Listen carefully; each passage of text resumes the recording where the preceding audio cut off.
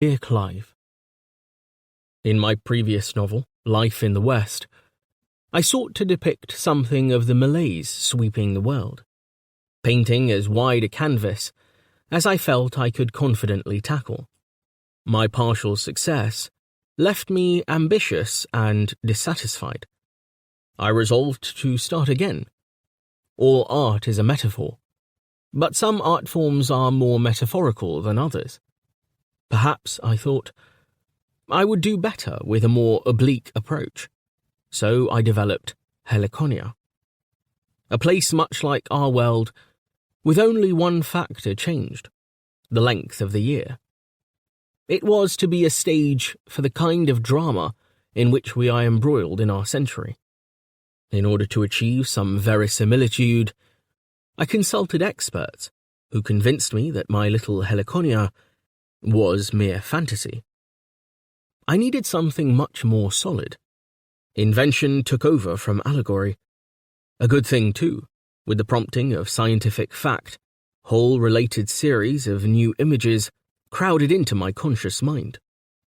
I have developed them as best I could. When I was farthest away from my original conception, at the apastron of my earliest intentions, I discovered that I was expressing dualities that were as relevant to our century as to Helliconia's. It could hardly be otherwise. For the people of Helliconia and the non-people, the beasts and other personages, interest us only if they mirror our concerns. No one wants a passport to a nation of talking slugs. So I offer you this volume for your enjoyment, hoping you will find more to agree with than you did in Life in the West, and maybe even more to amuse you. Your affectionate father, Begbrook, Oxford. Man is all symmetry, full of proportions, one limb to another, and all to all the world besides. Each part may call the farthest brother. For head with foot hath private amity, and both with moons and tides. More servants wait on man than he'll take notice of in every path. He treads down that which doth befriend him, when sickness makes him pale and wan. Ah, mighty love, man is one world and hath another to attend him. George Herbert, Man. 1. The seacoast of Bolian. Waves climbed the slope of the beach, fell back, and came again. A short way out to sea, the procession of incoming surges was broken by a rocky mass crowned with vegetation. It marked a division between the deeps and the shallows. Once the rock had formed part of a mountain far inland, until volcanic convulsions hurled it into the bay. The rock was now domesticated by a name. It was known as Linian Rock. The bay and the place were named Gravabagalinian, after the rock. Beyond it lay the shimmering blues of the Sea of Eagles. The waves splashing against the shore were clouded with sand, picked up before they scattered into flurries of white foam. The foam raced up the slope, only to sink voluptuously into the beach.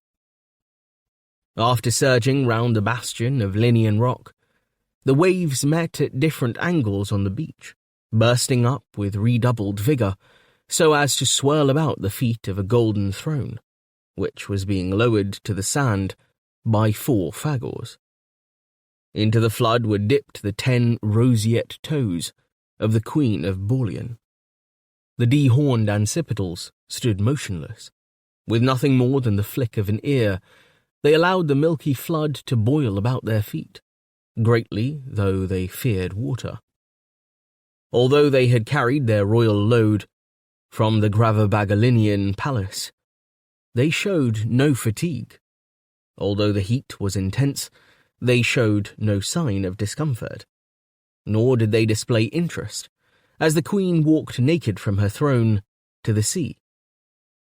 Behind the Phagors, on dry sand, the major domo of the palace supervised 2 human slaves in the erection of a tent, which he filled with bright Mahdi carpets. The wavelets fawned about the ankles of Queen Myrdem Ingala. The Queen of Queens was what the Borleanese peasantry called her. With her went her daughter by the king, Princess Tatro, and some of the queen's constant companions. The princess screamed with excitement and jumped up and down. At the age of 2 years and 3 tenors, she regarded the sea as an enormous, mindless friend. "Oh, look at this wave coming, Muth. The biggest wave yet. And the next one, here it comes. Oh, a monster, high as the sky. Oh, they're getting ever so big. Ever so bigger, Moth. Moth, look. Just look at this one now. Look. It's going to burst, and oh, here comes another, even huger. Look, look, Moth." The queen nodded gravely at her daughter's delight in the placid little waves, and raised her eyes to the distance. Slaty clouds piled up on the southern horizon, heralds of the approaching monsoon season. The deep waters had a resonance for which blue was no adequate description. The queen saw azure, aquamarine, turquoise, and viridian there. On her finger she wore a ring, sold her by a merchant in Eldorado, with a stone, unique and of unknown provenance, which matched the colours of the morning sea. She felt her life and the life of her child to be to existence as the stone was to the ocean. From that reservoir of life came the waves which delighted Tatro. For the child, every wave was a separate event, experienced without relation to what had been and what was to come. Each wave was the only wave. Tatro still lingered in the eternal present of childhood. For the queen, the waves represented a continuous operation, not merely of the ocean, but of the world process. That process included her husband's rejection of her, and the armies on the march over the horizon, and the increasing heat, and the sail she hoped every day to see on the horizon. From none of these things could she escape. Past or future, they were contained in her dangerous present. Calling goodbye to Tatro, she ran forward and dived into the water. She separated herself from the little figure hesitant in the shallows, to espouse the ocean. The ring flashed on her finger, as her hands sliced the surface, and she swam out. The waters were elegant against her limbs, cooling them luxuriously. She felt the energies of the ocean. A line of white breakers ahead marked the division between the waters of the bay and the sea proper. Where the great westbound current flowed, dividing the continents of torrid Campanlat and Chile, Hespagorat, and sweeping round the world. Myrdem Ingala never swam further than that line, unless her familiars were with her. Her familiars were arriving now, lured by the strong taint of her femininity. They swam near. She dived with them, as they talked in their orchestral language, to which she was still a stranger. They warned her that something, an unpleasantness, was about to happen. It would emerge from the sea, her domain. The Queen's exile had brought her to this forsaken spot in the extreme south of Borlean, Gravabagalinian, ancient Gravabagalinian, haunted by the ghosts of an army which had perished here long ago. It was all her shrunken domain. Yet she had discovered another domain in the sea. Its discovery was accidental, and dated from the day when she had entered the sea during the period of her menses. Her scent in the water had brought the familiars to her. They had become her everyday companions. Solace for all that was lost and all that threatened her. Fringed by the creatures, Myrdem Ingala floated on her back. her tender parts exposed to the heat of battalics overhead. The water droned in her ears, her breasts were small and cinnamon-tipped, her hips broad, her waist narrow. The sun sparkled on her skin. Her human companions sported nearby. Some swam close to the Linian rock. Others skipped along the beach. All unconsciously used the Queen as reference point. Their cries rang in competition with the clash of waves. Away up the beach, beyond the sea rack, beyond the cliffs, stood the white and gold palace of Gravabagalinian, the home to which the Queen was now exiled, awaiting her divorce or her murder.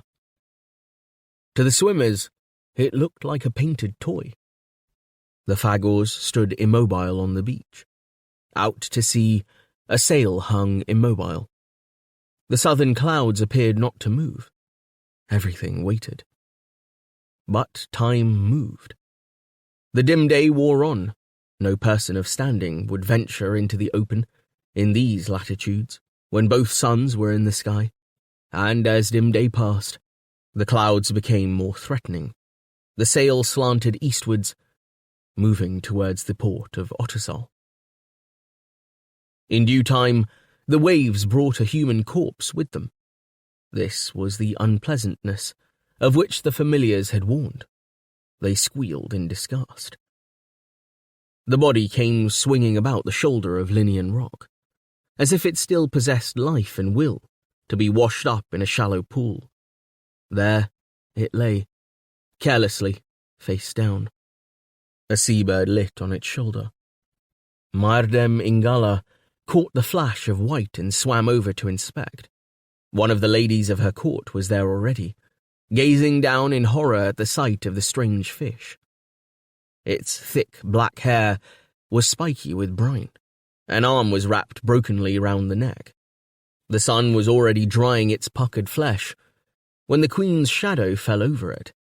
The body was swollen with putrefaction. Tiny shrimps in the pool scudded to feed off one broken knee. The court lady put out her foot and tipped the carcass over. It sprawled on its back, stinking. A mass of writhing scupperfish hung from the face, busily devouring mouth and eye sockets. Even under the glare of battalics, they did not cease their guzzling. The Queen turned nimbly about as she heard the patter of small feet approaching.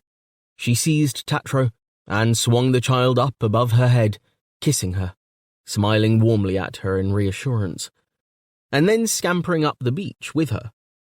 As she went, she called to her major domo. "Scuffbar, get this thing off our beach. Have it buried as soon as possible, outside the old ramparts." The servant rose from the shade of the tent, brushing sand from his charfrul. "At once, mem," he said. Later in the day, the Queen, driven by her anxieties, thought of a better way of disposing of the corpse. "Take it to a certain man I know in Ottersol," she instructed her little majordomo, fixing him earnestly with her gaze. "He is a man who buys bodies. I shall also give you a letter, though not for the anatomist. You are not to tell the anatomist where you come from. You understand?" "Who is this man, mem?" Scuffbar looked the picture of unwillingness. "His name is Carabensity. You are not to mention my name to him. He has a reputation for craftiness." She strove to hide her troubled mind from the servants, little thinking that the time would unfold when her honour rested in Carabansity's hands. Beneath the creaking wooden palace lay a honeycomb of cool cellars. Some of the cellars were filled with pile on pile of ice blocks, which had been hewn from a glacier in distant Hespagorad. When both suns had set, Majordomo Scuffbar descended among the ice blocks, carrying a whale oil lantern above his head. A small slave boy followed him, clutching the hem of his charfrul for safety. By way of self-defense, in a lifetime of drudgery, Scuffbar had become hollow-chested, round-shouldered, and pot-bellied, so as to proclaim his insignificance and escape further duties. The defence had not worked. The Queen had an errand for him. He put on leather gloves and a leather apron. Pulling aside the matting from one of the piles of ice, he gave the lantern to the boy and picked up an ice axe. With 2 blows, he severed one of the blocks from its neighbour. Carrying the block, and grunting to convince the boy of its weight, he made his way slowly up the stairs and saw to it that the boy locked the door behind him. He was greeted by hounds of monstrous size, which prowled the dark corridors. Knowing Scuffbar, they did not bark. He made his way with the ice, through a back door and into the open. He listened to hear the slave boy bolt it securely from the inside. Only then did he make his way across the courtyard. Stars gleamed overhead, and an occasional violet flicker of aurora, which lit his way under a wooden arch to the stables. He smelled the tang of Hoxney manure. A stable hand waited in the gloom, shivering. Everyone was nervous after dark, in Gravabagalinian, for then the soldiers of the dead army were said to march in search of friendly land octaves. A line of brown Hoxneys shuffled in the gloom. "Is my Hoxney ready, lad?" "Aye." The stable hand had equipped a pack of Hoxney ready for Scuffbar's journey. Over the animal's back had been secured a long wicker casket used for transporting goods requiring ice to keep them fresh. With a final grunt, Scuffbar slid the block of ice into the casket, into a bedding of sawdust. "Now, help me with the body, lad, and don't be squeamish." The body, which had been washed into the bay, lay in a corner of the stable, in a puddle of seawater. The 2 men dragged it over, heaved it up, and arranged it on top of the ice. With some relief, they strapped the padded casket lid down. "What a beastly cold thing it is," said the stable hand, wiping his hands on his chaffrul. "Few people think well of a human corpse," said Scuffbar, pulling off his gloves and apron. "It's fortunate that the deuteroscopist in Ottersol does." He led the Hoxney from the stable and past the palace guard, whose whiskery faces peered nervously from a hut near the ramparts. The king had given his rejected queen only the old or untrustworthy to defend herself with. Scuffbar himself was nervous, and never ceased to peer about him. Even the distant boom of the sea made him nervous. Once outside the palace grounds, he paused, took breath, and looked back. The mass of the palace stood out against the star shingle in fretted outline. In one place only did a light punctuate its darkness. There a woman's figure could be discerned, standing on her balcony and gazing inland. Scuffbar nodded to himself, turned towards the coast road, and pulled the Hoxney's head eastwards in the direction of Ottersol. Queen Myrdem Ingala had summoned her majordomo to her earlier.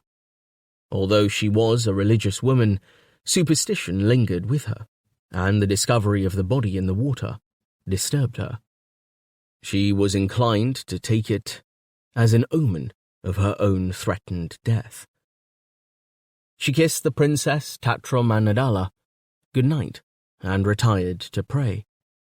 This evening, Akhanabah had no comfort to offer, although she had conceived a simple plan whereby the corpse might be used to good effect. She feared what the king might do, to her and to her daughter. She had no protection from his anger, and clearly understood that as long as she lived, her popularity made her a threat to him. There was one who would protect her, a young general. To him she had sent a letter, but he was fighting in the Western Wars and had not replied. Now she sent another letter, in Scuffbar's care. In Ottersol, 100 miles distant, one of the envoys of the Holy Panovalan Empire, was due to arrive shortly, with her husband. His name was Alam Esomber, and he would be bringing with him a bill of divorcement for her to sign. Thought of the occasion made her tremble. Her letter was going to Alam Esomber, asking for protection from her husband, whereas a messenger on his own would be stopped by one of the king's patrols. A grubby little man with a pack animal would pass unremarked. No one inspecting the corpse would think to look for a letter. The letter was addressed not to envoy Esomber, but to the holy Caesar himself. The Caesar had reason to dislike her king, and would surely give protection to a pious queen in distress. She stood barefoot on her balcony, looking into the night. She laughed at herself, placing faith in a letter, when the whole world might be about to burn. Her gaze went to the northern horizon. There, Yarap Rombri's comet burned. To some, a symbol of destruction, to others, of salvation. A night bird called. The queen listened to the cry, even after it had died, as one watches a knife irretrievably falling through clear water. When she was sure that the major domo was on his way, she returned to her couch and drew the silk curtains round it. She lay there, open-eyed. Through the gloom, the dust of the coast road showed white. Scuffbar plodded beside his load, looking anxiously about. Still, he was startled when a figure materialized out of the dark and called him to halt. The man was armed and of military bearing. He was one of King Jandol Anganol's men, paid to keep an eye on all who came or went on the Queen's business. He sniffed at the casket. Scuffbar explained that he was going to sell the corpse. "Is the Queen's at Poison?" asked the guard, and sent Scuffbar on his way. Scuffbar continued steadily, alert for sounds beyond the creak of the casket. There were smugglers along the coast, and worse than smugglers. Borleon was involved in the Western Wars against Randanen and Case, and its countryside was often plagued by bands of soldiers, raiders or deserters. When he had been walking for 2 hours, Scuffbar led the Hoxney under a tree, which spread its branches over the track. The track rose steeply ahead, to join the southern high road which ran from Ottersol all the way westwards to the frontier with Randanen. It would take the full 25 hours of the day to reach Ottersol, but there were easier ways of making the journey than plodding beside a loaded Hoxney. After tying the animal to the tree, Scuffbar climbed into a low branch and waited. He dozed. When the rumble of an oncoming cart roused him, he slipped to the ground and waited, crouched by the highway. The aurora flickering overhead helped him to make out the traveller. He whistled. An answering whistle came, and the cart drew to a leisurely stop. The man who owned the cart was an old friend from the same part of Borleon as Scuffbar, by name Flower Crow. Every week in the summer of the small year, he drove produce from local farms to market. Flower Crow was not an outgoing man, but he was prepared to give Scuffbar a lift to Ottersol, for the convenience of having an extra animal to take a turn between the shafts. The cart stopped long enough for the pack Hoxney to be secured to a rear rail, and for Scuffbar to scramble aboard. Flower Crow cracked the whip, and the cart lumbered forward. It was drawn by a patient drab-brown Hoxney. Despite the warmth of the night, Flower Crow wore a wide-brimmed hat and thick cloak. A sword stood in an iron socket by his side. His load comprised 4 black piglets, persimmons, gwings, and a pile of vegetables. The piglets dangled helplessly in nets on the outside of the cart. Scuffbar wedged his body against the slatted back seat and slept with his cap over his eyes. He roused when the wheels were making heavy weather over dried ruts. Dawn was bleaching the stars as Freya prepared to rise. A breeze blew and brought the aromas of human habitation. Although darkness clung to the land, peasants were already about, making for the fields. They moved shadowy and silent, the implements they carried giving an occasional clank. Their steady pace, the downward inclination of their heads, recalled the weariness that had attended their way home on the previous evening. Male, female, young, old, the peasants progressed on various levels, some above the level of the road, some below. The landscape, as it slowly revealed itself, was composed of wedges, inclines, and walls, all of a dull brown colour, like the Hoxneys. The peasants belonged to the great Loess Plain, which formed the central southern part of the tropical continent of Campanlat. It ran to the north, almost to the borders with Aldorando, and east to the river Takisa, where Ottersol stood. The loamy soil had been dug over by countless workers for countless years. Banks and cliffs and dams had been constructed to be continually destroyed or rebuilt by succeeding generations. Even in times of drought like the present, the Loess had been worked by those whose destiny it was to make crops grow from dirt. "Whoa," said Floa Crow, as the cart rumbled into a village by the roadside. Thick Loess walls guarded the aggregation of dwellings against robbers. The gateway had broken and crumbled during last year's monsoon and had not been repaired. Although the gloom was still intense, no lights showed from any window. Hens and geese scavenged beneath the packed mud walls, on which apotropaic religious symbols were painted. One item of cheer was provided by a stove burning by the gate. The old vendor who tended the stove had no need to cry his wares. The wares gave out a smell which was their own advertisement. He was a waffle seller. A steady stream of peasants bought waffles from him to eat on their way to work. Floa Crow dug Scuffbar in the ribs and pointed with his whip to the vendor. Scuffbar took the hint. Climbing stiffly down, he went to buy their breakfast. The waffles came straight from the glowing jaws of the waffle iron into the hands of the customers. Floa Crow ate his greedily and climbed into the back of the cart to sleep. Scuffbar changed Hoxneys, took the reins, and got the cart moving again. The day wore on. Other vehicles jostled on the road. The landscape changed.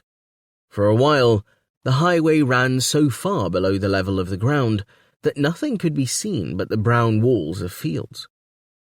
At other times, the way ran along the top of an embankment, and then a wide prospect of cultivation was visible. The plain stretched in all directions, as flat as a board, dotted with bent figures. Straight lines prevailed. Fields and terraces were square. Trees grew in avenues. Rivers had been deflected into canals. Even the sails of boats on the canals were rectangular. Whatever the view, whatever the heat, today's temperature was in the hundreds. The peasants worked while there was light in the sky. Vegetables, fruits, and Veronica, the chief cash crop, had to be tended. Their backs remained bent, whether one sun or two prevailed. Freya was pitilessly bright, in contrast to the dull red face of Botalix. No one doubted which of the two was master of the heavens. Travellers faring from Aldorando, nearer the equator, told of forests bursting into flame at Freya's command. Many believed Freya would shortly devour the world. Yet still rows had to be hoed, and water trickled on delicate growths. The farm cart neared Ottersol. The villagers were no longer visible to the eye. Only fields could be seen, stretching to a horizon which dissolved in unstable mirages. The road sloped down into a groove, bounded on either side by earth walls, 30 feet high. The village was called Mordek. The men climbed down and tethered the Hoxney, which drooped between the shafts, until water was brought for it. Both of their little dun-coloured animals showed signs of tiredness. Narrow tunnels led into the soil on either side of the road. Sunlight showed through them, chopped neatly into rectangular shape. The men emerged from a tunnel into an open court, well below ground level. On one side of the court was the Ripe Flagon, an inn carved out of the soil, its interior comfortingly cool. Was lit only by reflections of the light striking down into the courtyard. Opposite the inn were small dwellings, also carved into the loess. Their ochre facades were brightened by flowers in pots. Through a maze of subterranean passageways, the village stretched, opening intermittently into courts, many of them with staircases, which led up to the surface, where most of the inhabitants of Mordek were labouring. The roofs of the houses were fields. As they ate a snack and drank wine at the inn, Floa Crow said, "He stinks a bit." "He's been dead a while. Queen found him on the shore, washed up. I'd say he was murdered in Ottersol, most like, and flung in the sea, off a quay. The current would carry him down to Gravabagalinian." As they went back to the cart, Floa Crow said, "It's a bad omen for the Queen of Queens, no mistake." The long casket lay in the back of the cart with the vegetables. Water trickled from the melting ice and dripped to the ground, where a pool marbled itself with a slow-moving spiral of dust. Flies buzzed round the cart. They climbed in and started on the last few miles to Ottersol. "If King Jandol Anganol wants to have someone done away with, he'll do it." Scuffbar was shocked. "The Queen's too well loved. Friends everywhere." He felt the letter in his inner pocket and nodded to himself. Influential friends. "And him going to marry an 11-year-old slip of a girl instead?" 11 and 5 tenors. "Whatever. It's disgusting." "Oh, it's disgusting, right enough," agreed Scuffbar. 11 and a half, fancy." He smacked his lips and whistled. They looked at each other and grinned. The cart creaked towards Ottersol, and the blue bottles followed. Ottersol was the great invisible city. In colder times, the plain had supported its buildings. Now, they supported the plain. Ottersol was an underground labyrinth, in which men and Phagors lived. All that remained on the scorched surface were roads and fields, counterpointed by rectangular holes in the ground. Down in the rectangles were the courts, surrounded by facades of houses which otherwise had no external configuration. Ottersol was earth, and its converse, hollowed earth, the negative and positive of soil, as if it had been bitten out by geometrical worms. The city housed 695,000 people.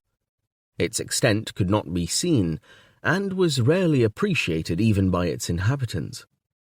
Favourable soil, climate, and geographical situation had caused the port to grow larger than Borleon's capital, matrasil. So the warrens expanded, often on different levels, until they were halted by the river Takisa. Paved lanes ran underground, some wide enough for 2 carts to pass. Scuffbar walked along one of these lanes, leading the Hoxney with the casket. He had parted with Floa Crow at a market on the outskirts of town. As he went, pedestrians turned to stare, screwing up their noses at the smell which had floated behind him. The ice block at the bottom of the casket had all but melted away. "The anatomist and deuteroscopist," he asked of a passerby. "Bardol Carabancity." "Ford Court?" Beggars of all descriptions called for alms, outside the frequent churches. Wounded soldiers back from the wars, cripples, men and women with horrific skin cancers. Scuffbar ignored them. Pecubias sang from their cages at every corner in court. The songs of different strains of Pecubia were sufficiently distinct for the blind to distinguish and be guided by them. Scuffbar made his way through the maze, negotiated a few broad steps down into Ward Court, and came to the door, which bore a sign with the name Bardol Carabancity on it. He rang the bell. A bolt was shot back, the door opened. A Phagor appeared, dressed in a rough hempen gown.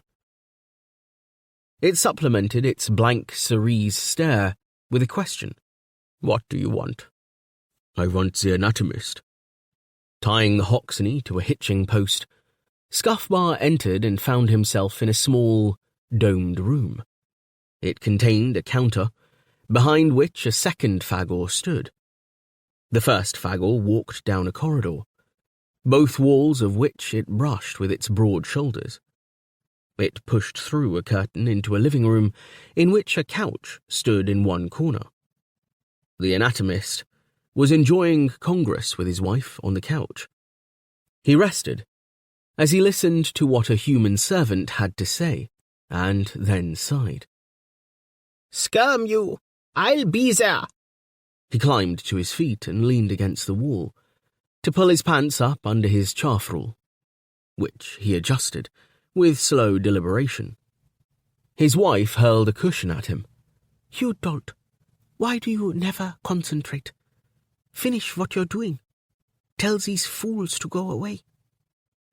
He shook his head, and his heavy cheeks trembled. "It's the unremitting clockwork of the world, my beauty. Keep it warm till I return. I don't order the comings and goings of men." He moved down the corridor and paused at the threshold of his shop so as to inspect the new arrival. Bardol Carabancity was a solid man, less than weighty, with a ponderous way of speech and a heavy skull shaped not unlike a Phagor's. He wore a thick leather belt over his chaffrul and a knife in the belt. Although he looked like a common butcher, Carabancity had a well-earned reputation as a crafty man. With his hollow chest and protruding stomach, Scuffbar was not an impressive sight, and Carabancity made it plain he was not impressed. "I've got a body for sale, sir. A human body." Without speaking, Carabancity motioned to the Phagors. They went and brought the body in between them, dropping it down on the counter. Sawdust and ice fragments adhered to it. The anatomist and deuteroscopist took a step nearer. "It's a bit high. Where did you acquire it, men?" "From a river, sir, when I was fishing." The body was so distended by internal gases that it bulged out of its clothes. Carabancity pulled it onto its back and tugged a dead fish from inside its shirt. He threw it at Scuffbar's feet. "That's a so-called scupperfish. To those of us who have a care for truth, it's not a fish at all, but the marine young of a Wutra's worm. Marine. Sea. not fresh water. Why are you lying? Did you murder this poor fellow? You look like a criminal. The phrenology suggests it. Very well, sir, if you prefer. I did find him in the sea. Since I am a servant of the unfortunate queen, I did not want the fact widely known. Carabansity looked at him more closely. You serve Myrdem Ingala, Queen of Queens, do you, you rogue? She deserves good lackeys and good fortune, does that lady. He indicated a cheap print of the Queen's face, which hung in a corner of the shop. I serve her well enough. Tell me what you will pay me for this body. You have come all this way for 10 rune, not more. In these wicked times, I can get bodies to cut up every day of the week, fresher than this one too. I was informed that you will pay me 50, sir. 50 rune, sir. Scuffbar looked shifty and rubbed his hands together. How does it happen that you turn up here with your malodorous friend when the king himself and an envoy from the Holy Caesar are due to arrive in Ottersol? Are you an instrument of the king's? Scuffbar spread his hands and shrank a little. I have connections only with the Hoxney outside. Pay me just 25, sir, and I'll go back to the Queen immediately. You scum are all greedy. No wonder the world's going to pot. If that is the case, sir, then I'll accept 20. 20 rune. Turning to one of the Phagors standing by, flicking its pale milt up its slot-like nostrils, Carabansity said, Pay the man, and get him out of here. How must I pay? 10 rune. Scuffbar let out a howl of anguish. All right, 15. And you, my men, present Bardol Carabansity's compliments to your queen. The Phagor fumbled in its hempen gown and produced a thin purse. It proffered 3 gold coins, lying in the gnarled palm of its 3-fingered hand. Scuffbar grabbed them and made for the door, looking sullen.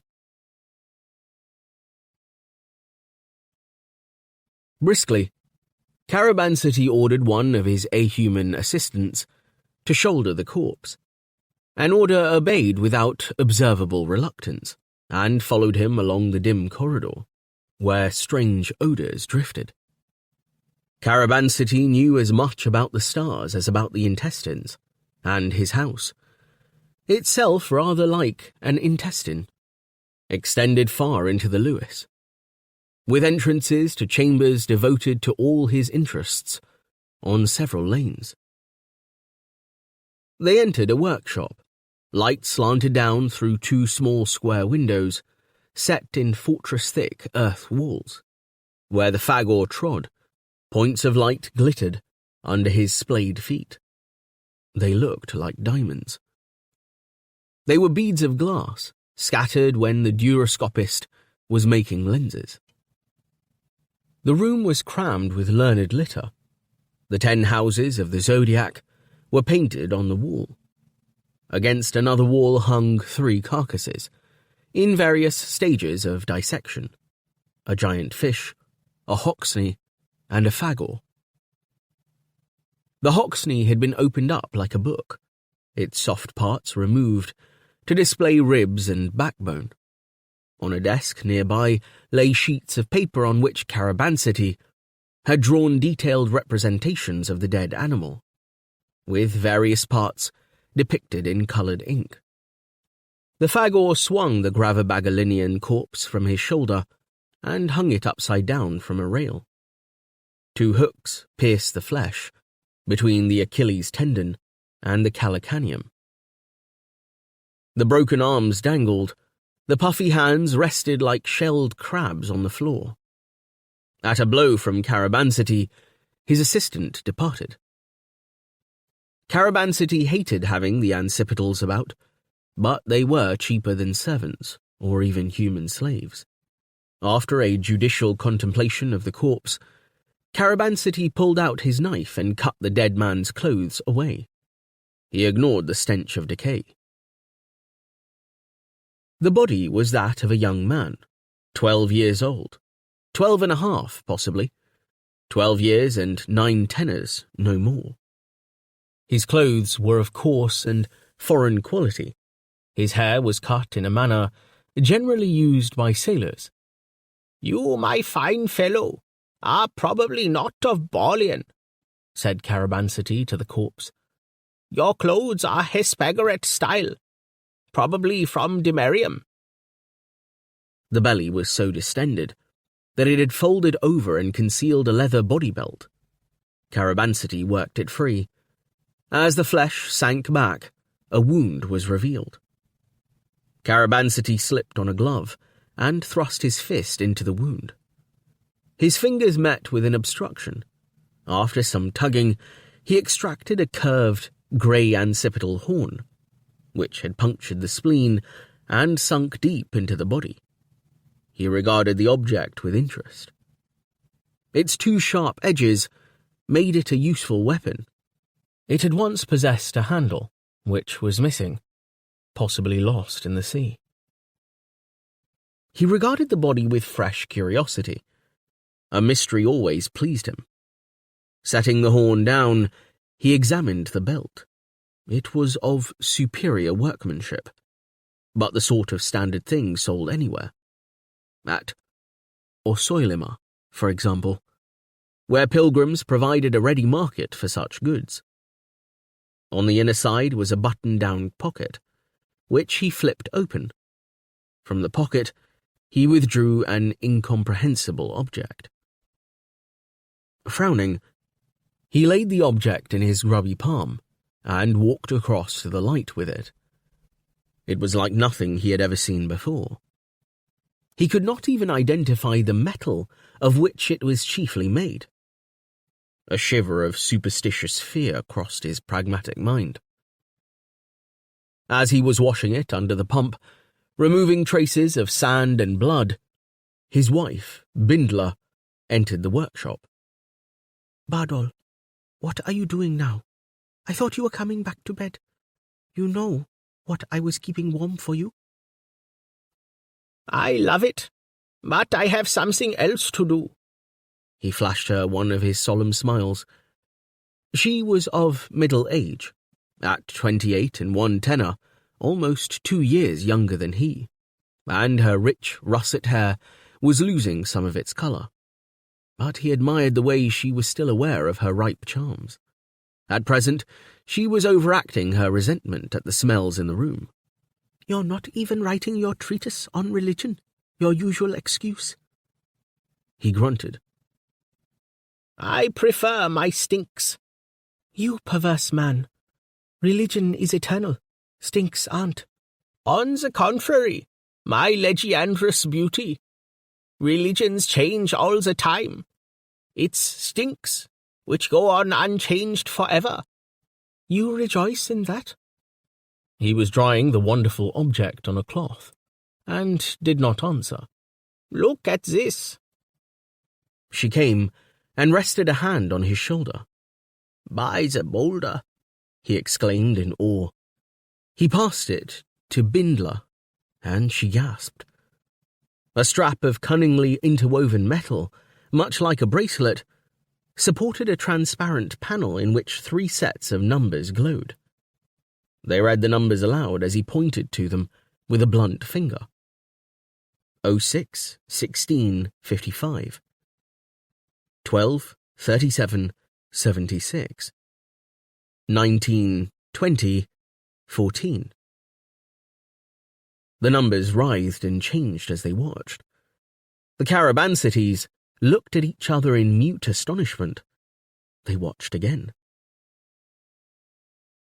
"I never saw such a talisman before," Bindler said in awe. They had to look again, fascinated. The figures were black on a yellow background. He read them aloud. 06, 20, 25. 13, 00, 00. 19, 23, 44. As Carabansity put the mechanism to his ear to see if it made any noise, the pendulum clock on the wall behind began to chime 13.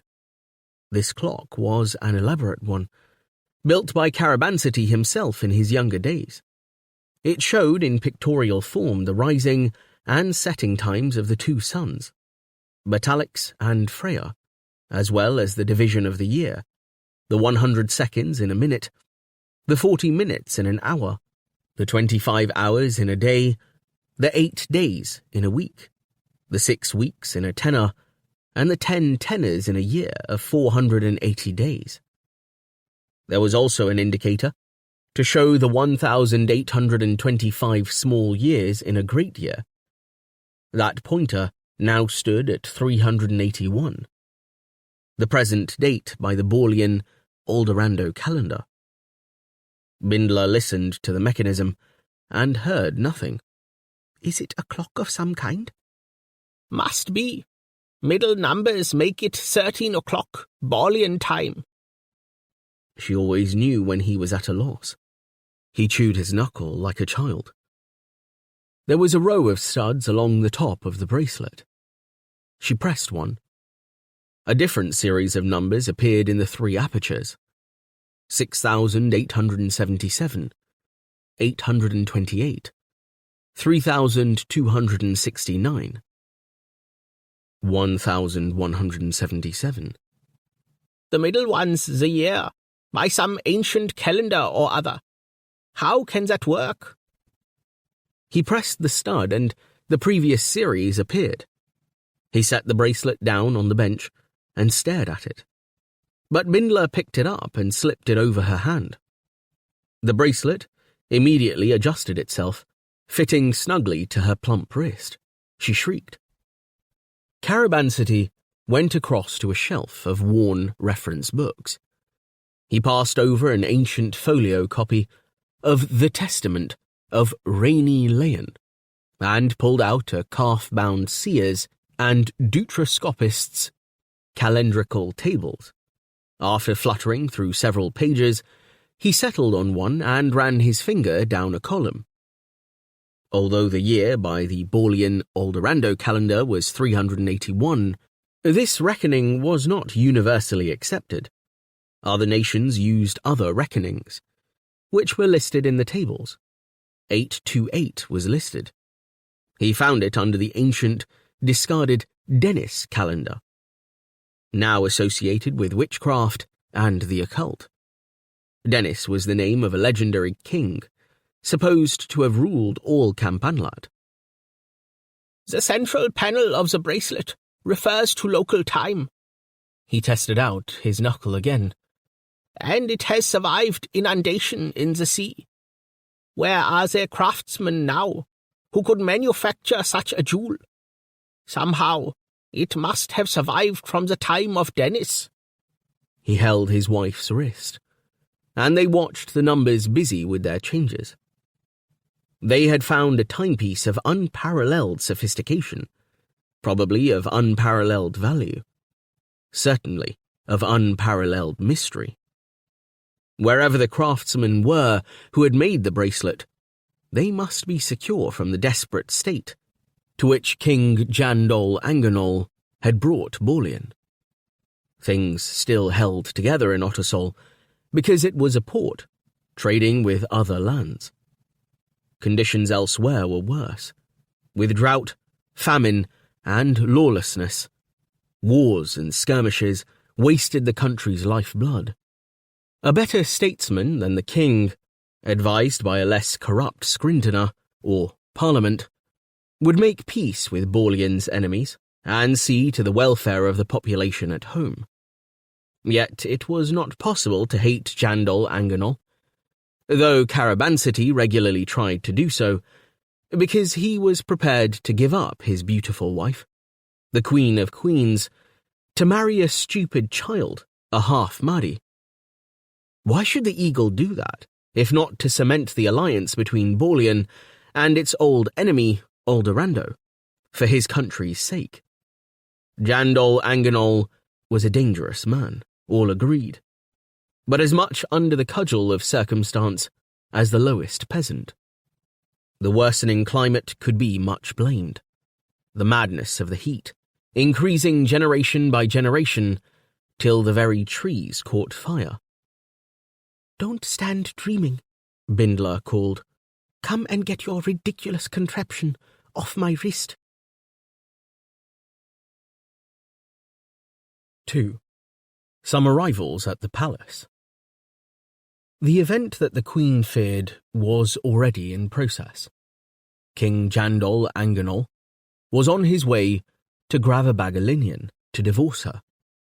From the Borleanese capital of Matrasil, he would sail down the river Takisa to Ottersol, there to take a coastal ship westward to Gravabagalinian's narrow bay. Jandol Anganol would present his queen with the Holy Xar's bill of divorcement in front of witnesses. Then they would part, perhaps forever. This was the king's plan, and very stormy he looked about it. Accompanied by a brave sound of trumpets, escorted by members of his household in finest array, King Jandol Anganol was driven in his state coach down the hill from the palace, through Matrasil's crooked streets, to the quayside. In the coach with him was a solitary companion, Yuli, his pet Phagor. Yuli was no more than a runt, with the brown hairs of his infancy still showing through his white coat. He had been dehorned and sat against his master, shuffling in nervous anticipation of the river journey. As Jandol Anganol stepped out of the vehicle, the captain of the waiting ship came forward and saluted smartly. "We'll get underway as soon as you are ready," Jandol Anganol said. His queen had sailed into exile from this very quay some 5 tenors earlier. Groups of citizens stood along the riverbank, eager to observe the king who had such a mixed reputation. The mayor had come to bid his monarch farewell. The cheering was nothing like the roar that had sped Queen Mayardem Ingala on her way. The king went aboard. A wooden clapper sounded, crisp as hoof on cobble. Rowers began to row. The sails were unfurled. As the boat slid out from its mooring, Jandol Anganol turned sharply to stare at the mayor of Matrasil, who stood with his attendants, drawn stiffly up on the dock in farewell. Catching the king's glance, the mayor bowed his head submissively, but Jandol Anganol knew how angry the man was. The mayor resented his monarch's leaving the capital when the city was under external threat. Taking advantage of Borlean's war with Randanen in the west, the savage nations of Mordriat to the northeast were on the move. As that surly face fell behind the stern of the ship, the king turned his head to the south. He admitted to himself that there was some justice in the mayor's attitude. From the high, restless grasslands of Mordriat came news that the warlord Undried the Hammer was active again. The Borleanese Northern Army, to improve its morale, should have had appointed as its general the king's son, Robede Anganol. But Robede Anganol had disappeared on the day he heard of his father's plan to divorce his mother. "A son to trust in," said Jandol Anganol to the wind, with a bitter expression. He blamed his son for this journey on which he was embarked. So the king set his profile southwards, looking for loyal demonstration. On the timbers of the deck, the shadows of the rigging lay in elaborate patterns. The shadows doubled themselves when Freya rose in splendour. Then the eagle retired to sleep. A canopy of silk provided shelter in the poop of the ship. There the king remained for most of the 3-day journey, with companions by his side. A few feet below his coign of vantage, almost naked human slaves, Randanese for the most part, sat at their oars, ready to assist the canvas when the wind failed.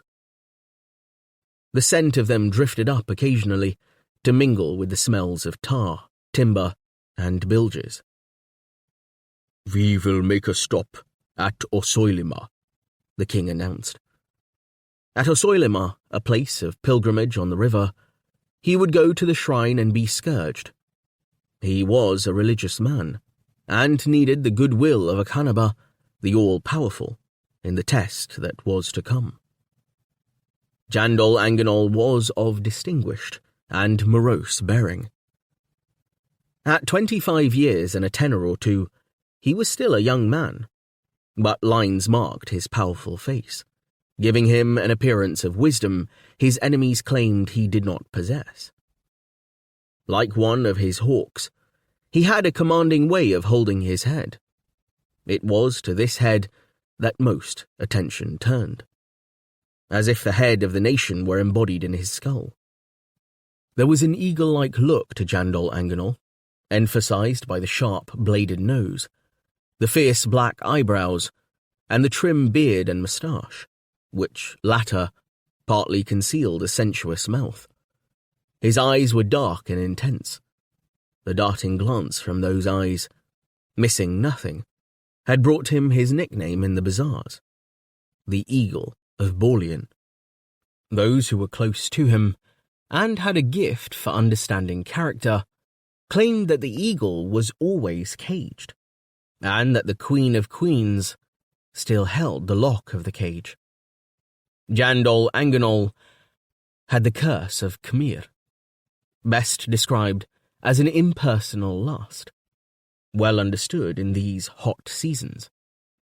Often the quick head movement, in marked contrast to the concentrated stillness of the body, were the nervous habits of a man who hoped to see where he could turn next.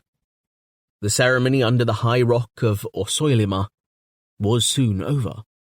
The king, with blood seeping through his tunic, stepped back on board ship, and the second half of the journey began. Hating the stench of the boat, the king slept on deck at night, lying on a swan's-down mattress. His Phagor runt Yuli slept by him, guarding his feet. Behind the king's ship, keeping a discreet distance, was a second ship, a converted cattle boat.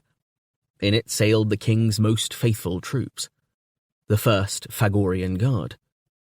It drew protectively closer to the king's ship as they approached Ottersol's inner harbour on the afternoon of the 3rd day of the voyage.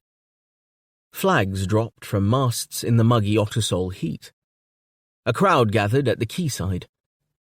Among the banners and other tokens of patriotism were grimmer signs saying, "The fire is coming, the oceans will burn," and "Live with Akka, or die forever with Freya." The church was taking advantage of a time of general alarm and trying to bring sinners to heel. A band marched importantly forward between two warehouses and began to play a regal theme. The plaudits for His Majesty, as he stepped down the gangplank, were restrained. Greeting him were members of the city Scrintina and notable citizens.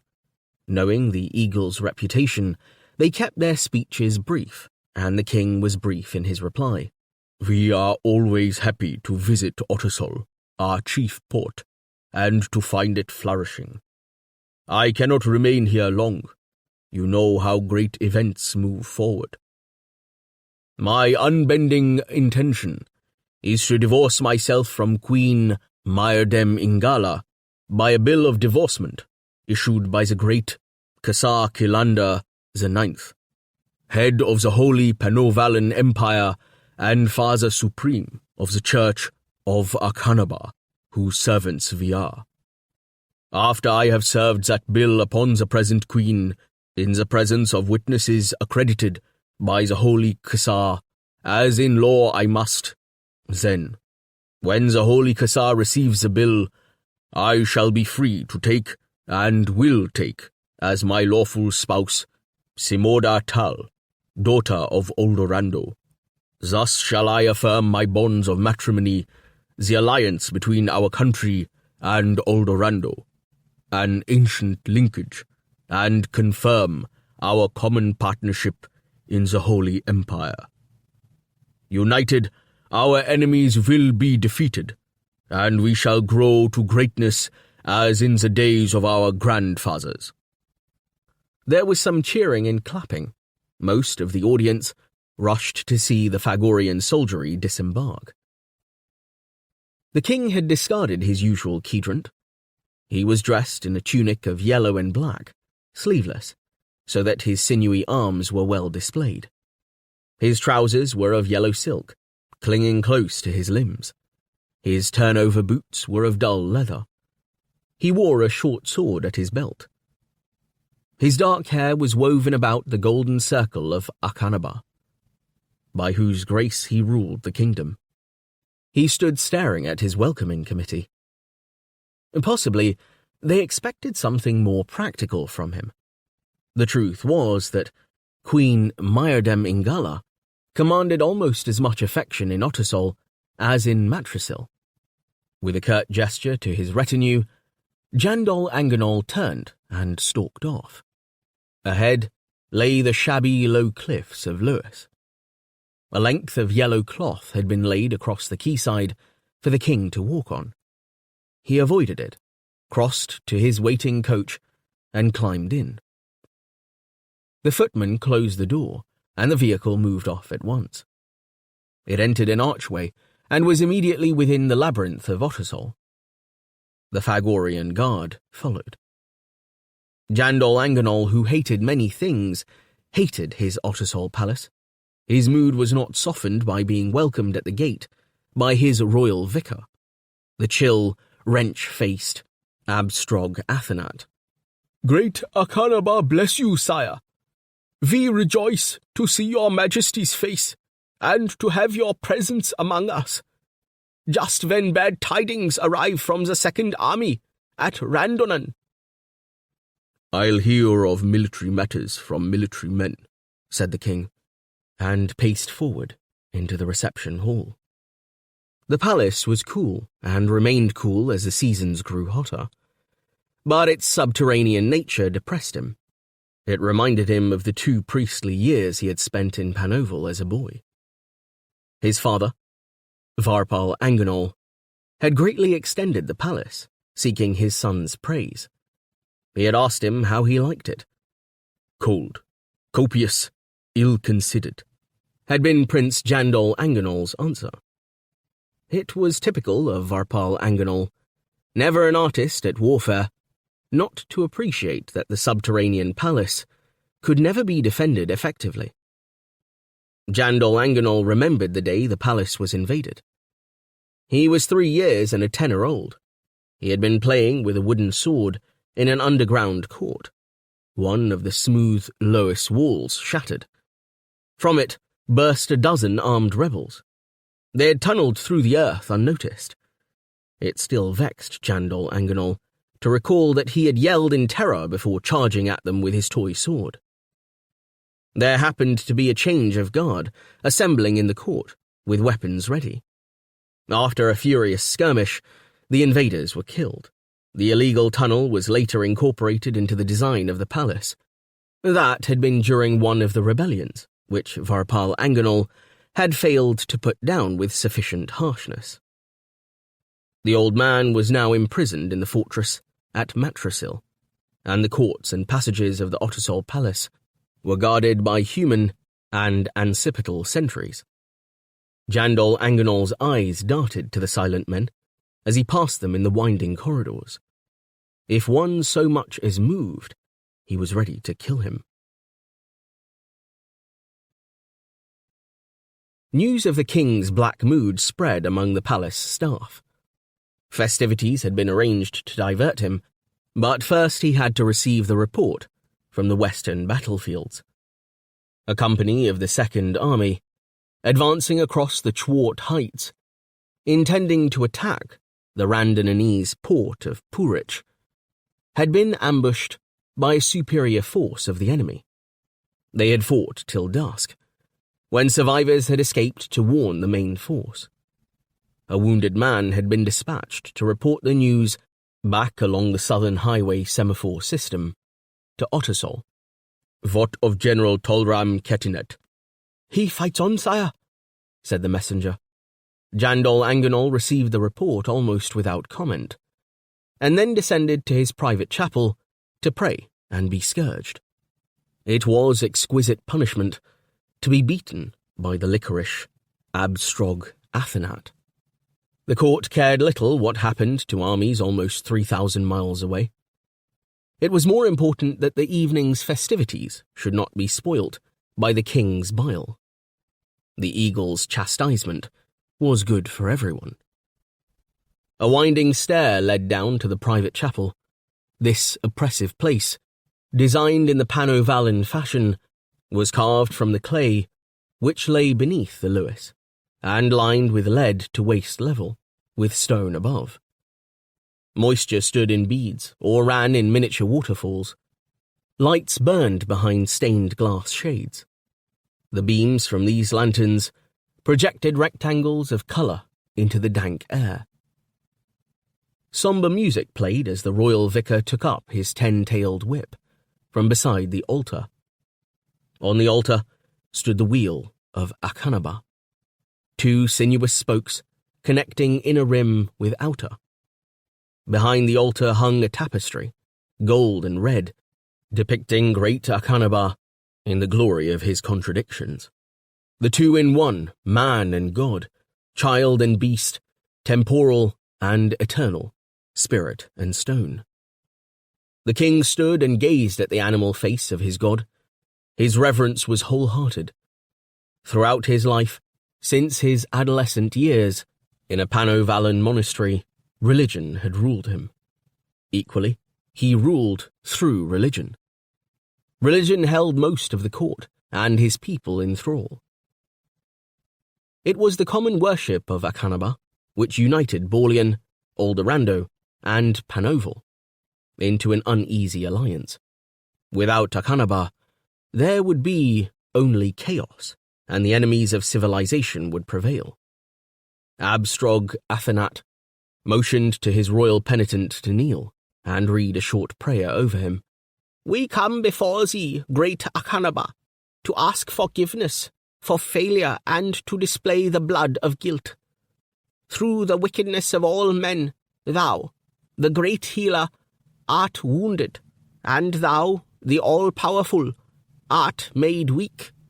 Therefore thou hast set our steps among fire and ice, in order that we may experience in our material beings, here on Helliconia, that thou dost experience elsewhere in our name. The perpetual torment of heat and frost. Accept this suffering, O great Lord, as we endeavour to accept thine." The whip came up over the royal shoulders. Abstrog Athenat was an effeminate young man, but strong in the arm and assiduous in working Akhanabar's will. After penitence, the ceremonial of the bath. After the bath, the king ascended to the revelry. Whips here gave way to the flicking of skirts in the dance. The music was brisk, the musicians fat and smiling. The king put on a smile too, and wore it like armour, as he remembered that his chamber had previously been lit by the presence of Queen Myrdem Ingala. The walls were decorated with flowers of Dimday, with hydront and scented vispard. There were mounds of fruit and sparkling jugs of black wine. The peasants might starve, but not the palace. Jandol Anganol condescended to refresh himself with black wine, to which he added fruit juice and Lord Dry ice. He sat staring without much attending to the scene before him. His courtiers kept at a discreet distance. Women were sent to charm him, and sent away again. He had dismissed his old chancellor before leaving Matrasil. A new chancellor, on probation, fussed at his side. Made at once fawning and anxious by his advancement, he came to discuss arrangements for the forthcoming expedition to Gravabagalinian. He also was sent away. The king intended to remain in Ottersol for as short a time as possible. He would meet with Cassar's envoy, and then continue on with him to Gravabagalinian. After the ceremony with the queen, he would make a forced march to Olderando, where he would marry Princess Simoda Tal, and get that whole business over with. He would then defeat his enemies with assistance from Olderando and Panoval, and impose peace within his own borders. Certainly the child princess, Simoda Tal, would have to live in the palace at Matrasil, but there was no reason why he should have to see her. This scheme he would accomplish. It ran constantly through his mind. He looked about for Cassar's envoy, the elegant Alam Esomber. He had met Esomber during his 2-year stay in the Panovalan monastery, and they had remained friendly ever since. It was necessary for Jandol Anganol to have this powerful dignitary, sent by Kilander IX himself, to witness his and the Queen's signature on the document of divorcement, and to return it to the Cassar himself before the marriage was legally void. Esomber should be at his side by now. But envoy Esomber had been delayed as he was about to leave his suite. A scruffy little man with a pot-belly, mangy hair, and travel-stained clothes had talked his way into the envoy's powdered presence. "I take it you're not from my tailor?" The scruffy little man denied the charge, and produced a letter from an inner pocket. He handed it to the envoy. He stood and wriggled, while Esomber tore open the letter with an elegant gesture. "It is, sir, intended for onward delivery, for the eyes of the Cassar alone, begging your pardon." "I am the Cassar's representative in Bolian, thank you," said Esomber. He read the letter, nodded, and produced a silver coin for the bearer. Muttering, the latter retreated. He left the underground palace, went to where his Hoxney was tethered, and began making his way back to Gravabagalinian to report his success to the Queen. The envoy stood smiling to himself and scratched the end of his nose.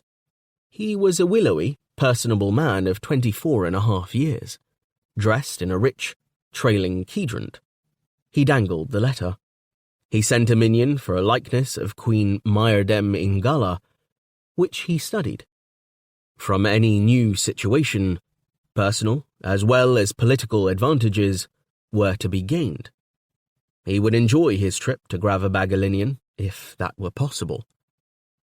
Esomber promised himself that he would not be too religious for his own enjoyment at Gravabagalinian.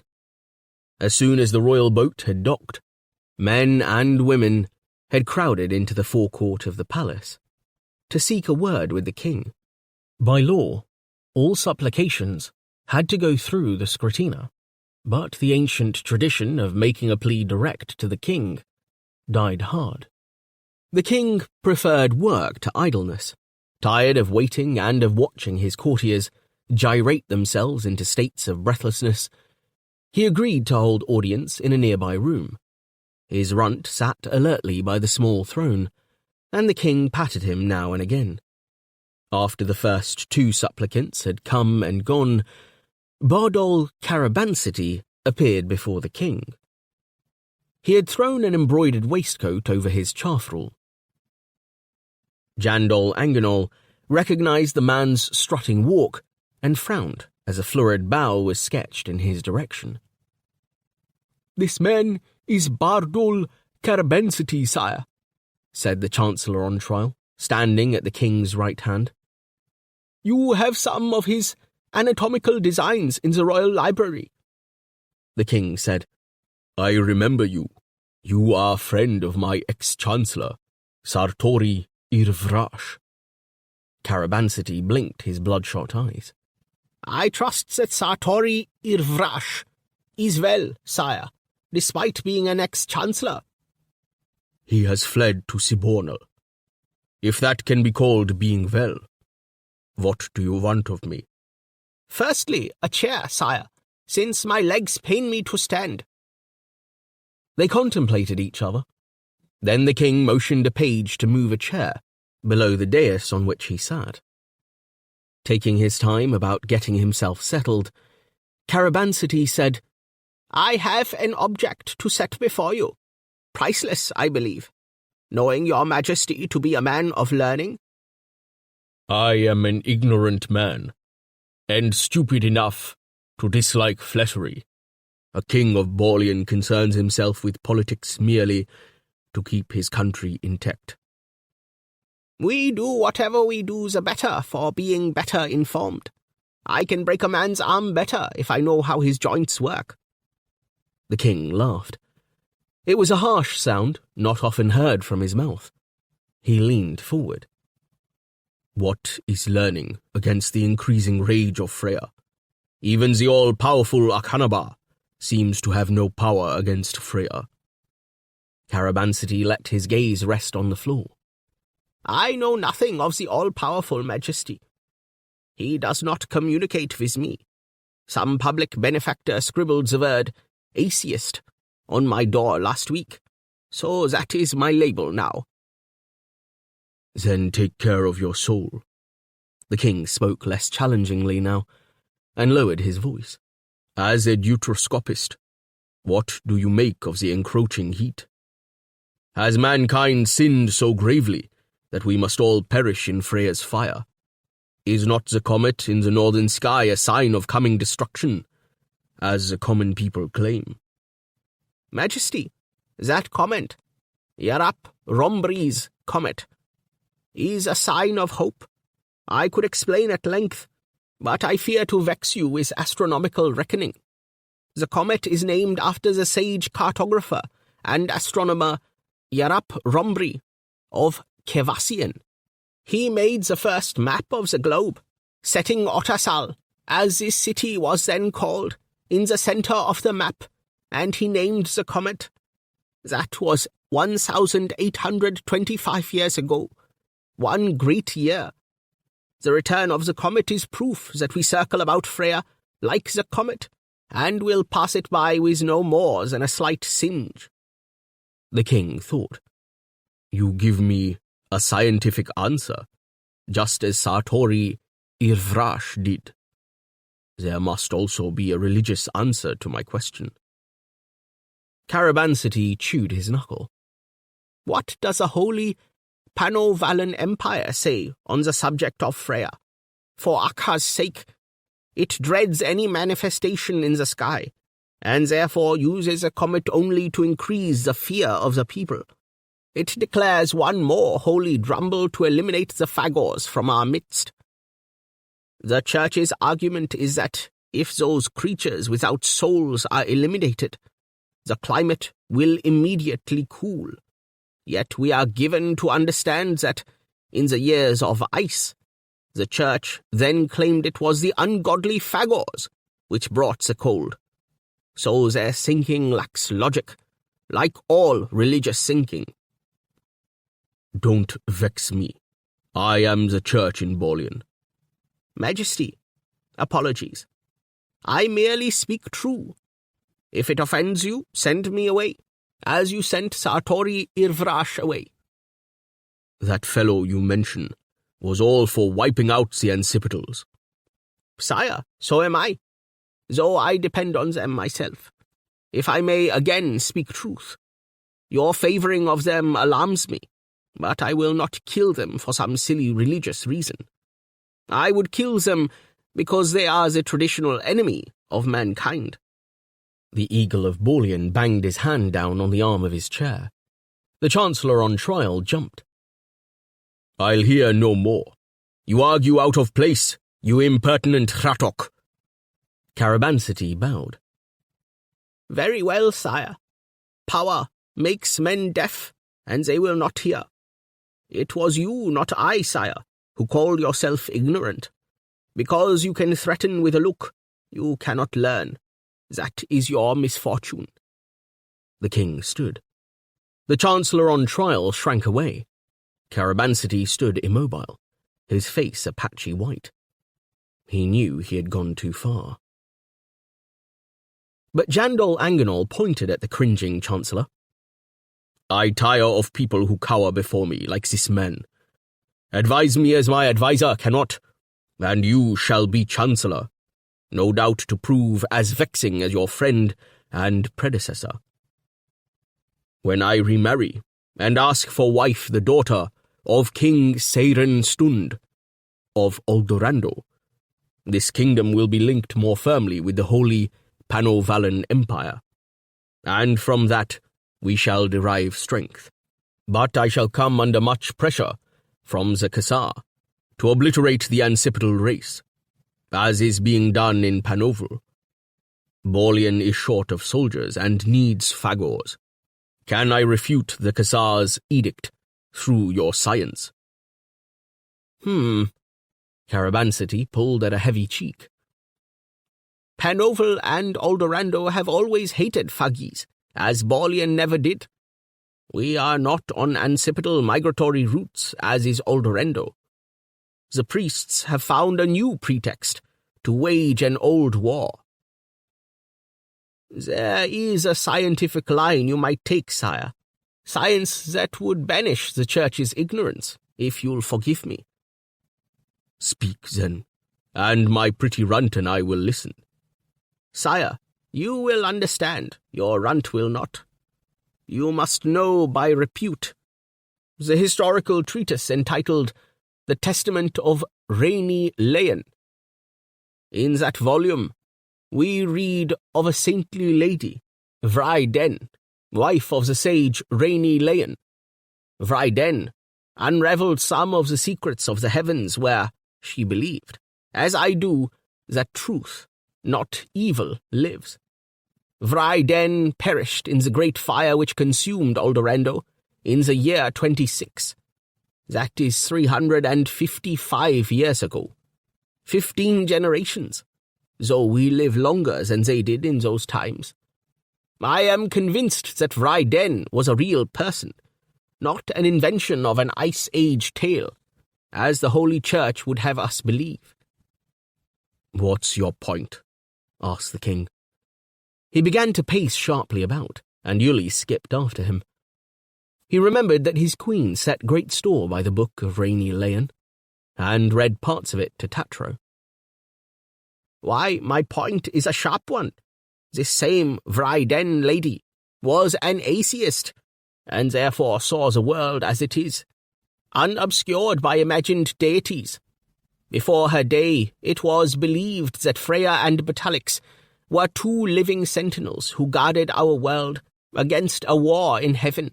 With the aid of geometry, this same excellent lady was able to predict a series of eclipses, which brought her era to a close. Knowledge can build only on knowledge, and one never knows where the next step will lead, but it leads somewhere, whereas church dogma leads only in a circle.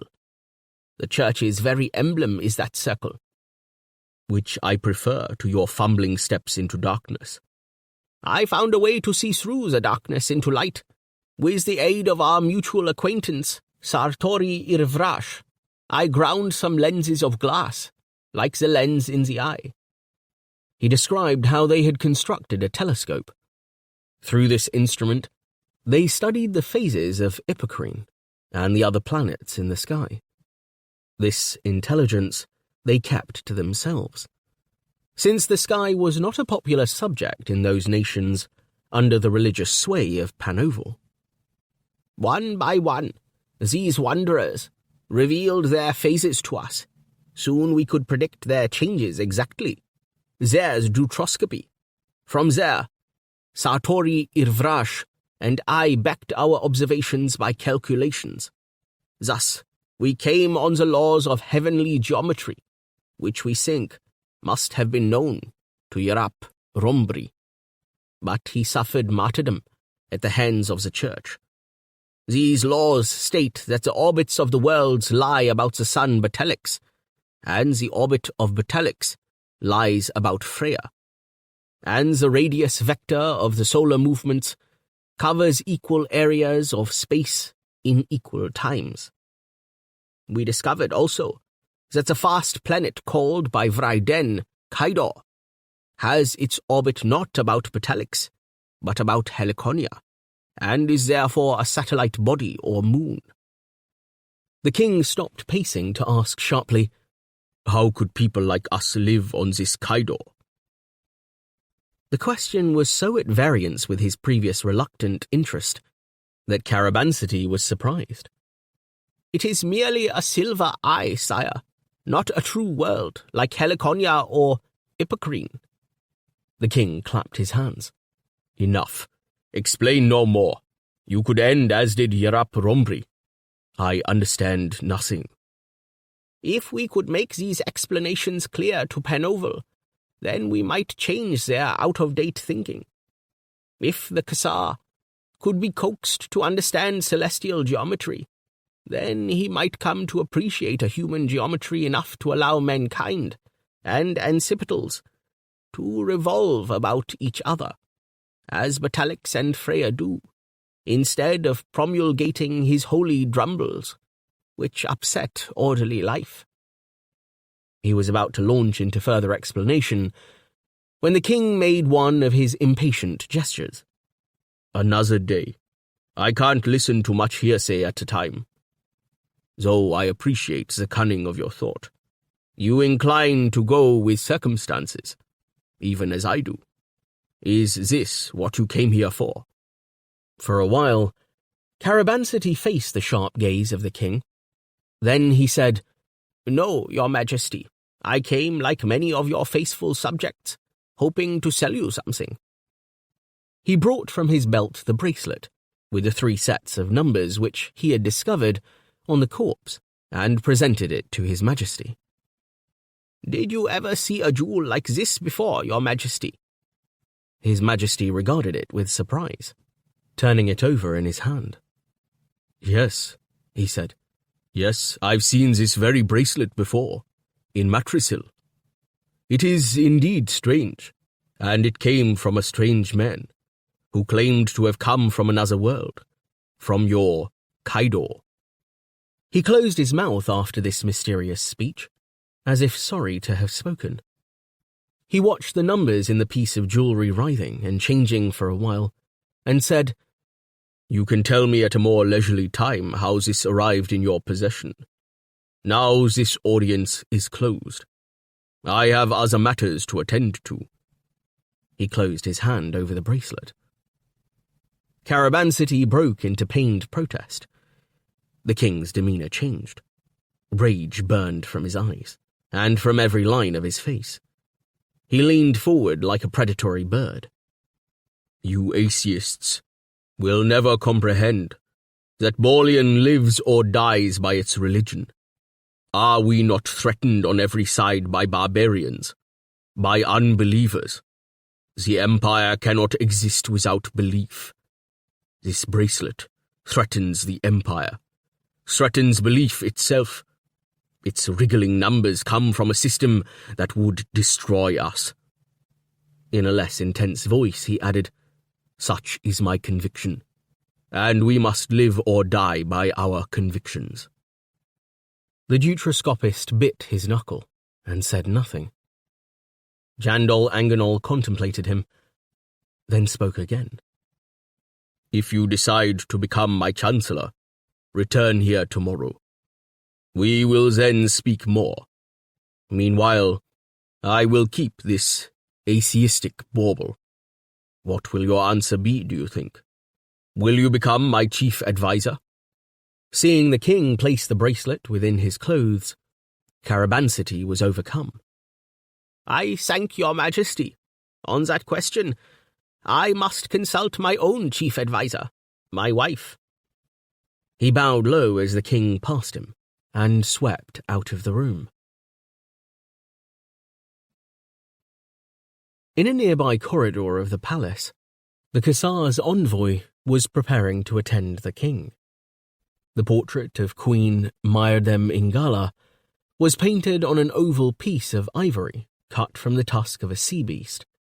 It showed that unmatched face with a brow of flawless beauty, and her hair piled high above it. the Queen's deep blue eyes were shielded by full lids, while the neat chin lent a delicate aspect to an otherwise rather commanding mien. These features Alam Esomba recognized from earlier portraits he had examined in Panoval, for the Queen's beauty was known far and wide. As he gazed upon this image, the official envoy of the Holy Caesar allowed his mind to dwell upon lascivious thoughts. He reflected that in a short space of time he would be face to face with the original masterpiece. Two agents of Panoval, who spied for the Caesar, stood before Esomber. As he stared at the picture, they reported the gossip of Ottersol. They discussed back and forth between themselves the danger the Queen of Queens would be in once the divorcement between her and Jandol Anganol was complete. He would wish to have her removed entirely from the scene. Entirely. On the other hand, the general multitude preferred the Queen to the King. Had not the King imprisoned his own father and bankrupted his country? The multitude might rise up, kill the King, and place Myrdem Ingala on the throne. Justifiably. Esomber looked mildly upon them. "You worms," he said. "You hratocks. You tit-tattlers. Do not all kings bankrupt their countries? Would not everyone lock up his father, given the power? Are not queens always in danger?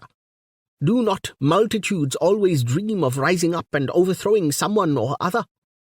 You chatter merely of traditional role-playing in the great, but, on the whole, somewhat typecast theatre of life. You tell me nothing of substance. Agents of Eldorando would be flogged if they turned in such a report." The men bowed their heads. "We also have to report that agents of Eldorando are busy here." "Let's hope they don't spend all their time ramboing the poor wenches, as you two evidently do. The next time I summon you, I shall expect news from you, not gossip." The agents bowed more deeply and left the room, smiling excessively as if they had been overpaid. Alam Esomber sighed, practiced looking severe, and glanced again at the miniature of the Queen. "No doubt she's stupid, or has some other defect to counterbalance such beauty," he said aloud. He tucked the ivory into a safe pocket.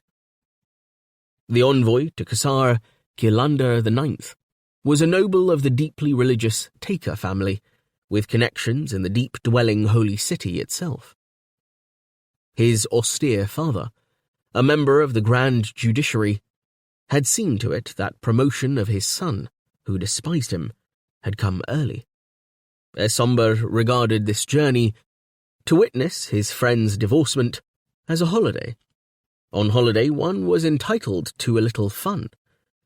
He began to hope that Queen Myrdem Ingala might provide it. He was prepared to meet Jandol Anganol. He summoned a footman. The footman took him into the presence of the king, and the two men embraced each other. Esomber saw that the king was more nervous in his manner than previously. Covertly, he assessed that lean, bearded profile as the king escorted him into the chambers, where revels were still in progress. The runt Yuli followed behind. Esomber threw him a look of aversion, but said nothing. "So, Jan, we have both managed to arrive in Ottersol safely. No invaders of your realm intercepted either of us on the way." They were friends as friendship went in those circles. The king remembered well Esomber's cynical airs, and his habit of holding his head slightly to one side, as if questioning the world. "As yet, we are free of the depredations of Undried the Hammer. You will have heard of my encounter with Davlish the Skull." "I'm sure the rogues you name are frightful rogues indeed. Would they have been somewhat nicer, one wonders, if they had been given less uncouth names?" "I trust your suite is comfortable." "I speak true, Jan. I abominate your underground palace. What happens when your river Takisa floods? The peasants dam it with their bodies. If the timetable suits you, we shall sail for Gravabagalinian tomorrow. There's been delay enough, and the monsoon approaches. The sooner the divorcement is over, the better. I look forward to a sea voyage, as long as it is short, and the coast remains within earshot. Wine was served to them, and crushed ice added. Something worries you, cousin? Many things worry me, Alum. It's no matter. These days, even my faith worries me. He hesitated, looked back over his shoulder. When I am insecure, Baulian is insecure. Your master, the Kassar, our holy emperor, surely would understand that. We must live by our faith. For my faith, I renounce Myrdem Ingala. Cousin, in private we can admit that faith has a certain lack of substance, eh? Whereas your fair queen... In his pocket, the king fingered the bracelet he had taken from Carabancity. That had substance. That was the work of an insidious enemy who, intuition told him, could bring disaster to the state. He clenched his fist round the metal. Esomber gestured. His gestures, unlike the king's, were languid, lacking spontaneity. The world's going to pot, cousin, if not to Freya. Though I must say religion never caused me to lose a wink of sleep. Indeed, religion's often been the cause of sleep in me. All nations have their troubles. Randonan and the dreaded hammer are your preoccupations. Oldorando now has a crisis with Case. In Panoval, we are once more being attacked by the Sibonalese. South through Chals they come, unable to tolerate their ghastly homeland for another instant. A strong Panoval Oldorando Baulian axis will improve the stability of all Campanlat. The other nations are mere barbarians.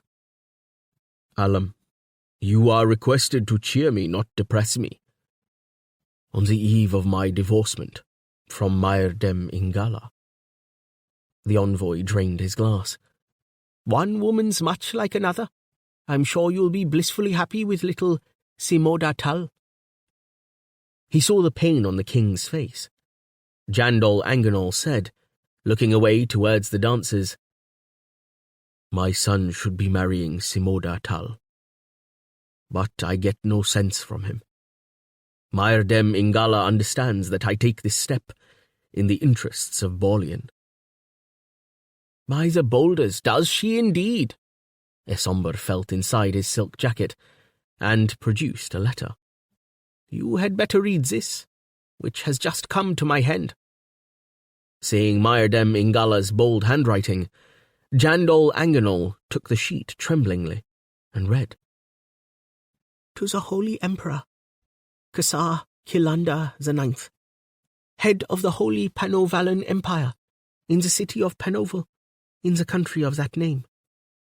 Revered sire, whose faith is followed devoutly by the undersigned. Look favourably upon this supplication from one of thy most unlucky daughters. I, Queen Myrdem Ingala, have been punished where no crime was committed. I was unjustly accused of conspiring against Sibonal by my husband the king and by his father, and stand in grave danger. Revered sire, my lord King Jandol Anganol has treated me with cruel injustice, banishing me from his side to this forlorn seaside place. Here I must stay, until the king disposes of me as he will, a victim of his Khmer. I have been a faithful wife to him for 13 years, and I have borne him a son and a daughter. The daughter is yet little, and remains with me. My son has become wild since this division, and I know not where he is. Since my lord the king usurped his father's throne, Ill things have befallen our kingdom. He has made enemies on all sides. To break from a circle of retribution, he plans a dynastic marriage with Simoda Tal, daughter of King Seiren Stund of Aldorando. As I understand, this arrangement has obtained your approval. To your judgment I must bow. But it will not be enough for Jandol Anganol to reject me by a manipulation of the law. He will also require me finally removed from the earthly scene. Therefore, I beseech my revered emperor to dispatch as soon as possible a letter forbidding the king to harm me or my children in any fashion, on pain of excommunication. At least the king professes religious faith. Such a threat would have effect upon him. Your distraught daughter in religion, Koneg Undonori Mayerdem Ingala. This letter will reach you via your envoy in Ottersol, and I pray he will mercifully deliver it to thy cherished hand by the fastest means. Well then, we shall have to deal with this, said the king, with a look of pain clutching the letter. I will have to deal with this, corrected Esombre, retrieving the letter. The following day the party set sail westwards, along the coast of Borleon. With the king went his new chancellor, Bardol Carabancity. The king had developed a nervous habit at this time of looking over his shoulder, as if he felt himself watched by Akanaba, the great god of the Holy Panoval Empire. There were those who watched him, or who would watch him, but they were more remote in space and time than Jandol Anganol could imagine. They were to be numbered in their millions. At this time, the planet Helliconia held 96 million human beings, and possibly a third of that number of Phagors. The distant watchers were still more numerous. The inhabitants of the planet Earth had once watched the affairs of Helliconia with considerable detachment. The transmissions from Helliconia, beamed to Earth by the Earth Observation Station, had begun as little more than a source of entertainment. Over the centuries, as Great Spring on Helliconia turned to summer, matters were changing. Observation was developing into commitment. The watchers were being changed by what they watched. Despite the fact that present and past on the two planets could never coincide, an empathetic link was now being forged. Schemes were in hand to make that link more positive.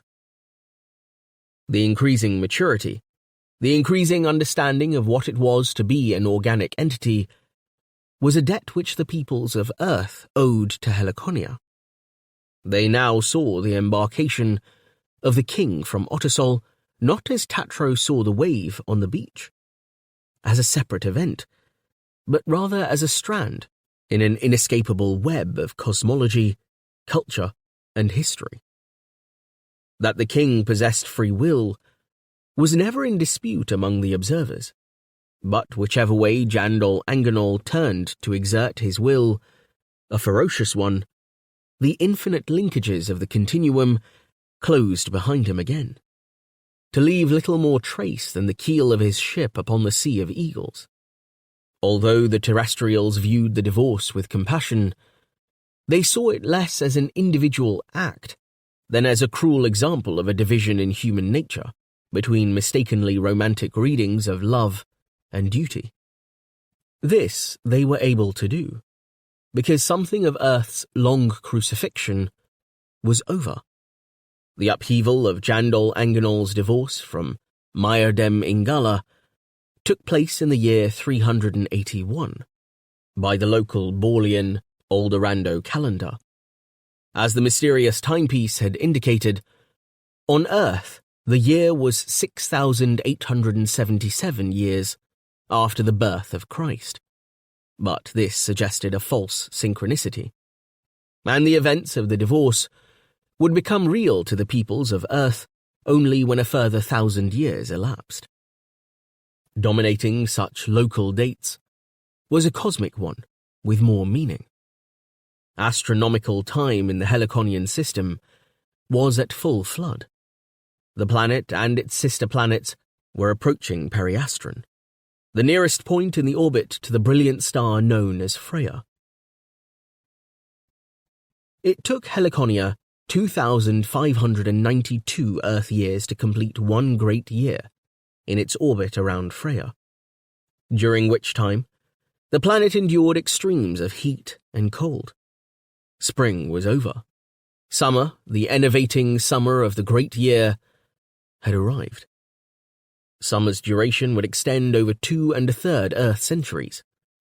To those who lived on Helliconia at this time, winter and its desolations were but legends, although powerful ones. So they would remain yet a while, waiting in the human mind to become fact. Above Helliconia shone its own local sun, Batalix. Dominating Batalix was its great binary companion, Freya, shining at present with an apparent brightness 30% greater than Batalix, although it was 236 times more distant.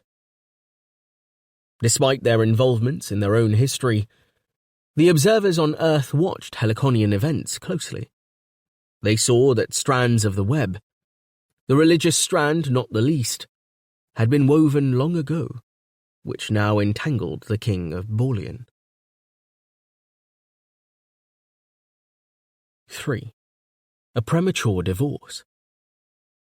The Baulionese were not a nation of seamen, despite their long seacoast.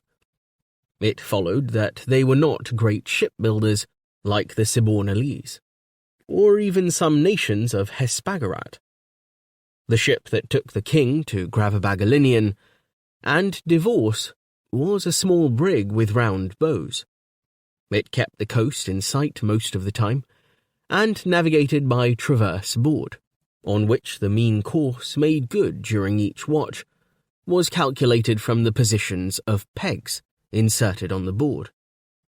An even more tub-like brig followed the first, bearing the ancipitals of the first Phagorian guard. The king broke from his companions as soon as the ship sailed and went to stand by the rails, staring rigidly ahead, as if anxious to be the first to see the queen. Yuli became miserable at the motion of the sea and sprawled by the capstan. For once the king showed his pet no sympathy. Its cordage creaking, the brig laboured through calm seas. The king fell suddenly to the deck. His courtiers ran to him and lifted him. Jandol Anganol was carried to his cabin and placed in his bunk. He was deathly pale, and rolled about as if in pain, hiding his face. A medical man examined him and ordered everyone to leave the cabin except Carabansity. "Stay by His Majesty. He has a touch of seasickness, but nothing more. As soon as we get ashore, he will be well again." "I understand that a characteristic of seasickness was vomiting." Well, in some cases, commoners, royal personages respond in a different fashion. The doctor bowed himself out. After a while, the king's muttered complaints became articulate. "The dreadful thing I must do. Pray, Arcanaba, it will soon be over." "Majesty, let us discuss a sensible, important topic to calm your mind. That rare bracelet of mine which you hold." The king raised his head and said, with his inflexible look, "Get out of here, you cretin. I'll have you flung overboard to the fish. Nothing is important. Nothing on this earth." "May your Majesty soon recover himself," said Carabansity, backing his awkward bulk out of the cabin.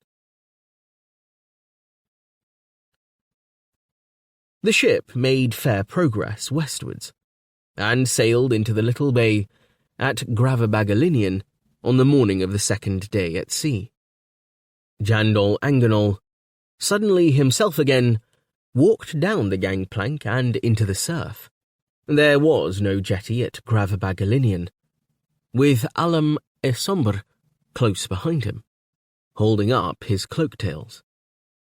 With the latter travelled an escort of 10 dignitaries of high ecclesiastical office, referred to by Esomber as his rabble of vicars. The king's retinue contained captains and armourers. The Queen's palace waited inland, without a sign of life. Its narrow windows were shuttered. A black flag flew at half-mast from a turret. The king's face, turned towards it, was itself as blank as a shuttered window. No man dared look long at it, lest he catch the eagle's eye. The second brig was coming in, making awkward progress. Despite Esomber's impatience, Jandol Anganol insisted on waiting until it was drawn in and a walkway extended from ship to shore, so that his ahuman troops could reach land without having to set foot in the water. He then made much of forming them up, drilling them, and addressing them in native. At last he was ready to walk the half-mile to the palace. Yuli ran ahead, frisking in the sand, kicking it up, delighted to be on firm ground again. They were greeted by an ancient woman in a black quadrant and white apron. White hairs trailed from a mole on her cheek. She walked with a stick. 2 unarmed guards stood some way behind her. Close at hand, the white and gold building revealed its shabbiness. Gaps showed where slates on its roofs, planks from its verandas, uprights in its railings had fallen away and not been replaced. Nothing moved, except a herd of deer cropping grass on a distant hillside. The sea boomed endlessly against the shore. The king's costume took up the general sombre note. He wore an undecorated tunic and breeches of a deep blue close to black. Esomber, by contrast, strolled along in his jauntiest powder blues, offset by a pink short cloak. He was perfumed this morning, to camouflage the stinks of the ship. An infantry captain blew a bugle to announce their arrival. The palace door remained closed. The old woman wrung her hands and muttered to the breeze. Wrenching himself into action, Jandol Anganol went up to the door and beat on its wooden panels with the hilt of his sword. The noise echoed within, setting hounds barking. A key was applied to a lock. The door swung open, propelled by another aged hag, who gave a stiff curtsy to the king and stood there blinking. All was gloom inside. The hounds that had set up such a din when the door was locked now slunk away into shadowy recesses.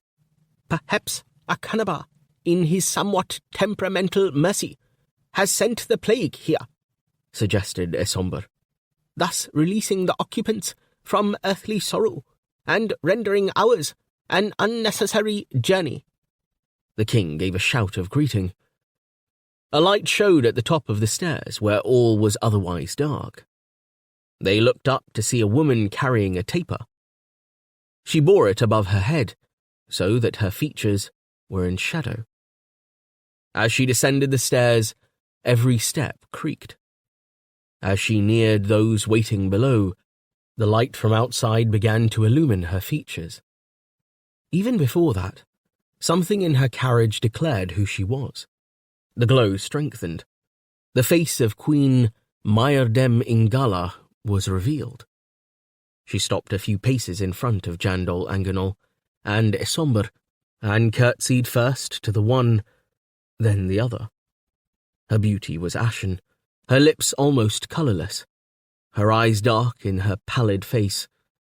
Her hair floated in dark abundance about her head. She wore a pale grey gown to the floor, which buttoned at the throat to conceal her breasts.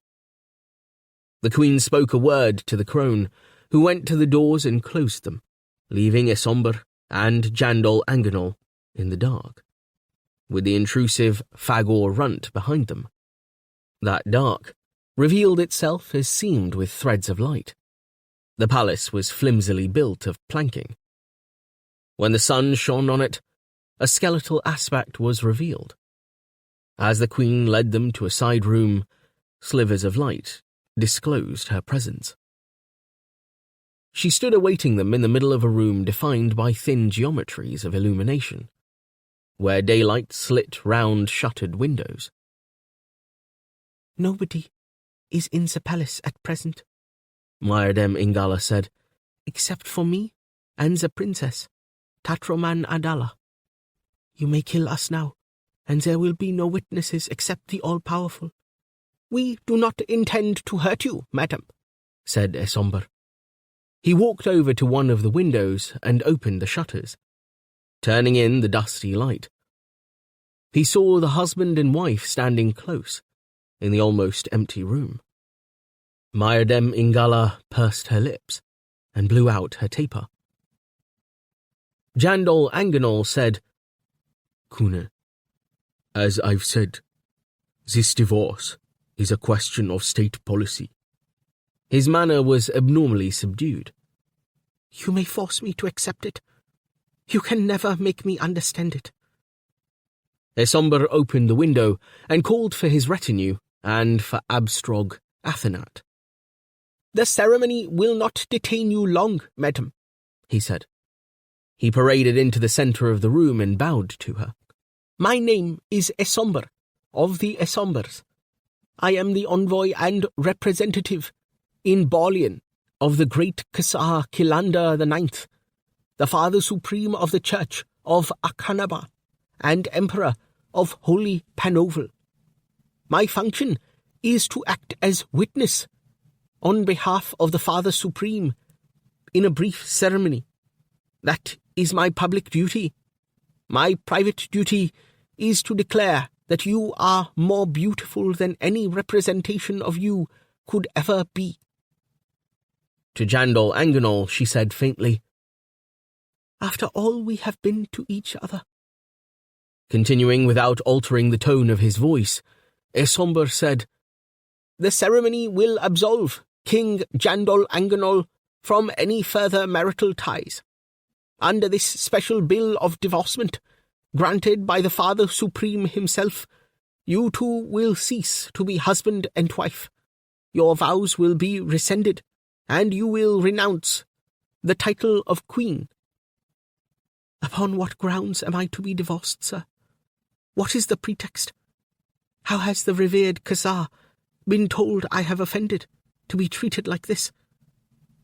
The king stood as in a trance, staring rigidly at the air, while Alam Esomber pulled a document from his pocket, flapped it open, and read. "Madam, we have witnesses to prove that while you have been taking your holidays here in Gravabagalinian," he sketched a sensuous gesture, "you have entered the sea in a state of nudity, that you have there consorted carnally with dolphins, that this unnatural act, forbidden by the church, has been frequently repeated, often within sight of your child." She said, "You know this is a complete fabrication." She spoke without fire in her voice. Turning to Jandol Anganol, she said, "Can the state survive only by dragging down my name, by disgracing me, and by making you lower than a slave?" "Here comes the royal vicar, madam, who will perform our ceremony," said Esomber. "You need only stand silent. No further embarrassment will be caused you." Abstrog Athenat entered, radiating the chill of his personality in the space of the chamber. He raised a hand and pronounced a blessing.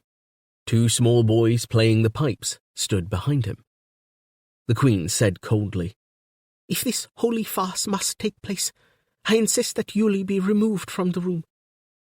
Jandol Anganol broke from his reverie to order his runt outside. After a small farce, it left. Abstrog Athenat came forward with a paper on which the names of the wedding ceremony were inscribed.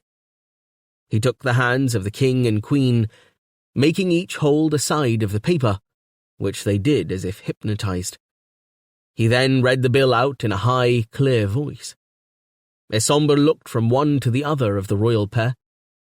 They looked at the floor. The vicar lifted a ceremonial sword high. With a muttered prayer, he brought it down. The paper bond they held was sliced in two. The Queen let her half float to the wooden tiles. The vicar produced a document which Jandol Anganol signed, Esomber signing as witness. The vicar signed it himself, then handed it to Esomber for its onward transmission. The vicar bowed to the king. He left the room, followed by his two piping boys. "The deed is done," said Esomber. Nobody moved. Heavy rain began to fall. Sailors and soldiers from the ships had crowded to the one open window to catch a glimpse of a ceremony which they could boast for the rest of their lives. Now they ran for shelter, and officers bellowed at them. The downpour increased. Lightning flashed, and presently thunder broke overhead. The monsoons were approaching. "Ah, well, we must make ourselves comfortable," said Esomber, striving for his usual lightness of tone. "Perhaps the ex-queen, will have some ladies bring us refreshment." He called to one of his men. "Look down in the cellars. The serving maids will be hiding down there, or, failing them, the wine will be." Rain poured in the open window, and the unsecured shutter banged. "These storms blow in from nowhere and are soon over," Jandol Anganol said. "That's the way to take it, Jan. With a metaphor," said Esomber genially. He clapped the king on the shoulder. Without a word, the Queen set down her extinguished taper on a shelf, then turned and left the room. Esomber collected 2 chairs with tapestry seats and set them together, opening up a shutter nearby so that they could watch the fury of the elements. They both sat down, and the king put his head between his hands. "After your marriage to Simoda Tull, I promise you things will take a turn for the better, Jan. In Panoval, we are somewhat committed on our northern front against the Sibonalese. The fighting is particularly bitter because of traditional religious differences, you know. Oldorendo is different.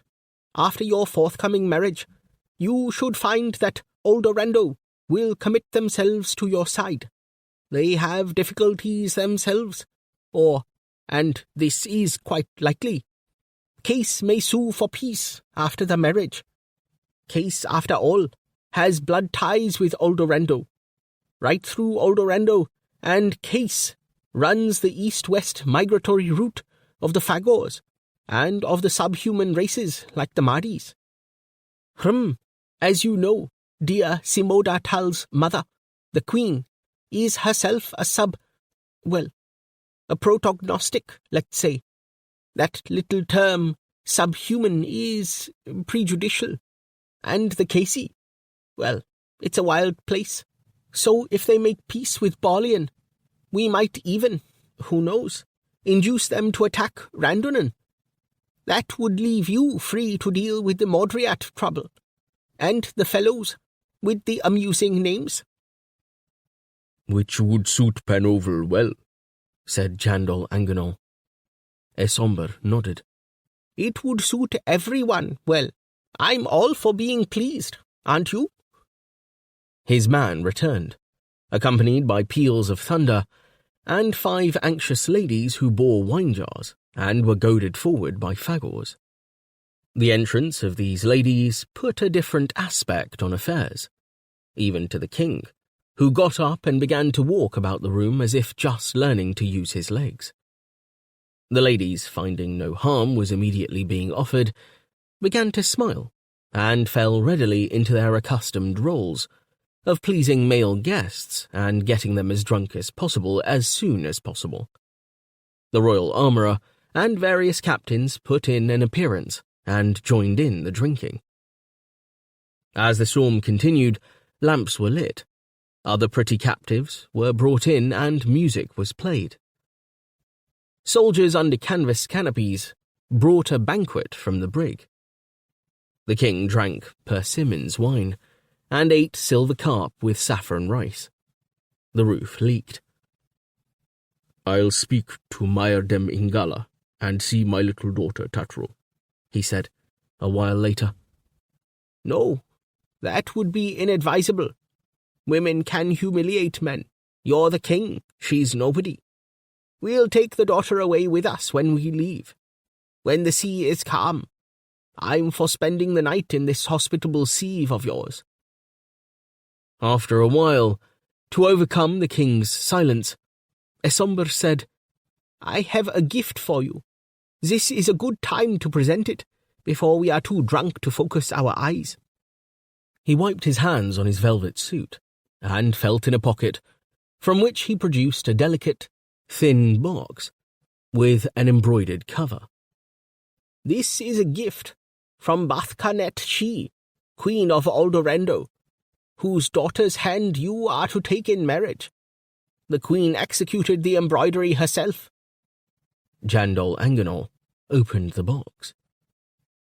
Inside lay a miniature portrait of Simoda Tal, painted on her 11th birthday. She wore a ribbon in her hair, and her face was half turned away, as if in bashfulness, or possibly coquetry.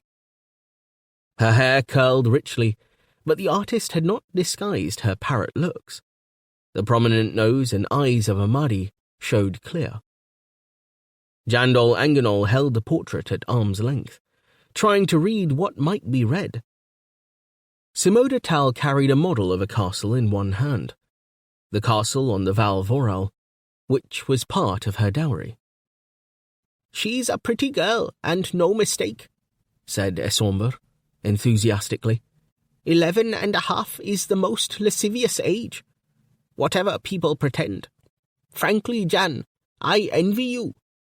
Though her younger sister, Milua Tal, is even prettier." "Is she learned?"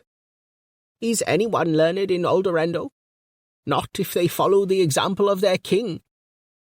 They both laughed, and drank a toast to future pleasure in persimmon wine. By Batalic's fall, the storm had blown away. The wooden palace vibrated with noise and creaked like a ship before coming to anchor in calm. The royal soldiery had found its way into the cellars, among the ice blocks and the wine. They, and even the Phagors, were subsiding into drunken sleep. No watch was kept. The palace seemed too far from any possible trouble, while Gravabagalinian's macabre reputation deterred intruders. As evening wore on, the noise died. There was vomiting, laughter, and cursing, then nothing more. Jandol Anganol slept with his head on a maidservant's lap. Soon she detached herself and left him lying in a corner, like a common soldier. The Queen of Queens kept watch upstairs over the passing hours. She feared for her small daughter, but the site of her exile had been well chosen. There was nowhere to escape to. Eventually, she sent her ladies-in-waiting away. Though reassured by the silence below, she remained alert, sitting in an anteroom to the chamber where Princess Tatro slept. A knock came at her door. She rose and went to it. "Who's there?" "The royal vicar, ma'am. Begging entrance." She hesitated, sighing. She slid back the bolt. Alum Esomber entered the room, grinning. "Well, not quite the vicar, ma'am, but a near neighbour, and offering more comfort than is perhaps within our poor vicar's power." "Please leave.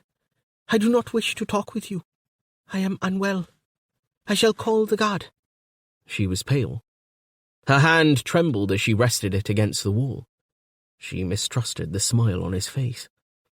"Everyone's drunk. Even I, model of excellence that I am, son of my worthy father as I am. I'm just slightly squiffed."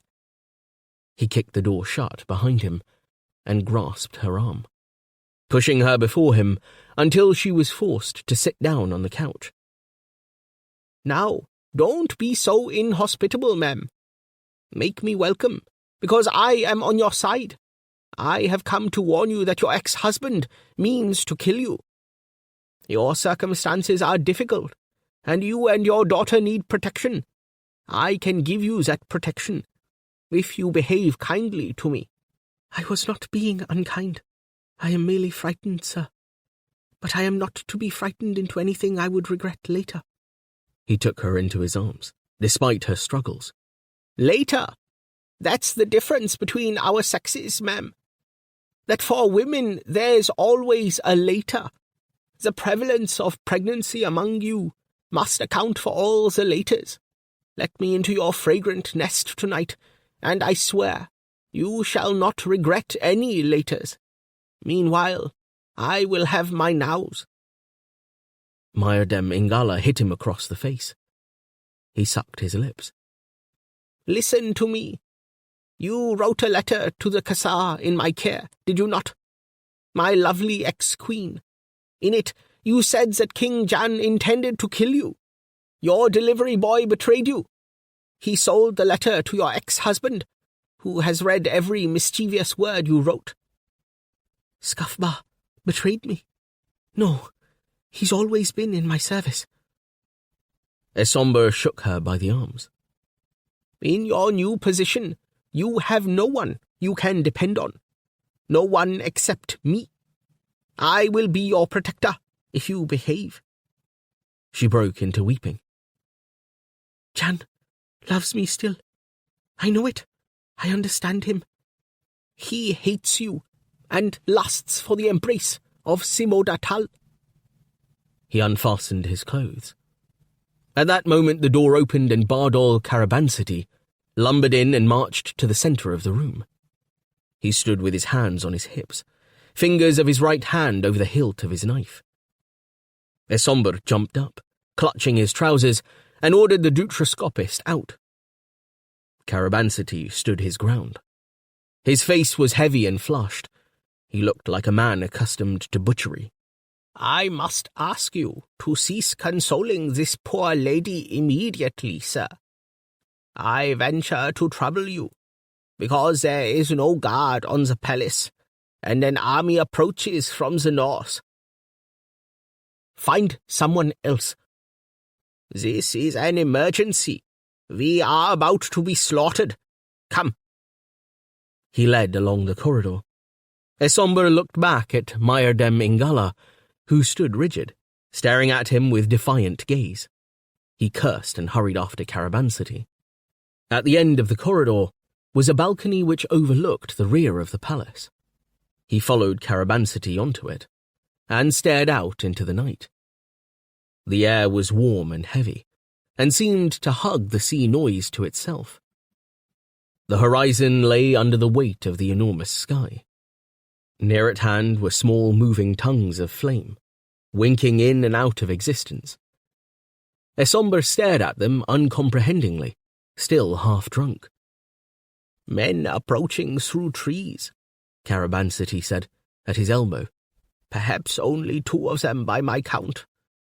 In my alarm, I must have overestimated their numbers. What do they want? A searching question, sire. I will go down and discover its answer, if you will be all right here, sire. Stay, and I shall return with intelligence. He gave the escort a crafty sidelong glance. Esomber, leaning on the balcony rail, staggered as he looked down and leant back against the wall for safety. He heard Karabansity's shout, and a reply from the newcomers. He closed his eyes, listening to their voices. There were many other voices, some angry, calling to him in accusing manner, though he could not grasp what they were saying. The world swayed.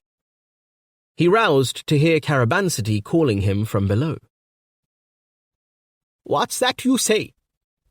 It's bad news, sire. Not to be shouted aloud. Please come down. What is it? But Karabansity gave no answer. speaking in a low voice to the newcomers. Esomber got himself moving, went into the corridor, and nearly fell down the stairs. "You're drunker than I thought, you fool," he said aloud. Making his way out through an open door, he almost barged into Carabancity and a haggard man, covered in dust, who carried a flambeau. Behind him, another man, equally dust-covered, looked about into the dark, as if in fear of pursuit. "Who are these men?" The haggard man, eyeing Esomber with distrust, said, "We're from Old Rando, your highness, from the court of His Majesty King Seirin Stund. And a hard journey we've had of it, with the unrest in the countryside. I have a message for King Jandol Anganol, and none other." "The king is sleeping. What do you want with him?" "It's bad news, sire, which I was entrusted to give to him direct." Esomber, growing angry, announced who he was. The messenger eyed him stonily. "If you're who you say you are, sir, then you'll have the authority to lead me to the king." "I could escort him, sire," suggested Carabancity. They all went into the palace, dousing their flambeaux on the ground before entering. Carabancity led the way into the main chamber, where sleeping figures lay in confusion on the floor. He went over to where the king slept, and shook his arm without ceremony. Jandol Anganol roused and jumped immediately to his feet, hand on sword. The haggard man bowed. "I'm sorry to awaken you, sire, and I regret coming late. Your soldiers killed 2 of my escort, and I barely escaped with my life." He produced documents to prove his identity. He had begun to shake violently, knowing the fate of messengers who bring bad tidings. The king barely glanced at the document. "Let me hear your news, man." "It's the Mahdi's, your majesty." "What of them?" The messenger shuffled his feet and put a hand to his face to stop his jaw rattling. "The Princess Simoda Tal is dead, sire. The Mahdi's killed her." There was a silence. Then Alam Esomber began to laugh. 4. An innovation in the Khosgad. Alam Esomber's bitter laughter eventually reached the ears of those who lived on Earth. Despite the enormous gulf between Helliconia and Earth, that response to the labourings of fate met with immediate comprehension.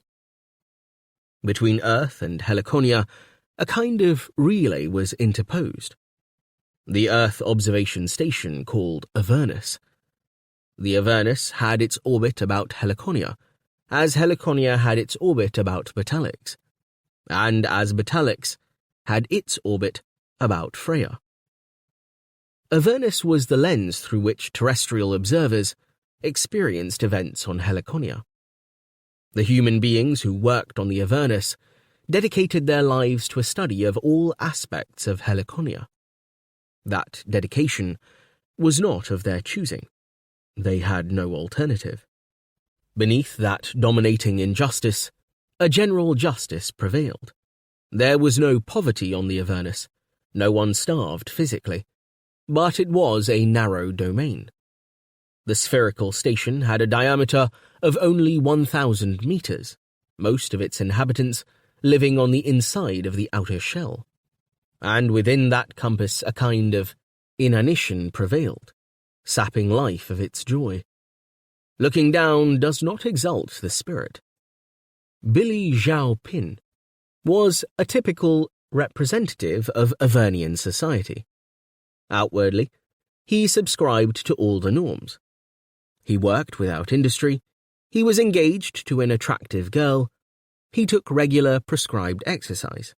He had an adviser who preached to him the higher virtues of acceptance. Yet, inwardly, Billy craved only one thing.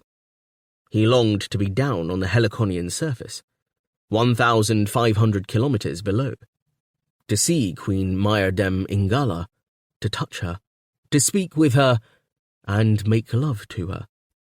In his dreams, the Queen invited him into her arms. The distant observers on Earth had other concerns. They followed continuities of which Billy and his kind were unaware. As they watched, suffering, the divorce at Gravabagalinian, they were able to trace the genesis of that division back to a battle, which had taken place to the east of Matrasil in a region known as Kosgat. Jandol Anganol's experiences in the Kosgat influenced his later actions and led, so it appeared by hindsight, inexorably to divorce. What became known as the Battle of the Kosgat took place 5 tenors, 240 days, or half a small year before the day that the king and Mayardem Ingala severed their marriage bonds by the sea. In the region of the Kosgat, the king received a physical wound, which was to lead to the spiritual severance. Both the king's life and his reputation suffered in the battle, and they were threatened, ironically, by nothing more than a rabble, the Raggle-Taggle tribes of Driats, or, as the more historically minded of terrestrial observers said, by an innovation which changed not only the life of the king and queen, but of all their people. A gun. What was most humiliating for the king was that he held the Driats in contempt, as did every follower of Akanaba in Borlean and Aldorando. For the Driats, it was conceded, were human, but only just. The threshold between non-human and human is shadowy. On one side of it lies a world full of illusory freedoms, on the other, a world of illusory captivity. The others remained animal and stayed in the jungles. The Mahdi's, tied to a migratory way of life, had reached the threshold of sapience, but remained protognostic. The Driats had just crossed the threshold, and there abided throughout recorded time, like a bird frozen on the wing. The adverse conditions of the planet, the aridity of their share of it, contributed to the Driats' permanent backwardness. For the Driat tribes occupied the dry grasslands of Thribriat, a country to the southeast of Borlean, across the wide Takisa. The Driats lived among herds of Yelk and Bayelk, which pastured in those high regions during the summer of the great year. Customs regarded as offensive by the outside world furthered the survival of the Driats. They practiced a form of ritual murder, by which the useless members of a family were killed after failing certain tests. In times of near famine, the slaughter of the ancients was often the salvation of the innocents. This custom had given the Driats a bad name among those whose existence was cast in easier pastures, but they were in reality a peaceful people, or too stupid to be warlike in an effective way.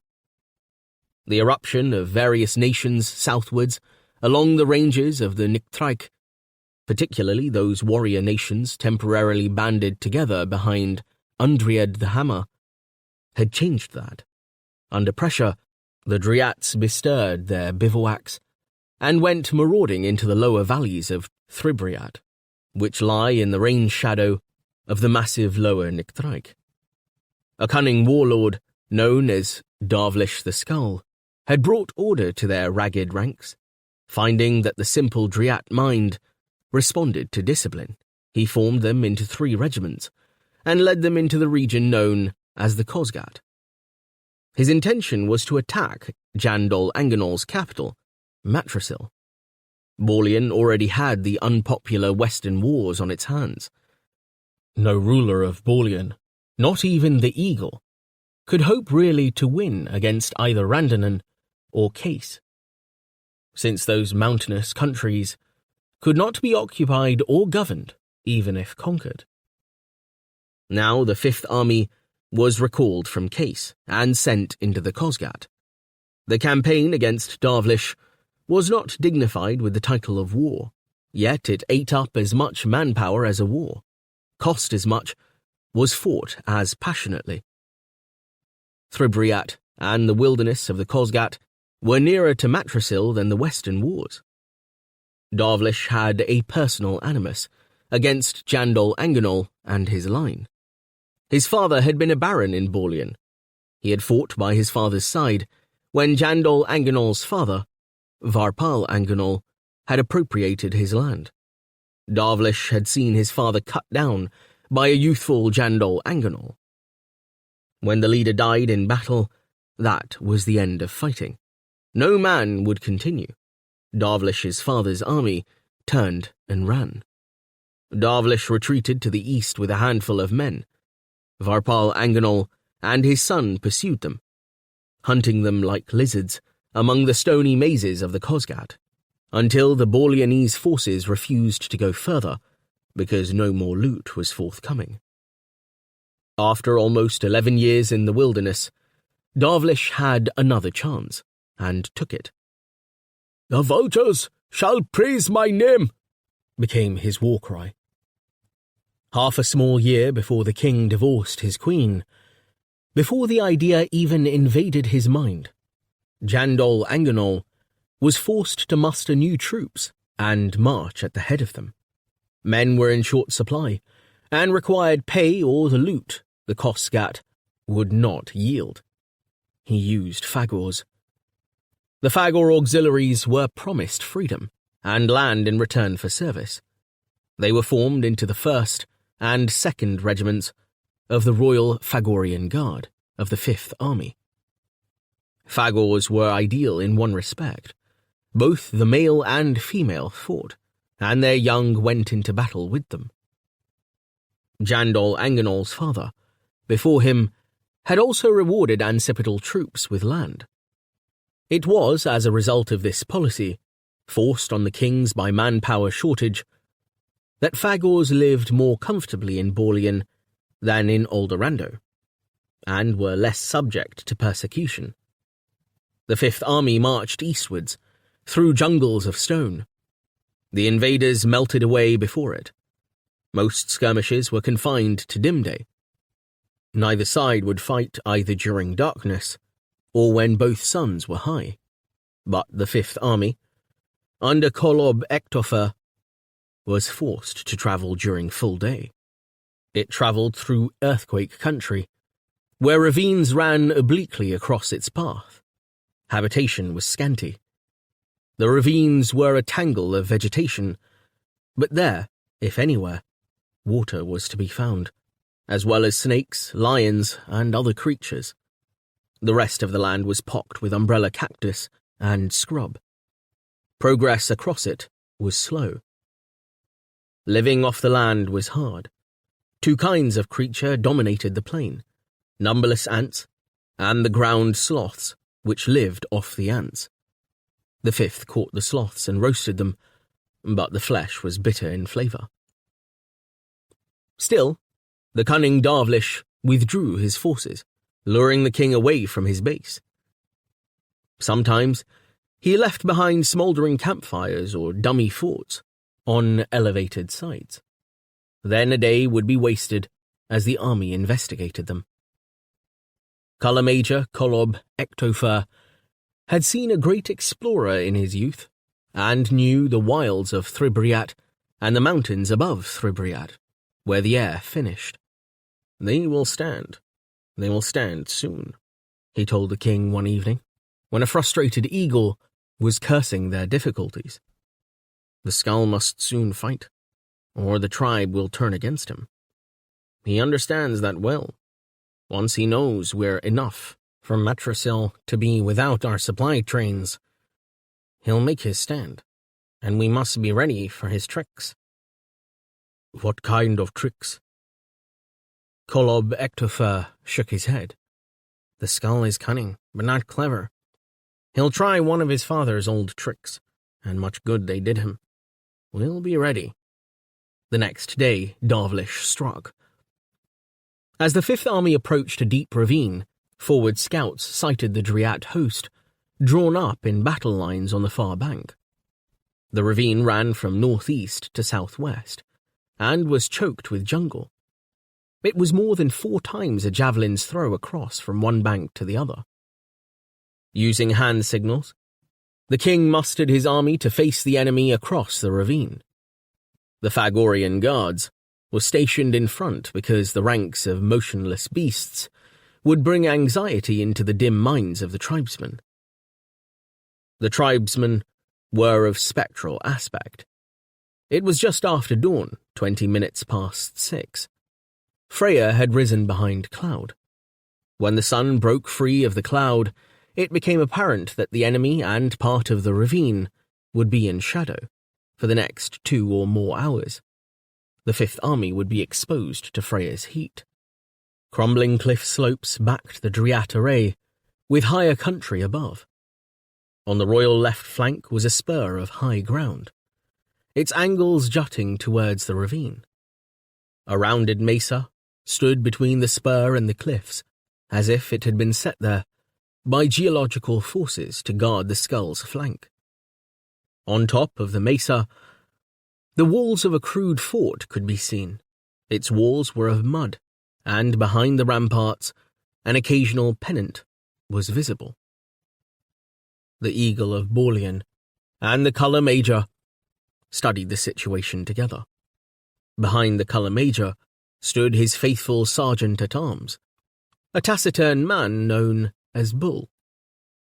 "We must find out how many men are in that fort," Jandal Anganol said. "It's one of the tricks he learnt from his father. He hopes we'll waste our time attacking that position. I'll wager no Dryats are up there. The pennants we see moving are tied to goats or Assakins." They stood in silence. From the enemy's side of the ravine, under the cliffs, smoke rose in the shadowed air, and an aroma of cooking drifted across to remind them of their own hungry state. Bull took his officer to one side and muttered in his ear. "Let's hear what you have to say, Sergeant," the king said. "It's nothing, sire." The king looked angry. "Let's hear this nothing, then." The sergeant regarded him with one eyelid drooping. "All I was saying, sire, is that our men will be disappointed.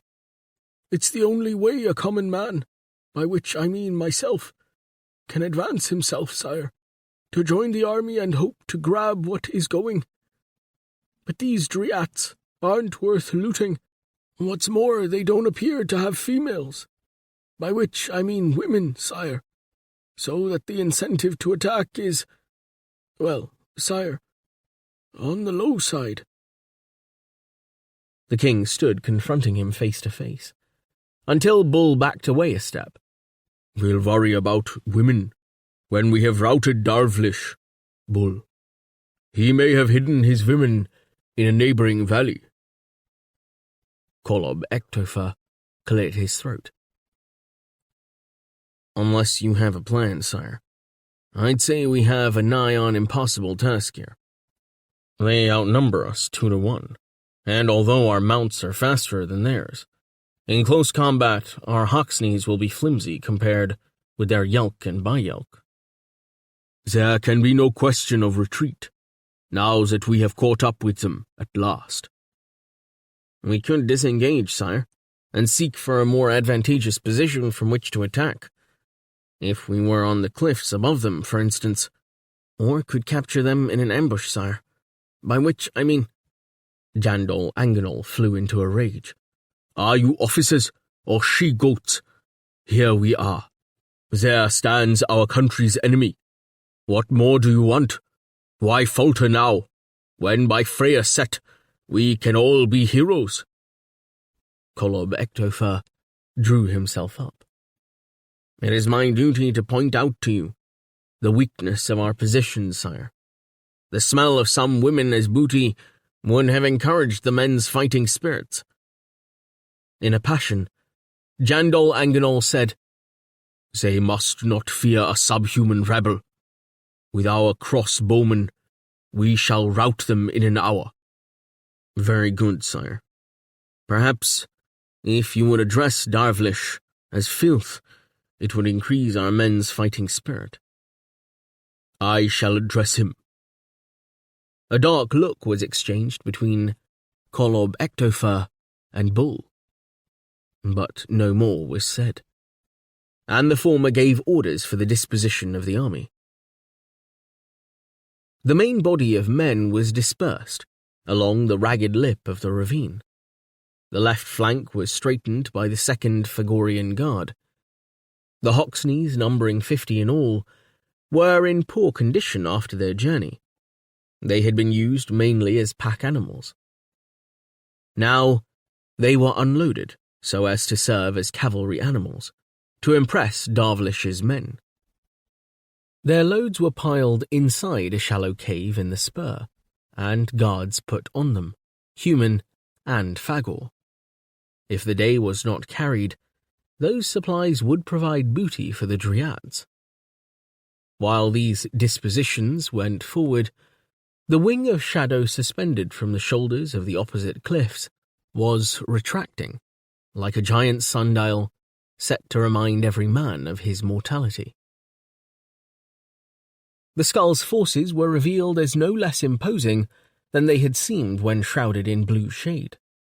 The human tribes wore a tatterdemalion collection of hides and blankets thrown on their bodies, with the same negligence as they threw themselves on their yelks.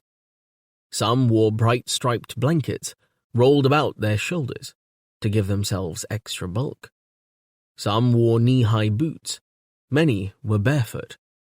Their headgear inclined to massive bi-yelk fur headpieces, often horned or antlered to denote rank. A feature common to many was the penis, painted or embroidered on their breeches in furious erection to denote their rapacious intent. The skull was readily visible. His leather and fur headpiece was dyed orange. Antlers thrust forward from it about his mustachioed face. A sword wound, sustained in his earlier battles with Jandol Anganol, had slashed away his left cheek and the flesh of his lower jaw, leaving him with a permanent death grin, in which bone and teeth played a part. He managed to look fully as ferocious as his allies, whose fur-fringed eyes and prognathous jaws gave them a naturally savage aspect. A mighty bi-yelk was his steed.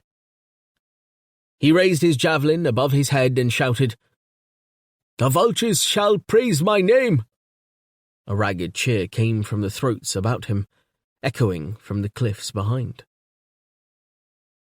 Jandol Anganol mounted his Hoxney and stood in the stirrups. The shout he gave carried clear to the enemy host.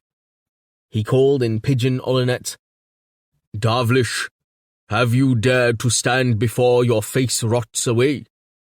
A murmur of sounds rose from both confronting armies. The skull kneed his bi-yelk to the edge of the precipice and bellowed across to his enemy. "Do you hear me, Jandol, you woolly-eared dung beetle? You were farted out of your father's left instep, so why come you here, daring to face real men? Everyone knows your knackers are knocking together in fear. Crawl away, you dropping. Crawl away, and take those mangy arse-combings of warriors with you." His voice echoed back, and back again from the cliffs. When the silence was complete, Jandol Anganol replied in similar vein. "Yes, I hear your womanish bleatings, Darvlish of the Dunghills. I hear your claims that those clap-ridden three-legged others beside you are real men. We all know that real men would never associate with the likes of you, who could bear the stench of your decay, but those barbaric monkeys with Phagors scumber for grandmothers." The orange headgear shook in the sunshine. "Phagors scumber, is it? You dimday hratok. You know whereof you talk. Since a plateful of Phagors scumber is your daily diet, so much do you worship those horned Batalix buggerers. Kick them into the ravine and dare to fight fair, You crap-crowned cockroach! A roar of savage laughter came from the Dryad host. If you have so little respect for those who are the climax of creation by comparison with your yelk yobs, then shake the spiders and scabs from your stinking codpiece and attack us, you cowardly little half-faced Dryad dildo. This address continued for some while. Jandal Anganol was revealed as increasingly at a disadvantage, not having the resources of Darvalish's foul mind on which to draw. While the verbal battle was in progress, Kolob Ectofer sent off Bull with a small column of men to create a diversion of their own. The heat intensified. Plagues of stinking things visited both armies. The Phagors wilted under the gaze of Freya and would soon break ranks. The insults wound up. Epitaph for an ancipital earth closet! Catamite of a Kosgat ground sloth! The Borleanese army started to move along the lip of the ravine, shouting and brandishing their weapons, while the Dryad horde did the same on the other side. Kolob Ectofer said to the king, "How shall we tackle the Mesa fort, sire?" "I'm convinced you are right. The fort is a decoy. Forget all about it. You lead the cavalry, with infantry and the 1st Phagorian following. I will march the 2nd Phagorian behind the Mesa, so that the Dryads lose sight of us. When you engage them, you will charge from cover and attack their right flank, cutting in behind them. It should then be possible to drive Darvalish into the ravine with a pincer movement." "I shall carry out your orders, sire." "Akanaba be with you, Major." The king spurred his Hoxney and rode over to the Phagorian guard. The Ancipitals were full of complaint and had to be lectured before they would move. Not comprehending death, they claimed that the air octaves in the valley did not favour their cause. In the event of defeat, they could not find tether here. The king addressed them in Hurdu. This back-of-throat language was not the brand of pidgin olonets in use between races, but a genuine bridge between human and non-human concepts, said to have originated, like so many innovations, from far Sibonal. Thick with nouns, clotted with gerunds, Hurdu was palatable alike to human brains and the pale harnies of Ancipitals. Native Ancipital was a language with only one tense, the continuous present. It was not a language adapted to abstract thought. Even counting, limited to base 3, was finite. Ancipital mathematics, however, dedicated itself to the enumeration of sets of years, and boasted a special aotemporal mode. Aotemporal was a sacred speech form dealing with the concerns of eternity, and purporting to be the language of tether. Natural death being unknown to Phagors, theirs was an umwelt largely inaccessible to the understanding of human beings. Even Phagors did not easily switch from native to aotemporal. Hurdu, devised to solve such problems, used an intraspecific mode of communication. Yet every sentence in Hurdu bore a weight of difficulty appropriate to its speakers. Humans required its rigid sentence order, corresponding to Olonets. Phagors required a fixed language in which neologisms were almost as impossible as abstracts. Thus, the Hurdu equivalent for humanity was Sons of Freya. Civilization was many of roofs. Military formation was spears on move by orders, and so on. It therefore took Jandal Anganol time to make his orders clear to the 2nd Phagorian. When they comprehended fully that the foe confronting them was befouling their pastures and splitting their runts like sucking pigs, the Stalins and Gillets began to march. They were almost fearless, although the heat had made them visibly less alert. With them went their runts, squealing to be carried. As the second Phagorian moved, Kolob Ectopher shouted orders to the rest of the force. It also got underway. Dust rose.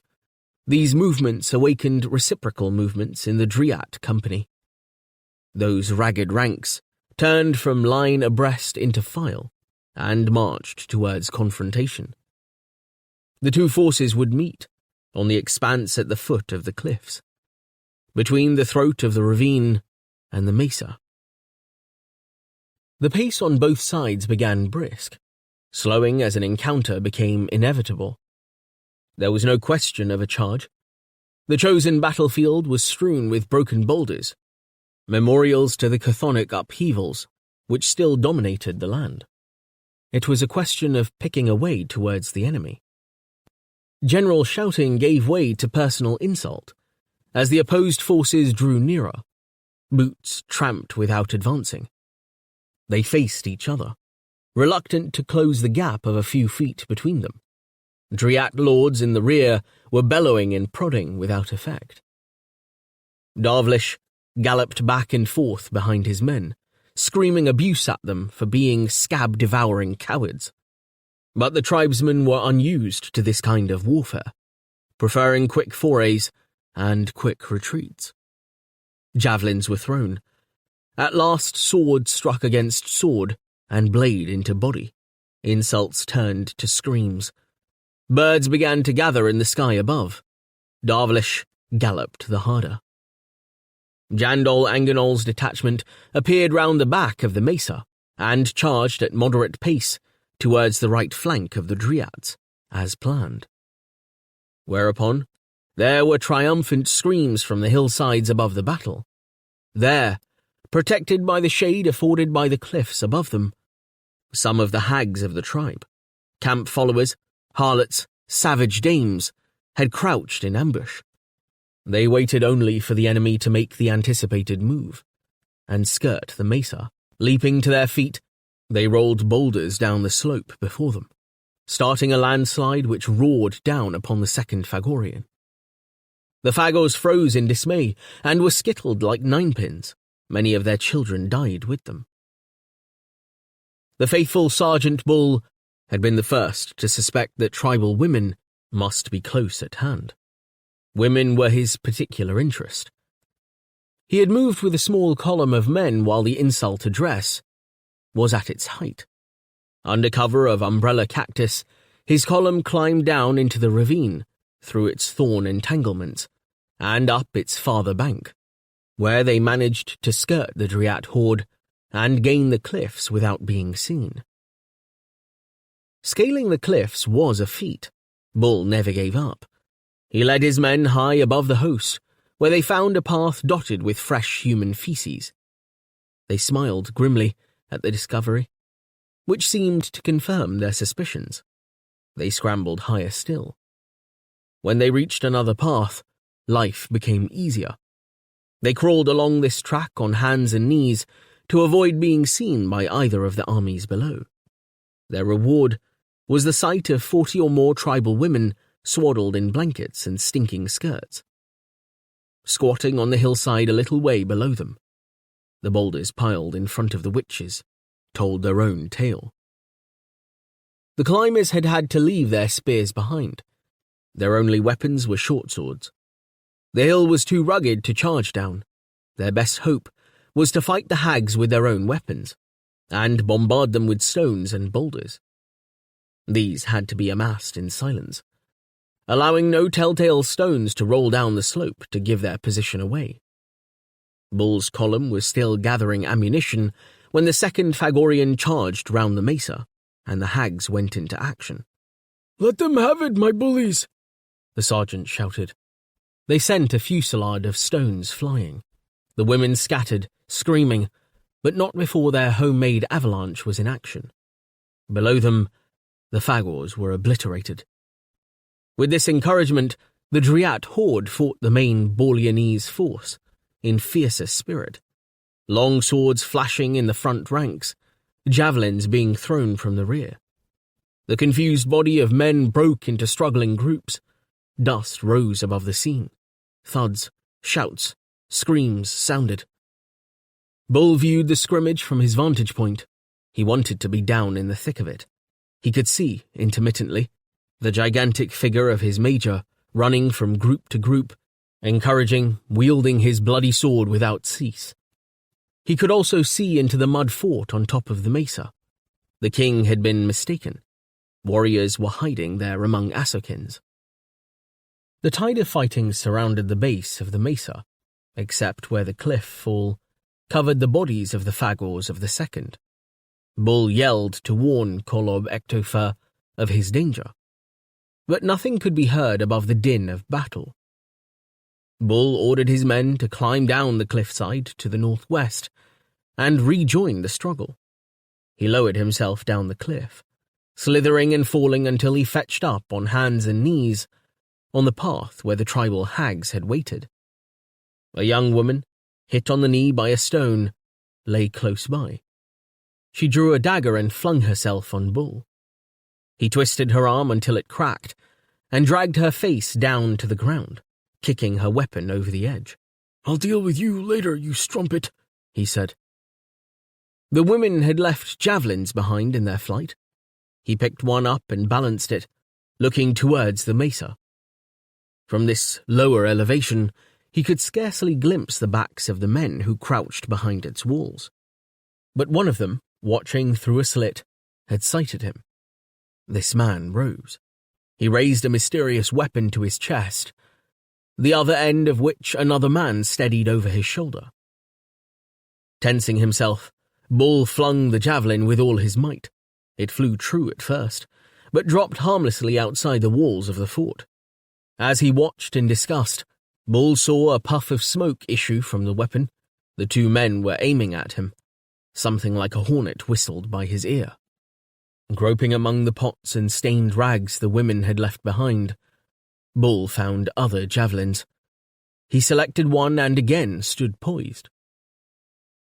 The two men on the mesa had also been busy, ramming something in one end of their weapon. They took up their positions as formerly, and again Bull, as he launched his javelin, saw a puff of smoke and heard a bang. Next moment, something struck him a blow in the left shoulder, sending him spinning as if he had been brutally punched. He fell back, sprawling on the path. The wounded woman hauled herself to her feet, grabbed one of the javelins, and braced herself to thrust it into his undefended stomach. He kicked her legs away, locked his right arm about her neck, and together they rolled down the hillside. Meanwhile, the musket men on the mesa rose to full view and commenced to discharge their novel weapons at Kolob Ektofer's men. Darvalish screamed with delight and flung his bayelk into the fray. He saw that success could be his. Dismayed by what had happened to the king's force, Kolob Ektofer fought on. But the matchlock fire was having a devastating effect on his men. Some were hit. None liked the cowardly nature of this innovation, which could kill at a distance. Kolob Ektofer knew immediately that the Driats had purchased these hand artillery weapons from the Sibornalese, or from other tribes who traded with the Sibornalese. The fifth were wavering. The only way to win the battle was to silence the fort immediately.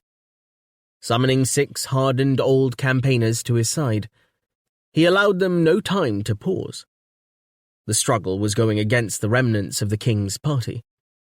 Sword drawn, the colour major led a scramble up the one accessible path to the top of the mesa, where rubble formed a slope.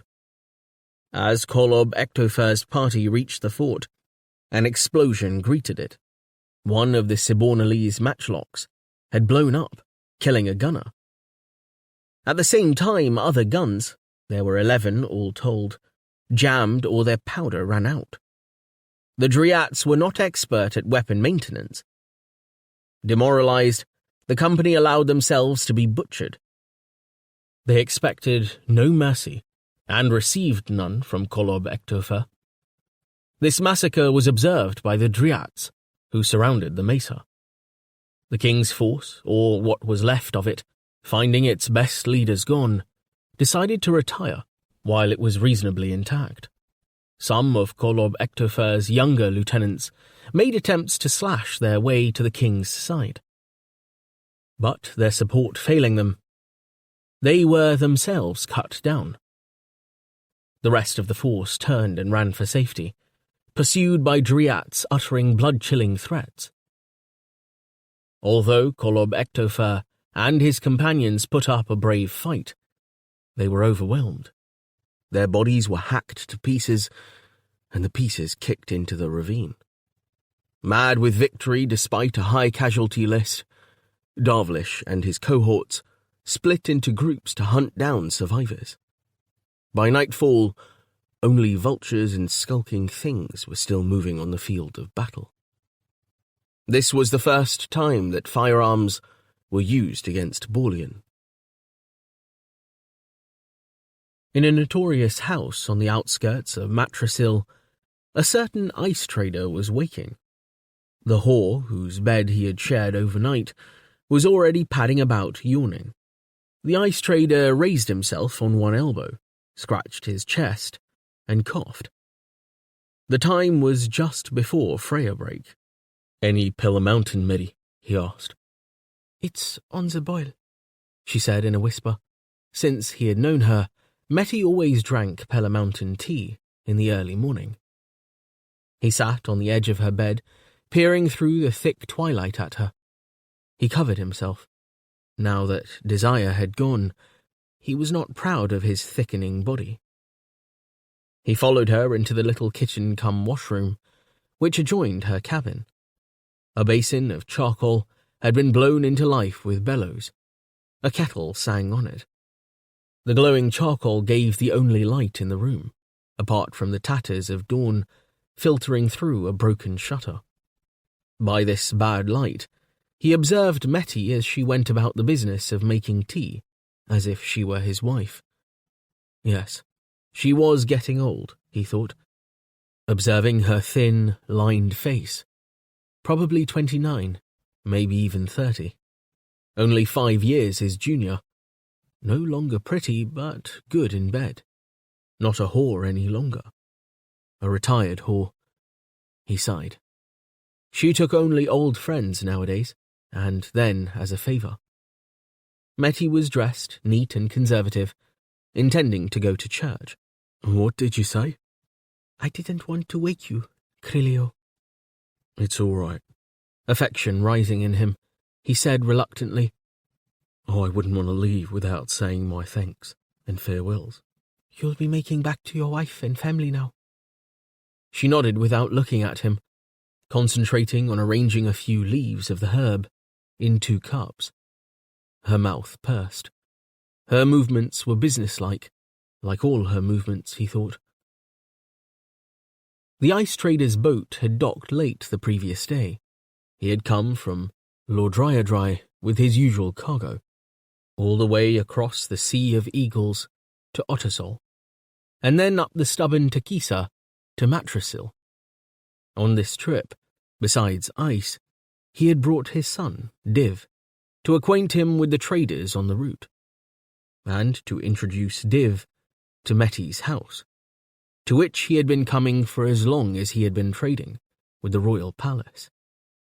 His lad was backward in all things.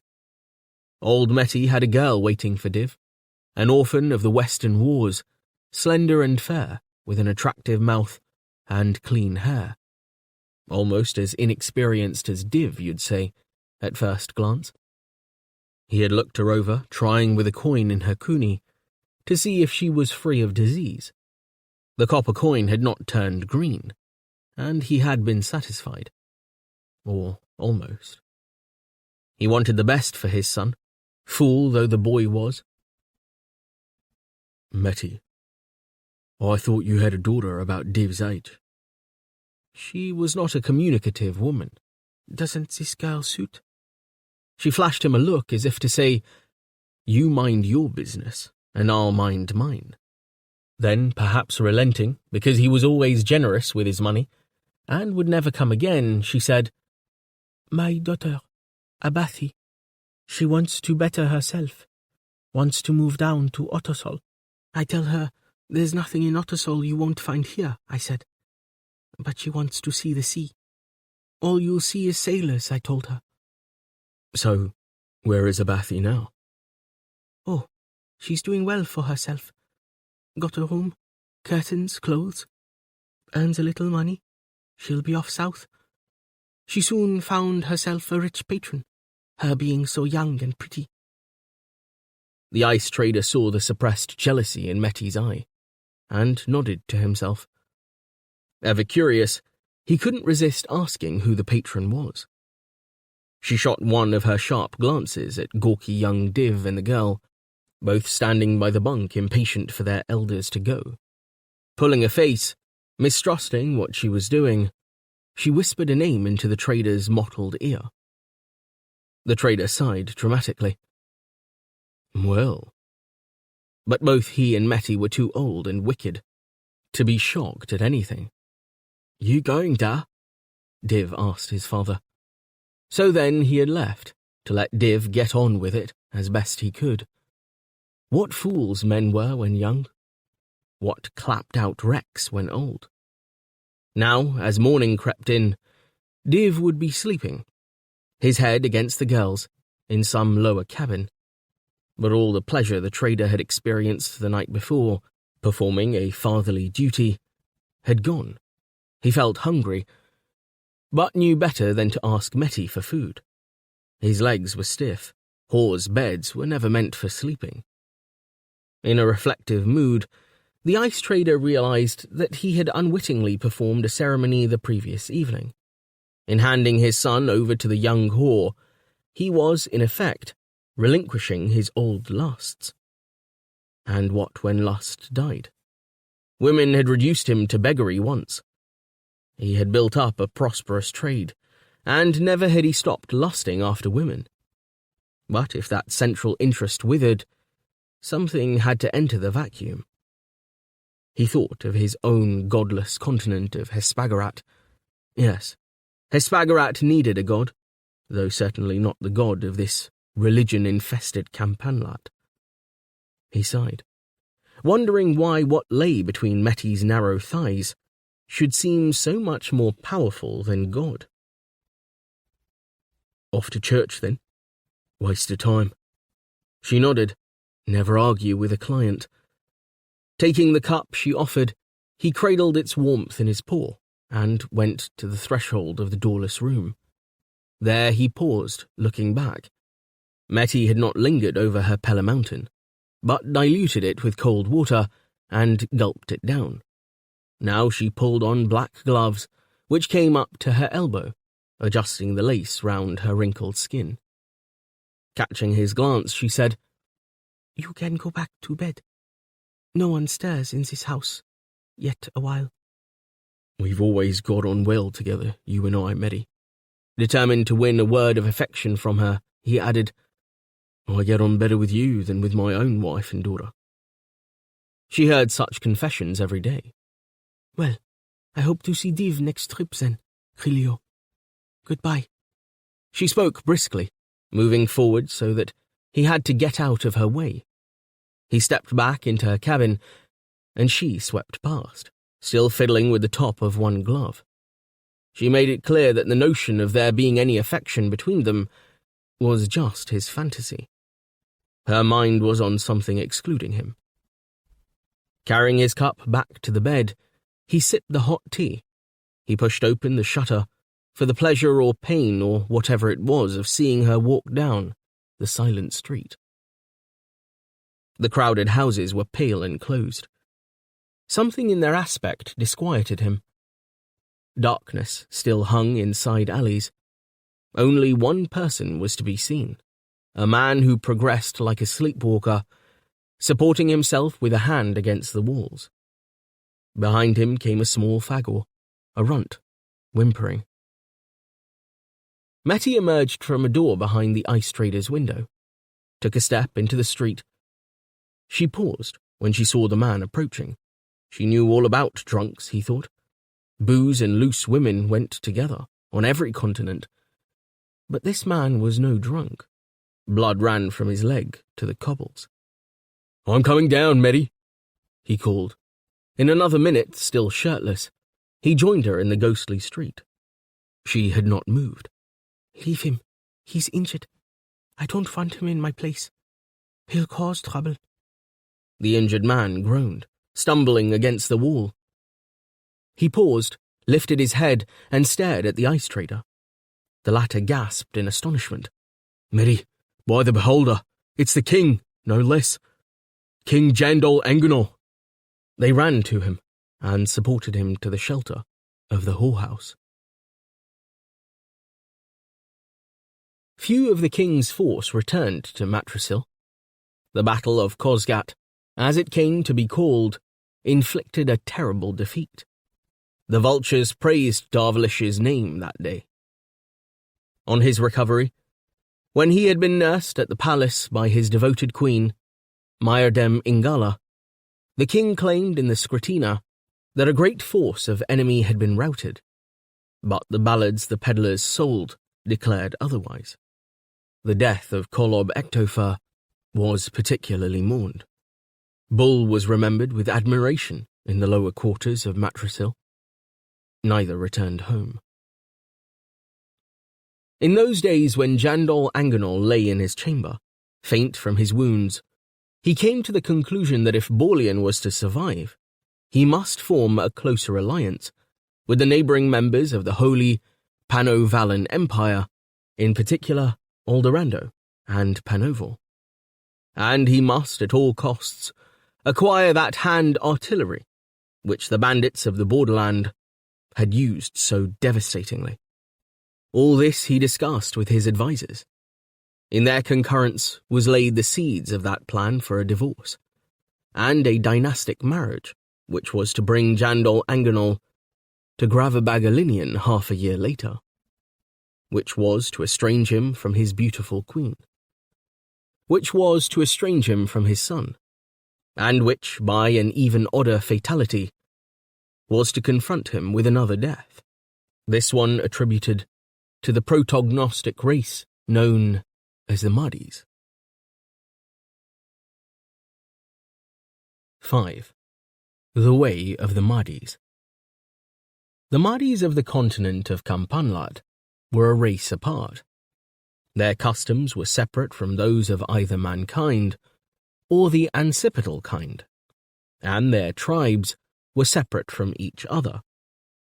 One tribe was progressing slowly westwards through a region of Haziz, which had become desert, several days' journey north of Matrasil.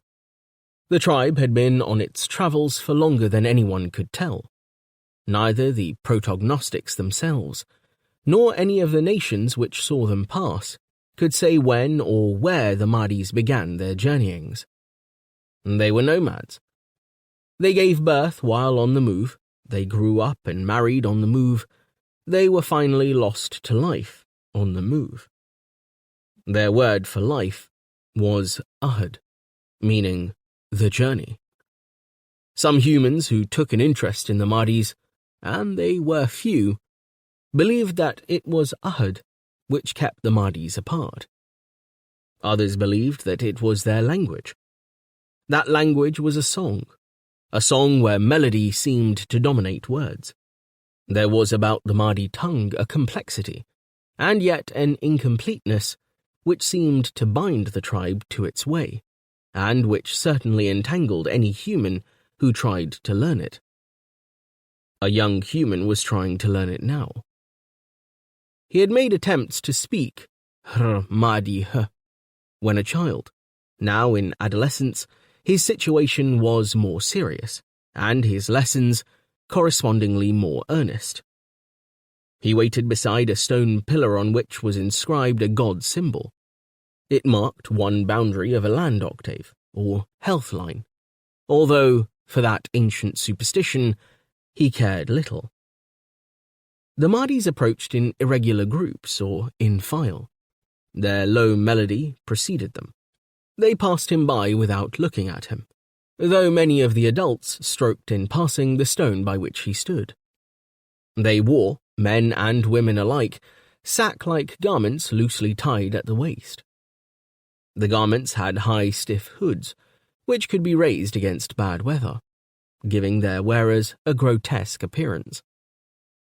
Their wooden shoes were primitively cut, as if the feet which had to bear them through Ahad were of no consideration.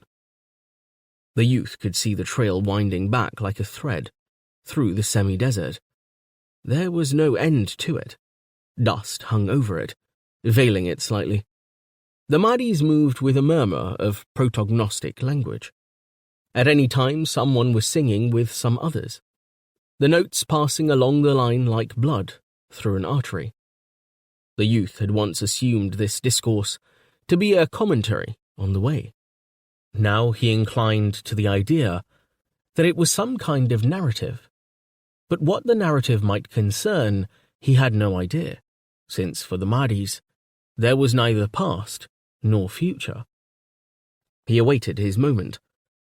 He searched the faces coming towards him as if looking for someone loved and lost, anticipating a sign. Although the Mahdi's were human in physical appearance, their countenances held a tantalizing quality, their protognostic innocence, which reminded those who looked on them of animal faces or the faces of flowers. There was one common Mahdi face. Its eyeballs protruded. With soft brown irises nestled in thick eyelashes, its nose was pronouncedly aquiline, reminiscent of a parrot's beak. The forehead receded, the lower jaw was somewhat undershot. The whole effect was startlingly beautiful in the youth's eyes. He was reminded of a lovely mongrel dog he had worshipped as a child, and also of the white and brown flowers of the dog thrush bush. By one distinguishing mark could the male face be told from the female. The male had 2 bosses, high on their temples and 2 on their jaws. Sometimes these bosses were dappled with hair. Once the youth had seen a male with short stubs of horn emerging from the bosses. The youth looked with fondness on the array of faces as it passed. He responded to the Mahdi's simplicity. Yet hatred burned in his harnies. He wished to kill his father, King Jandol Anganol of Borleon. Motion and murmur flowed past him. Suddenly, there was his sign. "Oh, I thank you," he exclaimed, and moved forward.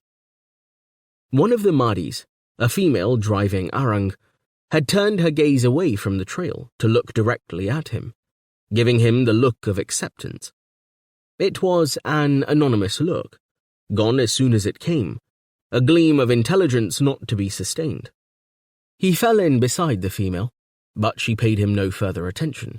The look had been past. He had become a part of the Ahad. With the migrants went their animals, pack animals such as the elk, trapped in the animals' great summer grazing grounds, as well as the semi-domesticated animals, several kinds of arang, sheep, and flebit, all hoofed animals, together with dogs and assokins, which seemed as dedicated to the migratory life as their masters. The youth, who called himself only Roba, and detested the title of prince, remembered with scorn how the bored ladies of his father's court would yawn and wish they were as free as the wandering Mahdi. The Mahdi, with no more consciousness than a clever dog, were enslaved by the pattern of their lives. Every day, camp was struck before dawn. At sunrise, the tribe would be off, moving in an untidy pattern. Throughout the day, rest periods occurred along the column, but the rests were brief and took no account of whether 2 suns or 1 ruled in the sky. Robar became convinced that such matters did not enter their minds. They were eternally bound to the trail. Some days, there were obstacles on the route, a river to be crossed, a mountainside. Whatever it was, the tribe would accomplish it in their undemonstrative way. Often a child was drowned, an old person killed, a sheep lost. But the Ahad went on. and the harmony of their discourse did not cease. At Batalic's set, the tribe came to a slow halt. Then were chanted over and over the two words that meant water and wool. If there was a Mahdi god, he was composed of water and wool. The men saw to it that all the animals of their herd had water before they prepared the main meal of the day. The women and girls took down crude looms from their pack animals, and on them wove rugs and garments of dyed wool. Water was their necessity. Wool was their commodity. Water is Ahad. Wool is Ahad. The song had no precision, but it recognized truth. The men sheared the wool from their animals and dyed it. The women, from the age of 4, walked along the trail teasing the wool onto their distaffs. All the articles they made were made from wool. The wool of the long-legged phlebit was finest, and went to make satara gowns fit for queens. The woven articles were either stowed on pack animals, or else worn by male and female alike under their drab outer garments. Later they were traded at a town along the route.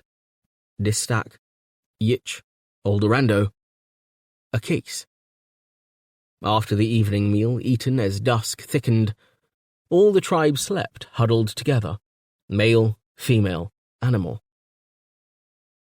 The females came on heat rarely. When it was the time of the female Roba travelled with, she turned to him for her satisfaction, and he found delight in that fluttering embrace. Her orgasms were marked by peals of song. The path the Mahdis took was as preordained as the pattern of their days. They journeyed to the east or to the west by different trails. Those trails sometimes crossed, sometimes wandered 100 miles apart. A journey in one direction took an entire small year, so that such knowledge of passing time as they had was spoken of in terms of distance. That understanding was Roba's entry point into her Mahdi. That the journey had been in progress for centuries, and perhaps for centuries before that, was evidenced by the flora growing along its way. These flower-faced creatures, who owned nothing but their animals, nevertheless dropped things all along their route. Feces and seeds were scattered. As they walked, the women were in the habit of plucking herbs and plants, such as afram, henna, purple hellebore, and mantor. These yielded dyes for their rugs.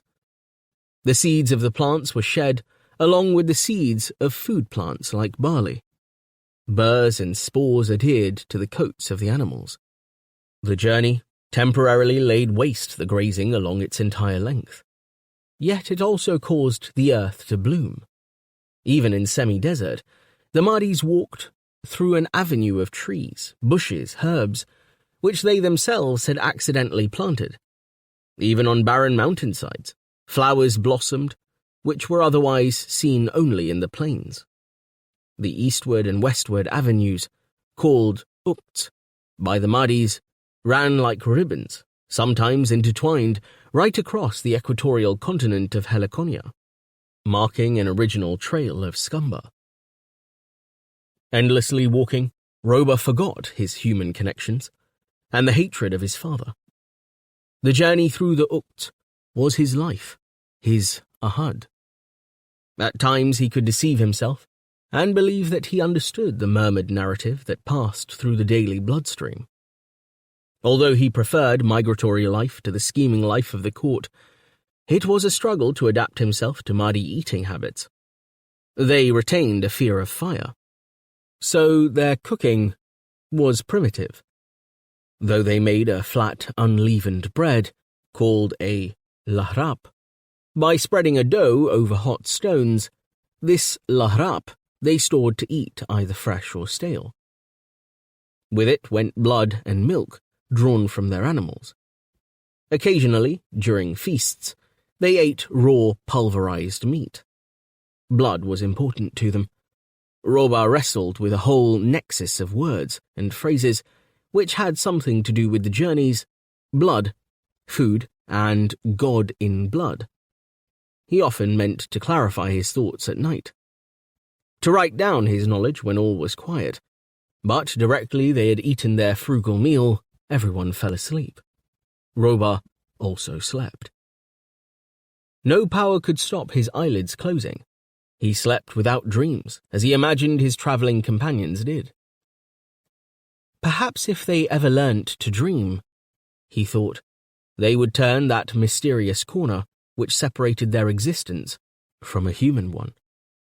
When the female, having clung to him for her brief ecstasy, fell away, he wondered in the moment before sleep if she was happy. Though there was no way he could ask or she answer. And he?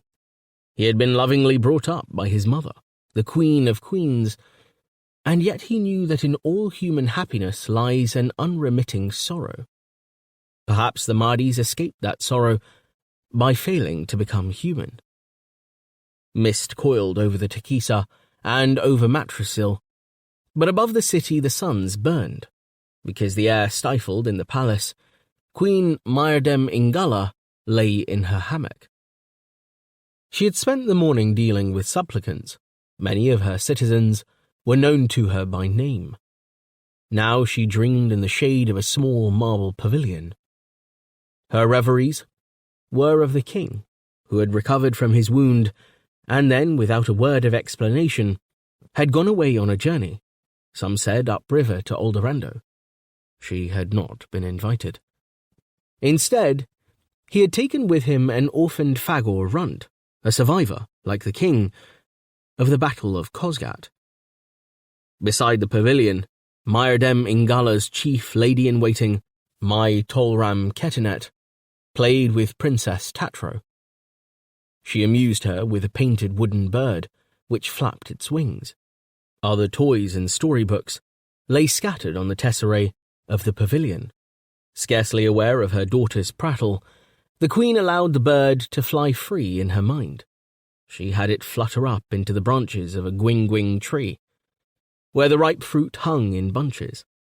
In the magic of her thought, Freya became a harmless gwing-gwing. Its threatening advance towards the world became nothing more than the fructiferous ripeness. Under the same magic which drowsed beneath the queen's lids, she both was and was not the soft gwing-gwing flesh. Their flesh came down and touched the ground. The globes of their summery weight were furred. They rolled under the hedges, sprawled in the velvets of the moss beneath, their cheeks gentle against the verdure. And the wild boar came. It was a boar, but it was her husband, her master, her king. The boar pranced upon the fruit, crushed it, devoured it, until juices suppurated at its chin. Even as she filled the garden with her syruped thought, she prayed to Akanaba to deliver her from the rape, or rather, to let her enjoy and not to punish her for her excess. Comets flew through the sky, mists boiled above the city, the burn of Freya fell on them, because she allowed herself to dream of the great boar. The king was upon her now in reverie. His immense bristled back arched over her. There were nights in the summer, when he would call her to his bedchamber. She would go barefoot, anointed. Mai trailed beside her with a whale oil lamp, its flame carried in a bubble of glass, like some incandescent wine. She would appear before him, knowing that she was the queen of queens. Her eyes would be wide and dark, her nipples already aglow, her thighs alive with an orchard of gwing-gwings ripe for the tusk. The pair of them would throw themselves into their embraces, with a passion which was ever new. He would call her by her pet name, like a child calling in its sleep. Their flesh, their souls, seemed to rise up like steam from two hot streams mingling. Mai Tolram Keninet's duty was to stand beside their couch and throw a light upon their transports. They were not to be denied the sight of each other's naked body. Sometimes the girl, staid though she was in her daylight nature, would be overcome. and thrust her hand into her own cunny. Then Jandal Anganol, ruthless in his Khmer, would harvest the girl down beside the queen and take her, as if there were nothing to choose between the two women. Of this, no word was ever spoken by the queen in daylight, but her intuition informed her that Mai told her brother, now the general of the Second Army, what occurred. She knew by the way that young general looked at her, sometimes in her hammock daydreaming. She wondered how it would be if Hanra Tolram Keninet also joined in those encounters in the king's bedchamber. The Khmer sometimes failed. On occasions, when dusk moths flew and her lamp again waxed incandescent, Jandal Anganol came by secret passage to where she lay. No one else had his footfall. It was, she thought, at once rapid and indecisive, the very footprint of his character.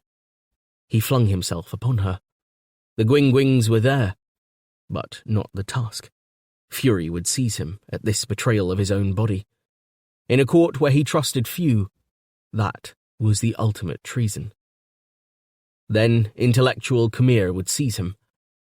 He would flagellate himself, with a hatred as intense as his previous passion. The queen screamed and wept. In the morning, slave women would go down on their knees, bitter-mouthed and sly-eyed, to mop his blood from the tiles beside her bed. To this characteristic of her masters, the Queen of Queens never made reference, not to Mai Tolram Keninet, not to the other ladies of the court. Like his footfall, it was part of him. He was as impatient with his own desires as he was with those of his courtiers. He could not be still enough to face himself, and while his wounds healed, he had been alone with his thoughts. Summoning more branches of Gwingwings to soften what she was saying to herself, she told herself that the vein of weakness was part of his strength. He would be weaker without it. But she could never tell him she understood. She screamed instead. And the next night, the hump-backed animal would be rooting among the hedgerows again. Sometimes in the day, when it seemed the Gwingwings blushed for their devouring, she would plunge naked into her pool, sinking down into the embrace of the water, and, looking upwards, would see the bright scattered blast of Freya across the surface.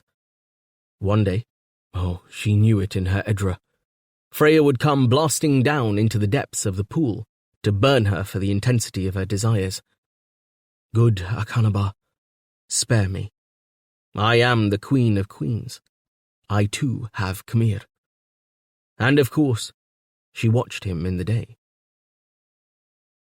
Talking with his courtiers, with wise men or fools, or perhaps even with that ambassador from Sibornal, who fixed her with a look she feared. The king would stretch forth a hand and pluck an apple from a bowl. He would snatch without looking. It might be one of the Cinnabrian apples, brought up river from Ottersol. He would bite into it. He would eat it, not as his courtiers ate apples, who nibbled round the flesh and left a fat central spindle to be thrown on the floor. The king of Borleon ate wholeheartedly, yet without apparent enjoyment, and devoured the entire fruit, skin, flesh, core, plump brown pips. All would go ground down while he talked. He would then wipe his beard, apparently never giving a thought to the fruit. And secretly, Myrdem Ingala would think of the boar in the hedges. Akanaba punished her for her wanton thoughts. He punished her with the understanding that she would never know Jan, however close they were. By the same token, this was more painful, he would never know her as she desired to be known. As Hanra Tolram Ketinet mysteriously knew her, without a word being exchanged.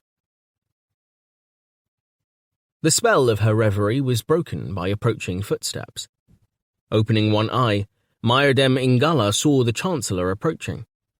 Sartori Irvrash was the only man in the court allowed into her private garden. It was a right she had granted him on the death of his wife. From her perspective of 24.5 years, Sartori Irvrash was old at 37 years and several tenors. He would not interfere with her women. Yet she shut her eye again. This was the time of day when he returned from a certain nearby quarry. Jandol Anganol had told her, laughing harshly, about the experiments Sartori Irvrash carried out on wretched captives in cages. His wife had been killed by those experiments. His bald pate shone in the sun as he removed his hat to Tatro and Mai. The child liked him. The queen would not intervene. Sartori Irvrash bowed to the recumbent form of the queen, and then to her daughter. He spoke to the child as if she were an adult, which possibly explained why Tatro liked him. There were few people in Matrasil who could claim to be his friend. This retiring man of medium height and dishevelled dress had been a power in Borleon for a long while. Thus, when the king lay incapacitated by the wound received in the Koskat, Sartori Irvrash had ruled in his stead, directing the affairs of state from his untidy desk. If no one was his friend, all respected him. For Sartori Irvrash was disinterested. He played no favourites. He was too solitary for favourites. Even the death of his wife appeared to have made no difference to his regime. He did not hunt or drink. He rarely laughed. He was too cautious to be caught in a mistake. Nor had he even the customary swarm of relations on whom to bestow patronage. His brothers were dead. His sister lived far away. Sartori Irvrash passed muster as that impossible creature, a man without faults, serving a king who was full of them. In a religious court, he had only one point of vulnerability. He was an intellectual and an atheist. Even the insult of his atheism had to be overlooked. He tried to convert nobody on his way of thinking. When not occupied with affairs of state, he worked on his book, filtering truth from lies and legends. But that did not stop him occasionally showing a more human side of his nature and reading fairy tales to the princess. Sartori Irvrash's enemies in the Skritina often wondered how he, so cold-blooded, and King Jandol Anganol, so hot-blooded, kept from each other's throat.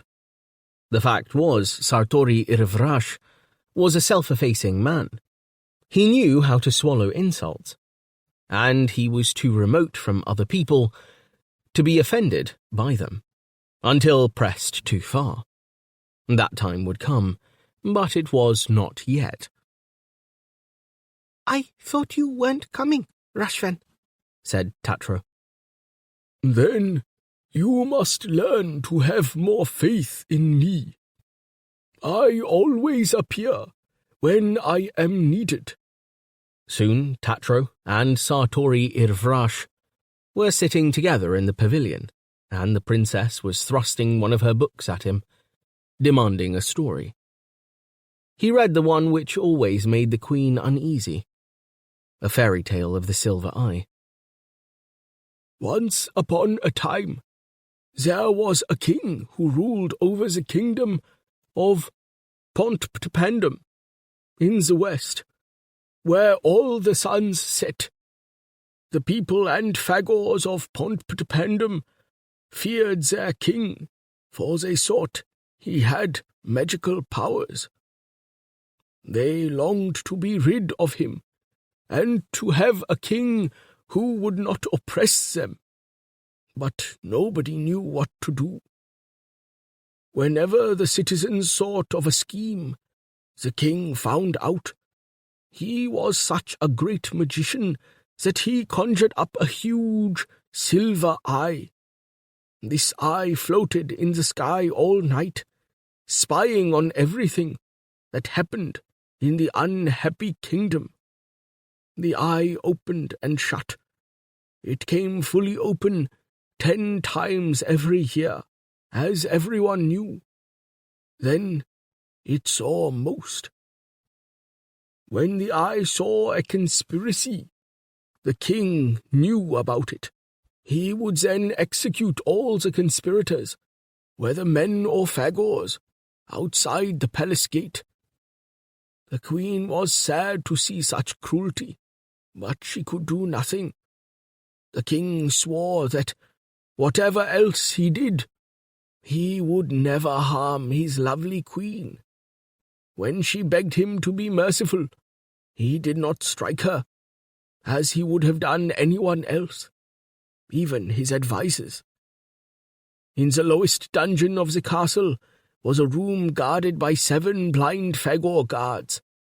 They had no horns, because all Phagors, when they grew up, sawed off their horns at the annual fair in Ponputapendum, so as to try and look more human.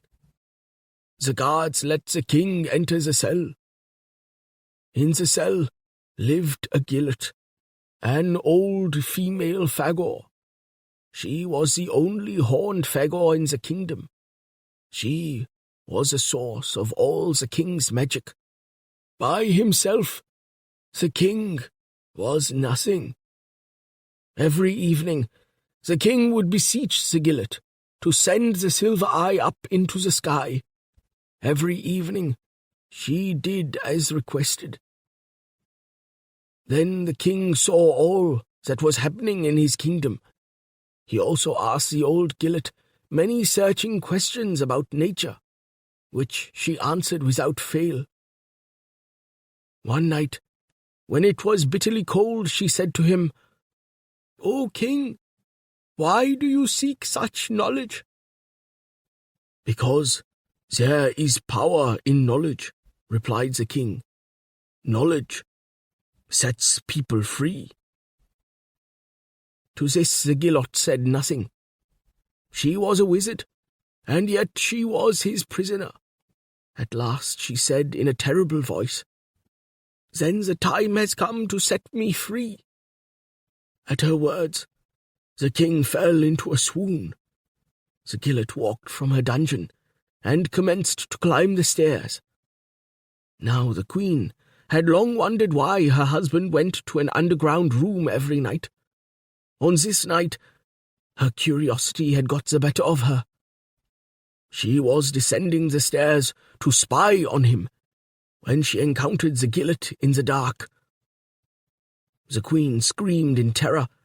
In order that she should not scream again, the Phagor struck her a heavy blow and killed her. Roused by the sound of his queen's much-loved voice, the king woke and ran upstairs. Finding what had occurred, he drew his sword and slew the Phagor. Even as she fell to the ground, the silver eye in the sky began to spiral away. Farther and farther it went, growing smaller and smaller, until it was lost to view. At last, the people knew they were free, and the silver eye was never seen again. Tatro was silent for a moment. "Isn't that an awful bit, where the gillet gets killed?" she said. "Would you read it again?" Raising herself on one elbow, the queen said teasingly, "Why do you read, Tatro, that silly story, Rushven? It's a pure fairy tale." "I read it because Tatro likes it, ma'am," he said, smoothing his whiskers, as he often did in her presence, and smiling. "Knowing your opinion of the ancestral race, I cannot imagine you relish the notion that mankind once looked up to Phagors for wisdom." "Madam, what I relish about the story is that kings once looked up to others for wisdom." Myrdem Ingala clapped her hands with pleasure at the answer. "Let us hope that that at least is no fairy story."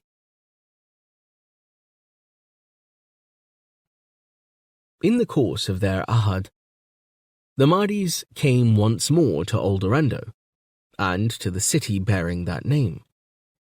A sector of the city called the Port, beyond the south gate, was set aside for the migrants. There they made one of their rare halts. For a few days, celebrations of a modest sort took place. Spiced arang were eaten, elaborate zyganki were danced, water and wool. In Aldorando, the garments and rugs woven during the journey were bartered with merchants for a few necessities. 1 or 2 human merchants had gained the trust of the Mahdi's. The tribes always needed pans and goat bells. They were not workers of metal. It also happened that some members of the tribe always arranged to remain in Aldorando, either until the tribe next returned or permanently. Lameness or illness was reason for leaving the Ahad. Some years earlier, a lame Mahdi girl had left the Ahad and gained employment as a sweeper in the palace of King Seyren Stund.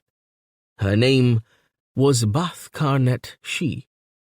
Bath Karnet Shi had the traditional Mahdi face, part flower, part bird, and she would sweep where she was put to sweep without tiring, unlike the lazy Aldorandans. While she swept, small birds would cluster around her without fear and listen to her song. This the king saw from his balcony. In those days, Seyren Stund had not surrounded himself with protocol and religious advisers. He had Bath Karnet Shi brought to him. Unlike most Mahdi's, this girl had an active gaze which could focus like a human's. She was very humble, which suited the nervous Seyren Stund. He decided to have her taught Olonets, and a good master was employed. No progress was made until the king was inspired to sing to the girl. She sang in response. More language came to her, but she could never speak, only sing. This shortcoming would have maddened many. It pleased the king. He found that her father had been human and had joined the journey when a youth, running away from slavery. The king, despite contrary advice, married Bath Karnet Shi, converting her to his faith. Soon she bore him a 2-headed son, who died. Then she bore 2 normal daughters, who lived. First, Simoda Tal, and then the mercurial Milua Tal. Prince Robey de Anganol had heard this story when a boy. Now as Roba, and dressed as a Mahdi, he made his way from the port to one of the gates at the rear of the palace. He wrote a note to Bath Karnet Shi, which a servant bore away. He stood waiting patiently in the heat, where a nocturnal flowering Zal Dal climbed and spread. To the prince, Aldorando was a strange city. Not a Phagor was to be seen. His intention was to learn as much about the Mahdi's as he could from the Mahdi queen before returning to the journey. He had determined that he would be the first man to sing the Mahdi tongue fluently. Before leaving his father's court, he had often talked to Chancellor Sartori Irvrash, who had inspired in him a love of learning. Another reason for his falling out with his father, the king. Roba waited by the gate. He had kissed the rough cheek of his female, talked with the dust of the roadside, knowing that he could never find her again, even when he rejoined the journey. For then, the look of acceptance might be flashed by someone else. Or, if by her again, how was he to recognize her for sure? He felt strongly that the quality of individuality was a precious thing, granted only to humans and, to a lesser degree, to Phagors. After an hour, he saw the servant returning, watching his self-important human strut, so unlike that Mahdi shamble, which carried them safe across a lifetime. The man walked round 2 sides of the palace square, under shady cloisters, rather than brave the breadth of Freya in the open. "Very well. The Queen will grant you 5 minutes' audience. Be sure to bow to her, you rogue." He slipped through the side gate and began to walk across the square, using the Mahdi shamble, which kept the spine supple. A man was walking towards him with a hesitant kind of arrogance which needed no display. It was his father, King Jandol Anganol. Roba removed his old sack hood and bent down, sweeping the ground with it, using languid but steady strokes, Mahdi fashion. Jandol Anganol passed him, talking animatedly to another man, and never even gave him a glance. Roba straightened up and continued on his way to the Queen. The lame Queen sat in a silver swing. Her toes were brown and ringed. She was rocked by a green-clad lackey. The room in which she greeted Roba was overgrown with vegetation, among which Pacubias flitted and preets sang. When she discovered who he was, as she soon did, she refused to sing of her earlier life, and instead warbled in fulsome terms about Jandol Anganol. This was not to Roba's taste. A kind of madness came over him, and he said to the Queen, "I want to sing the song of your birth tongue, but your song is of my birth curse. To know that man you praise, you must become his son. There's no room for flesh and blood in that man's heart, only for abstracts. Religion and country, not Tatro and Roba in his harnies. Kings believe in such matters. I know it. I know they are set above us to dream of grand things we cannot," the Queen sang. "It's empty where kings live." "Grandeur's a stone," he said emphatically. "Under that stone, he imprisons his own father, and I, his own son. He would imprison me for 2 years in a monastery. 2 years to teach me grandeur. A vow of silence in a matrasil monastery to introduce me to that stone, Akanaba. How could I bear it? Am I a rickyback or slug to crawl beneath a stone? Oh, my father's heart is stone. So I ran like a footless wind to join the ahad of your kind Queen." Then Bathkarnat She began to sing. "But my kind are the scum of the earth. We have no intelligence, only ukts, and in consequence, no guilt feelings. What do you call that? No conscience. We can only walk our lives away, except for me, who luckily am lame. My dear husband, Seiren, has taught me the value of religions, which is unknown to poor, ignorant Mahdis. Fancy to live for centuries, and not know that we exist only by the grace of the All-Powerful. So I respect your father for all his religious feelings. He scourges himself every day he is here." As the singing voice ceased, Roba asked bitterly, "And what is he doing here? Looking for me, a wandering part of his kingdom?" "Oh, no." There was fluting laughter. "He has been here conferring with Seiren, and with church dignitaries from distant Panoval. Yes, I saw them. They spoke to me." He stood before her, in such a way that the lackey had to swing her more gently. "Who confers and never speaks? Who has and still seeks? Who can tell what kings confer about?" she sang. One of the bright birds fluttered into his face, and he beat it down. "You must know what they are planning, Your Majesty. Your father has a wound. I see it in his face," she sang. "He needs his nation to be powerful, to smite his enemies to the dust. For that, he will sacrifice even his queen, your mother." "How will he sacrifice her?" "He will sacrifice her to history.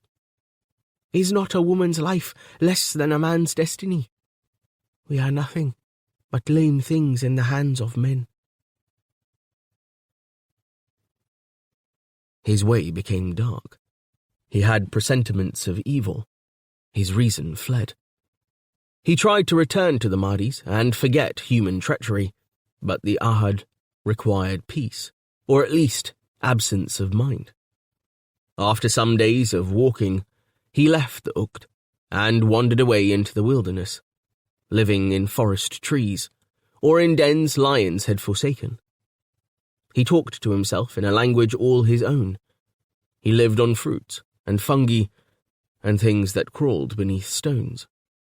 Among the things that crawled beneath stones was a small crustacean, a rickyback. This little hump-backed creature had a tiny face peering from under its chitin shell, and 20 delicate white legs. Rickybacks congregated under logs and stones in their dozens, all packed snug together. He lay watching them, playing with them, lying on his side with one arm crooked to support his head, flipping them gently over with a finger. He marveled at their lack of fear, at their laziness. What was their purpose? How could they exist doing so little?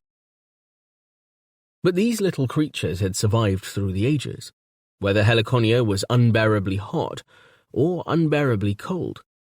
Sartori Irvrash had told him this. The rickybacks remained close to the ground, hiding away, and had probably done nothing more since time began. They were wonderful to him, even as they lay kicking their dainty limbs in ridiculous attempts to right themselves. His wonder was replaced by unease. What could they be doing if the all-powerful had not put them here? As he lay there, the thought was as powerfully present to him as if someone spoke the words that he might be mistaken and his father might be right.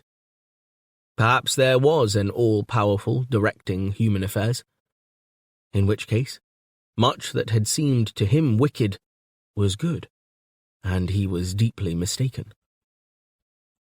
He stood up, trembling, forgetting the insignificant creatures at his feet. He looked up at the thick clouds in the sky. Had someone spoken? If there was an Akanaba, then he must surrender his will to the god. Whatever the all-powerful decreed must be done. Even murder was justified, if the end was Akanaba's.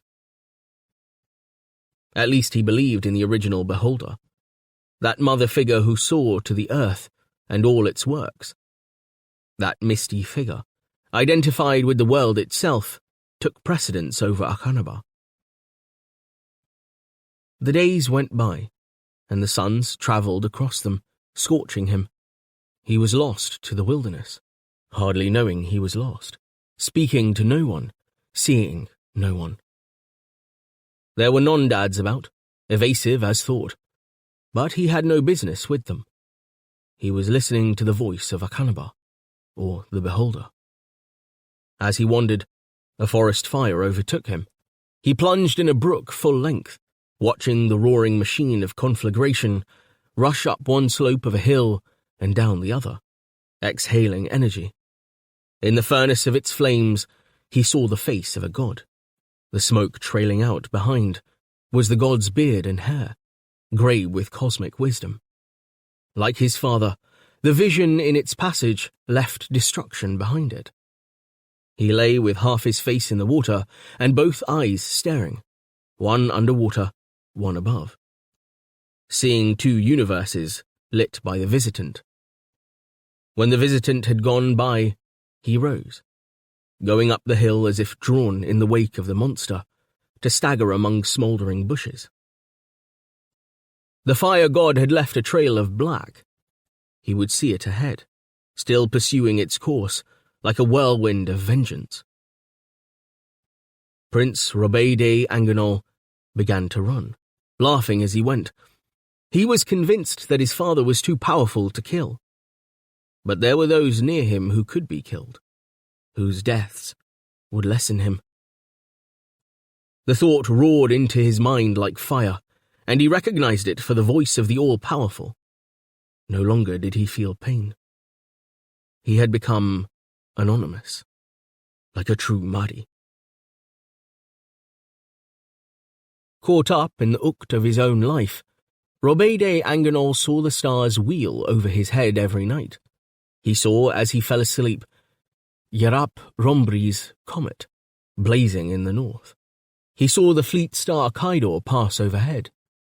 Robede's keen eyes picked out the phases of Kaidor when it was at zenith, but it moved rapidly, traversing the sky from south to north. As he watched it hurl itself towards the horizon, it was no longer possible to distinguish the Kaidor's disk. It sank to a pinpoint of bright light and then disappeared. To its inhabitants, the Kaidor was known as the Avernus, Earth Observation Station Avernus. During this period, it was home for some 6,000 inhabitants, men, women, children, androids. The human beings were divided into 6 scholarly families, or clans. Each clan studied some aspect of the planet below, or of its sister planets. The information they gathered was signaled back to Earth. The 4 planets, which circled about the G-class star known as Batalix, comprised a great discovery of Earth's interstellar age. Interstellar exploration, conquest, as the peoples of that arrogant age called it, was conducted at enormous expense.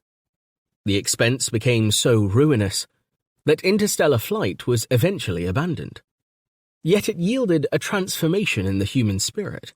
A more integrated approach to life meant that people no longer sought to exact more than their fair share from a global production system now much better understood and controlled. Indeed, interpersonal relationships took on a kind of sanctity once it was realized that, of 1 million planets within reasonable distance from Earth, not one could sustain human life or match the miraculous diversity of Earth itself. With emptiness, the universe was prodigal beyond belief. With organic life, it was niggardly. As much as anything, it was the scale of desolation of the universe which caused mankind to turn with abhorrence from interstellar flight. By then, however, the planets of the Freya Batalix system had been discovered. God built Earth in 7 days. He spent the rest of his life doing nothing. Only in his old age did he stir himself and create Helliconia. So said one terrestrial wag. So the planets of the Freya Batalix system were of prime importance to the spiritual existence of Earth, and of those planets, Helliconia was paramount. Helliconia was not unlike Earth. Other human beings lived there, breathed air, suffered, enjoyed, and died. The ontological systems of both planets were parallel. Helliconia was 1,000 light-years from Earth. To travel from one world to the other in the most technologically advanced ship took over 1,500 years. Human mortality was too frail to sustain such a journey. Yet a deep need in the human spirit, a wish to identify with something beyond itself, sought to sustain a bond between Earth and Helliconia. Despite all the difficulties imposed by the enormous gulfs of space and time, a permanent watch post was built in orbit about Helliconia, the Earth Observation Station. Its duty was to study Helliconia and send back its findings to Earth. So began a long, one-sided involvement. That involvement exercised one of mankind's most attractive gifts, the power of empathy. Ordinary terrestrials turned every day, or would turn long hence, to learn how their friends and heroes fared on the surface of the remote planet. They feared Phagors. They watched developments at the court of Jandol Anganol.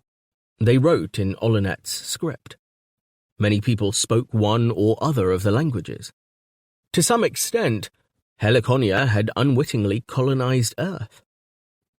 This bond continued long after the end of Earth's great interstellar age.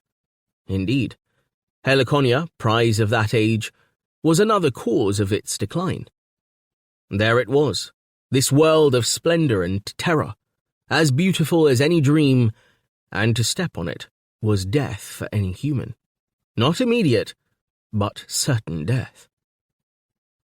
Pervading the atmosphere of Helliconia were viruses which, through long processes of adaptation, were harmless to the natives. At least they were harmless throughout most of the Great Year. But to anyone from Earth, those unfilterable viruses formed a barrier like the sword of the angel who, in an ancient Earth myth, guarded the entrance to the Garden of Eden. And to many people aboard the Avernus, a Garden of Eden was what the planet below them resembled, at least when the slow, cruel centuries of the winter of the Great Year had passed. The Avernus had its parks, with streams and lakes, and 1,000 ingenious electronic simulations with which to challenge its young men and women. But it remained an artificial world. Many aboard it felt that their lives remained artificial lives, without the zest of reality. This sense of artificiality was particularly oppressive in the case of the Pin clan. For the Pin clan was in charge of cross-continuities. Their responsibility was mainly sociological. The chief task of the Pin clan was to record the unfolding of the lives of 1 or 2 families through the generations, throughout the 2,592 Earth years of the Great Year and beyond. Such data, impossible to collect on Earth, was of great scientific value. It meant also that the Pin family built up an especially close identification with their subjects below.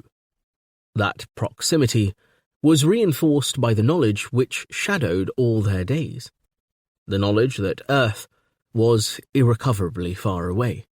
To be born on station was to be born into unremitting exile. The first law governing life on the Avernus was that there was no going home. Computer Borgoid ships occasionally arrived from Earth.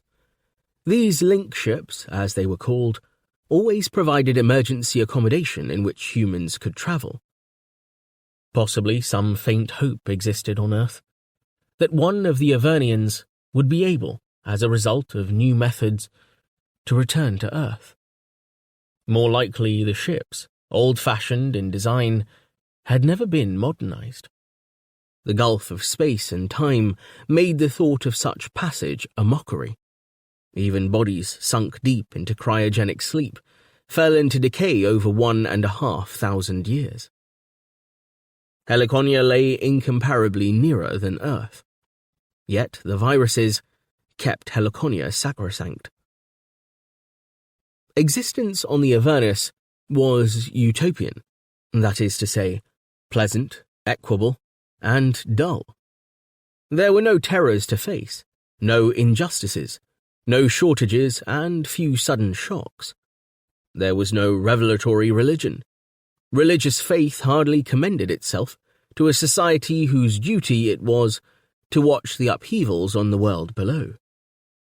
The metaphysical agonies and ecstasies of individual egos were ruled incorrect. Yet to some Avernians of every generation, their world remained a prison, its orbit an ukt, going nowhere. Certain members of the Pin clan, looking down on poor crazed Roba, wandering in the wilderness, were consumed by envy of his freedom. The intermittent arrival of link ships merely emphasized their oppression. In earlier days, a link ship had caused a riot. It had come full of cassettes of news, ancient news of cartels, sports, nations, artifacts, names, all unknown. The leader of the riot had been caught and, in an unprecedented move, sent down to his death on the surface of Helliconia. Everyone on the observation station had watched avidly his extraordinary adventures before he succumbed to the virus. They had lived vicariously on the planet on their doorstep. From that time on, there had to be a safety valve, a tradition of ritualized sacrifice and escape. So the ironically named Helliconia Holiday Lottery came into being. The lottery was held once every 10 years, during the centuries of the Heliconian Summer. The winner of the lottery was allowed to descend to his certain death, and to choose any place at which to land. Some preferred solitude, some cities, some mountains, some the plains. No winner ever refused to go, or turned aside from fame and freedom. Lottery time came round again, 1,177 Earth years after Apastron, the nadir of the Great Year. The 3 previous winners had been women. On this occasion, the prize winner was Billy Zhao Pin. He made his choice without difficulty. He would go down to Matrasil, capital city of Borlean. There he would gaze upon the face of the Queen of Queens, before the helicovirus overcame him. Death was to be Billy's prize. A death in which he would mingle richly with the centuries-long orchestration of Heliconia's Great Summer. 6. Diplomats bearing gifts. King Jandol Anganol eventually returned from Aldorando to his queen. 4 weeks passed. He ceased to limp. Yet the incident of the Coscat was not lost. It was midwinter's day, and diplomats from Panoval were expected in Matrasil. A dead heat lay over the Borleanese capital, enshrouding the palace on the hill which overlooked the city. The outer walls of the palace shimmered, as if they were a mirage that could be walked through. Centuries ago, in the winter of the Great Year, Midwinter's Day had been celebrated in earnest. Now it was otherwise. People were too hot to care. The native courtiers idled in their chambers. The Cibornalese ambassador added ice to his wine and dreamed of the cool women of his home country. Arriving diplomats, loaded with baggage and bribes, sweated under their ceremonial robes and collapsed on couches once the official welcome was over. The Chancellor of Borlean, Sartori Irvrash, went to his musty room and smoked a Veronicane, concealing his anger from the king. This occasion would lead to ill things. He had not arranged it, the king had not consulted him. Being a solitary man, Sartori Irvrash conducted a solitary kind of diplomacy.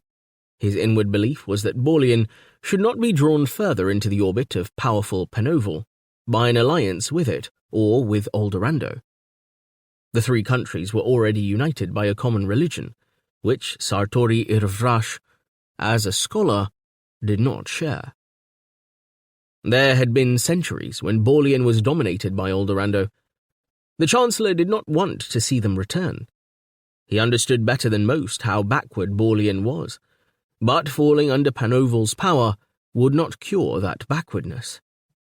The king thought otherwise, and his religious advisers encouraged him so to think. The Chancellor had introduced strict laws into Matrasil to govern the comings and goings of foreigners.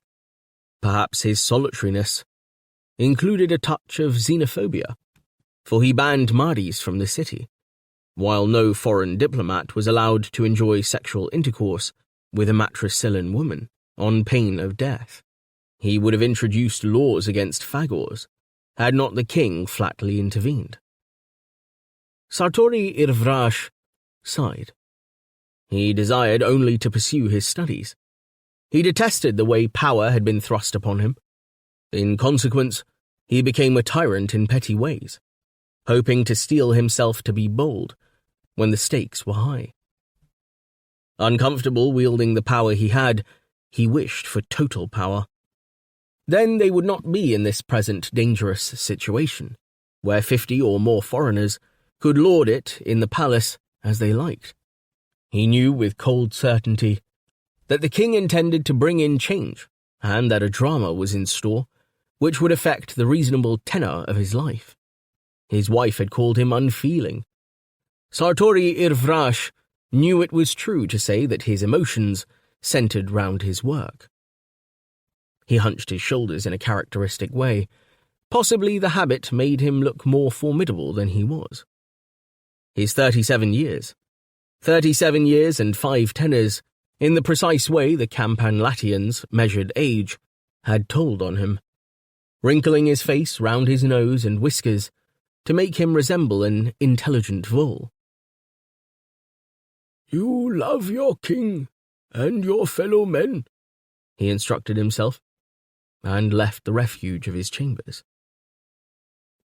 Like many similar strongholds, the palace was an accumulation of old and new. There had been forts in the caves under the Matrasil rock during the last great winter. It grew or shrank, became stronghold or pleasure dome, according to the fortunes of Baulian. The distinguished personages from Panoval were disturbed by Matrasil, where Phagors were allowed to walk in the street without molestation, and without causing molestation. In consequence, they found fault with Jandol Anganol's palace. They called it provincial. Jandol Anganol, in the years when fortune was less against him, and his marriage to Myrdem Ingala still new, had brought in the best provincial architects, builders and artists to patch the ravages of time. Particular care had been lavished on the Queen's quarters. Although the general atmosphere of the palace tended towards the military, there was none of the stifling etiquette which marked the Alderandan and Panovalan courts, and in places some kind of higher culture flourished. The apartments of Chancellor Sartori Irvrash, in particular, provided a rat's nest of arts and learning. The Chancellor moved grudgingly on his way to consult with the king. To his mind came thoughts which were pleasanter than affairs of state. Only the previous day he had solved a problem which had long puzzled him, an antiquarian problem. Truth and lies were more easily distinguished in the past than the present. The Queen approached him, wearing one of her flame-red gowns, accompanied by her brother and the Princess Tatro, who ran and clutched his leg. The Chancellor bowed. Despite his absorption, he saw by the Queen's expression that she too was anxious about the diplomatic visit. "You will have business with Panoval today," she said. "I have to consort with a set of pompous asses, and all the while my history is not getting written." Then he caught himself and laughed sharply. "My pardon, ma'am. I meant to say merely that I do not reckon Prince 10th Indrid of Panoval a great friend of Baulian." She sometimes had a slow way of smiling, as if she was reluctant to be amused, which started at her eyes, included her nose, and then worked about the curves of her lips. "We'd agree on that. Baulian lacks great friends at the present." "Admit it, Rashfin. Your history will never be finished," said Yefferal Oberal, the Queen's brother, using an old nickname. "It simply gives you an excuse to sleep all afternoon." The Chancellor sighed. The Queen's brother had not his sister's brains. He said severely, "If you stopped kicking your heels about the court, you could set up an expedition and sail round the world. How that would add to our knowledge." "I wish that Robede had done some such thing," said Myrdem Ingala. "Who knows where the lad is now?" Sartori Irvrash was not going to waste sympathy on the Queen's son. "I made one new discovery yesterday," he said. "Do you wish to hear of it, or not? Will I bore you? Will the mere sound of such botherations of knowledge cause you to jump from the rampart?" The Queen laughed her silvery laugh, and held his hand. "Come, Yef and I are no dolts. What's the discovery? Is the world getting colder?" Ignoring this facetiousness, Sartori Irvrash asked, frowning, "What colour is a Hoxney?" I know that, cried the young princess. They're brown. Everyone knows Hoxneys are brown. Grunting, Sartori Irvrash lifted her head up into his arms. And what colour were Hoxneys yesterday? Brown, of course. And the day before that? Brown, you silly Rashven. Correct, you wise little princess. But if that is the case, then why are Hoxneys depicted as being striped in two brilliant colours in the illuminations in ancient chronicles? He had to answer his own question. That is what I asked my friend, Bardol Carabensity, down in Ottersol. He flayed a Hoxney and examined its skin. And what has he discovered? Why, that a Hoxney is not a brown animal, as we all believed. It is a brown striped animal, with brown stripes on a brown background. Tatro laughed. You're teasing us. If it's brown and brown, then it's brown, isn't it? Yes and no. The lie of the coat shows that a Hoxney is not a plain brown animal. It consists of brown stripes. What possible point could there be to that? Well, I have hit upon the answer, and you will see how clever I am. Hoxneys were once striped in brilliant stripes, just as the chronicles show. When was that? Why, in the spring of the great year, when suitable grazing was available again. When the Hoxneys needed to multiply as rapidly as possible, so they put on their most brilliant sexual display. Nowadays, centuries later, Hoxneys are well established everywhere. They don't need to breed exponentially, so mating display is out. The stripes are dulled down to neutral brown, until the spring of the next great year calls them out again. The Queen made a moo. If there is another great year spring, and we don't all tumble into Freya. Sartori Irvrash clapped his hands pettishly together. But don't you see this adaptive geometry of the Hoxneyan species is a guarantee that we don't tumble into Freya, that it comes near every great summer and then again recedes. We are not Hoxneys, said Yafaral Oberal, gesturing dismissively. Your Majesty, said the Chancellor, addressing himself earnestly to the Queen. My discovery also shows that old manuscripts can often be trusted more than we think. You know the king, your husband, and I are at odds. Intercede for me, I pray. Let a ship be commissioned. Let me be allowed 2 years away from my duties to sail about the world, collecting manuscripts. Let us make Borlean a centre of learning, as it once was in the days of Yerap Rombri, of Kivassian. Now, my wife is dead. There's little to keep me here, except your fair presence. A shadow passed over her face. There is a crisis in the king. I feel it. His wound has healed in his flesh, but not in his mind.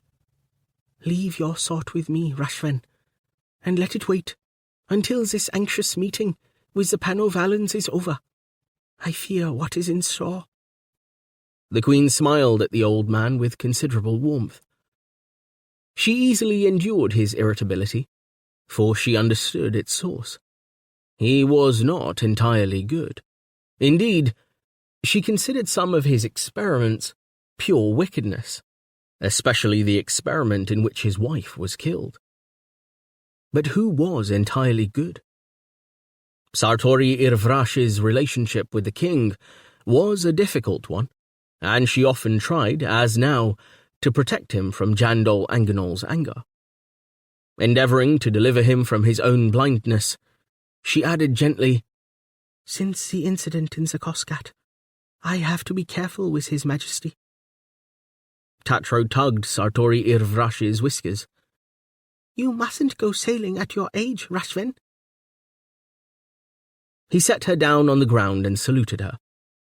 We may all have to make unexpected journeys before we are finished, my dear little Tatro. As on most mornings, Myrdem Ingala and her brother walked along the western ramparts of the palace and gazed out over the city. This morning, the mists that little winter usually brought were absent. The city lay clear below them. The ancient stronghold stood on a cliff looming over the town, in a deep curve of the Takisa. Slightly towards the north, the Valvoral gleamed where it joined the greater river.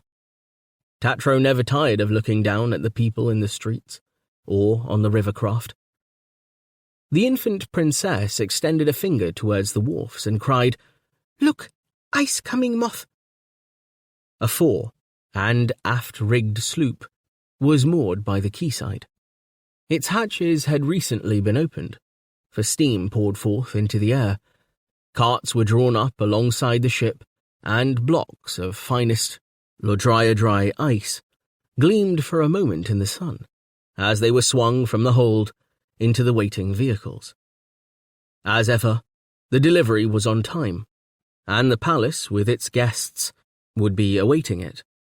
The ice carts would come rumbling up the castle road, winding as the road wound, with 4 oxen straining at the shafts, to gain the fortress which stood out, like a ship of stone, from its cliffs. Tatro wanted to stand and watch the ice carts come all the way up the hill, but the queen was short of patience this morning. She stood slightly apart from her child, looking about her with an abstracted air. Jandol Anganol had come at dawn and embraced her. She sensed that he was uneasy. Panoval loomed. To make matters worse, bad news was coming from the Second Army to Randanen. It was always bad news from Randanen. You can listen to the day's discussion from the private gallery, he said. If it won't bore you, pray for me, Kune. I always pray for you. The All-Powerful will be with you. He shook his head patiently. Why isn't life simple? Why doesn't the face make it simple? His hand went to the long scar on his leg. We're safe while we're here together, Jan. He kissed her. I should be with my army. Then we'd see some victories. Tolram Keninet is useless as a general. There's nothing between the general and me, she thought. Yet he knows there is. He had left her. As soon as he was gone, she felt gloomy. A chill had fallen over him of late. Her own position was threatened. Without thinking, she linked her arm through her brother's as they stood on the ramparts. Princess Tatro was calling, pointing to servants she recognized, wending their way up the hill to the palace. Less than 20 years earlier, a covered way had been built up the hillside, to the walls. Under its protection, an army had advanced on the besieged fortress. Using gunpowder charges, it blew an entrance into the palace grounds. A bloody battle was fought. The inhabitants were defeated. All were put to the sword, men and women, Phagors and peasants. All except the baron who held the palace. The baron disguised himself and, binding his wife, children, and immediate servants, led them to safety through the breached wall. Bellowing to the enemy to get out of his way, he had successfully bluffed a path to freedom with his mock prisoners. Thus, his daughter escaped death. This Baron Rantan Oberol was the Queen's father. His deed became renowned. But the fact was that he could never regain his former power.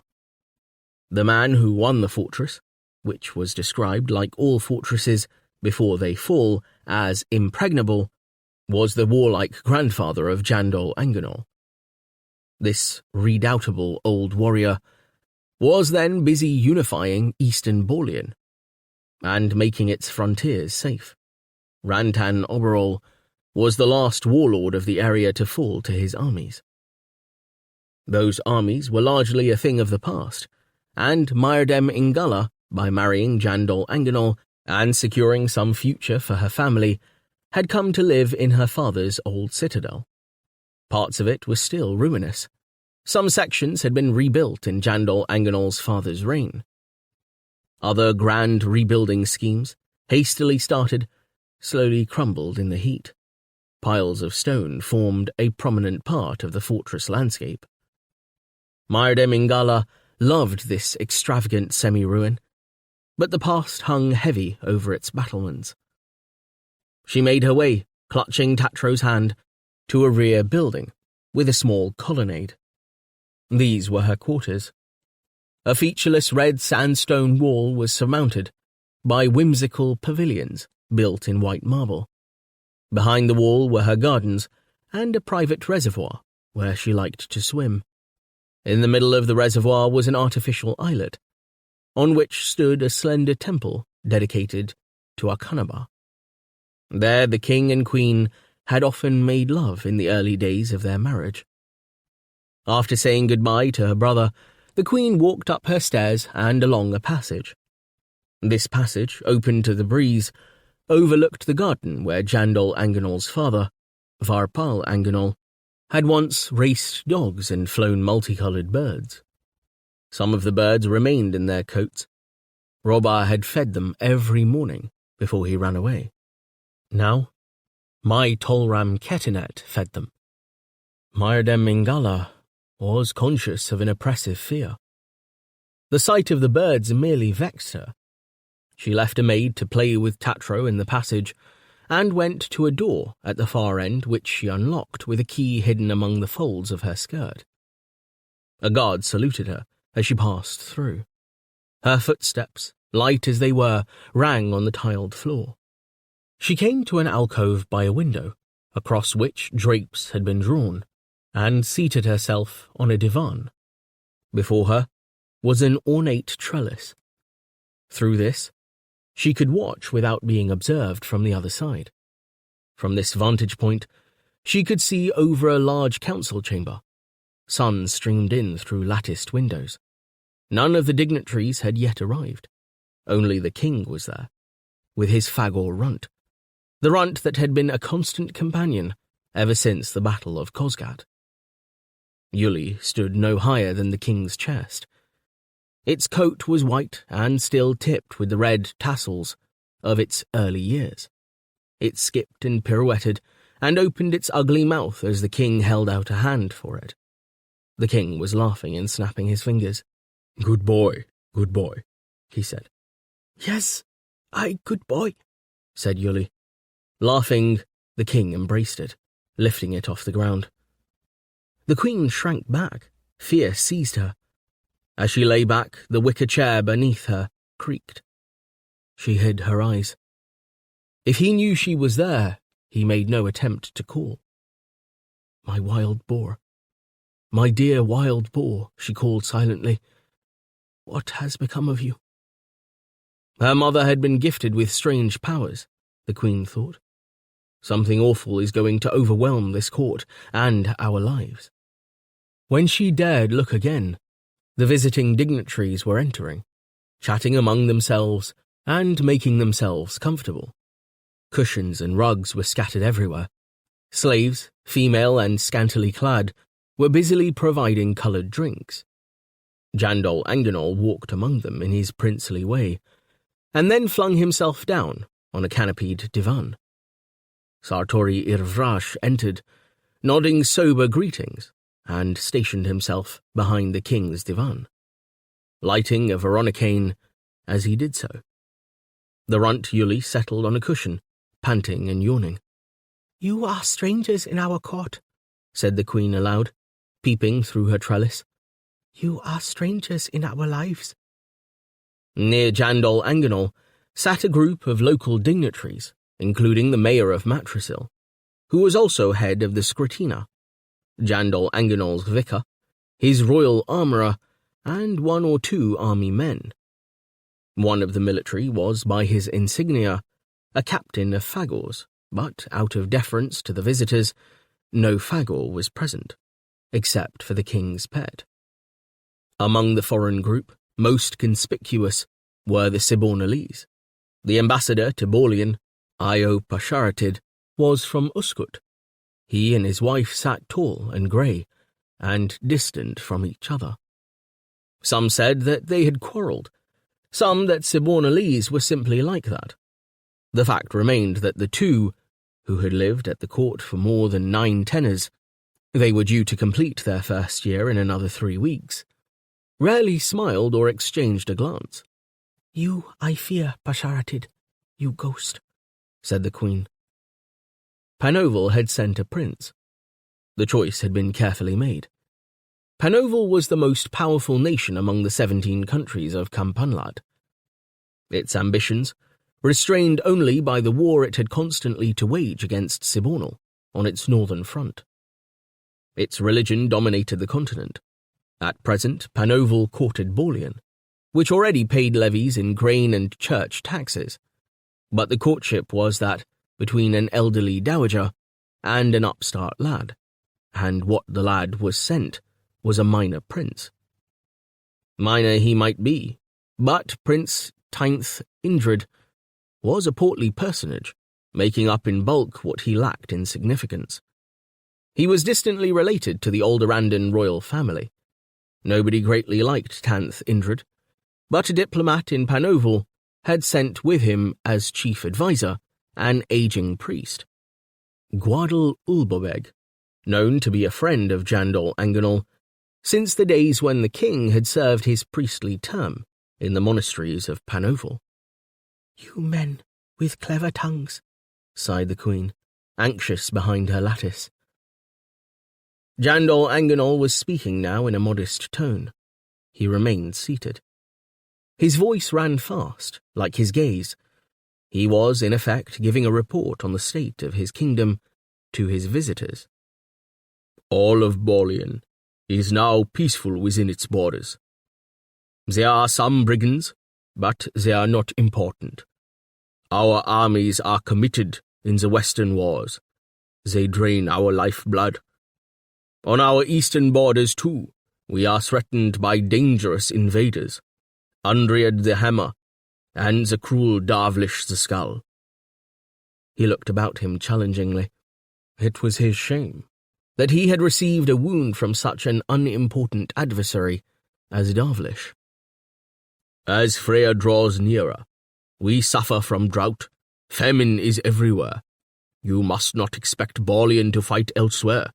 We are a country large in extent, poor in produce. "Come, cousin, you are too modest," said Tanth Indrid. "Everyone knows from childhood that your southern Lewis Plain forms the richest land on the continent." "Richness lies not in land, but in land properly farmed," replied Jandal Anganal. "Such is the pressure on our borders that we must press peasants into the armies, and let women and children work the farms." "Then you certainly need our help, cousin," said Tanth Indrid, looking about for the applause he felt his point merited. Io Pasharatid said, "If a farmer has a lame ox knee, will a wild Kaido assist him?" This remark was ignored. There were those who said that Sibonal should not have been present at this meeting. In the manner of one making everything clear, Tanth Indrid said, "Cousin, you press us for assistance at a time when every nation is in trouble.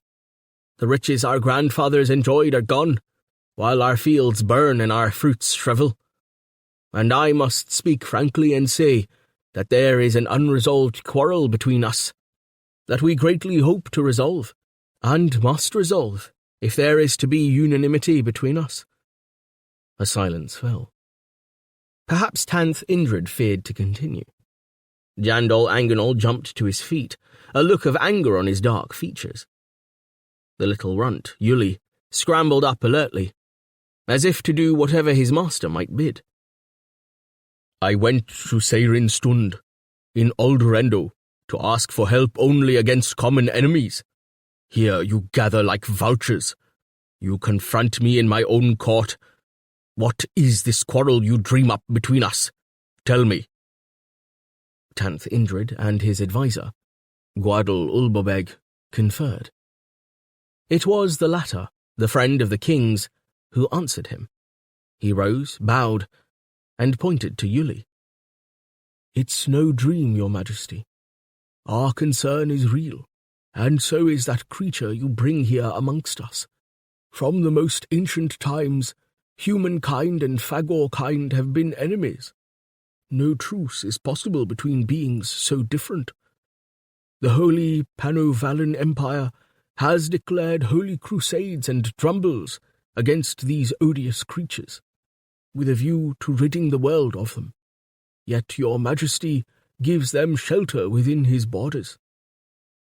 He spoke almost apologetically, his gaze downcast, so as to rob his words of force. His master restored the force by shouting, You expect aid from us? 'Cause, when you harbour these vermin by the million, they overran Campanlat once before, and will again, given the opportunity you provide.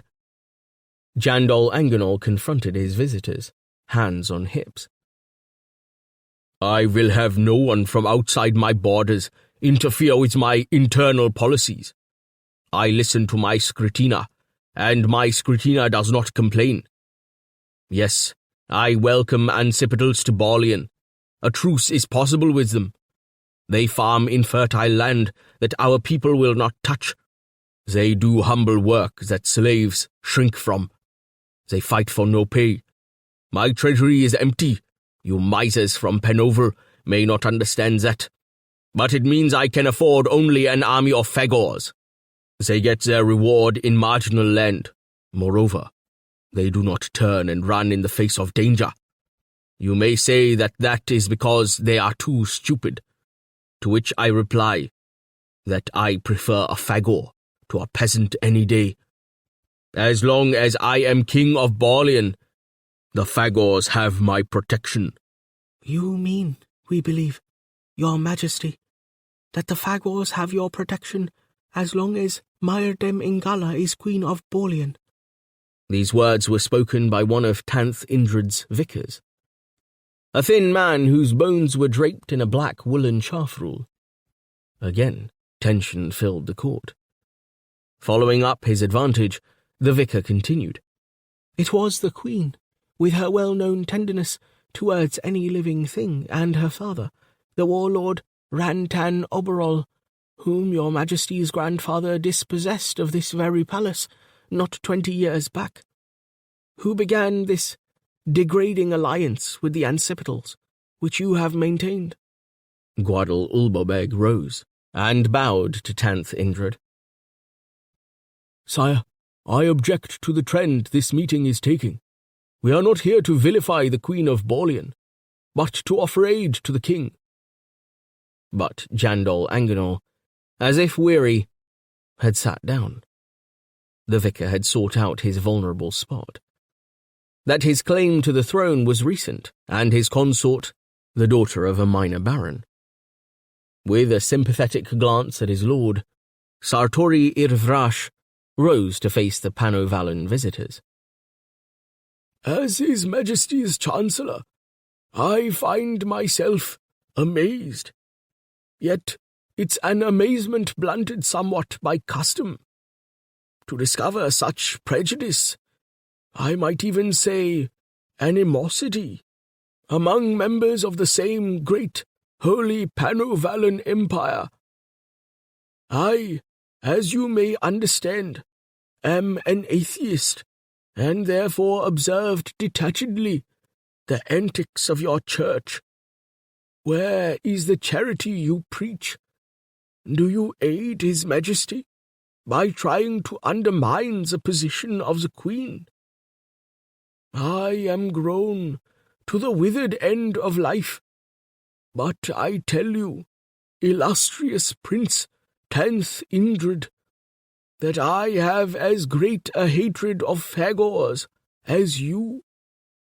But they are a factor of life we must live with, as you in Penoval live with your constant hostilities against Sibonal. Would you wipe out all Sibonalese as you would wipe out all Phagors? Is it not killing itself that is wrong? Doesn't your Akhanaba preach that? Since we are speaking frankly, then I will say that there has long been belief in Bolian that if Panoval were not engaged in fighting Sibonalese colonists along a wide front to the north, then it would be invading us to the south, as you now attempt to dominate us with your ideologies. For that reason, we are grateful to the Sibonalese. As the Chancellor stooped to confer with Jandol Anganol, the Sibonalese ambassador rose and said, Since the progressive nations of Sibonal so rarely receive anything but condemnation from the Empire, I wish to record my astonished gratitude for that speech. Tanth Indrid ignored this sarcastic interjection, said in the direction of Sartori Irvrash, You are so much in the withered end that you mistake the reality of the situation. Panoval serves as a bastion between you and southward incursions of the warlike Sibornalese. As a self-proclaimed student of history, you should know that those same Sibornalese never cease, generation after generation, from trying to quit their loathsome northern continent and take over ours. Whatever the truth of this last assertion, it was true that the Panovalans were as offended to find Sibornalese as Phagors in the council room. But even Tanth Indrid knew that the real bastion between Sibornal and Bolian was geographical. The sharp spines of the Quizzint Mountains, and the great corridor between the Quizints and Mordriat, called Haziz, which at this period was a scorching desert. Jandol Anganol and Sartori Irvrash had been conferring. The Chancellor now spoke again. Our pleasant guests bring up the subject of the warlike Sibornalese before we enter into further botheration and insults. We should proceed to the heart of the matter. My Lord King Jandol Anganol was lately grievously wounded in defending his realm, so much that his life hung by a thread. He praises Akhanaba for his deliverance, while I praise the herbs my surgeons applied to the wound. I have here the cause of the injury. He called forth the royal armourer, a small and savagely moustached man, dressed in leather, who stumped into the centre of the room and then produced a leaden ball, which he held up between thumb and forefinger of a gloved hand. In a formal voice he announced, This is a shot. It was dug from out His Majesty's leg with a surgeon's knife. It caused great injury.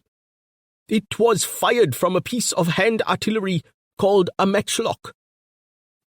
Thank you, said Sartori Irvrash, dismissing the man. We recognize that Sibornal is greatly progressive.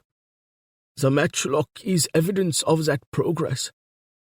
We understand that matchlocks are now being made in Sibornal in great numbers, and that there is later development by name a wheel lock, which will spread greater devastation. I would advise the Holy Panovalan Empire to show genuine unity in the face of this new development. Let me assure you, this innovation is more to be feared than Andriad the Hammer himself. I must furthermore advise you that our agents report that the tribes which invaded the Koskat were supplied with these weapons not from Sibornal itself, as might be expected, but from a Sibornalese source in Matrisil. At this statement, all eyes in the court turned to the Sibonalese ambassador. It happened that Io Pasharatid had just refreshed himself with an iced drink. He paused with the glass halfway to his mouth, a look of distress on his face. His wife, Dienu Pasharatid, reclined on cushions nearby. She rose now, a tall and graceful woman, thin, greyish in cast, severe in appearance. If you statesmen wonder why in my country you are called the savage continent, look no further than this latest lie of magnitude. Who would be to blame for such arms trading? Why should my husband be always mistrusted? Sartori Irvrash pulled his whiskers so that his face was tugged into an involuntary smile. Why do you mention your husband in connection with this incident, Madame Dienu? No one else did. I didn't. Jandol Anganol rose again. 2 of our agents, posing as Dryat tribesmen, went into the lower bazaar and bought one of these new inventions. I propose a demonstration of what this weapon can do, so that you will be in no doubt that we have entered a new era in warfare. Perhaps then you will see my need to retain Phagors in my army and my realms. Addressing himself directly to the Pano-Valan prince, he said, If your refinement will allow you to tolerate the presence of ancipitals in the room. The diplomats sat up and stared apprehensively at the king. He clapped his hands. A leather-clad captain from his cortege went to a passage and called an order. 2 dehorned Phagors marched smartly into the room. They had been standing motionless in the shadows. Their white pelages picked up the light as they passed by the windows. One of them carried a long matchlock before him. A passage was cleared across the middle of the chamber as he set it down and crouched beside it to prepare for firing. The hand artillery piece had a 6-foot iron barrel and a stock of polished wood. Both barrel and stock were mounted at intervals with silver wire. Near the muzzle was a folding tripod of sturdy design with 2 clawed feet. The Phagor packed powder into the mechanism from a horn carried at his belt and used a ramrod to tamp a round lead ball down the barrel. He settled himself and lit a fuse. The captain of Phagors stood over him to see that all was performed properly. Meanwhile, the second Phagor had moved to the other end of the chamber and stood near the wall, looking forward and twitching an ear. Any humans lolling about on cushions had rapidly cleared a wide space for him. The first Phagor squinted along the barrel, using the tripod to support the muzzle. The fuse spluttered. There was a terrific explosion and a puff of smoke. The other Phagor staggered. A yellow stain appeared high up on its chest, where its intestines were situated. It said something, clutching the spot where the shot had entered its body. Then it fell dead, collapsing with a thud on the floor. As smoke and smell filled the council hall, the diplomats began to cough. Panic took them. They jumped up, tugging their chaffrels, and ran into the open. Jandol Anganol and his chancellor were left standing alone. After the morning's demonstration of firepower, of which the Queen had been a secret onlooker, she went and hid herself in her quarters. She hated the calculations that power entailed. She knew that the Panoval contingent, led by the odious Prince Tanth Indrid, were not aiming their remarks against Sibonal, for it was taken for granted that Sibonal was a permanent enemy. That relationship, sour though it was well understood. Jandol Anganol was the target of their talk, for they wished to bind him closer to them, and in consequence she, who had power over him, was also their target. Myrdem Ingala lunched with her ladies. Jandol Anganol, by the laws of courtesy, lunched with his guests. Gwadil, Ulbabeg, earned black looks from his master by pausing at the king's place and saying, in a low voice, "Your demonstration was dramatic, but hardly effective. Our northern armies are having increasingly to fight against Sibornali's forces, armed with those very matchlocks. However, the art of their manufacture can be learnt, as you will see tomorrow. Beware, my friend, for the prince will force a hard bargain on you." After her lunch, scarcely tasted, the queen went alone to her quarters and sat at her favourite window.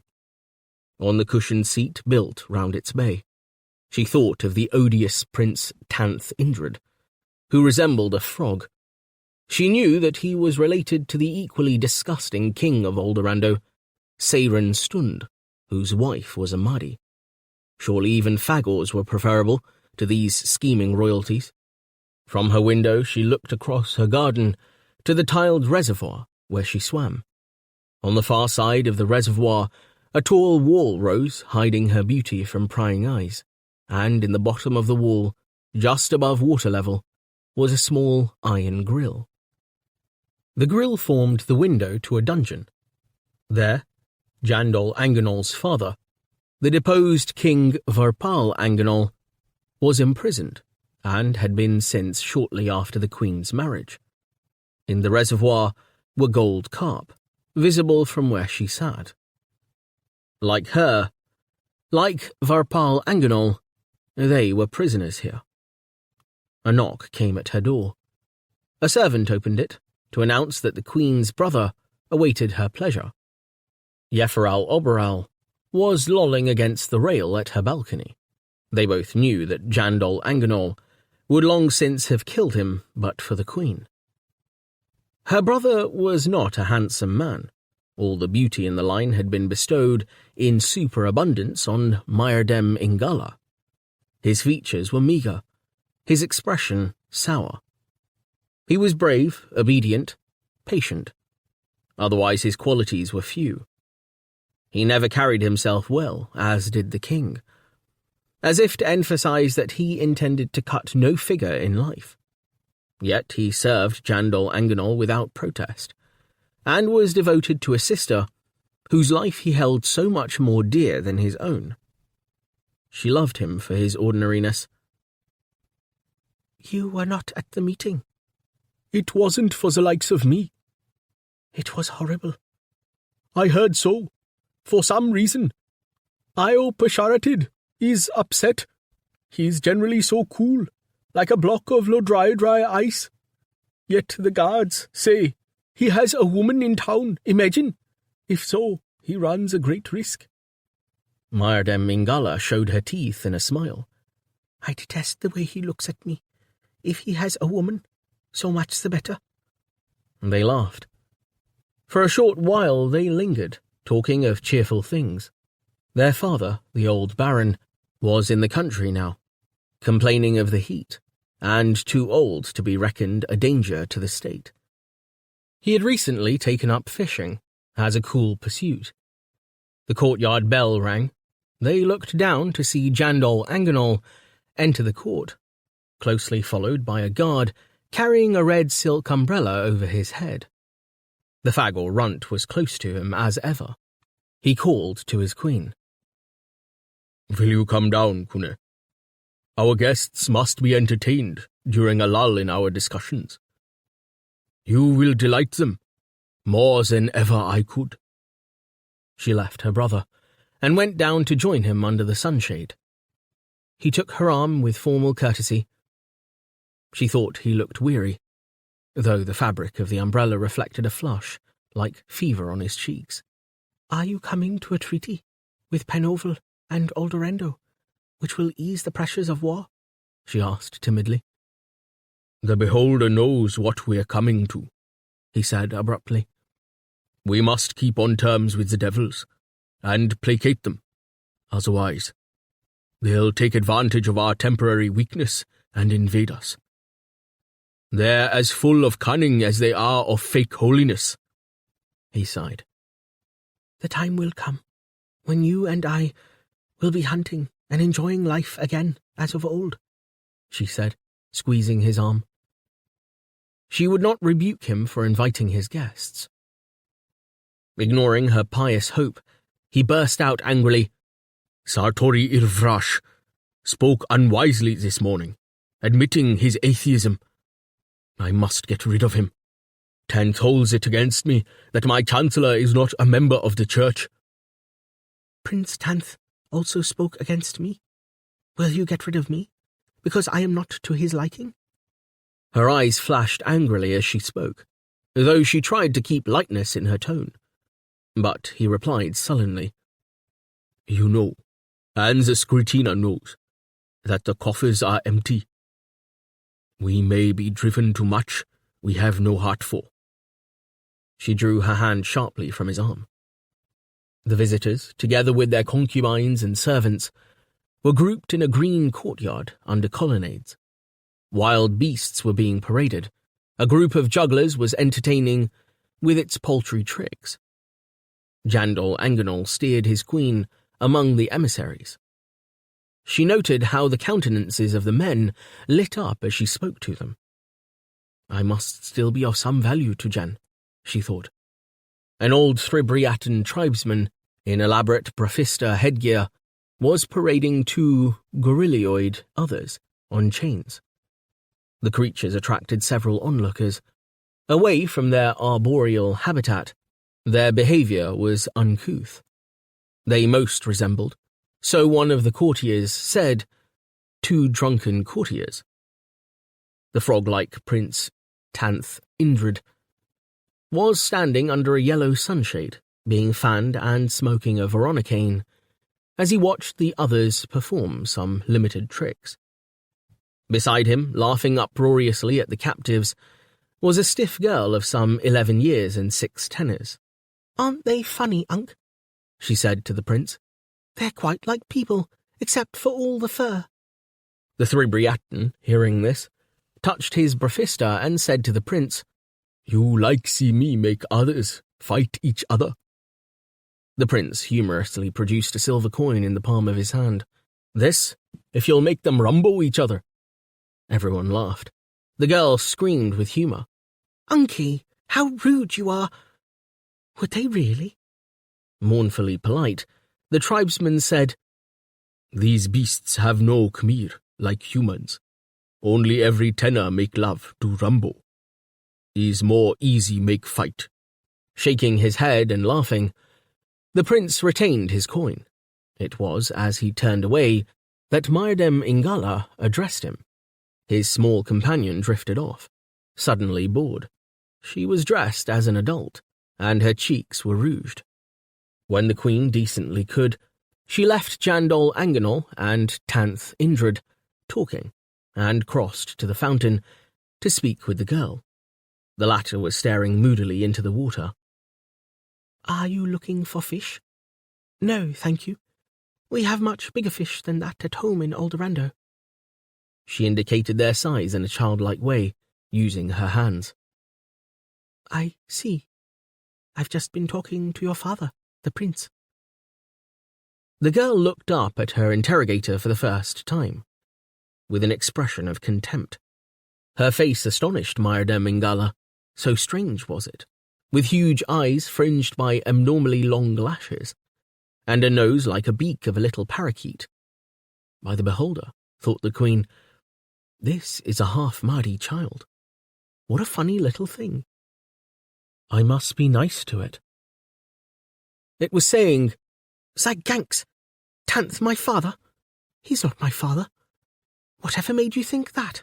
He's only a distant cousin by marriage. I wouldn't have him for a father. He's too fat.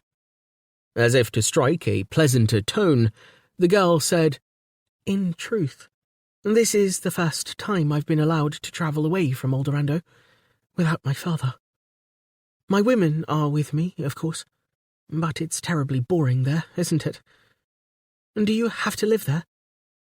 She squinted as she peered up at the queen.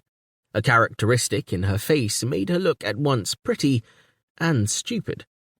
You know what? You look quite attractive for an old person. Keeping a serious face, the queen said, I have a nice cool reservoir. sheltered from view. Would you like a swim?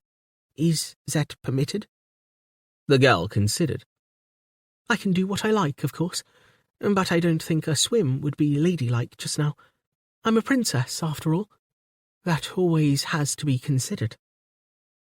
"Really? Do you mind telling me your name?" "Thanks. It is primitive in Borlean. I thought everyone knew my name. I am the Princess Simoda Tal, and my father is the King of Aldorando. I suppose you've heard of Aldorando?" The Queen laughed.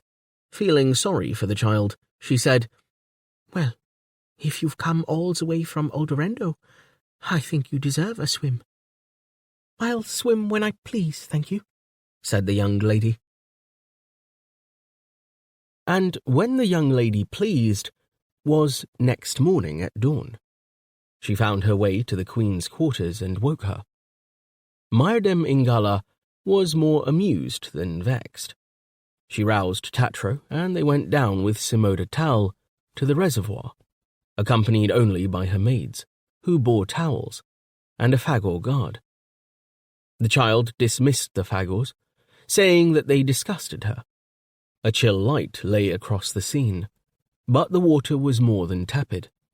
Once, in Jandol Anganol's father's time, carts of snow and ice had been brought from the mountains to cool the reservoirs, but considerations of manpower and the stirrings of the Mordriat tribes had terminated such luxuries.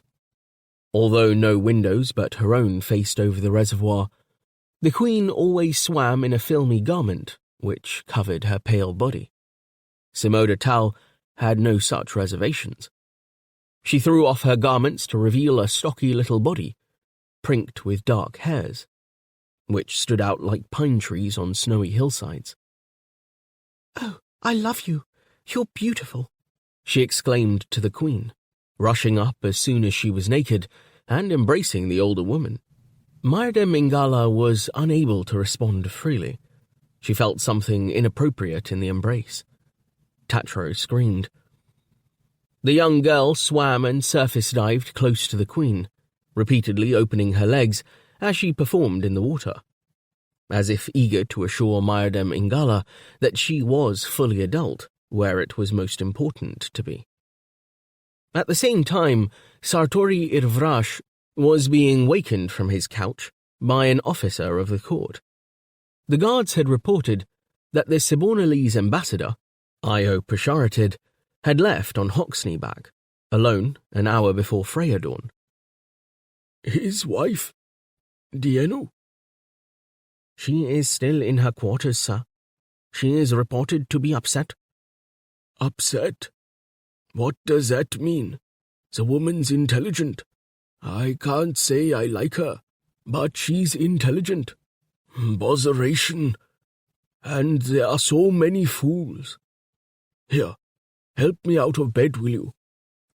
He drew a gown round his shoulders and roused the slave woman who had served as his housekeeper since his wife died.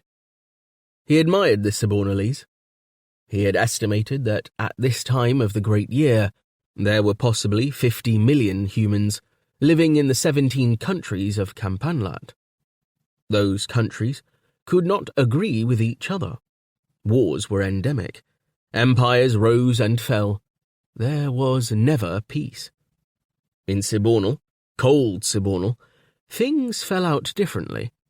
In the 7 countries of Sibornal lived an estimated 25 million humans. Those 7 nations formed a strong alliance. Campanlat was incomparably richer than the northern continent, yet perpetual squabbles between its nations meant that little was achieved, except religions which thrived on desperation. This was why Sartori Irvrash hated the job of Chancellor. He had a contempt for most of the men he worked for. The Chancellor had paid bribes, and knew as a result that Prince Tanth, Indrid, had brought to the palace a chest of weapons. The very weapons discussed yesterday. Clearly, they were designed as bargaining power, but what the bargain would be remained to be seen.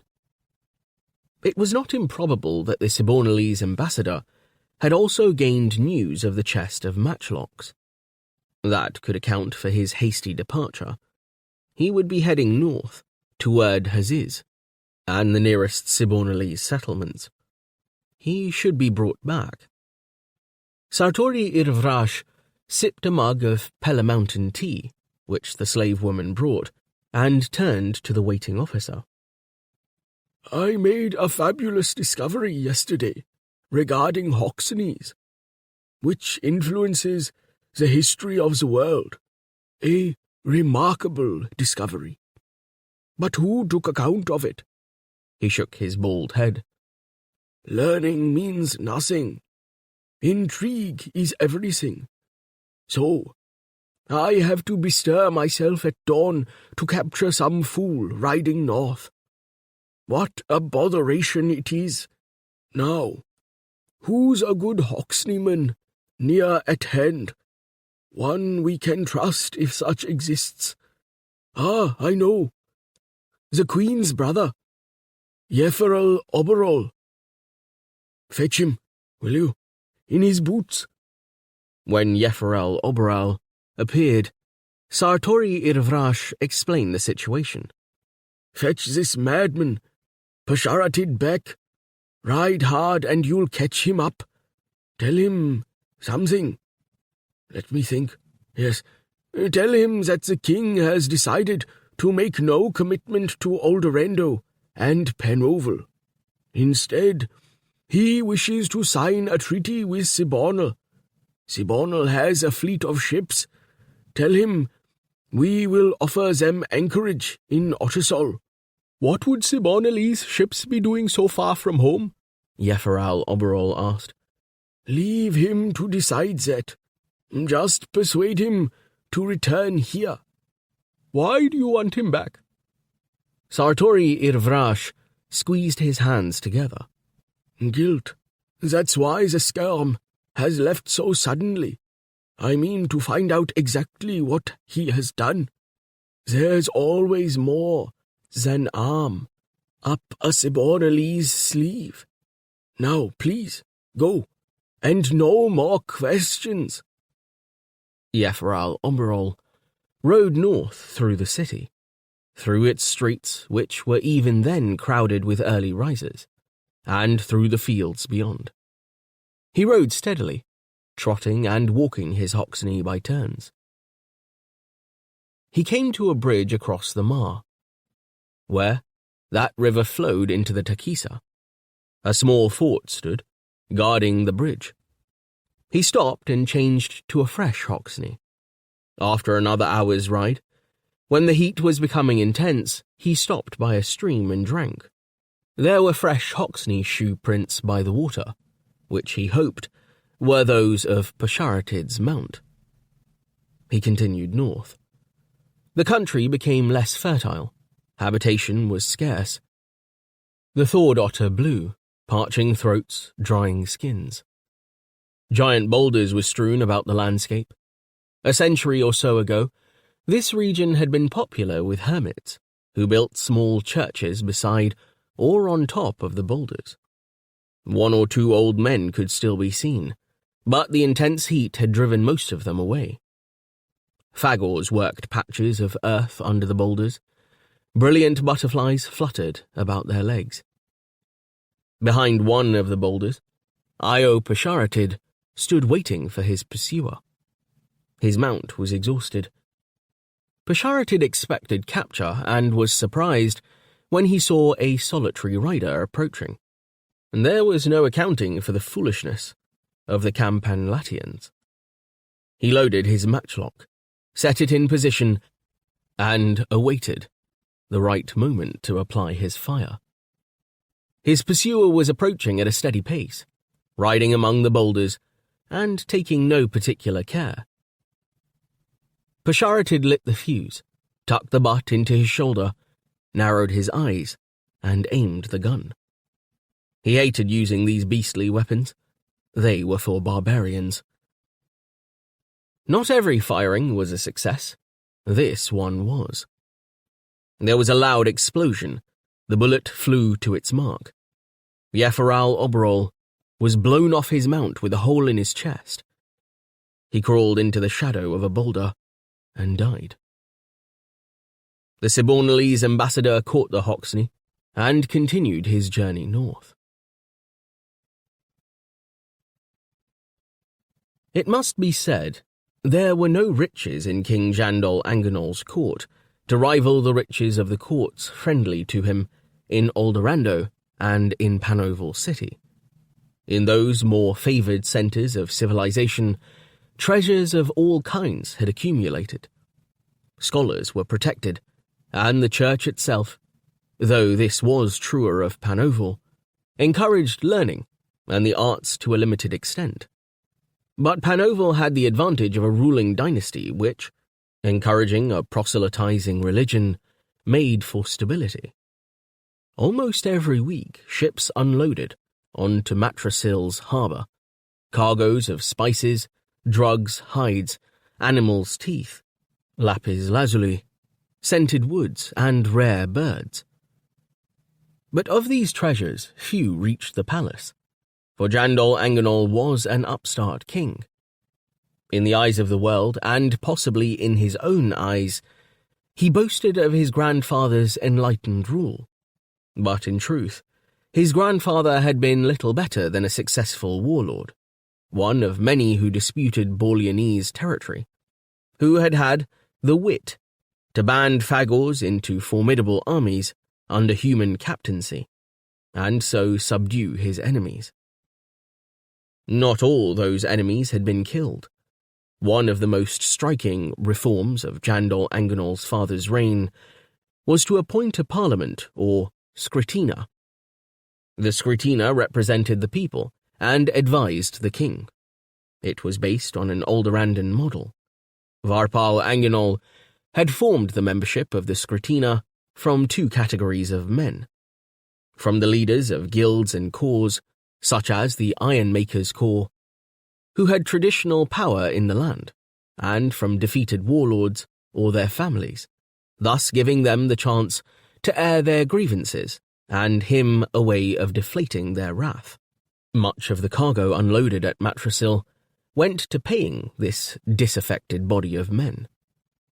When the young Jandol Anganol deposed and imprisoned his father, he had sought to abolish the scritina. The scritina had refused to be abolished. It met irregularly and continued to harass the king and to make its own members rich. Its leader, Budad Rembitim, was also mayor of Matrasil. The scritina called an extraordinary meeting. It would certainly demand a fresh attempt to subdue Randanen and stronger defences against the warlike tribes of Mordriad, who were no more than 2 or 3 days' gallop from their homes. The king would have to answer them and commit himself to a definite line of action. The king presented himself before the scritina that afternoon, when his distinguished visitors were taking a siesta. He left his runt behind and sank into his throne in grim silence. After the difficulties of the morning, another set of difficulties. His gaze went round the wooden council chamber, as if seeking them out. Several members of the old families rose to speak. Most of them harped on a fresh theme, and a stale one. The stale one was the emptiness of the exchequer. The fresh one was the inconvenient report from the Western Wars that the frontier city of Kivasian had been sacked. Randonanese units had crossed the Kakol River and stormed the city. This led to complaints that General Hanra Tolram Ketinet was too young, too unskilled to command the army. Every complaint was a criticism of the king. Jandol Anganol listened impatiently, drumming his fingers on the arm of his throne. He recalled again the wretched days of his boyhood, after his mother had died. His father had beaten and neglected him. He had hidden in cellars from his father's servants and vowed to himself that, when he was grown up, he would let nobody stand in the way of his happiness. After he was wounded in the Koskat, after he had managed to find his way back to the capital, He lay in the state of weakness which recalled to his mind the past he wished to shut away. Again he was powerless. It was then he had observed the handsome young captain, Tolram Ketinet, smile at Myrdem Ingala, and receive an answering smile. As soon as he had managed to crawl from his bed, he promoted Tolram Ketinet to general, and sent him off to the Western Wars. There were men in the Skrutina who believed, with good reason, that their sons were much more deserving of promotion.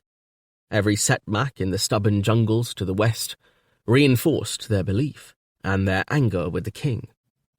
He knew he needed a victory of some kind, very soon. For that, he found himself forced to turn to Panoval. The next morning, before meeting formally again with the diplomats, Jandol Anganol went early to see Prince Tanth Indrid in his suite. He left Yuli outside, where the runt settled down comfortably, sprawling like a dog by the door. This was the king's concession to a man he disliked. Prince Tanth Indrid was breakfasting off a gout cooked in oatmeal, served with tropical fruits. He listened, nodding assent, to what Jandol Anganol had to say. He remarked with seeming irrelevance, "I hear that your son has disappeared." "Robede loves the desert. The climate suits him. He often departs and is away for weeks at a time." "It's not the proper training for a king. Kings must be educated. Robede Anganol should attend a monastery, as you did, and as I did. Instead, he's joined the protognostics, so I hear." "I can look after my own son. I require no advice." "Monastery is good for you. Teaches you that there are things you have to do, even if you don't like them. Bad things loom in the future. Panoval has survived the long winters. The long summers are more difficult. My deuteroscopists and astronomers report bad things of the future. Of course, it's their trade, you might say."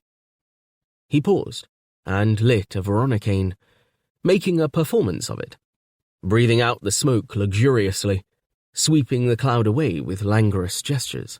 Yes, the old religions of Panoval spoke truth when they warned that bad things came from the sky.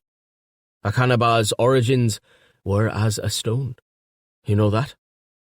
He rose and waddled over to the window, where he climbed up on the sill and looked out.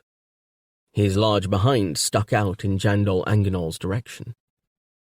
The latter said nothing, waiting for Tanth Indrid to commit himself. The deuteroscopists say that Helliconia and our attendant son, Batalix, are being drawn nearer to Freyr every small year. For the next few generations, 83 years to be precise, we move ever nearer to it. After that, if celestial geometries prove correct, we draw slowly away again. So the next generations are the testing ones.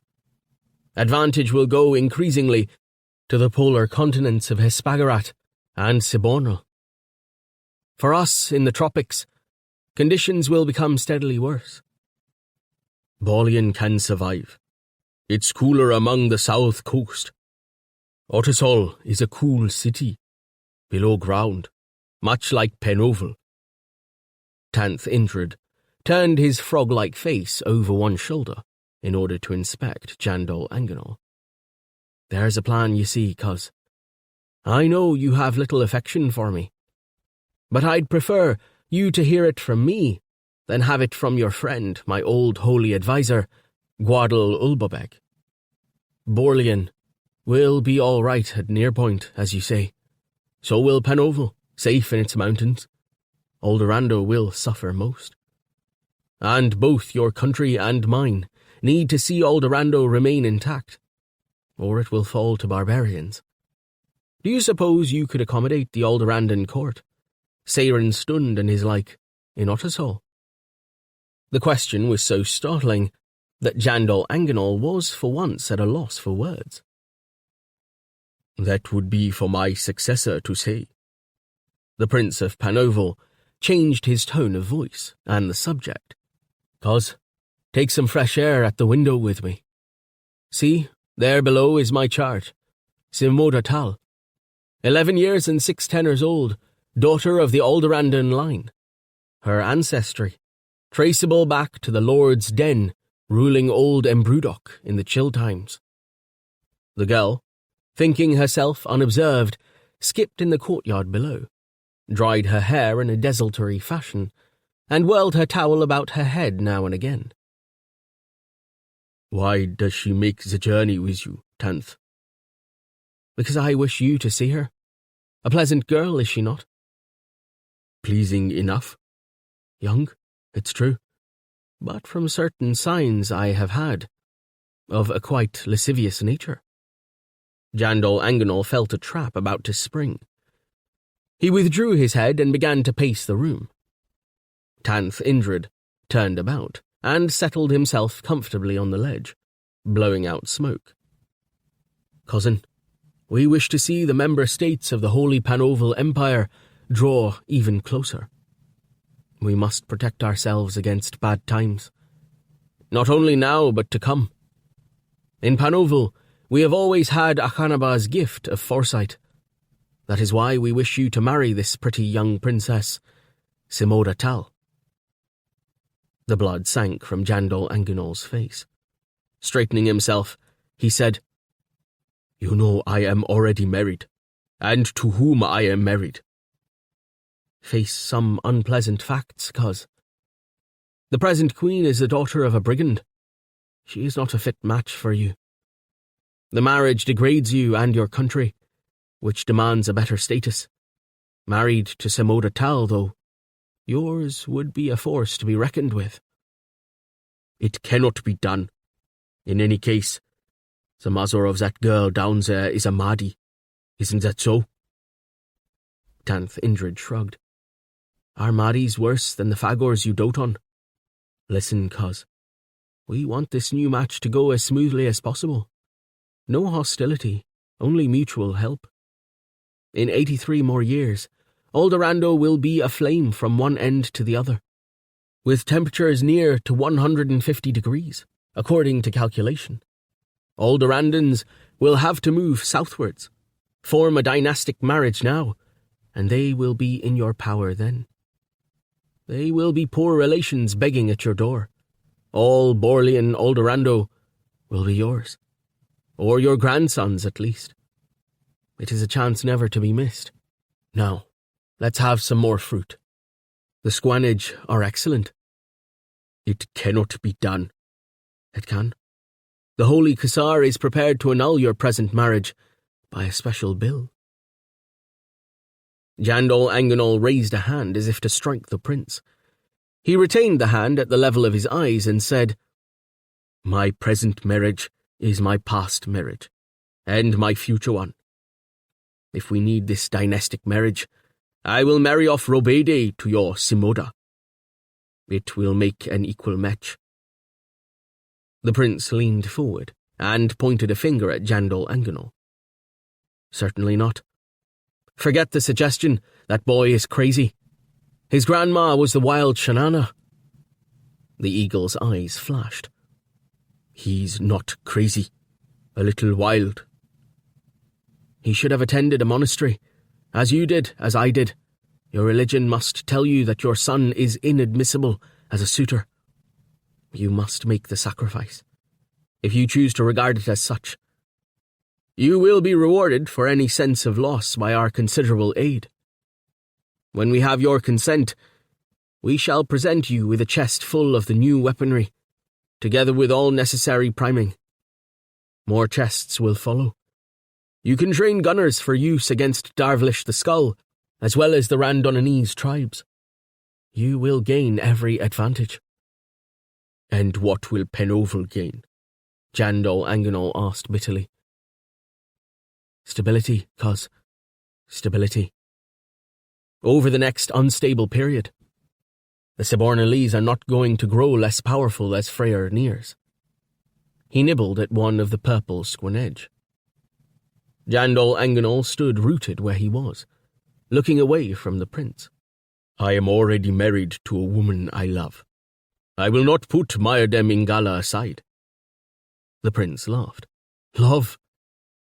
Zyganks, as Simoda Tal would say. Kings cannot afford to think in such terms. You must put your country first. For Borleon's sake, marry Simoda Tal. Unify. Stabilize. And if I don't? Taking his time, Tanth Indrid selected another squinedge from the bowl. In that case, you'll be wiped from the field of play, won't you? Chandol Anganol knocked the fruit from his hand. It rolled across the floor and stopped against the wall. I have my religious convictions. It would go against those convictions to put my queen aside. And there are those in your church who would support me. You don't mean poor old Ulbabeg? Although the prince's hand shook, he bent and selected another fruit. First of all, find some pretext to send her away somewhere. Get her out of the court. Send her to the coast. Then think about all the advantages which will accrue when you do as we wish you to do. I must return to Panoval at the end of the week, with the news that you will make a dynastic marriage, which the Holy Ksar himself will bless. The day continued difficult for Chandol Anganol. During the morning's meeting, while Tanth Indrid sat silent on his frog throne, Gwadal Ulbobeg expounded the plan for the new marriage. This time, it was set out in diplomatic terms. When his action was taken, then those benefits would accrue. Great Ksar Kilander IX, Father Supreme of the Church of Akanaba, would approve both a bill of divorcement and the second marriage. Wisely, nothing was said about what might or might not accrue in 83 years. Most diplomacy was concerned with getting through the next 5 years. The royal household gave a luncheon for the guests, over which Queen Mayardem Ingala presided, the king sitting at her side without eating, his little Phagor waiting behind him. High-ranking members of the Borleonese Skrutina were also present. A wealth of roasted crane, fish, pig, and swan was consumed. After the banquet, Prince Tanth Indrid made his reply. Pretending to reciprocate for the feast, he had his bodyguard give a demonstration of the capabilities of the new matchlocks. 3 mountain lions were brought in chains into one of the inner courtyards and dispatched. While the smoke was still clearing, the weapons were given to Chandol Anganol. They were presented almost contemptuously, as if his assent to the Panovalan demands was taken for granted. The reason for the demonstration was clear. The Skrutina would demand that the king get more matchlocks from Panoval to fight the various wars, and Panoval would supply them, at a price. No sooner was this ceremony concluded than 2 traders entered the palace grounds, bringing with them a body sewn into a sack, lashed to the back of an ancient Kaidor. The sack was opened. Yeferal Oberal's body rolled out, with part of its chest and shoulder blown away. It was a tormented king who stalked into his chancellor's chambers that evening. Batalix was setting among roll after roll of cloud, on which Freya's light intermittently shone. The warm western glow lit the dull corners of the room. Sartori Irvrash rose from the long cluttered table at which he was sitting and bowed to the king. He was wrestling with his alphabet of history and nature. All about lay ancient sources and modern reports, at which the king's quick eye glared dismissively. "What decision should I give 10th Indrid?" demanded the king. "May I speak clearly, your majesty?" "Speak." The king flung himself untidily into a chair, and the runt stood behind it, so as to avoid Sartori Irvrash's gaze. Sartori Irvrash bowed his head so that the king could see only his expressionless, bald pate. "Your majesty," Your first duty lies not to yourself, but to your country. So says the ancient law of kings. The plan of Penovel to cement our present good relations with Aldorando by a dynastic marriage is workable. It will render your throne more secure, its tenure less open to question. It will guarantee that in future we may turn to Penovel for aid. I think in particular of aid in the form of grain as well as weapons. They have great fields in their more temperate north, towards the Penovel Sea. This year our harvest is poor, and will become yet poorer as the heat increases, whereas our royal armourer can presumably imitate the Sbornlese matchlocks. There is, therefore, everything to be said for your making the match with Simoda Tal of Aldorando. Despite her scanty years, everything but one thing. Queen Myrdem Ingala. Our present queen is a good and holy woman, and the condition of love prospers between the two of you. If you sever that love, you will suffer harm as a result. Perhaps I can come to love Simoda Tal. Perhaps you can, your majesty. Sartori Irvrash turned to look out of his small window at the sunsets. But with that love will go the bitter thread of hate. You will never find another woman like the queen. Or, if you do, that woman will not bear the name of Simoda Tal. Love's not important, said Jandal Angenor, beginning to pace the floor. Survival's more important. So says the prince. Perhaps he's right. In any case, what advice are you giving me? Are you saying yes or no? The Chancellor tugged at his whiskers. The Phagor question is another botheration. Did the prince bring it up this morning? He said nothing on that subject this morning. He will. The people for whom he speaks will, just as soon as a deal is made. So, your advice, Chancellor. Should I say yes to Penovel, or no?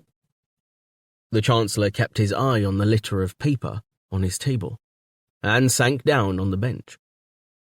His hand fluttered a parchment, causing it to rustle like old leaves.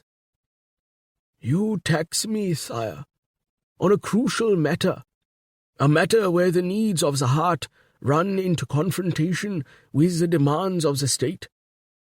It's not for me to say yes or no. Is this not a religious matter, best taken to your vicar? Jandal Angenor struck his fist on the table. All matters are religious, but in this particular matter, I must turn to my Chancellor. That you reverence the present Queen is a quality for which I respect you, Rushfen. Nevertheless, put that consideration apart, and deliver me your judgment. Shall I set her aside, and make this dynastic marriage, in order to safeguard the future of our country? Answer. In the Chancellor's mind lay the knowledge that he must not be responsible for the king's decision.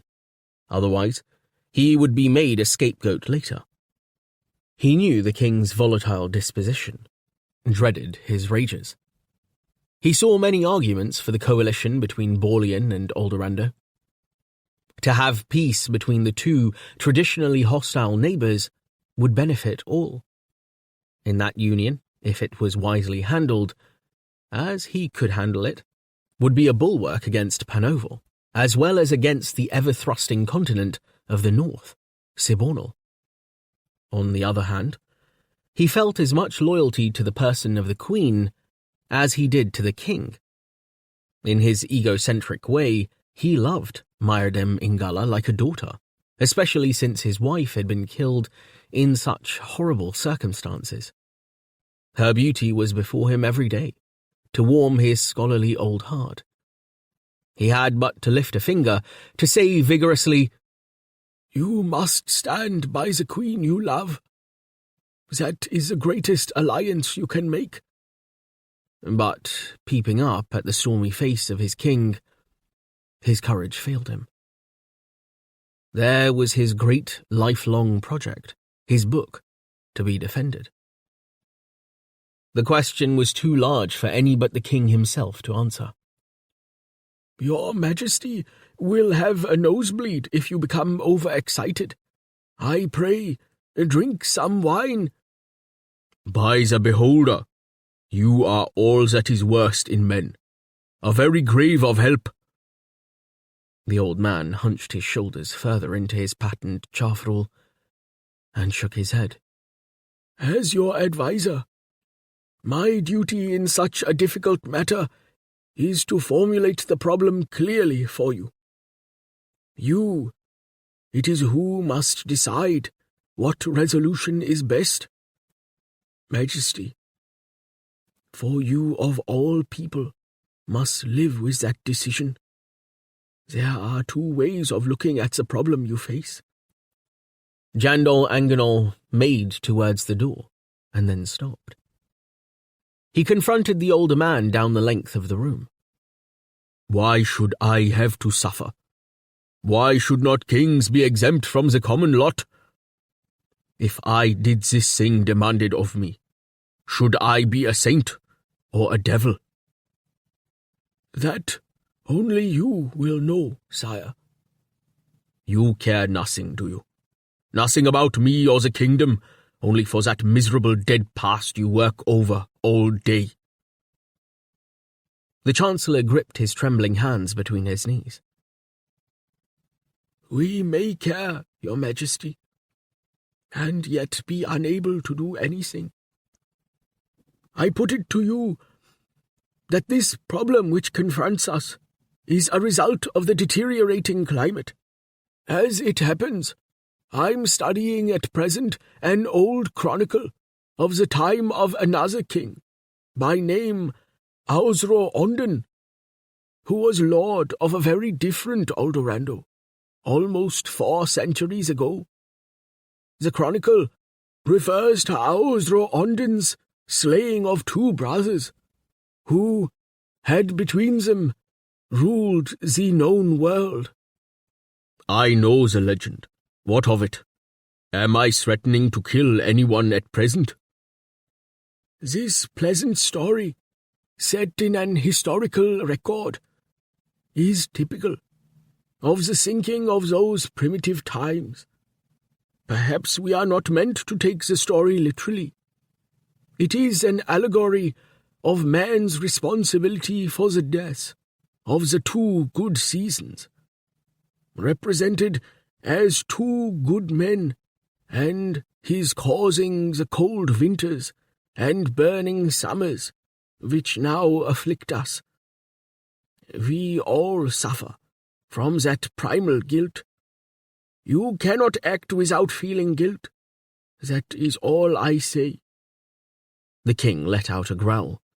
"You old bookworm! It's love that tears me apart, not guilt." He went out, banging the door behind him.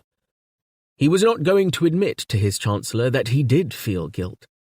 He loved the queen. Yet by some perverse streak in him he longed to be free. And the realization tortured him. She was the queen of queens. All Borlean loved her, as they did not love him, and a further turn of that particular screw, he knew she deserved their love. Perhaps she took it too much for granted that he loved her. Perhaps she had too much power over him. And that bastion of her body, ripe as corn sheaves, the soft seas of her hair, the ointments of her loins, the dazzlement of her gaze, the wholeness with which she smiled. But what would it be like to rip into the pubescent body of that pretentious, semi-Mahdi princess? A different thing entirely. His torturous thoughts, winding this way and that, were penned in among the intricacies of the palace. The palace had accumulated almost by accident. Courts had been filled in by buildings, and servants' quarters improvised from ruins. The grand and the sordid lay side by side. The privileged, who lived here above the city, suffered almost as many inconveniences as those in the city. One token of inconvenience lay in the grotesque arrangements on the skyline, now visible outlined against the darkening cloud overhead. The air in the valley lay stifling upon the city, like a cat indifferently sprawled upon a dying mouse. Canvas sails, wooden vanes, and little copper windmills had been perched high on air stacks in order to drag a breath of freshness down to those who suffered in chambers below. This orchestra of semaphoric bids for relief creaked above the king's head as he walked through his maze. He looked up once as if attracted by a chorus of doom. No one else was about, except sentries. They stood at every turn, and most of them were Phagors. Weapon-bearing, marching, or rigidly on guard, they might have been the sole possessors of the castle and its secrets. Jandol Anganol saluted them absently as he went through the gathering shadows. There was one person to whom he could go for advice. It might be advice of a villainous order, but it would be given. The person who gave it was himself one of the secrets of the castle. His father. As he drew nearer to an innermost part of the palace, where his father was confined, more sentries stiffened at his approach, as if by some potent regal quality he could freeze them with his presence. Bats fluttered from nooks in the stonework, hens scattered underfoot. But the place was strangely silent, dwelling on the king's dilemma. He made for a rear staircase protected by a thick door. A Phagor stood there, his high military caste denoted by the fact that he had retained his horns. I will enter. Without a word, the Phagor produced a key and unlocked the door, pushing it wide with his foot. The king descended, walking slowly with a hand on the iron rail. The gloom was thick, and thickened as the stair curved down. At the bottom was an anteroom, where another guard stood before another locked door. This also was opened to the king. He came into the damp set of chambers reserved for his father. Even in his self-absorption, he felt the chill and the damp. A ghost of remorse moved in his harneys. Varpal Anganol sat in the end room of 3, wrapped in a blanket, gazing into a log fire smouldering in a grate. A grill high in one wall let in the last of daylight. The old man looked up, blinking, and made a slapping noise with his lips, as if moistening his mouth preparatory to speech, but he said nothing. Father, it is I. Have you no lamp? I was trying to calculate what year it was. It's 381, winter. It was some weeks since he had set eyes on his father. The old man had aged considerably, and would soon be one with the gossies. He got himself to the standing position, supporting himself with an arm of the chair. Do you want to sit down, my boy? There's only the one chair. This place is not very well furnished. It will do me good to stand for a while. Sit down, father. I want to talk to you. Have they found your son? What's his name? Roba? Have they found Roba? He's crazy. Even the foreigners know it. You see, he liked the desert as a child. I took him there, and his mother. The wide sky. Father, I am thinking of divorcing Kune. There are state reasons. Oh, well, you could lock her up with me. I like Kune. Nice woman. Of course, we'd need another chair. Father, I want some advice. I want to talk to you. The old man sank down on the chair. Jandol Anganol crossed in front of him and squatted facing him, back to the feeble fire. I want to ask you about love. Whatever love is. Are you attending? Everyone is supposed to love, the highest and the lowest. I love the all-powerful Akanaba, and perform my worship every day. I am one of his representatives here on earth. I also love Mayadem Ingala, above all women who ever breathed. You know that I have killed men I thought looked lustfully upon her. A pause followed while his father gathered his thoughts. You're a good swordsman. That I never denied, the old man tittered. Didn't a poet say that love is like death? I love Akanaba, and I love Kune, yes. Yet under that love, I often ask myself, under that love, isn't there a vein of hatred? Should there be? Does every man feel as I do? The old man said nothing. When I was a child, how you beat me. You punished me by locking me out. Once you locked me down here in this very cellar, remember? And yet I loved you. Loved you without question. The fatal, innocent love of a boy for his father. How is it I can love nobody else without that poison of hate leaking in? The old man wriggled in the chair as his son spoke, as if possessed of an incurable itch. There's no end to it, he said. No end at all. We cannot tell where one emotion ends and the next begins. Your troubles, not hate, but guilt.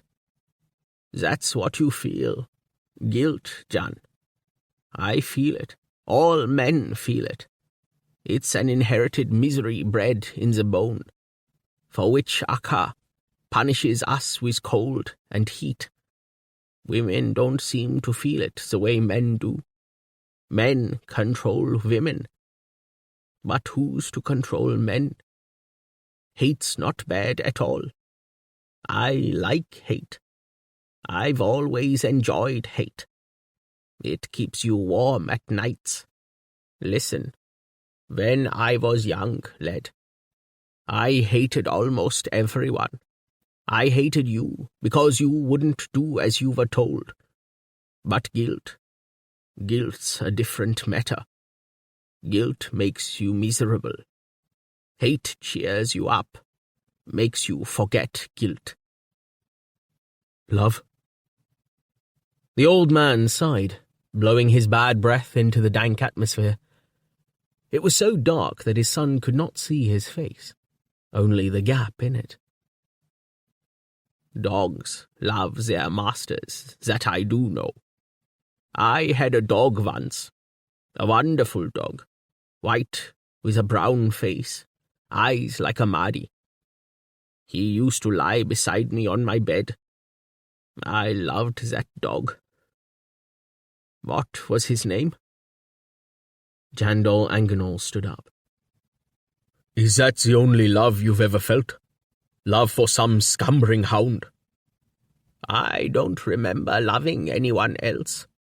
Anyway, you are going to have a divorcement of Mayadem Ingala, and you want an excuse so that you don't feel so guilty about it, eh?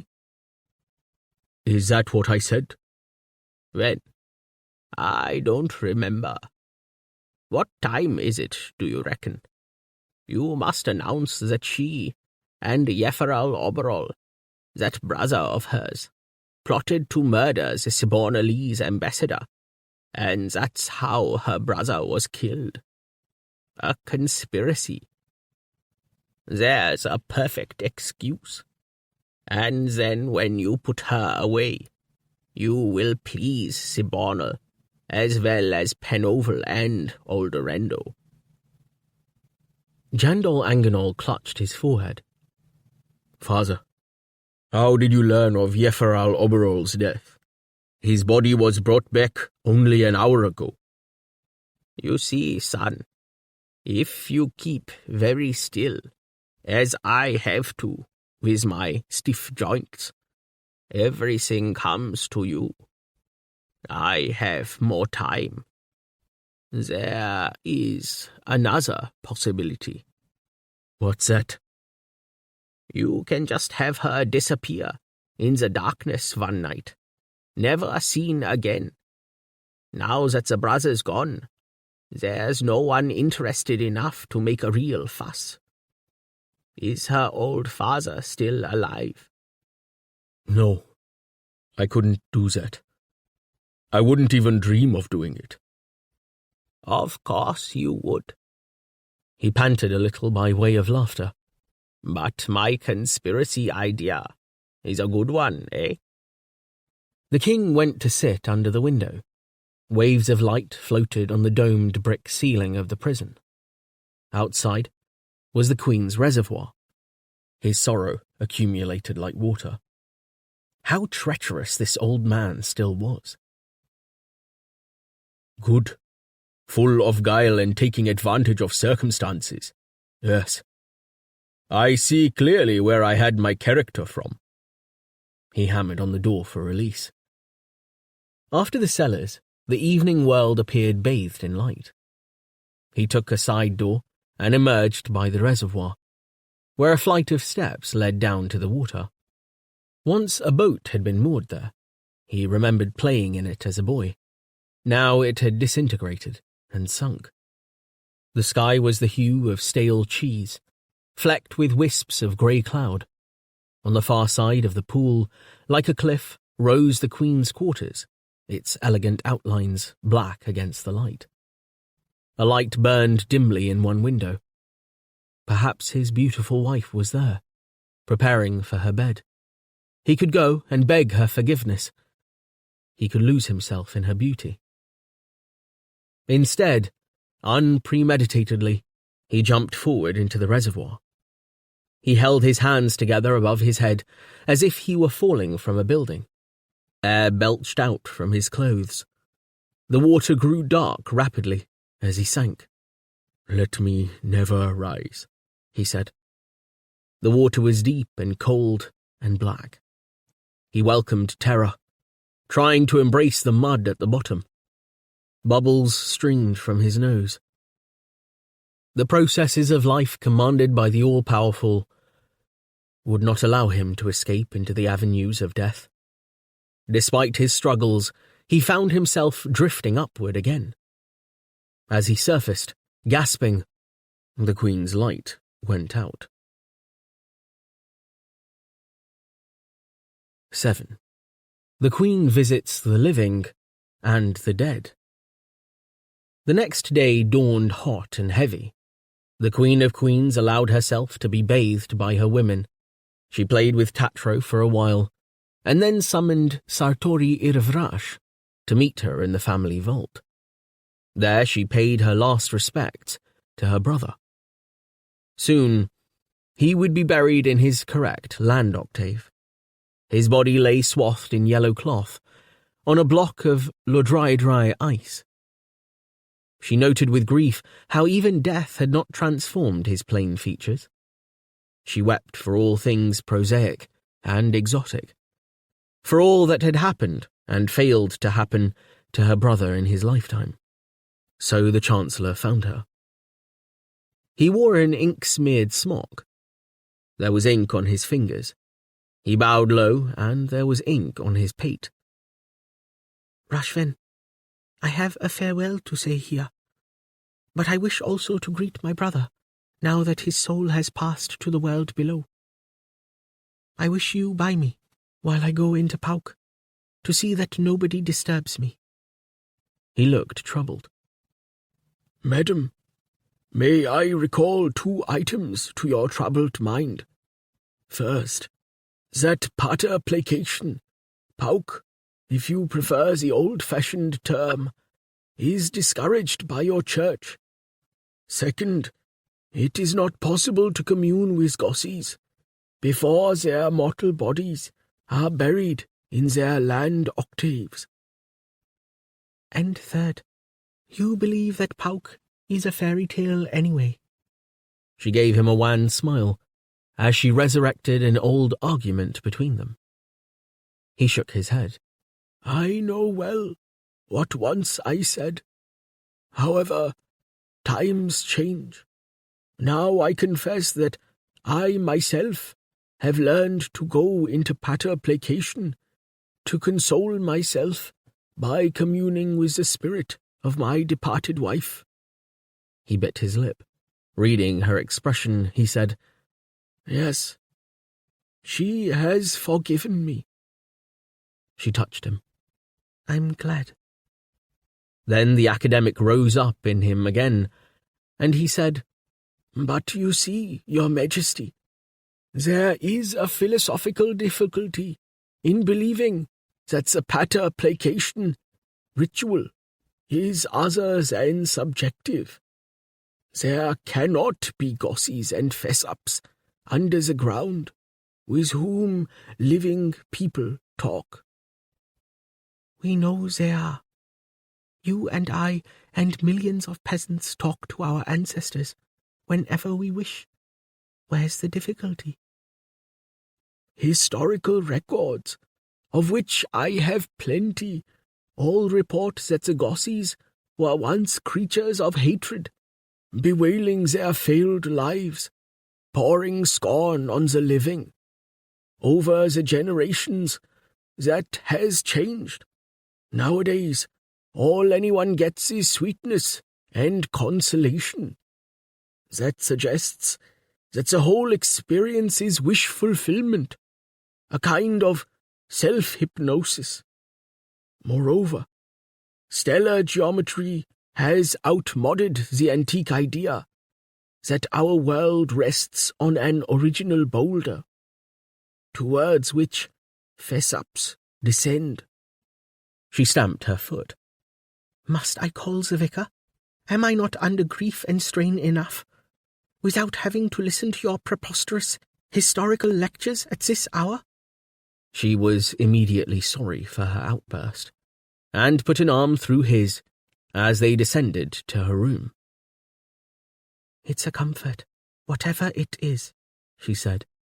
Praise be, there's a realm of the spirit beyond knowledge. My dear Queen, though I hate religion, I recognize sanctity when I am in its presence. When she squeezed his arm, he was emboldened to add, But the Holy Church has never quite accepted pater placation as part of its ritual, has it? It does not know what to make of gossies and fess-ups.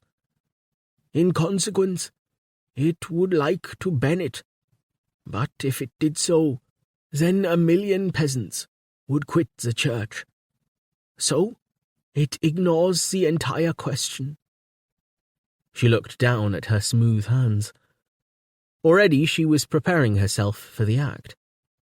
How very sensible of the church, she murmured. Sartori Irvrash, in his turn, was sensible enough to make no reply. Myrdem Ingala led the way through into her inner chamber. She sank down on her bed, composing herself, controlling her breathing, relaxing her muscles. Sartori Irvrash sat quietly by her bed, circling his forehead with the holy sign to begin his vigil. He saw that already she was moving into the Pauk state. He kept his eyes tight closed, not daring to gaze upon her defenseless beauty, and listened to her infrequent exhalations. The soul has no eyes, yet it sees in the world below. The soul of the queen cast its regard downwards as it began its long descent. Beneath lay space more vast than night skies, more rich, more imposing. It was not space at all. It was the opposite of space, of consciousness even.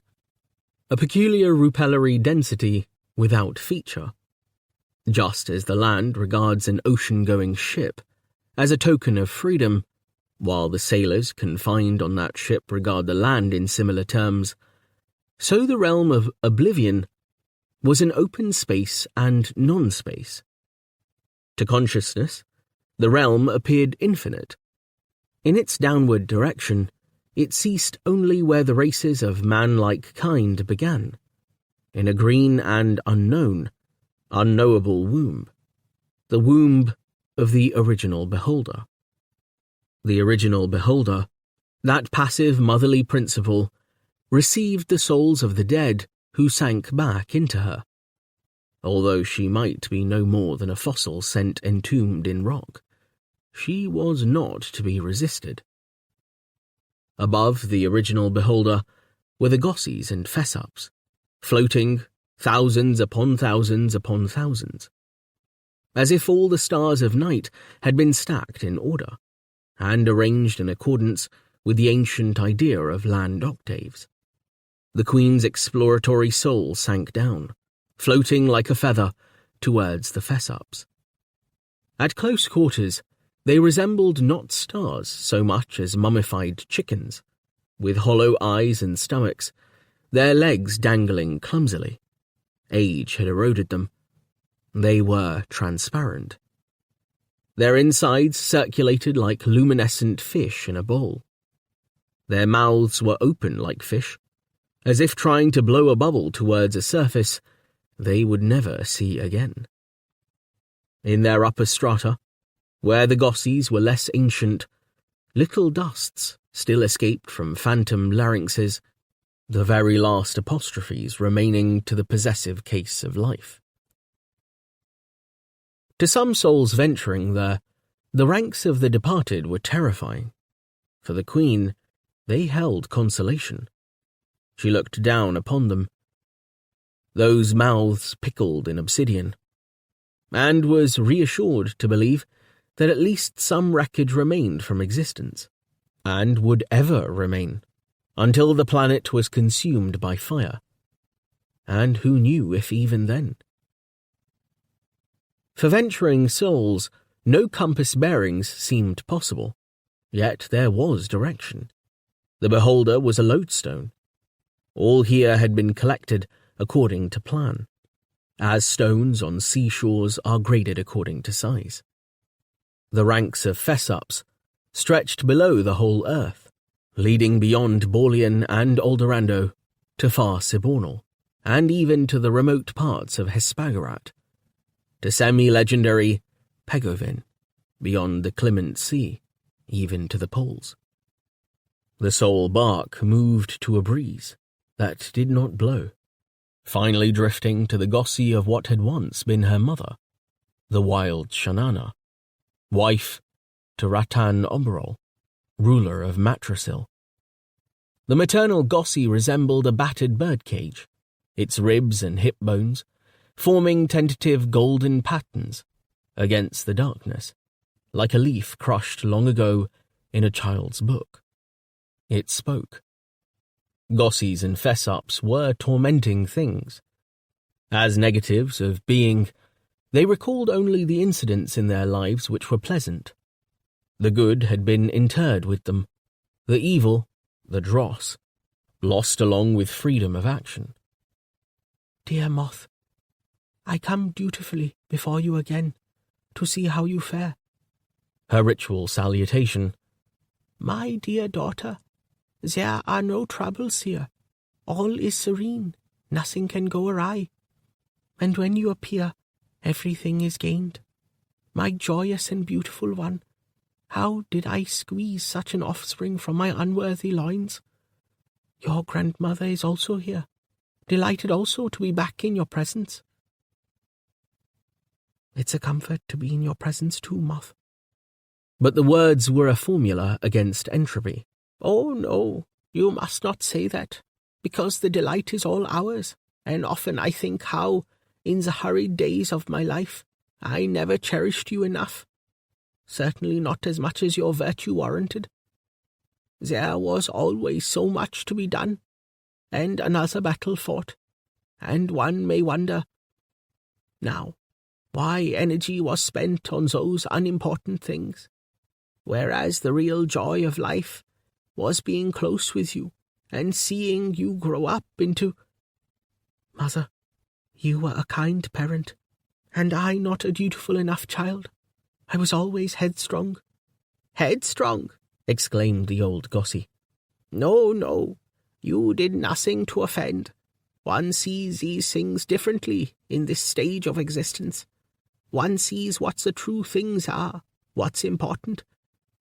A few little peccadillos are nothing, and I'm only sorry if I made a fuss at the time.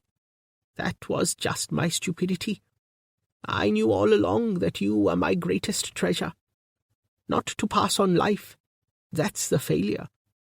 As those down here without offspring will testify, in endless dole. She continued joyfully in this vein, and the Queen let her ramble on, placated by her words. For the fact was that in life she had found her mother self-absorbed, and without more than perfunctory kindness.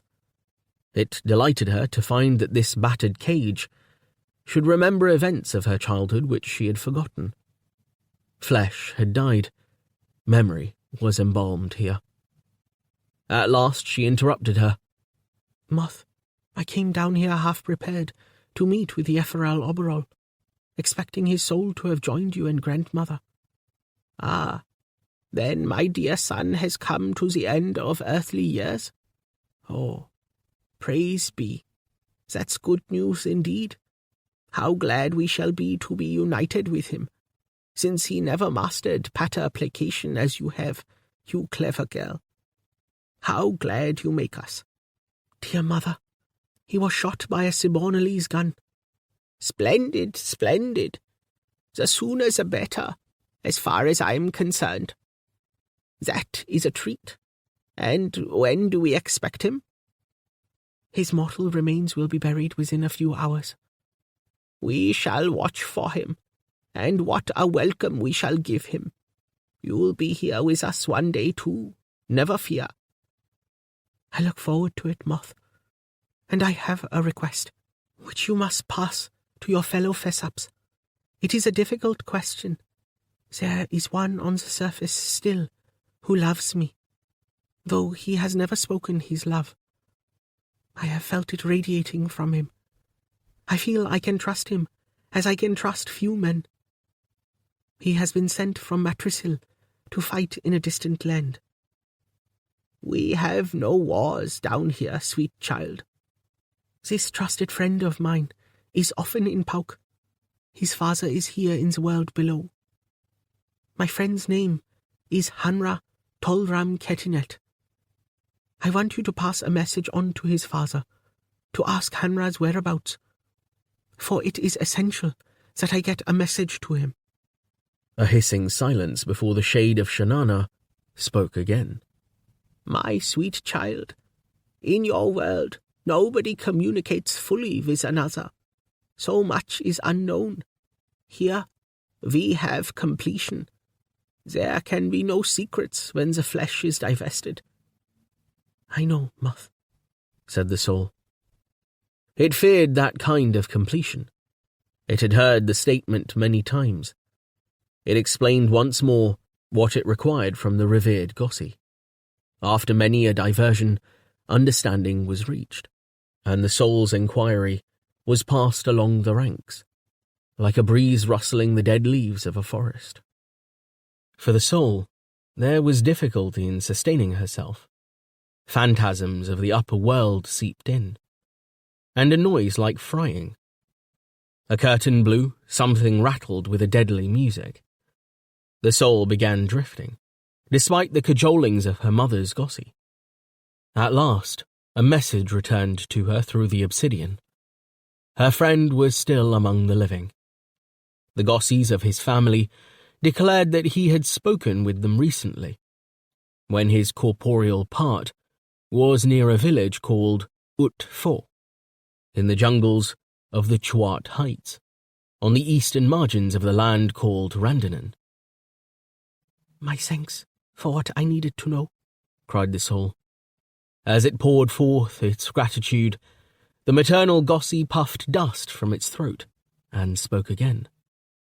Here, we pity your poor, disrupted lives. When physical sight blinds you, we can communicate with a greater voice, beyond your knowledge. Where many voices are one, come soon and hear for yourself. Join us. But the frail soul knew these claims of old. The dead and the living were opposing armies. Pauk was only a truce. With many cries of affection, it left the spark which had once been Shanana to sail upwards towards the spectrums of movement and breath. Mardem Ingala was strong enough. She dismissed Sartori Irvrash from her suite with suitable courtesies and no mention of what she had learned in Pauk. She summoned Mai Tolram Keninet, sister to the friend of whom she had been inquiring, in the world below. Mai aided her through the ritual of a post-Pauk bath. The queen sluiced down her body with extra care, as if it had been sullied by its journey towards death. I wish to go into the city, Mai, in disguise. You will accompany me. The princess will remain here. Prepare 2 sets of peasant clothes. When she was alone, Mardem Ingala wrote a letter to General Tolram Ketinet, appraising him of the threatening events at court. She signed the letter, sealed it with her seal, enclosed it in a leather pouch, and sealed that with a stronger seal. Dismissing feelings of faintness, she dressed in the peasant clothes Mai brought, and concealed the message pouch in them. We shall leave by the side gate. The side gate attracted less attention. There were always beggars and other importuners at the main gate. There were also heads of criminals on poles at present, which stank. The guard let them through indifferently. The women walked down the winding road to the city. At this hour, Jandol Anganol was probably asleep. It was his habit, learnt from his father, to rise at dawn and show himself, crowned on his balcony for all to see. Not only did this gesture induce a feeling of security in the nation, it impressed everyone with the long hours the king worked, like a one-legged peasant, as the expression was. But the king generally went back to bed after his appearance. Heavy cloud rolled overhead. The scorching wind, the Thordotter, blew from the southeast, picking at their petticoats, blowing its hot breath in their faces, till their eyes dried. It was a relief to gain the narrow alleys at the foot of the hill, despite the dust that whipped at their heels. We'll seek a blessing in the church, said Mardem Ingala. There was a church at the end of the street, with steps winding down round its curving wall in the traditional way of old Borleanese church architecture. Little of the church was above ground, except the dome. In this way, the fathers of the church imitated the desire to live underground, which possessed the takers, those holy men of Panoval who had brought the faith of Borlean centuries ago. The 2 women were not alone in their descent. An old peasant shuffled before them, led by a boy. He held out a hand to them. His story was that he had given up his holding because the heat had killed his crops, and had come to beg in town. The queen gave him a silver coin. Darkness prevailed inside the church. The congregation knelt in a pool of darkness, intended to remind them of their mortal state. Light filtered down from above. The painted image of Akanaba, behind the circular altar, was lit by candles. The long bovine face, blue-painted, the eyes kind but inhuman.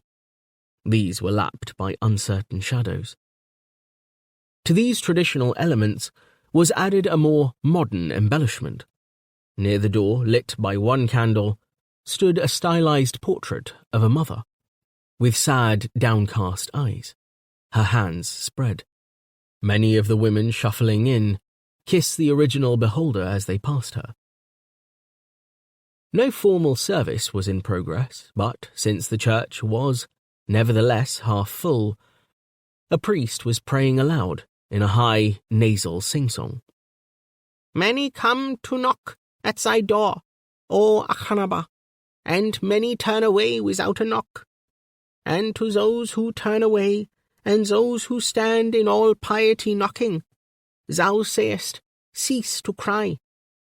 When willst thou open to me, O all-powerful one? For I say that all the while the doors stand open, and never has been shut. These things are there to be seen, but you see them not.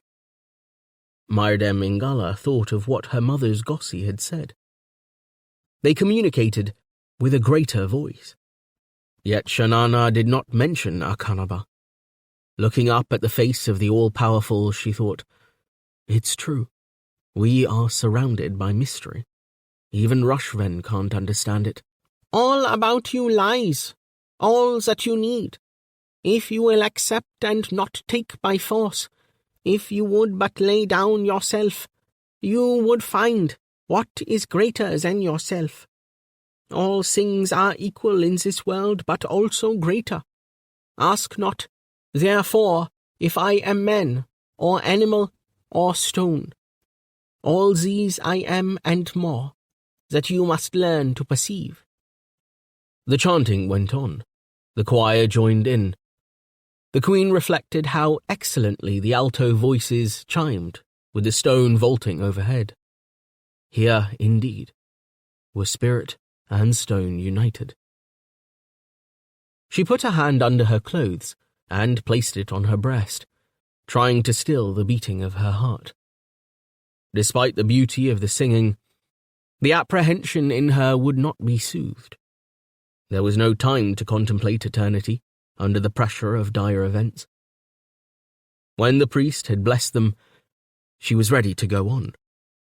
The two women, shawls about their heads, went out again into the wind and daylight. The Queen led them to the quayside, where the river Takisa looked dark and choppy, like a narrow sea. A boat just in from Aldorando was mooring with some difficulty. Small boats were being loaded. But there was less activity than usual, because of the Thordotter. Empty carts, barrels, timbers, winches, and other equipment essential to river life stood about. A tarpaulin whipped back and forth in the wind. The Queen walked on determinedly until they reached a warehouse over which was a sign reading Lordryadry Ice Trading Company. This was the Matrasil headquarters of the famous ice captain Crilio Muntras of Lordryadry. The warehouse had an assortment of doors on all floors, large and small. Myrdem Ingala chose the smallest on the ground floor and walked in. Mai followed. Inside was a cobbled court, with fat men rolling barrels of their own shape over to a dray. I wish to speak with Crilio Muntras, she said to the nearest man. He's busy. He won't speak to anyone, the man said, regarding her suspiciously. She had drawn a veil across her face so as not to be recognized. He'll speak to me. She withdrew from a finger of her left hand a ring with the colours of the sea in it. Take this to him. The man departed, muttering. By his stature and accent, she knew he was from Demarium, one of the countries of the southern continent of Hespagorat. She waited impatiently, tapping her foot on the cobbles, but after a moment the man was back, his attitude much changed. Pray allow me to show you to Captain Muntras. Myrdem Ingala turned to Mai. You will wait here. But, ma'am, and do not obstruct the men in their work. She was shown into a workshop smelling of glues and fresh-shaved wood, where old men and apprentices were sawing up timbers and making them into chests and iceboxes. The workbenches were bearded, with long, curly shavings. The men watched the hooded female figure curiously as it passed. Her guide opened a door hidden behind overalls. They climbed a dusty stair to a floor, where a long, low room commanded a view of the river. Clerks worked at one end of the room, shoulders bent over ledgers. At the other end was a desk, with a chair as solid as a throne, from which a fat brown man had risen, to come forward with a beaming smile. He bowed low, dismissed the guide, and led the Queen into a private room beyond his desk. Although his room overlooked a stable yard, it was well furnished, with prints on the wall, with an elegance at variance with the functional appearance of the rest of the building. One of the prints depicted Queen Myrdem Ingala. Madam Queen, I am proud to receive you. The ice captain beamed again, and set his head on one side as far as it would go, the better to regard Myrdem Ingala, as she removed her veil and headgear. He was himself simply dressed in a chafrul, the full shift with pockets worn by many natives of the equatorial regions. When he had her comfortably seated, and had given her a glass of wine, chilled with fresh or dry ice, he thrust out a hand to her. Opening his fist, he revealed her ring, which he now returned ceremoniously, insisting on fitting it on her dainty finger. It was the best ring I ever sold. You were only a humble peddler then. Worse, I was a beggar, but a beggar with determination. He struck his chest. Now you are very rich. Now what are riches, madam? Do they bring happiness? Well, frankly, they at least permit us to be miserable comfortably. My state, I will admit to you, is better than that of most common folk. His laugh was comfortable. He hitched a plump leg unceremoniously over the edge of the table and lifted his glass to toast her, evaluating her. The Queen of Queens raised her eyes to his. The ice captain lowered his gaze, protecting himself from a tremor of feeling, much like awe. He had dealt in girls almost as widely as ice. Before the Queen's beauty, he felt himself powerless. Myrdem Ingala talked to him about his family. She knew he had a clever daughter and a stupid son, and that the stupid son, Div, was about to take over the ice trade on his father's retirement. That retirement had been postponed. Muntras had made his last trip a 10.5 ago, at the time of the Battle of the Kosgad. Only it had proved not to be his last trip, since Div needed further instructions. She knew the ice captain was gentle with his silly boy, yet Muntras's father had been harsh with him, sending him out as a lad to earn money begging and peddling, in order to prove he was capable of taking over a one-ship ice business. She had heard this tale before, but was not bored by it. You've had an eventful life, she said. Perhaps he thought some sort of criticism was implied, for he looked uncomfortable. To cover his unease, he slapped his leg and said, I'm not ashamed to say that I have prospered at a time when the majority of citizens are doing the reverse. She regarded his solid countenance as if wondering if he understood she was also of that majority, but merely said in her composed way, You told me once you started in business with one boat. How many have you now, Captain? Yes, Madam Queen. My old father started with but one old hooker, which I inherited. Today I hand over to my son a fleet of 25 ships, fast sea-going sloops, and ketches, hooks, and doggers, to ply the rivers and coasts, each adapted to the trade. There you see the benefits of dealing in ice. The hotter it gets, the more a block of good dry ice will fetch in the market. The worse things get for others, the more they improve for me. But your ice melts, Captain. That's so, and many the jokes people make about it. But dry ice, being pure off the glacier, melts less rapidly than other ices sold by other traders. He was enjoying himself in her presence, though he had not failed to notice a clouded air about her, so different from her normal disposition. I'll put another point to you. You are devout in the religion of your country, Madam Queen. So I do not need to remind you of redemption. Well, my ice is like your redemption. The less there is, the scarcer it becomes, and the scarcer it becomes, the more it costs.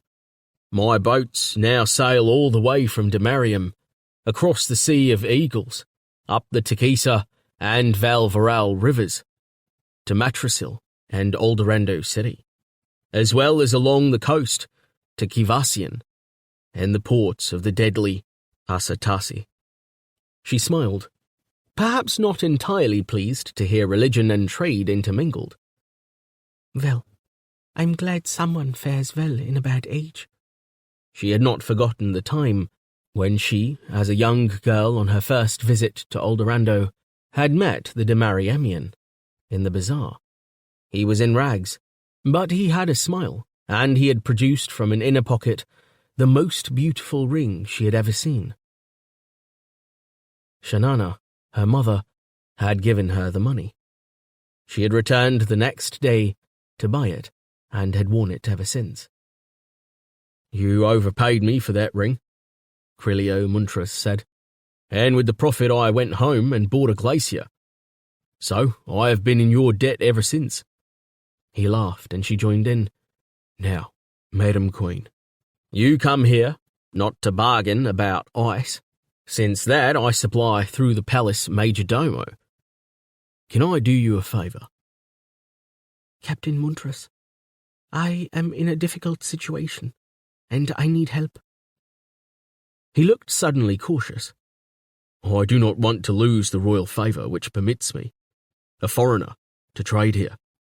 Otherwise... I appreciate that. All I ask of you is reliability, and of that you will surely avail me. I wish you to deliver a letter for me, secretly. You mention Kivasian, on the border with Rendanen. Can you reliably deliver a letter to a certain gentleman fighting in Rendanen in our second army? Muntras's expressive face looked so glum that his cheeks tightened themselves round his mouth. In war, everything is doubtful. The news is that the Borleonese army fares badly, and Kivasian too. But, for you, Madam Queen, my boats go up to Kakol River, above Kivasian, as far as Ordelay.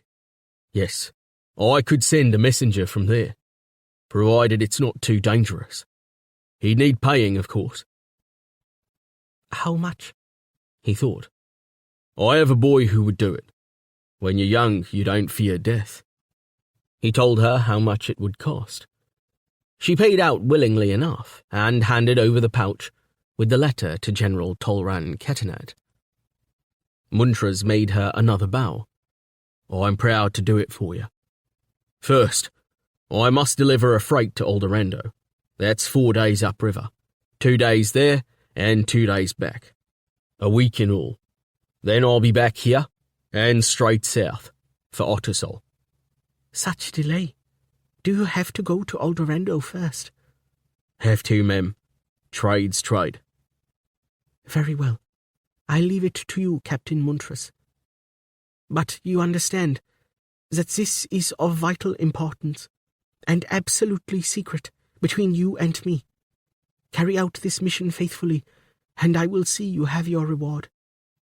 I'm grateful for the chance to help, Madam Queen. When they parted, and the Queen had taken another glass of refreshing wine, she was more cheerful and battled almost gaily back to the palace, with her lady-in-waiting, the sister of the general to whom her letter was now dispatched. She could hope, whatever the king had decided. Throughout the palace, doors banged and curtains fluttered in the wind. Pale of face, Jandol Anganol talked to his religious advisers.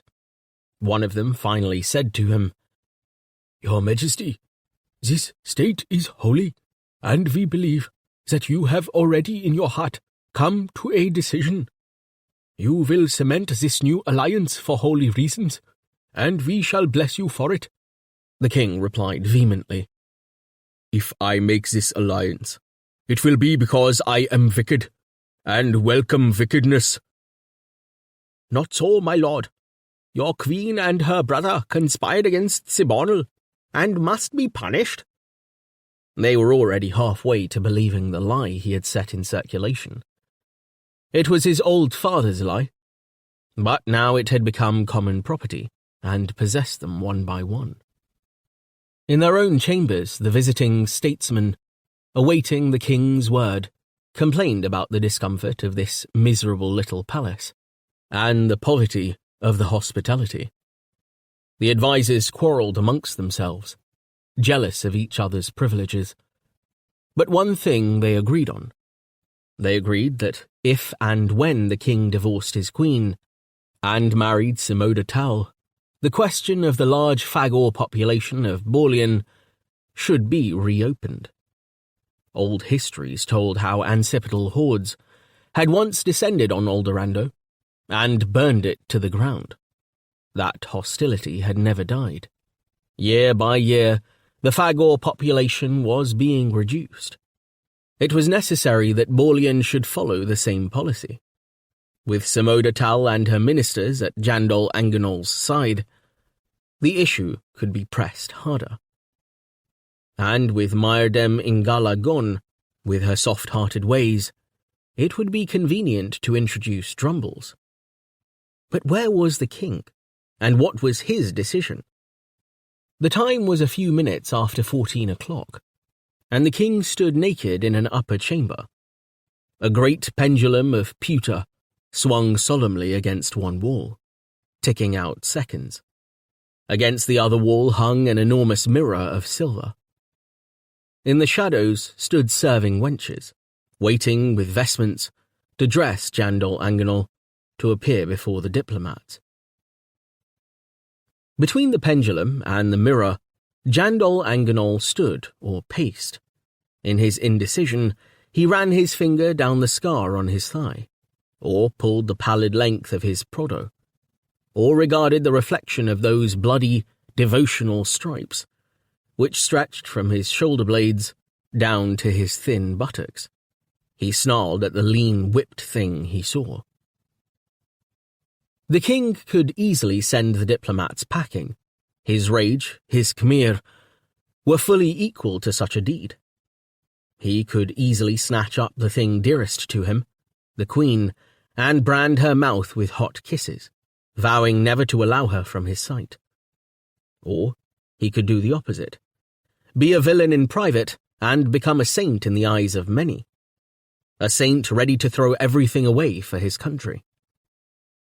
Some of those who observed him from afar, such as the Pin family on the Avernus, who studied the cross-continuities of the king's family, claimed that the decision was made for the king in a distant past. In their records lay the history of Jandol Anganol's family through 16 generations, back to the time when most of Campanlat lay under snow, back to a distant ancestor of the king's, Aos Rune, who had ruled over a village called Aldorando. Along that line, untraced by those who were part of it, lay a story of division between father and son, submerged in some generations, but never absent. That pattern of division lay deep in Jandol Anganol's psyche, so deep he did not notice it in himself. Beneath his arrogance was an even older self-contempt. His self-contempt made him turn against his dearest friends and consort with Phagors. It was an alienation which early years had fostered. It was buried, but not without voice, and it was about to speak. He turned abruptly from the mirror, from that shadowy figure who lurked there in silver, and summoned up the maids. He raised his arms and they dressed him. "And my crown," he said, as they brushed his flowing hair. He would punish the waiting dignitaries by his distance from them. A few minutes later, the dignitaries found relief from their boredom by rushing to the windows when marching feet were heard outside. They looked down on great rough heads crowned by gleaming horns, on muscular shoulders and coarse bodies, on hoofs that echoed and war harness that creaked. The royal First Phagorian Guard was parading, a sight that caused unease in most human spectators, since the occipitals were so hinged at knee and elbow that lower leg and lower arm could turn in all directions. The march was uncanny, with an impossible forward flexure of the leg at every step. A sergeant called an order. The platoons halted, going from movement to the instant immobility characteristic of Phagors. The scorching wind stirred the trailing hairs of the platoon. The king stepped from between platoons and marched into the palace. The visiting statesmen regarded each other uneasily, thoughts of assassination in their heads. Jandol Anganol entered the room. He halted and surveyed them. One by one his guests rose. As if he struggled to speak, the king let the silence lengthen. Then he said, "You have demanded of me a harsh choice. Yet why should I hesitate? My first duty is solemnly pledged to my country. I am resolved not to let my personal feelings enter the matter. I shall send away my queen, Myrdem Ingala. She will leave this day and retire to a palace on the sea coast. If the holy Panovalan Church, whose servant I am, grants me a bill of divorcement, I shall divorce the queen. And I shall marry Simoda Tal, of the house of Voldorendo." Clapping and murmurs of congratulations rose. The king's face was expressionless. As they were approaching, before they could reach him, he turned on his heel and left the room. The Thor-daughter slammed the door behind him. 8. In the presence of mythology. Billy Zhao Pin's face was round, as were, in general disposition, his eyes and nose. Even his mouth was a mere rosebud. His skin was smooth and sallow.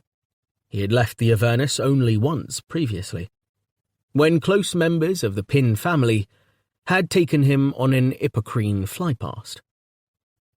Billy was a modest but determined young man, well-mannered like all members of his family, and it was believed that he could be relied upon to face his death with equanimity. He was 20 Earth years old, or just over 14 by Heliconian reckoning. Although the Helliconia holiday lottery was ruled by chance, it was generally agreed, at least among the 1,000-strong Pin family, that Billy was an excellent choice as winner. When his good fortune was announced, he was sent on a tour of the Avernus by his doting family.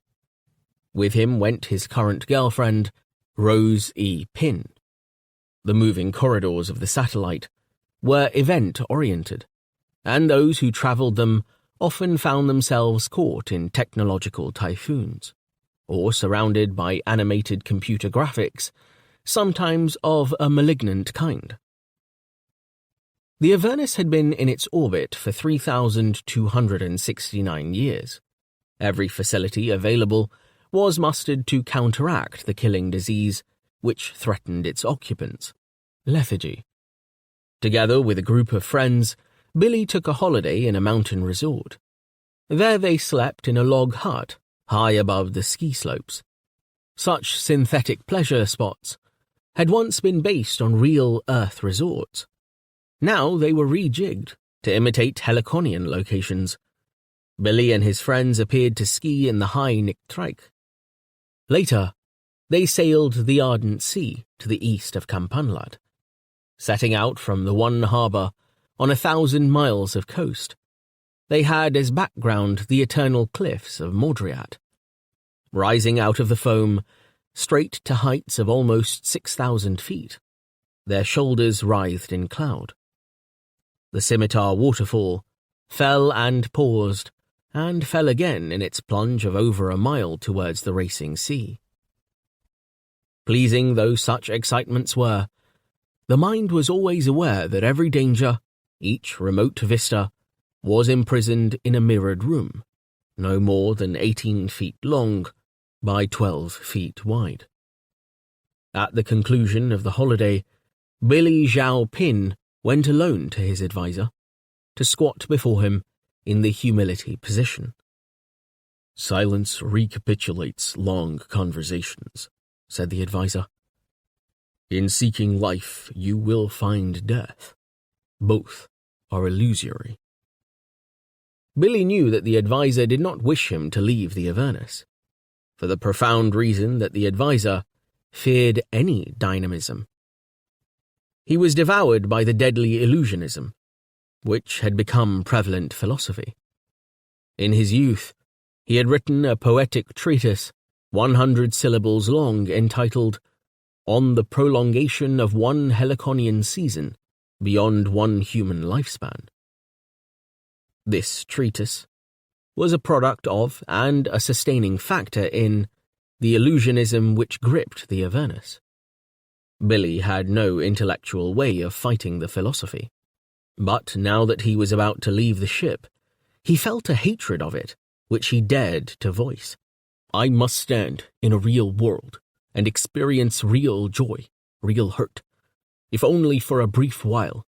I must endure real mountains and walk along stone streets. I must encounter people with real destinies." "You still overuse that treacherous word, real. The evidence of our senses is evidence only to our senses. Wisdom looks elsewhere." "Yes, well, I'm going elsewhere." But morbidity did not know where to stop. The aged man continued to lecture. Billy continued meekly to listen. The old man knew that sex was at the bottom of it. He saw that Billy had a sensuous nature, which needed to be curbed. Billy was giving up Rose to seek out Queen Myrdem Ingala. Yes, he knew Billy's desires. He wished to see the Queen of Queens face to face. That was a sterile idea. Rose was not a sterile idea. The real, to use that word, was to be found not extraneously, but within the mystery of personality. In Billy's case, Rose's personality, perchance. And there were other considerations. "We have a role to fill. Our role towards Earth. The obligation. Our deepest satisfaction comes from fulfilling that role. On Helliconia, you will lose role and society." Billy Zhao Pin dared raise his eyes so as to regard his old advisor.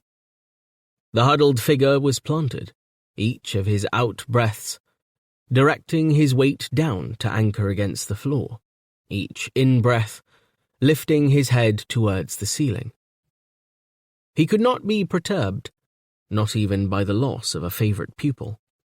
This scene was being recorded by ever-watching cameras and broadcast to any of the 6,000 who might care to flip to this chamber. There was no privacy. Privacy encouraged dissidence.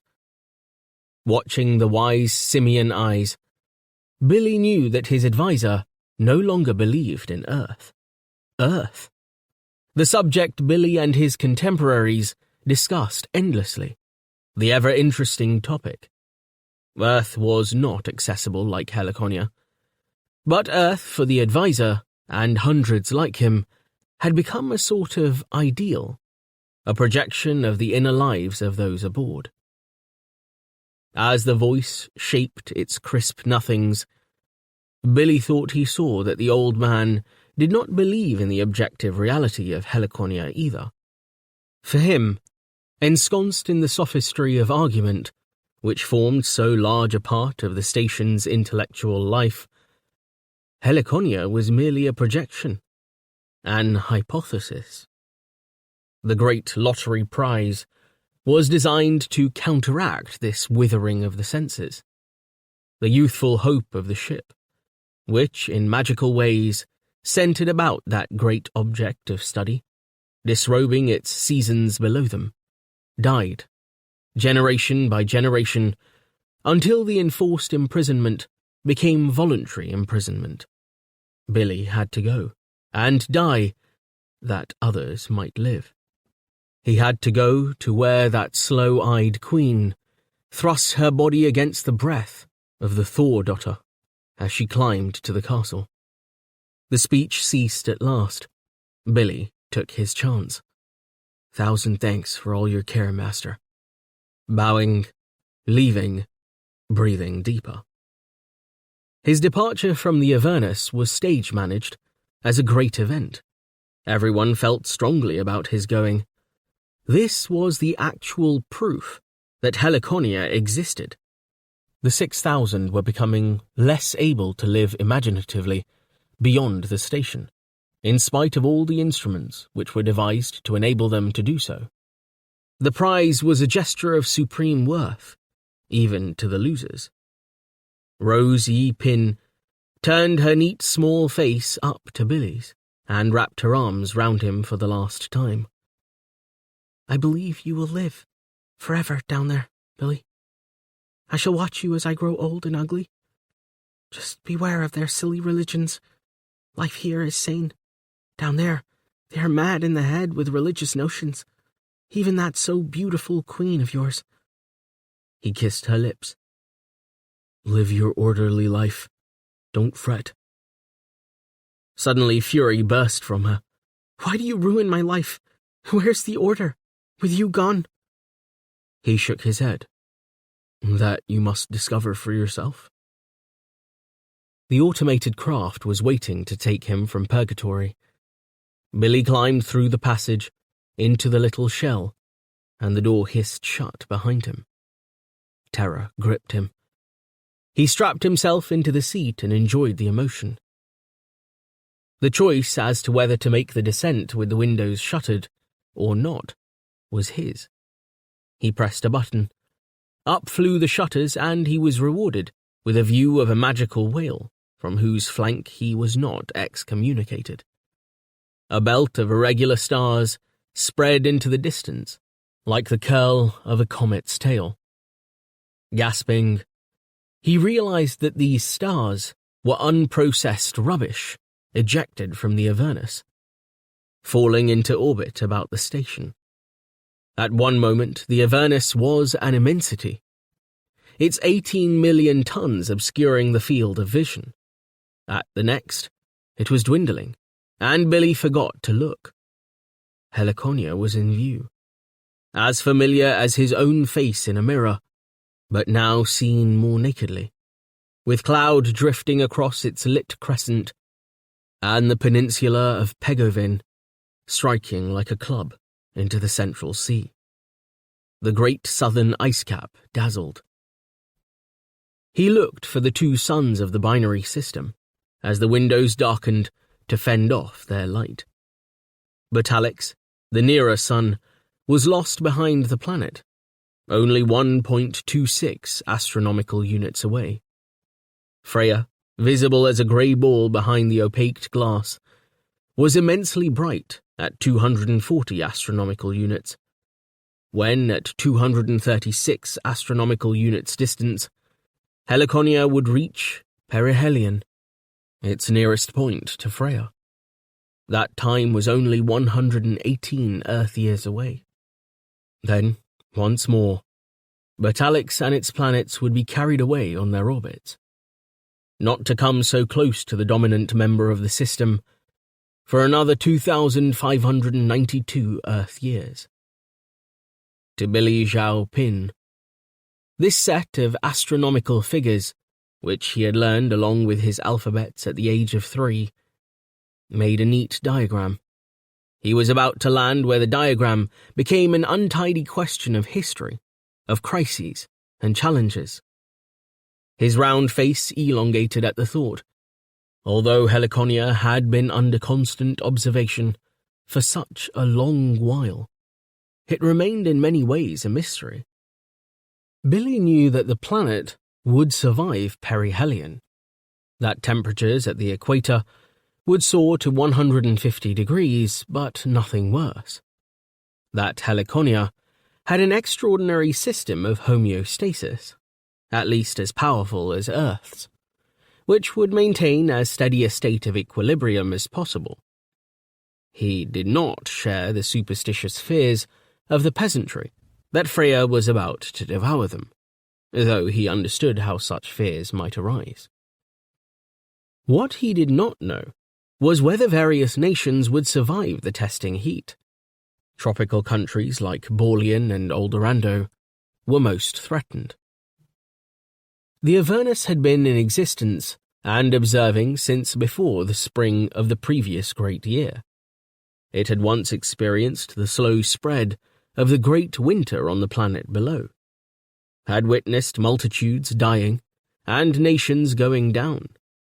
How precisely that pattern would be repeated in the winter, still far distant, remained to be seen. The Earth observation station would have to function and the 6 families to exist for another 14 Earth centuries before that mystery was resolved. To this awe-inspiring world, Billy had committed his soul. Trembling took Billy in every limb. He was to embrace this world. He was to be born. The craft made 2 orbits of the planet, braking as it did so, and landed on a plateau to the east of Matrasil. Billy rose from his seat and stood listening. At last he remembered to breathe. An android would have been sent down with him, an alter ego to defend him. The Avernians felt their vulnerability. The product of generations of soft-bred men, Billy was reckoned to need protection. The android was programmed to be aggressive. It carried defensive weapons. It looked human, and indeed its face was molded to resemble Billy's, which it did in all but mobility. Its expressions changed sluggishly, giving it a permanent air of gloom. Billy disliked it. He looked at it as it stood expectantly, in a recess shaped to its body. "Stay where you are," Billy said. "Go back to the Avernus with the craft." "You need my protection," said the android. "I will manage as best I can. It's my life now." He pressed a delay switch, which would ensure automatic liftoff in an hour's time. Then he activated the door and climbed from the craft. He stood on the wished-for planet, breathing its scents, letting 1,000 strange sounds come to his ears. The unfiltered air bruised his lungs. Dizziness assailed him. He looked up. All above him stretched a sky of most beautiful resonant blue without feature. Billy was accustomed to looking at space. Paradoxically, the arch of sky appeared vaster. The eye was drawn forever into it. It covered the living world and was its most beautiful expression. To the west, Batalix in aureoles of gold and tan was preparing to set. Freya, its disk only 30% the size of Batalix's, burned with splendid intensity, almost at zenith. All around it swam the great blue envelope, which was the first of Helliconia to be seen from space, and the unmistakable imprimatur of it as a life-bearing planet. The visiting life form lowered his head and passed a hand over his eyes. At a short distance stood a group of 5 trees, overhung with fleshy creepers. Towards them, Billy made his way, walking as if gravity had only just been invented. He fell against the nearest trunk, embracing it, to have his hands torn by thorns. Nevertheless, he clung tight, closed his eyes, flinching from every inexplicable sound. He could not move. When the craft lifted for its return to the mother station, he wept. Here was the real, with a vengeance. It penetrated all his senses. By clinging to the tree, lying on the ground, hiding beside a fallen trunk, he accustomed himself to the experience of being on an immense planet. Distant objects, clouds, and a line of hills in particular, terrified him with their implications of size and, yes, reality. Just as alarming were all the small live things, with random inclinations of their own, whole phyla absent from existence aboard the Avernus. He looked down in anguish as a small winged creature alighted on his left hand and used it as a highway to his sleeve. What was most alarming was the knowledge that all these things were beyond his control. No touch of a switch could tame them. There was, in particular, the problem of the suns, which he had not taken into account. On the Avernus, light and dark were largely matters of temperament. Here one had no choice. As dim day was followed by night, Billy felt for the first time the ancient precariousness of his kind. Long ago, mankind had built huddling places against the dark. Cities had developed, had grown to metropolises, and had taken off into space. Now he felt himself back at the beginning of history. He survived the night. Despite himself, he had fallen asleep to wake unharmed. Doing his accustomed morning exercises brought him back to a sense of himself. He was enough in control to walk from the shelter of the cluster of trees and to rejoice in the morning. After drinking and eating from his rations, he set off in the direction of Matrasil. Walking along a jungle path, bemused by bird calls, he became aware of a footstep behind him. He turned. A Phagor froze to instant immobility only a few paces away. Phagors were part of the mythology of the Avernus. Their portraits and models of them were accessible everywhere. This one, however, had the presence and individuality of life. It chewed as it regarded Billy, saliva leaking from its broad lower lip. Over its bulky figure was a one-piece garment, dyed here and there with saffron. Tufts of its long, white hair were similarly dyed, giving it an unhealthy appearance. A dead snake was knotted over one shoulder, evidently a recent catch. In its hand it carried a curved knife. This was neither an idealized museum replica nor a child's cuddly toy. As it stepped nearer, it exuded a rancid odor which made Billy giddy. He faced it squarely and spoke slowly in Urdu. "Can you give me directions to Matrasil?" The creature went on ruminating. It appeared to be chewing on some kind of scarlet nut. Juice of that colour trickled from its mouth. A drop sprayed into Billy Zhao Pin. He reached up and brushed it from his cheek. "Matrasil," it said, pronouncing the word leadenly, as Matrasil. "Yes. Which way is Matrasil?" "Yes." The look in its cerise eyes, impossible to determine whether it was meek or murderous. He wrenched his gaze away to find that more Phagors stood near, bush-like among the befoliaged shadow. "Can you understand what I say?" His sentences came from the phrasebook. He was bewildered by the unreality of the situation. "A taking to a place is within ability." From a creature that had the natural force of a boulder, good sense was hardly to be expected. But Billy was left in a little doubt as to its intentions. The creature rolled forward with an easy motion and pushed Billy along the path. Billy moved. The other figures tramped among the undergrowth, keeping pace. They reached a broken slope. Here the jungle had been cleared. Some trees had been hacked down, and scuttling pigs saw to it that further growth would never reach maturity. Among casual attempts at cultivation were huts, or rather, roofs, supported by posts. In the shade provided by these huts, lumpish figures lay like cattle.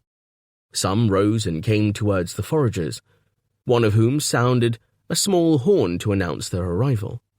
Billy was surrounded by male and female accipitals, crays and gillets and runts, glaring up at him inquisitively. Some runts ran on all fours. Billy dropped into the humility position. "I am trying to get to Matrisil," he said. The absurdity of the sentence made him laugh. He had to check himself before he became hysterical, but the noise had the effect of making everyone stand back. "The lower Kazan has proximity for inspection," a gillet said, touching his arm and making a motion of her head. He followed her across the stone-strewn dell, and everyone else followed him. Everything he passed, from tender green shoots to round boulders, was rougher than he could have visualized. Under an awning set against the dell's low cliff, sprawled an elder Phagor, arms bent at impossible angles. It sat up in smooth motions and revealed itself as an ancient gillet, with prominent withered dugs and black hair sprouting from her coat.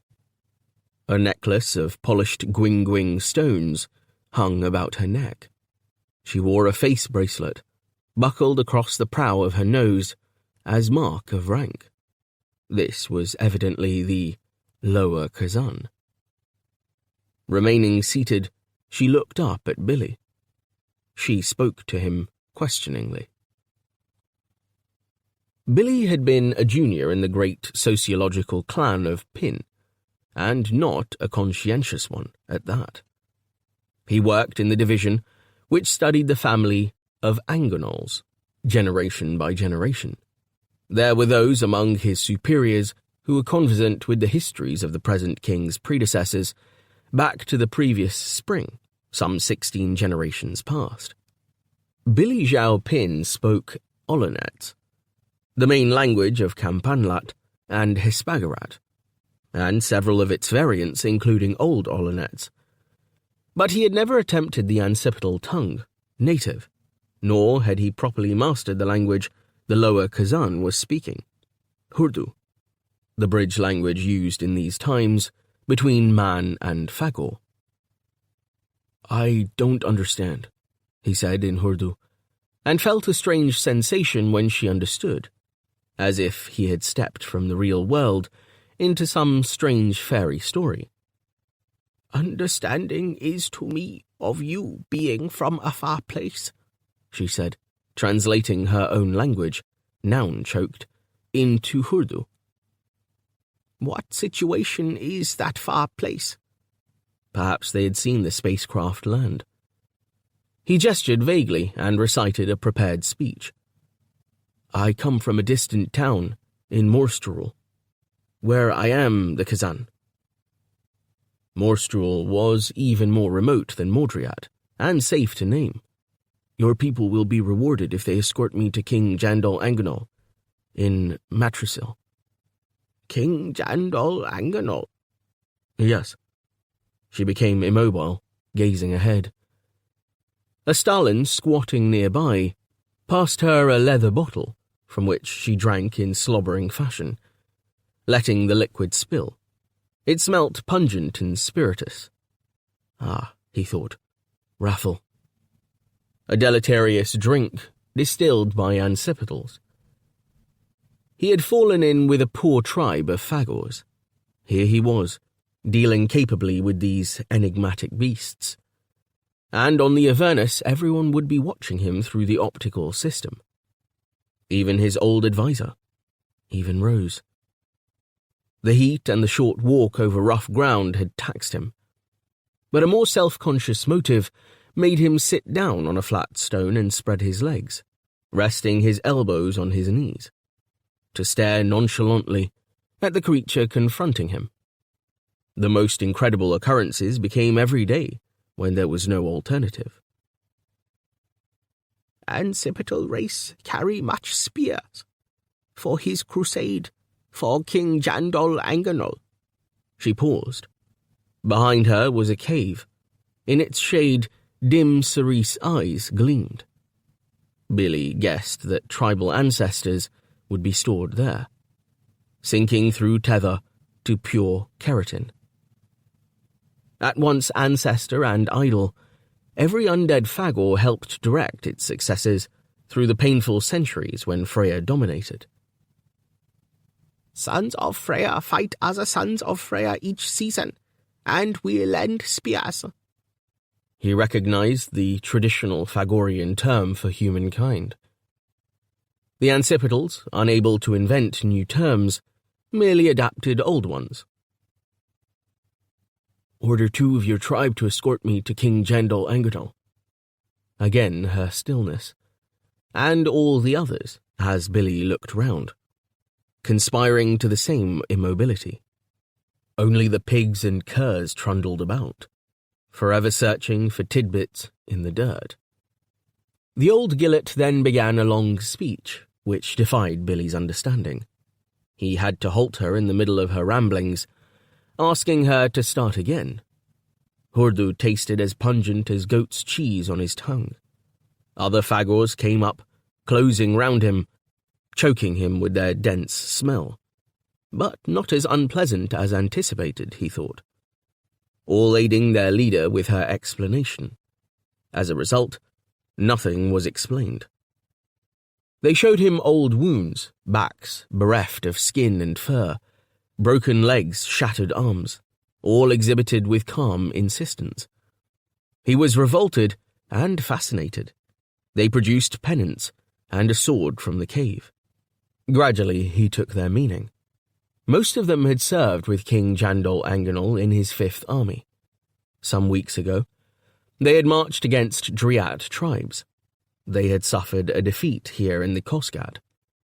The tribes had used a new weapon which barked like a giant hound. These poor folk had survived, but they dared not go back to the king's service, in case that great hound barked again. They lived as they could. They dreamed of returning to the cool regions of the Nichtreich. It was a long tale. Billy became vexed by it and by the flies. He took some of their raffle.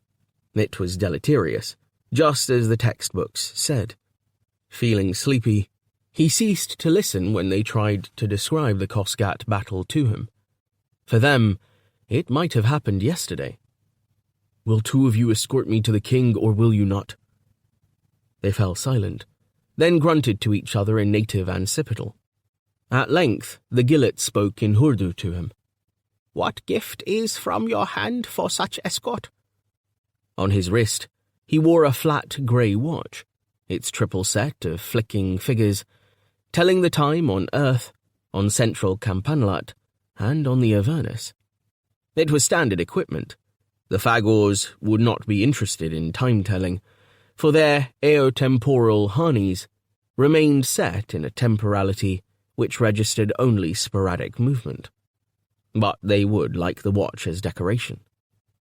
The old Lower Kazan's mottled face hung over his arm as he extended it to her gaze. Of her horns, one had been broken halfway, and its tip replaced with a wooden peg. She pulled herself up in a squatting position and called to 2 of the younger Stalins. Do what the thing demands, she said. The escort stopped when a pair of houses was sighted in the distance. They would go no farther. Billy Zhaopin removed the watch from his wrist and offered it to them.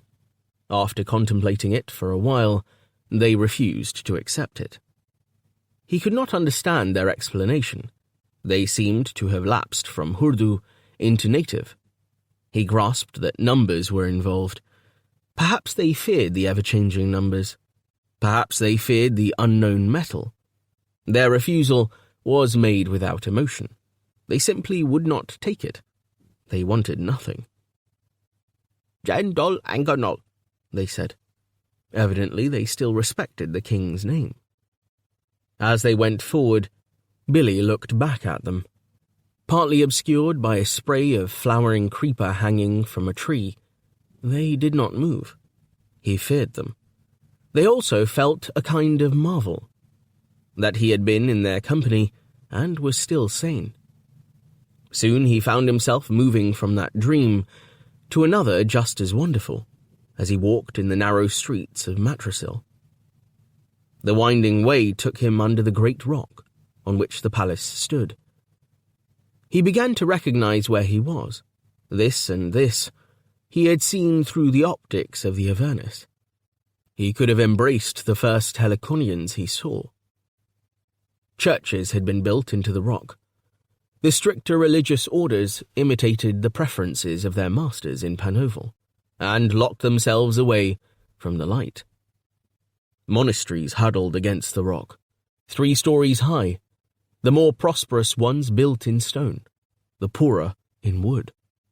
Despite himself, Billy lingered to feel the grain of the timber running his nails in its cracks.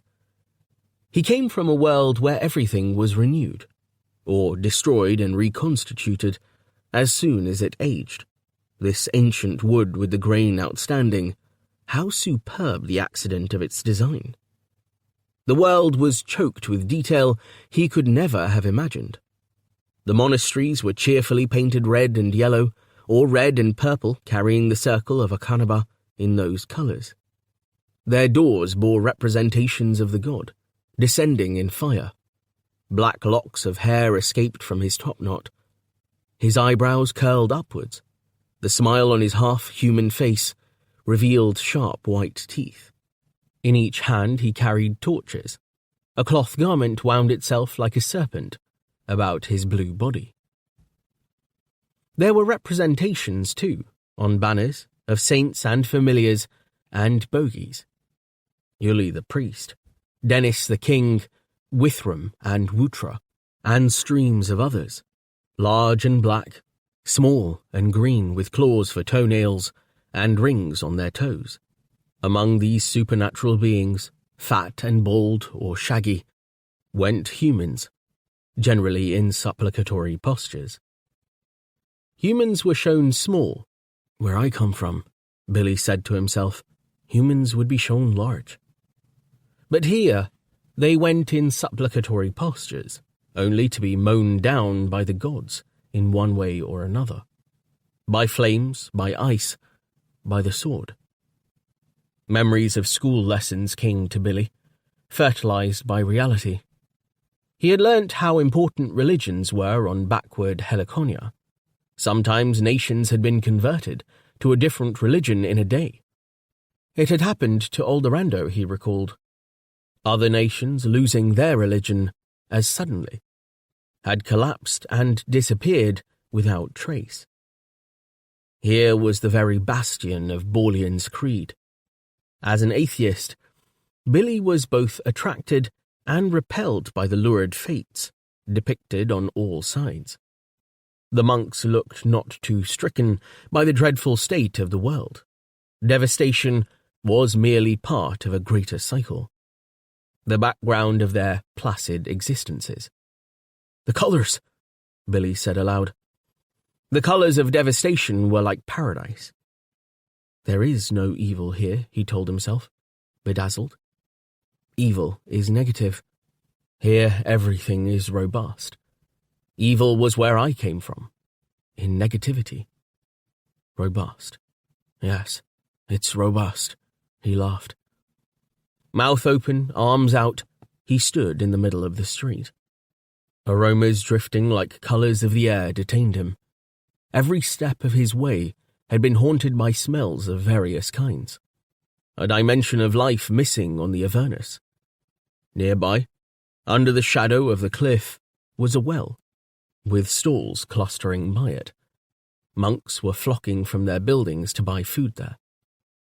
Billy was teased by the thought that they were performing just for him. Death might come. It would be worth it just to have stood here and caught these savoury smells, and to have seen the monks lift greasy buns to their faces, Above them, from a monastic balcony, fluttered a red and yellow banner, on which he could read the legend. All the world's wisdom has always existed. He laughed to himself at this anti-scientific legend. Wisdom was something that had to be hammered out. Otherwise, he would not be here. Here, in the traffic of the street, Billy's understanding grew of how priest-ridden Heliconian society was, and of how the Akanaban faith influenced action. His antipathy to religion was deep-rooted. Now he found himself in a civilization founded on it. When he approached the stalls, a stall-holder called to him. She was a tall woman, shabbily dressed, with a big red face. She maintained a bright burning fire in a basin. Waffles were her trade. Billy had on him forged money, as well as other equipment, for his visit. Pulling some coins from a pocket, he paid the woman and was rewarded with a savoury-smelling waffle. The waffle irons had imprinted on them the Akanaban religious symbol, one circle within another, the two connected by oblique lines. He thought for the first time, as he bit into it, that the symbol possibly represented in a crude way the orbit of the lesser sun Batalix, about the greater. "It won't bite you back," said the waffle woman, laughing at him. He moved away, triumphant at having negotiated the transaction. He ate more delicately than the monks, conscious of the eyes of the Avernus. Still munching, he continued along the street, a swagger in his step. Soon he was treading up the slopes that led to Matrasil Palace. It was wonderful. Real food was wonderful. Heliconia was wonderful. The route became more familiar. Having studied the family now called royal through 3 generations, Billy knew the layout of the palace and its surroundings in some detail. More than once he had watched the archival tapes, which showed this stronghold being taken by the forces of the grandfather of the present king. At the main gate he asked to speak to Jandol Anganol, producing forged documents which showed him to be an emissary from the distant land of Monstruol. After an interrogation in the guardhouse, he was escorted to another building. A long wait ensued, until he was taken to a section of the palace he recognized as the Chancellor's domain. Here he kicked his heels, staring at everything. The rugs, the carved furniture, the stove, the curtains at the window, the stains on the ceiling. In a kind of fever. The waffle had given him hiccups. The world was a maze of fascinating detail. And every strand in the carpet on which he stood, he guessed it to be of Mahdi origin, had a meaning which led back into the history of the planet. Queen Myrdem Ingala, Queen of Queens, had stood in this very room, had placed her sandaled feet upon this woven carpet, and the beasts and birds figured there had gratefully received her weight as she passed by. As Billy stood looking down at the carpet, a wave of dizziness overcame him. No, it couldn't be death already. He clutched his stomach. Not death by that waffle. He sank into a chair. Outside lay the world where everything had 2 shadows. He felt its heat and power. It was the real world of the Queen, not the artificial world of Billy and Rose. But he might not be up to it. He gave a loud hiccup. He understood now what his advisor meant when he had said that Billy might find fulfillment with Rose. But that could never have been while the Queen of his imagination stood in his way. The real Queen was now somewhere close at hand. The door opened. Even that was a wonder. That wooden door. A lean old secretary appeared, who conducted him to the Chancellor's suite. There he sat on a chair in an antechamber and waited. To his relief, the hiccups died, and he felt less ill. Chancellor Sartori Irvrash appeared, walking wearily. His shoulders were bent, and, despite a show of courtesy, his manner was preoccupied. He listened to Billy without interest, and ushered him into a large room where books and documents took up a major part of the space. Billy looked at the Chancellor with awe. This was a figure out of history. This was once the hawkish young advisor who had assisted Jandol Anganol's grandfather and father to establish the Borleanese state. The two men seated themselves. The Chancellor pulled agitatedly at his whiskers and muttered something under his breath. He seemed not to listen, as Billy described himself as coming from a town in Morstraw, on the Gulf of Chals. He hugged his lean body, as if comforting himself. When Billy's words ran out, he sat in puzzlement as silence descended. Did the Chancellor not understand his Olonets? Sartori Irvrash spoke at last. "We'll do whatever we can to be of assistance, sir. Also, this is not the easiest of times, not by any means." "I want a conversation with you, if I can, as well as with His Majesty and the Queen. I have knowledge to offer, as well as questions to ask." He gave a belated hiccup. "Apologies." Yes. Excuse me. I am what someone once termed a connoisseur of knowledge, but this happens to be a day of deepest botheration." He stood, clutching at his stained chaff-rule, shaking his head as he regarded Billy, as if for the first time. "What's so bad about today?" asked Billy in alarm. "The Queen, sir. Queen Myrdem Ingala." The Chancellor rapped his knuckles on the table for emphasis. "Our Queen is being put away. Expelled, sir. This is the day she sails for exile. For ancient Gravabagalinian." He put his hands up to his face and began to weep. 9. Some botheration for the Chancellor. There was an old country saying among the peasants of the land still known locally as Embrudok, concerning the continent on which they lived. Not an acre is properly habitable, and not an acre is uninhabited. The saying represented at least an approach to the truth. Even now, when millions believed that the world was to die in flames, travellers of all kinds crossed and recrossed Campanlat.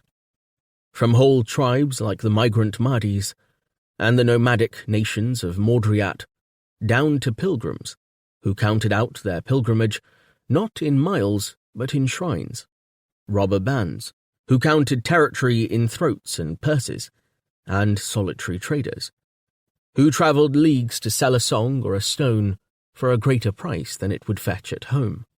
All these found fulfilment in movement. Even the fires that consumed the interior of the continent, stopping short only at rivers or deserts, did not deter travellers. Rather, they added to their numbers, contributing refugees in quest for new homes. One such group arrived in Matrasil, down the Val Vorel, in time to see Queen Myrdem Ingala leave for exile.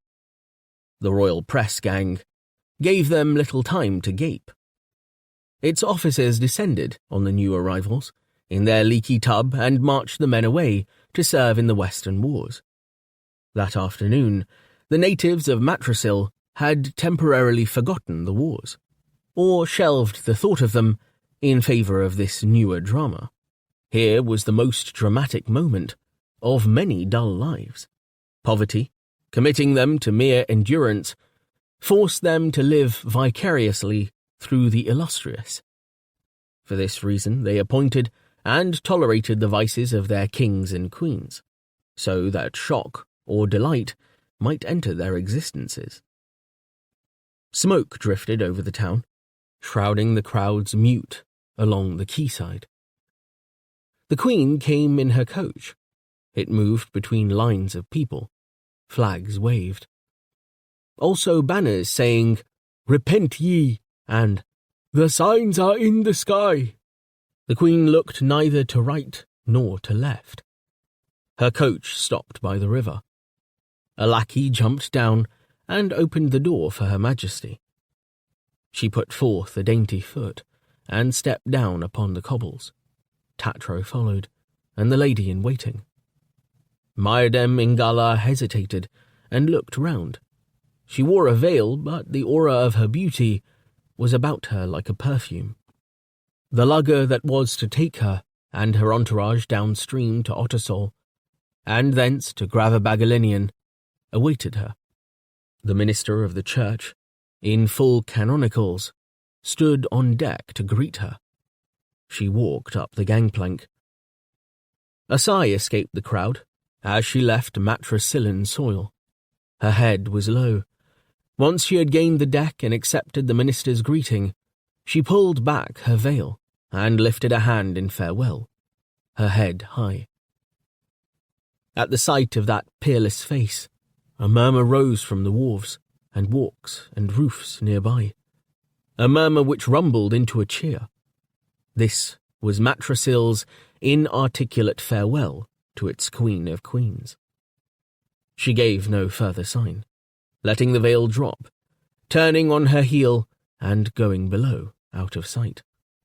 As the ship weighed anchor, a young court gallant ran forward to stand on the edge of the quay and declaim a popular poem.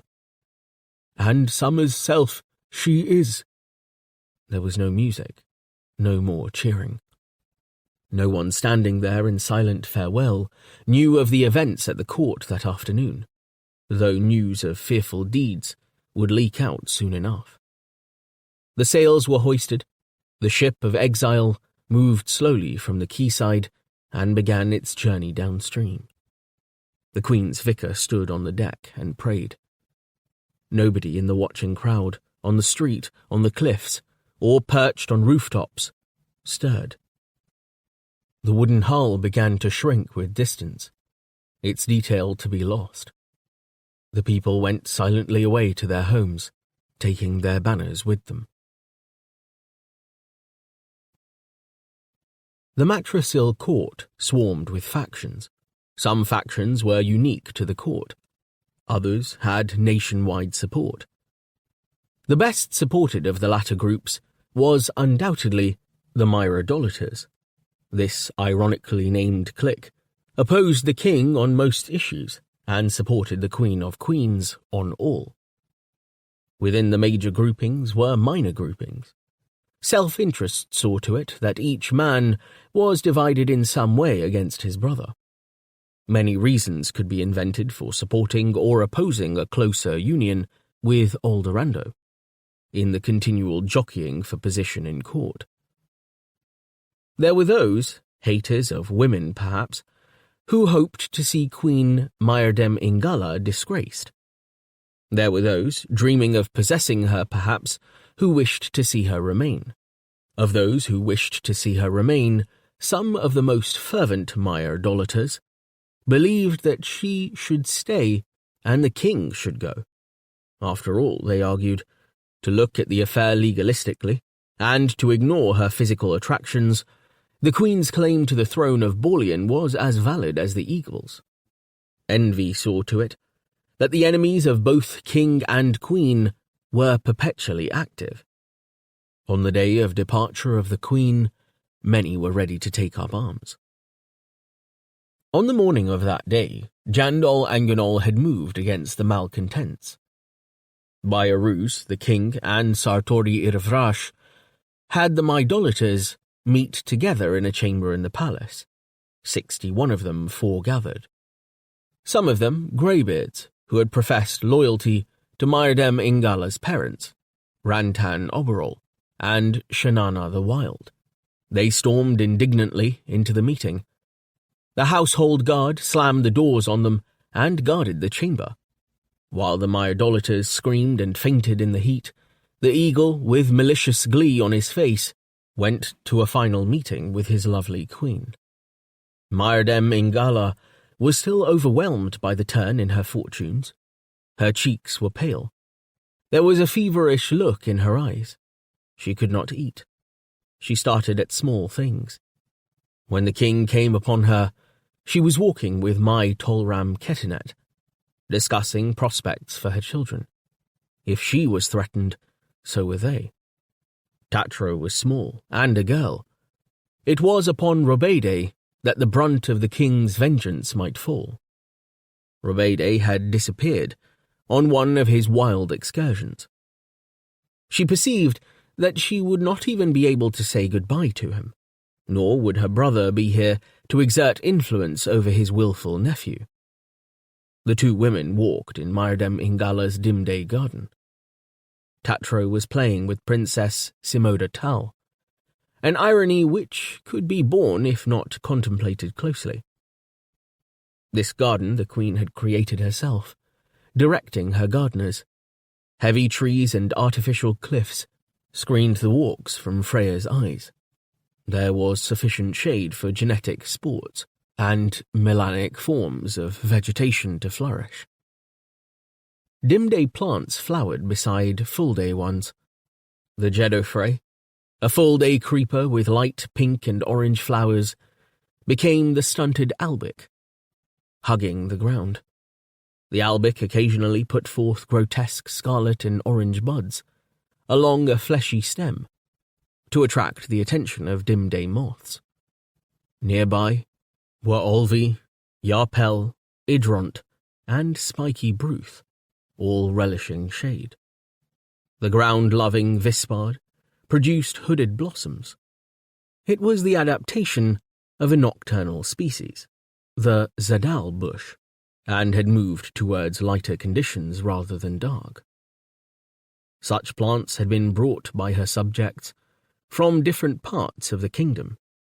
She had no great understanding of the astronomy which Sartori Irvrash tried to instill in her, or of the slow, protracted maneuvers of Freya along the heavens, except through her appreciation of these plants, which represented an instinctive, vegetable response to those confusingly abstract ellipses of which the Chancellor loved to talk. Now she would visit this favoured place no more. The ellipses of her own life were moving against her. The king and his chancellor appeared at the gate. She sensed their wish for formality, even from a distance. She saw the tension in the king's stance. She laid a hand on her lady-in-waiting's wrist, in alarm. Sartori Irvrash approached and bowed formally. Then he took the lady-in-waiting off with him, in order to leave the royal couple alone. Mai instantly broke into anxious protests. The king will murder Kune. He suspects she loves my brother Hanra, but it is not so. I'd swear to it. The queen has done nothing wrong. She is innocent. His calculations run otherwise, and he will not murder her, said Sartori Irvrash. He hardly looked the figure to comfort her. She had shrunk inside his chafrul, and his face was grey. He rids himself of the queen for political reasons. It has been done before. He brushed a butterfly impatiently from his sleeve. Why did he have Yeferal murdered then? That piece of botheration is not to be laid at the king's door, but rather at mine. Cease your prattle, woman. Go with Kune into exile, and look after her. I hope to be in touch some time, if my own situation continues. Graver-Beggar-Linian is not a bad place to be. They entered into an archway, and were immediately embraced within the stuffy complexities of the building. My Tolram Ketinet asked in a more even voice, "What has overcome the king's mind?" I know only of his ego, not his mind. It is bright like a diamond. It will cut all other egos. It cannot easily tolerate the queen's gentleness.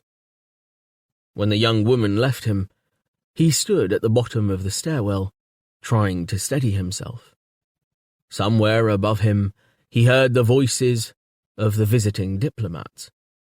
They waited with indifference to hear how the matter worked out and would be departing soon, whatever happened.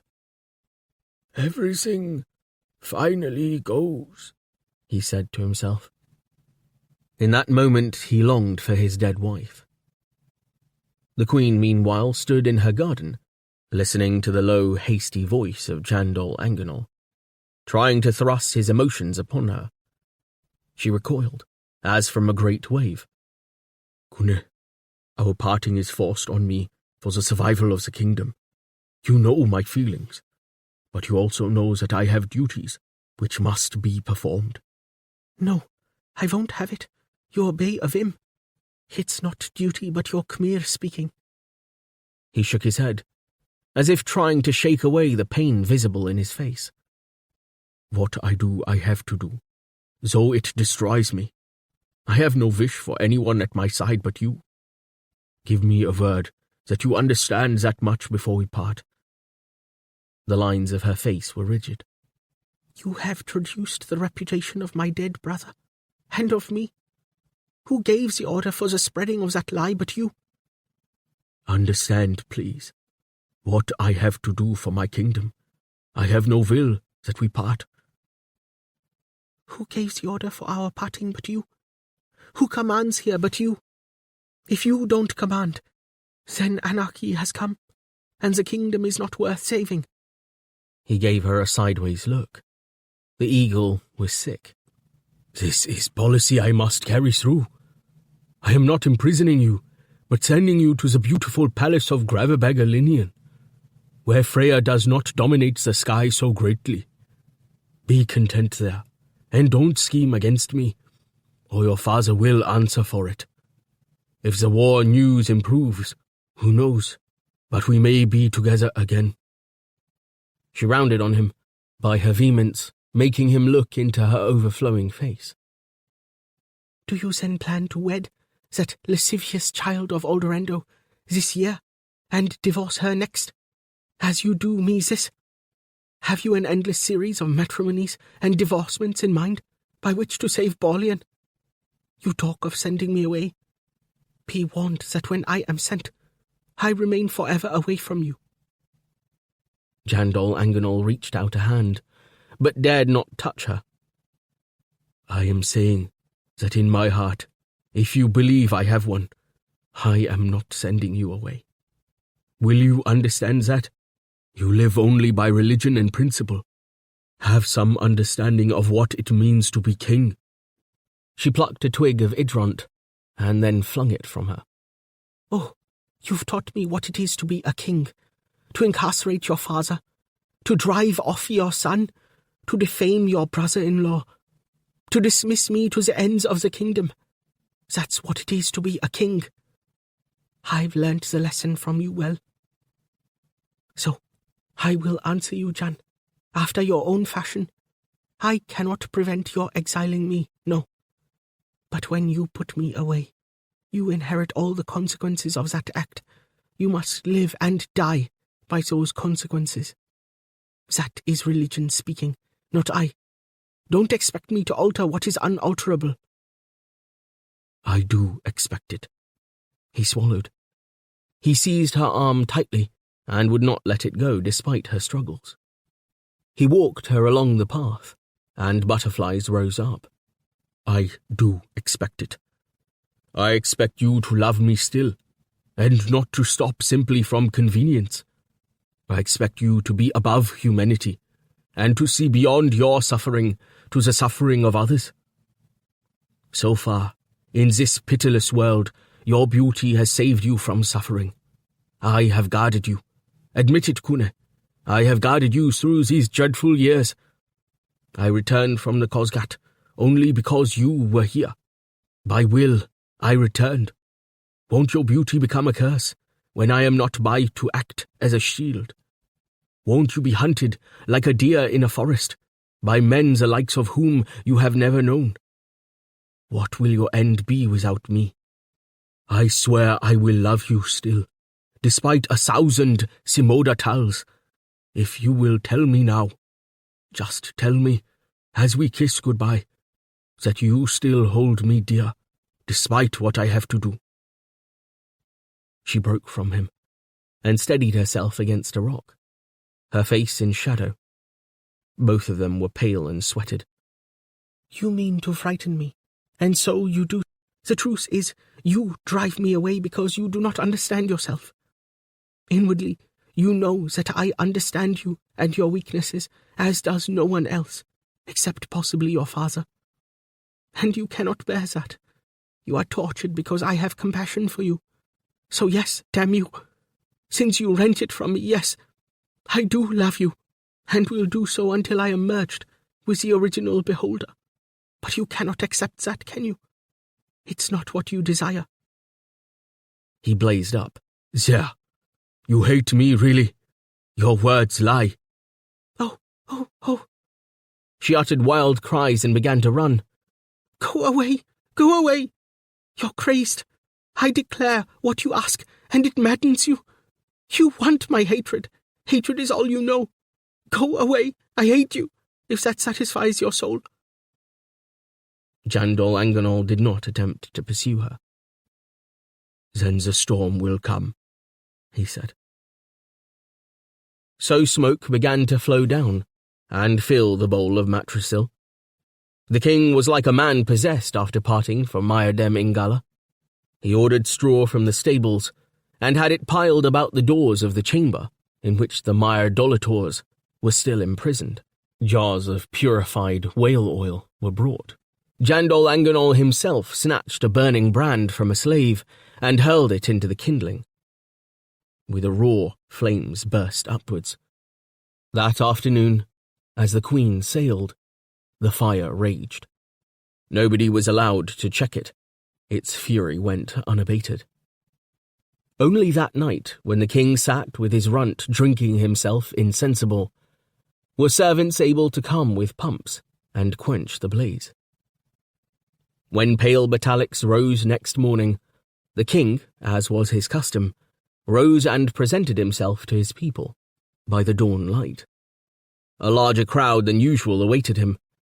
At his appearance, a low, inarticulate growl arose, like the noise a wounded hound might make. In fear of the many-headed beast, he retired to his room and flung himself down on his bed. There he stayed all day, neither eating nor speaking. On the succeeding day, he appeared to be himself again. He summoned ministers, he gave orders, he bade farewell to Tanth Indrid and Simoda Tal. He even appeared briefly before the Scrutina. There was reason for him to act. His agents brought news that Undriad the Hammer, scourge of Mordriat, was again moving southwestwards, and had formed an alliance with Davlish, his enemy. In the Scrutina, the king explained how Queen Myrdem Ingala and her brother, Yefral Oberal, had been planning to assassinate the ambassador from Sibornal, who had made his escape. It was for this reason that the queen was being sent into exile. Her interference in state affairs could not be tolerated. Her brother had been killed. This conspiracy must be an object lesson to all in this time of peril for the nation. He, the king, was drawing up a plan by which Borleon would become more closely linked to its traditional friends, the Aldorandans and Panovalans. These plans he would disclose fully in good time. His challenging gaze swept round the Scrutina. Sartori Irvrash then rose, to demand that the Scrutina look upon new developments in the light of history. "With the Battle of the Kosgat still fresh in our minds, we know that there are new artilleries of attack available. Even the barbarous tribes of Driats have these new guns, as they are called. With a gun, a man can kill an enemy as soon as he can see him. Such things are mentioned in old histories. Also, we cannot always trust what we read in old histories. However, we are concerned with guns. You saw them demonstrated. They are made in the great northern continent by the nations of Sibornel, who have a preeminence in manufacturing arts. They possess deposits of lignite and metal ores which we do not. It is necessary for us to remain on good terms with such powerful nations, and so we have put down firmly this attempt to assassinate the ambassador." One of the barons at the back of the Scrutina shouted angrily. "Tell us the truth. Wasn't Pasharatid corrupt? Didn't he have a liaison with a Borleanese girl in the lower town, contravening our laws? And his—" "Our agents are investigating," said Sartori Irvrash, and went on hastily. "We shall send a disputation to Askitosh, capital of the nation Uskotoshk, to open a trade route, hoping that the Sibornelese will be more friendly than hitherto. Meanwhile, our meeting with the distinguished diplomats from Olderendo and Panovel was successful. We have received a few guns from them, as you know. If we can send sufficient quantities of guns to our gallant General Hanra Tolram Ketinet, then the war with Rendanen will be quickly over." Both the king's speech and Sartori Irvrash's were received coldly. Supporters of Baron Rantan Oberal, Myrdem Ingala's father, were present in the Scrutina. One of them rose and asked, "Are we to understand that it is these new weapons which are responsible for the deaths of 61 Myrdolators? If so, they are powerful weapons indeed." The Chancellor's reply was uncertain. "An unfortunate fire broke out at the castle, started by the ex-queen's supporters, many of whom lost their lives in the blaze they had themselves caused." As Sartori Irvrash and the king left the chamber, a storm of noise broke out. "Give them the wedding," said Sartori Irvrash. "They'll forget their anger as they coo over the prettiness of the child bride. Give them the wedding as soon as possible, your majesty. Make the fools forget one swindle with another." He looked away to hide his revulsion of his own role. Tension hung over all who lived in the castle of Matrasil, except for the Phagors, whose nervous systems were immune to expectation. But even the Phagors were uneasy, for the stench of burning still clung to everything. Scowling, the king retired to his suite. A section of the first Phagorian stood duty outside his door, and Yuli remained with them, while Jandol Anganol prayed in his private chapel with his royal vicar. After prostrating himself in prayer, he had himself scourged. While being bathed by his female servants, he summoned his chancellor back to him. Sartori Irvrash appeared after a third summons, clad in an ink-stained flowered charfrul and rush slippers. The old man looked aggrieved and stood before the king without speaking, smoothing his beard. "You're vexed," Jandol Anganol addressed him from the pool. The runt sat a short distance away, its mouth open. "I am an old man, your majesty, and have endured deep botheration this day. I was resting." "Writing your damned history, more like." "Resting and grieving for the murdered 61, if truth be told." The king struck the water with the flat of his hand. "You're an atheist. You have no conscience to appease. You don't have to be scourged. Leave that to me." Sartori Irvrash showed a tooth in a display of circumspection. "How can I serve your majesty now?"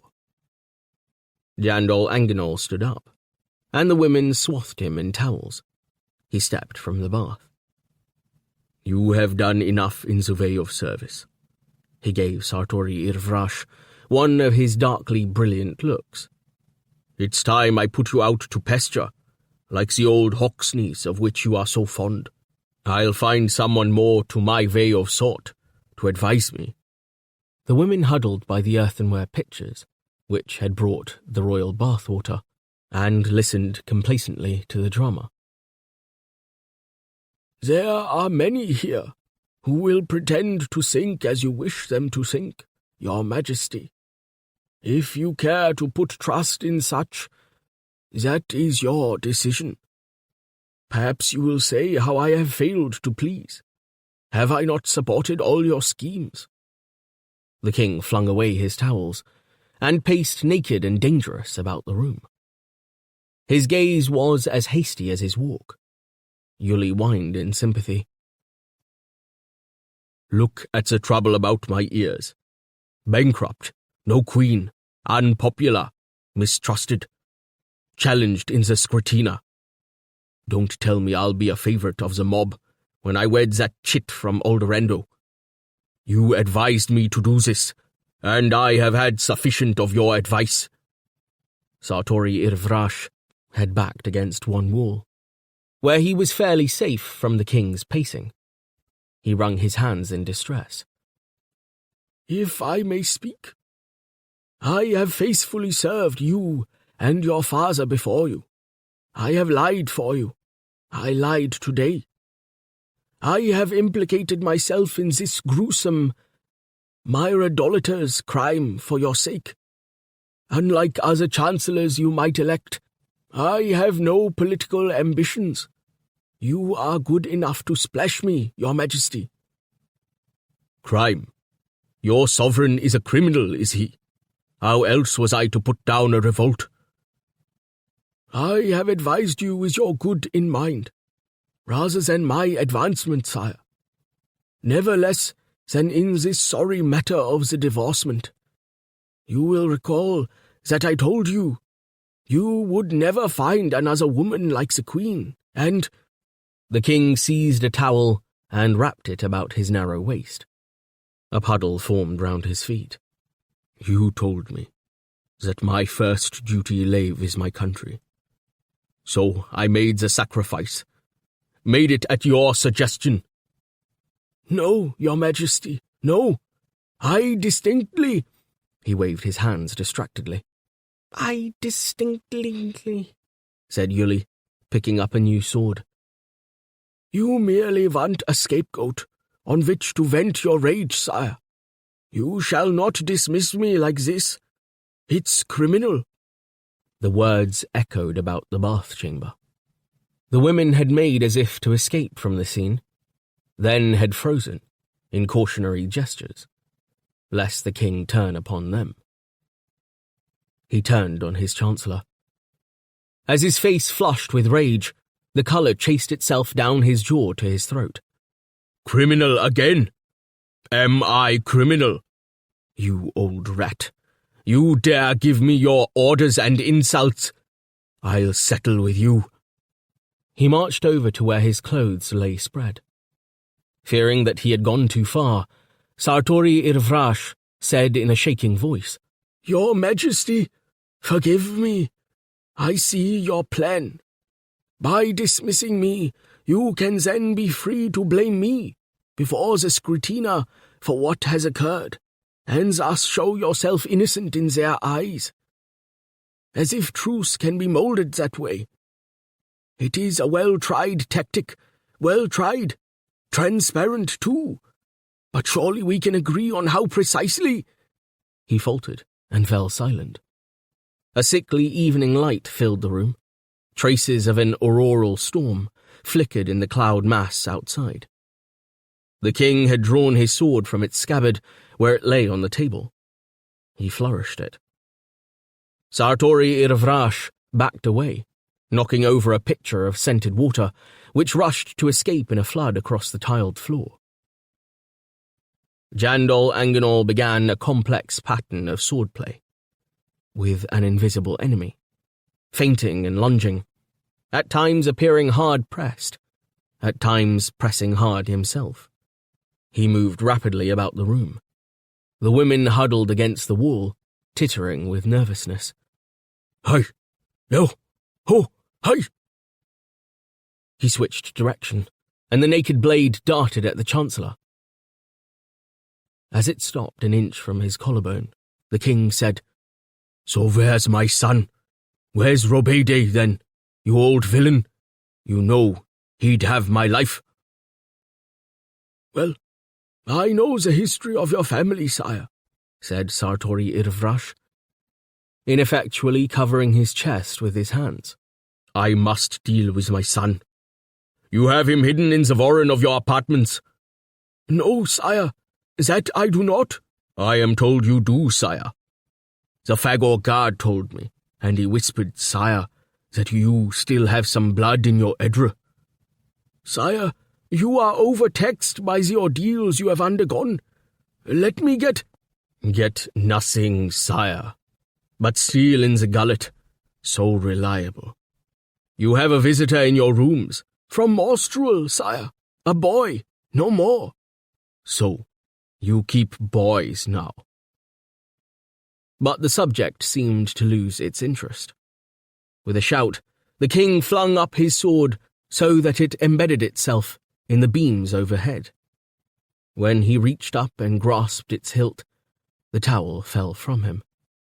Sartori Irvrash stooped to retrieve it for his majesty, saying falteringly, I understand from whence your madness comes, and allow... Instead of seizing the towel, the king seized the old man's chaffrul and swung him about by it. The towel went flying. The Chancellor uttered a cry of alarm, his feet slipped from under him, and they fell together heavily in the flood of water. The king was back on his feet as nimbly as a cat, motioning to the women to help Sartori Irvrash up. The Chancellor groaned and clutched his back as two of them assisted him. Now go, sire, said the king. Get packing, before I demonstrate to you just how mad I am. Remember, I know you for an atheist and a myrodolator. In his own chambers, Chancellor Sartori Irvrash had a woman slave anoint his back with ointments, and indulged in some luxurious groans. His personal Phagor guard, Lex, looked on impassively. After a while, he called for some squinedge juice topped with dry ice, and then laboriously wrote a letter to the king, clutching his spine between sentences. Honoured sire, I have served the house of Enganol faithfully, and deserve well from it. I am prepared still to serve, despite the attack upon my person, for I know how your majesty suffers in his mind at present. As to my atheism and my learning, to which you so frequently object, may I point out that they are one, and that my eyes are opened to the true nature of our world. I do not seek to woo you from your faith, but to explain to you that it is your faith which puts you in your present difficult situation. I see our world as a unity. You know of my discovery that a hoxne is a striped animal, appearances to the contrary. This discovery is of vital importance, for it links the seasons of our great year and gives us a new understanding of them. Many plants and animals may have similar devices by which to perpetuate their species through the year's conflicting climates. Could it be that humanity has in religion a similar mode of perpetuation?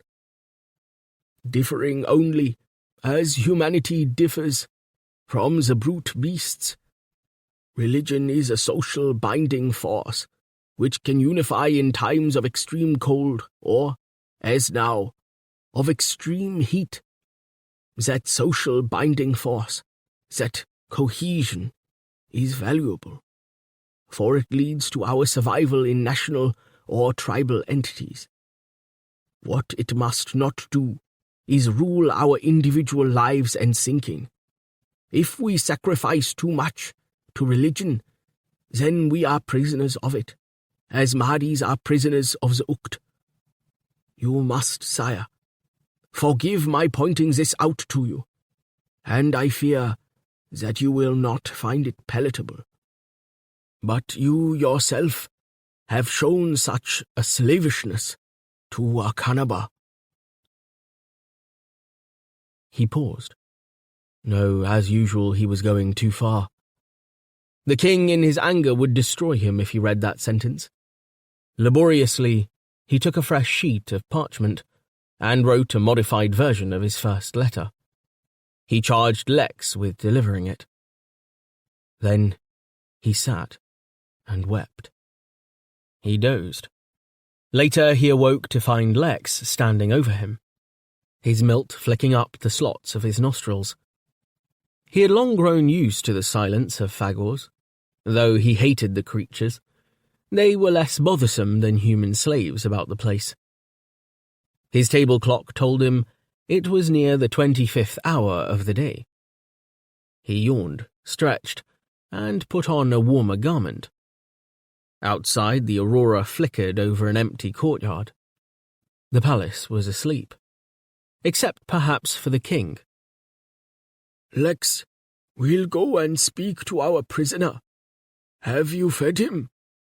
The Phagor, immobile, said, The prisoner has his food, Zor. He spoke in a low voice, buzzingly, so that the honorific came out as Zor. His Olonets was limited, but Sartori Irvrash, in his abhorrence, refused to learn Hurdu. Among the shelves covering most of a long wall stood a cupboard. Lex swung it away from the wall to reveal an iron door.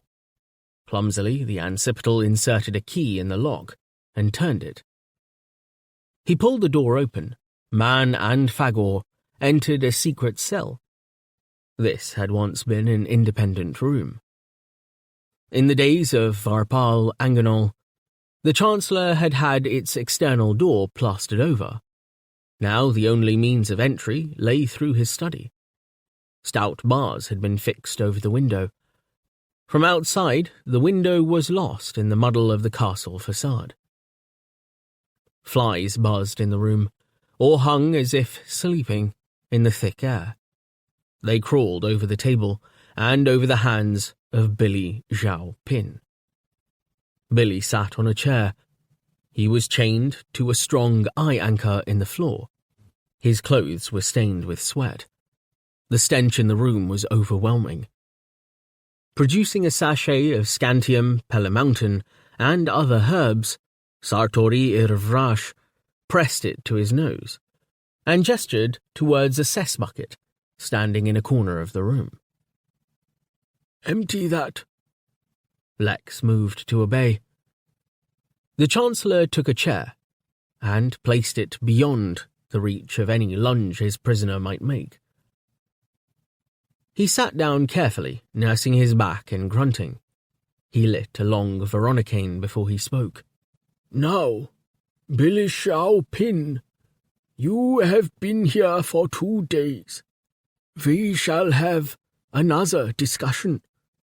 I am the Chancellor of Borlean, and if you lie to me, it is well within my powers to torture you.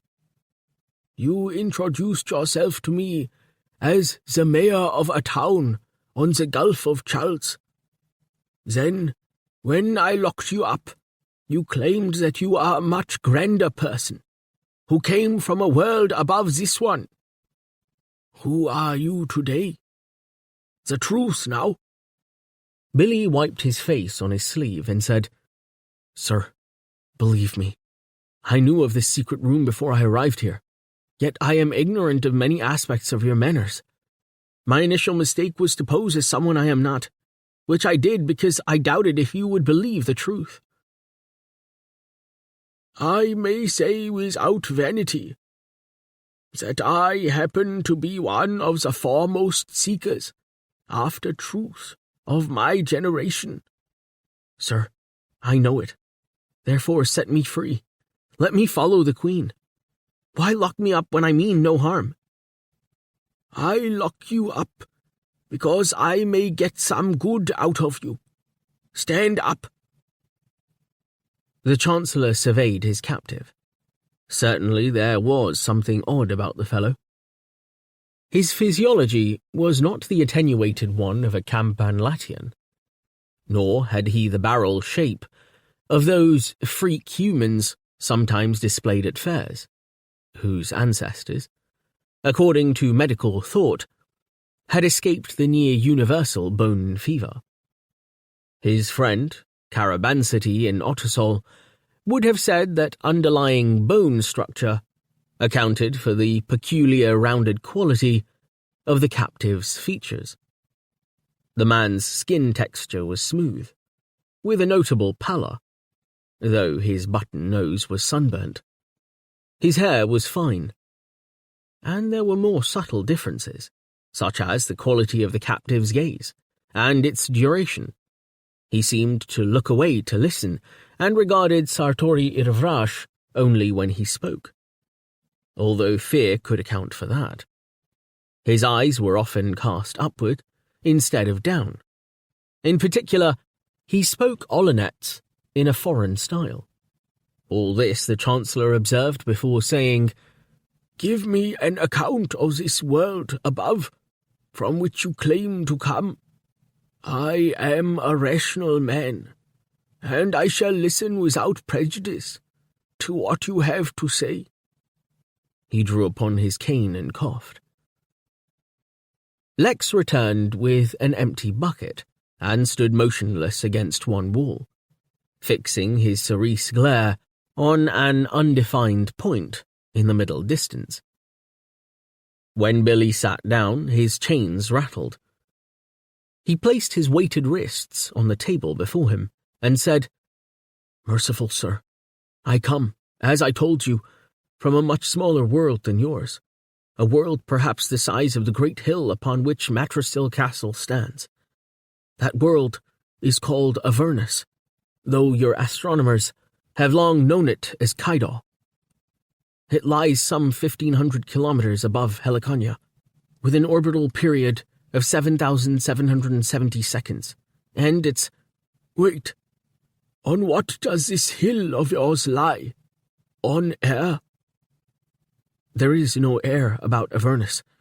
In effect, the Avernus is a metal moon. No, you don't have that word in Olonets, sir, since Helliconia possesses no natural moon. Avernus orbits Helliconia continually, as Helliconia orbits Batalix. It travels through space, as Helliconia does, and moves continually, as Helliconia does. Otherwise, it would fall under the pull of gravitation. I think you understand this principle, sir. You know of the true relationships between Helliconia on the one hand and Batalix and Freyr on the other." "I understand what you say very well." He slapped at a fly crawling over his bald pate.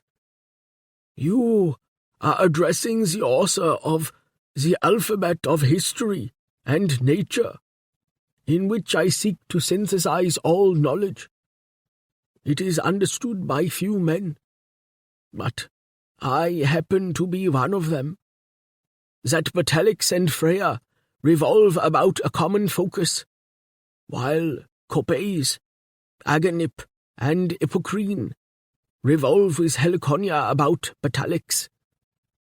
The haste of our sister worlds in their orbits is commensurate with their stature and their distance from the parent body, Batalix. Furthermore, cosmology informs us that these sister worlds sprang from Batalix, as men spring from their mothers, and Batalix sprang from Freya, which is its mother. In the realm of the heavens, you will find me suitably informed, I flatter myself." He looked up at the ceiling and blew smoke among the flies. Billy cleared his throat. Well, it's not quite like that.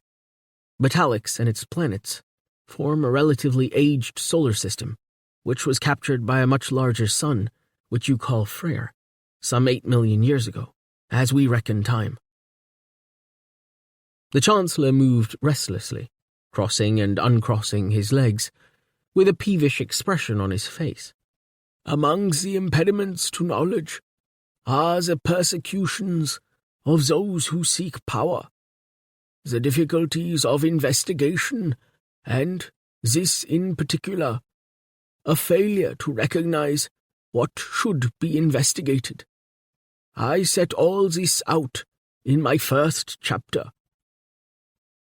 You clearly have some knowledge, yet you betray it by mingling it with falsehood for your own reasons. Remember that torture is a friend of truth, Bilish au Pin. I'm a patient man, but this wild talk of millions angers me. You won't impress me by mere numbers. Anyone can invent figures out of thin air. Sir, I do not invent. How many people inhabit all Campanlat? The Chancellor looked flustered. Why, some 50 million, according to best estimates. Wrong, sir. 64 million people, and 35 million Phagors.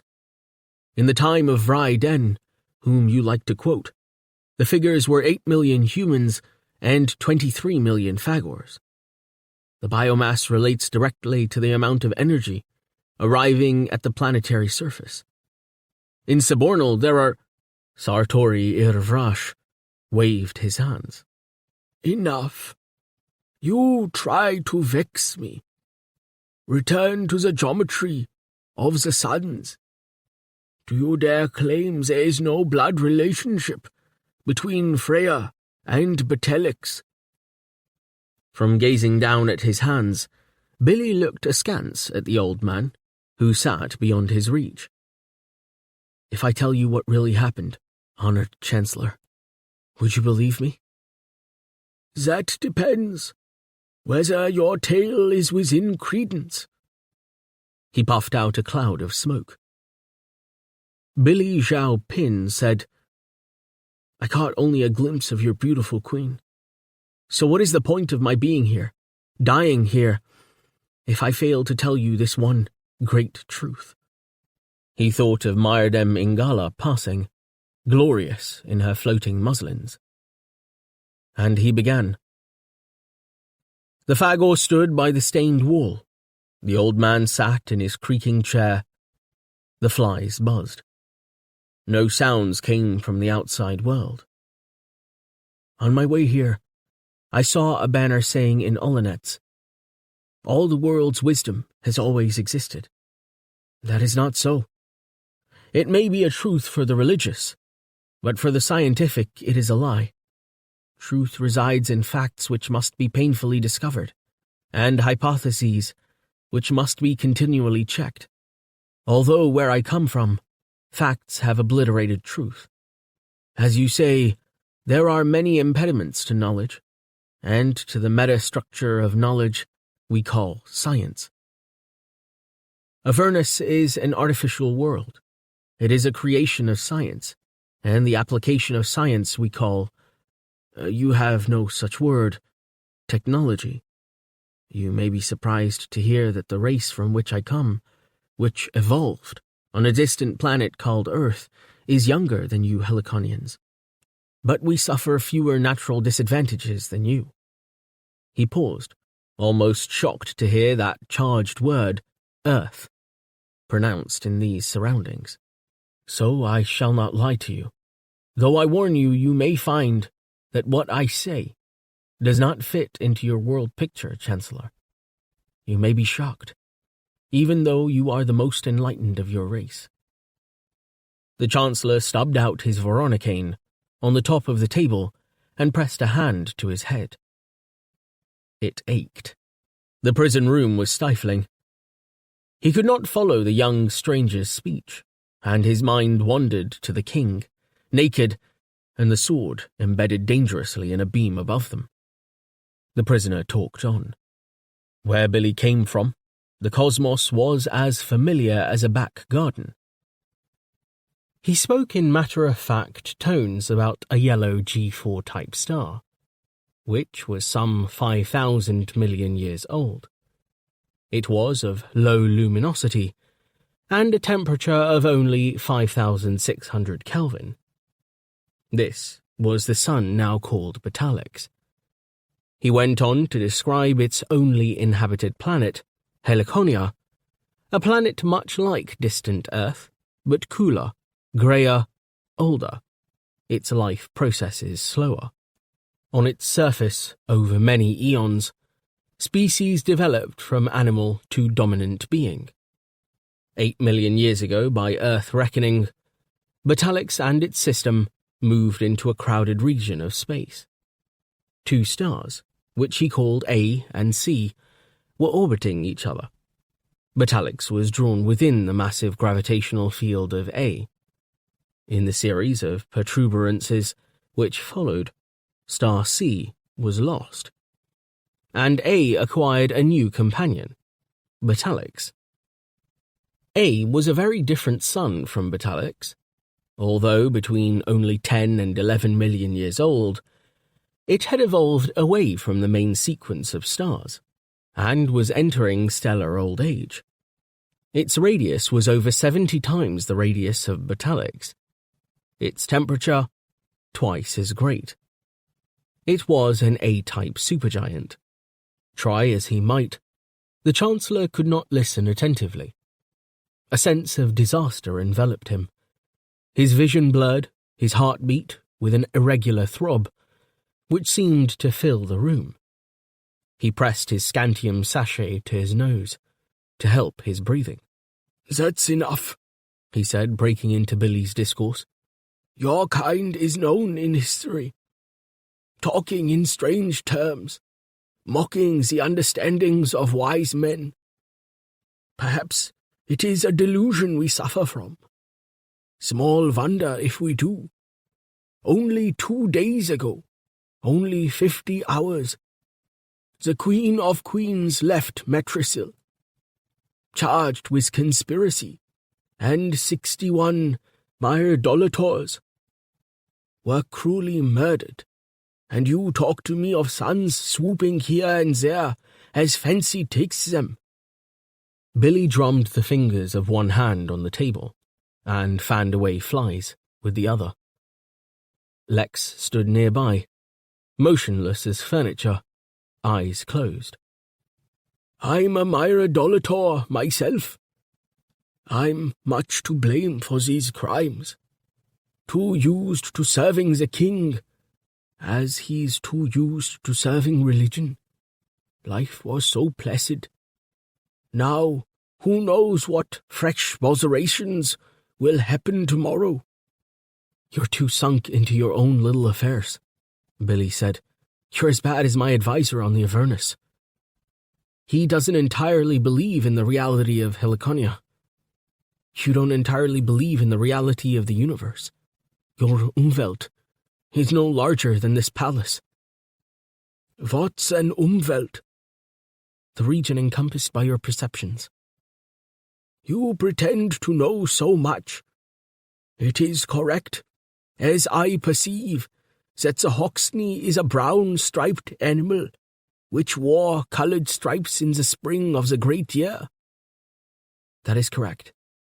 Animals and plants adopt different strategies to survive the vast changes of a year. There are binary biologies and botanies, some following one star, as previously, some the other." "Now, you return to your perambulating suns.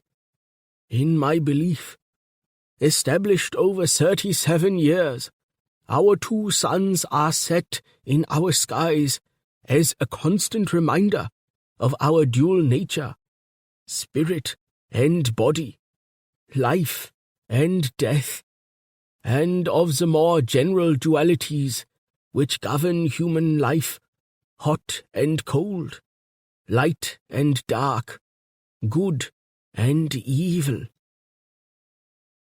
You say my kind is known in history, Chancellor. Maybe those were other visitors from the Avernus, also trying to reveal the truth and being ignored. Revelations through some crazed geometries. Then they perished.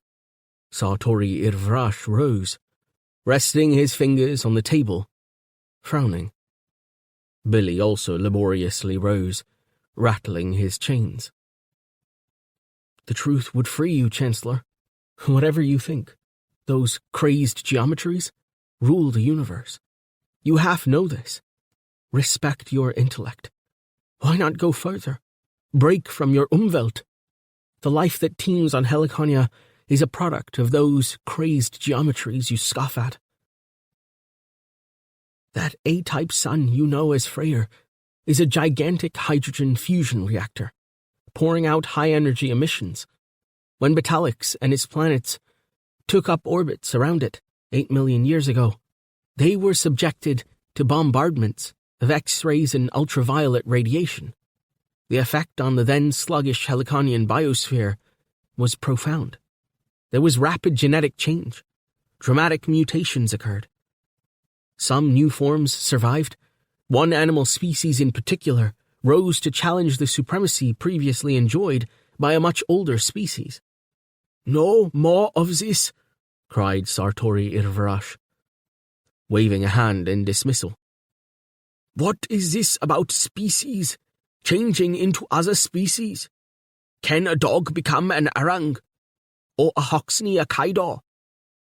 Everyone knows at least that every animal has its place, and humans their place.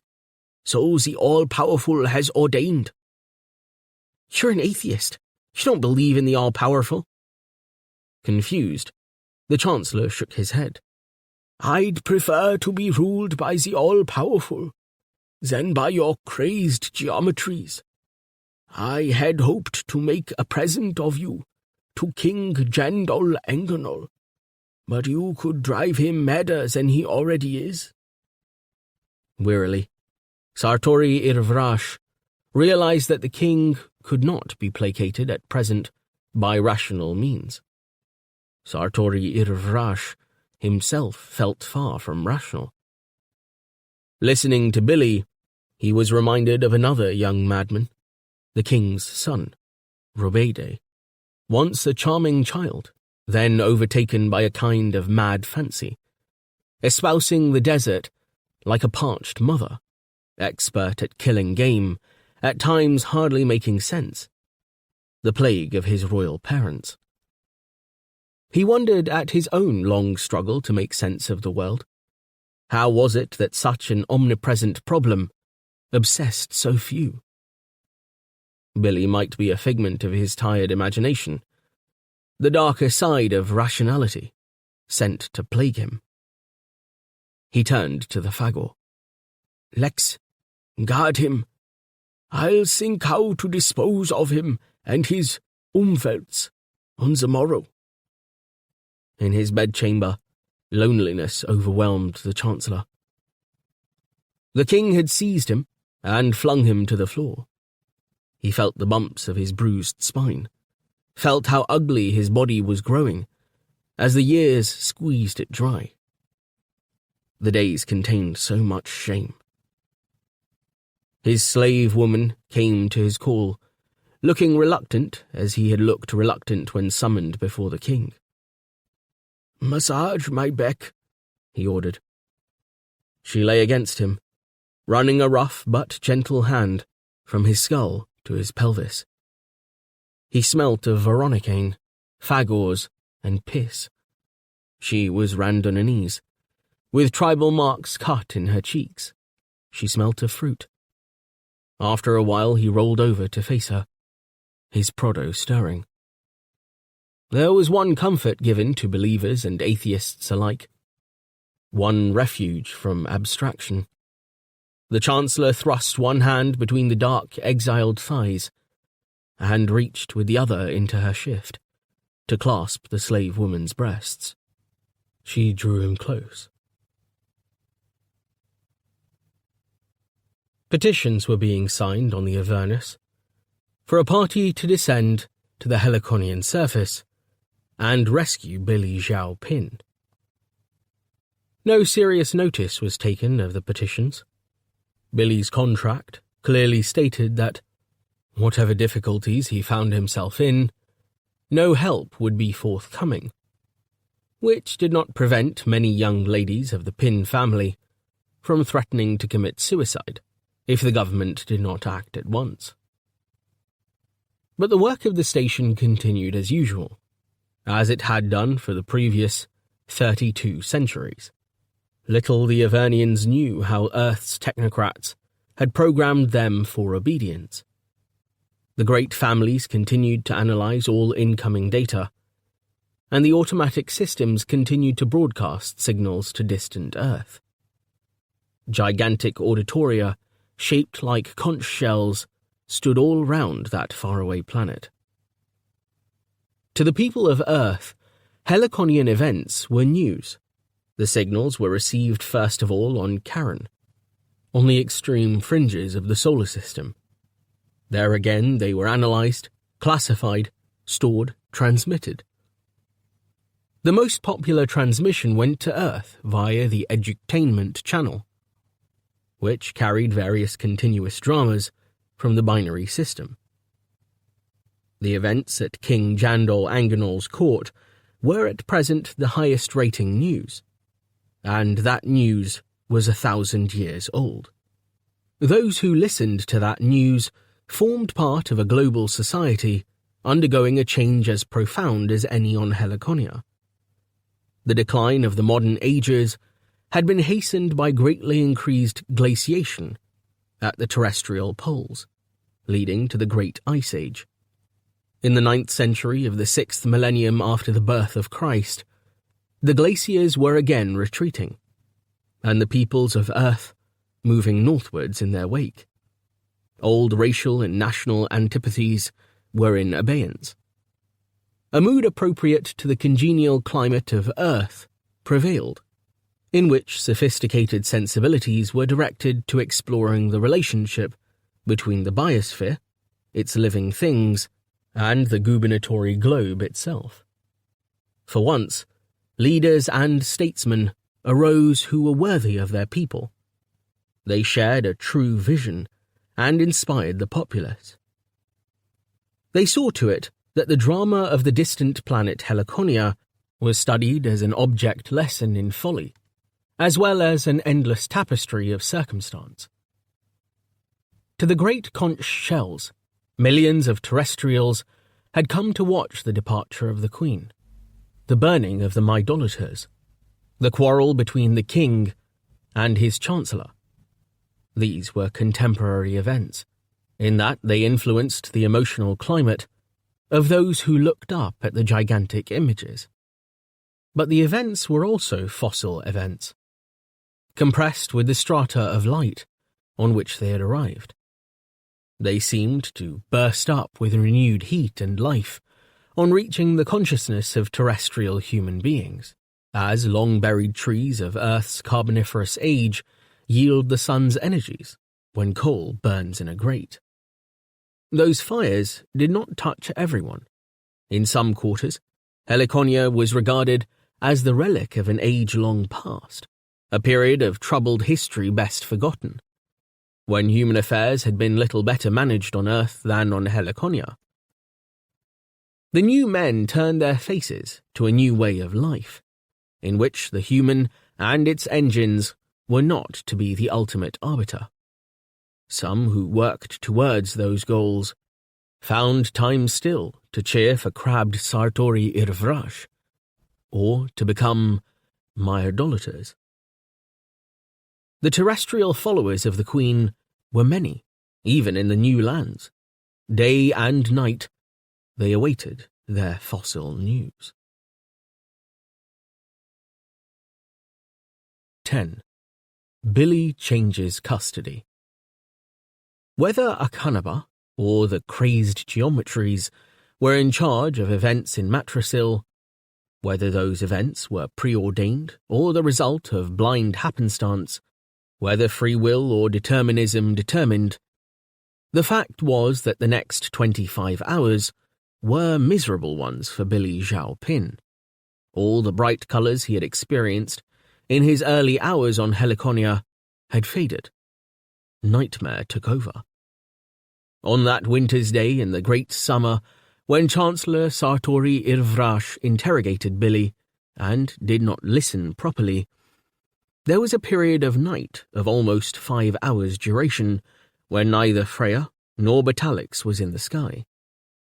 Yarap Rombri's comet could be seen low on the northern horizon, when it was swallowed by a freak fog.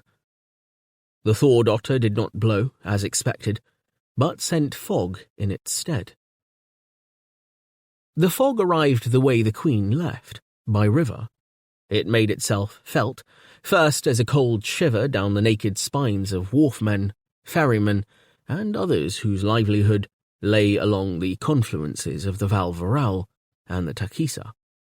Some of those watermen, going home, took the insidious element with them into the houses which lined the poor streets, behind the docks, and made them the poorer for it. Wives peering out, as they dragged shutters across windows, saw go-downs dissolve into a universal sepia puddle. The puddle rose higher, brimming over the cliffs, as cunning as ill health, and penetrated the castle walls. There, soldiers in their thin uniforms, shaggy-coated Phagors, stirred the infection after them as they patrolled, coughed into it, became devoured by it. The palace itself did not long resist the invasion, but took on the aspects of a ghost of a place. Through the empty rooms, where Queen Myrdem Ingala had lived, the fog went mournfully without a sound. The marauder also found entry to the world under the hill. It snuffled amid that nest of gongs, and exclamations and prayers and prostrations, and processions and suppressions, where holiness was manufactured. There, its uncanny breath mingled easily with the exhalations of vigils and congregations, and created purple halos about devotional candles. As if here, and here alone, it found a kindred place where it was welcome. It coiled along floors, among bare feet, and found out the secret places of the mountain. To those secret places, Billy Zhao Pin was being escorted. He rested his head wearily on his table, once Sartori Irvrash had left him, letting tired thoughts run riot through his head. When he tried consciously to check on them, the thoughts were gone, like criminals over a wall. Had he once described Helliconia as a form of argument? Well, there was no arguing with the reality. He recalled all his glib debates about reality with his advisor, back on the Avernus. Now he had a dose of reality, and it would kill him. The criminal thoughts crept into action again, to be checked when the dog-like Lex placed a bowl of food before him. "Do eating," the Ancipital commanded, as Billy looked mistily up at him. The food was a porridge into which highly coloured fruit had been chopped. He took up a silver spoon and began to eat. The taste was insipid. After a few spoonfuls, drowsiness overcame him. He pushed the bowl away, groaning, and lay his head on the table again. Flies settled on the food, and on his undefended cheek. Lex went to the wall opposite to the one by which he and the Chancellor habitually entered, and tapped on one of the wooden panels. A counter-tap answered, to which he responded with 2 wide-spaced answering taps.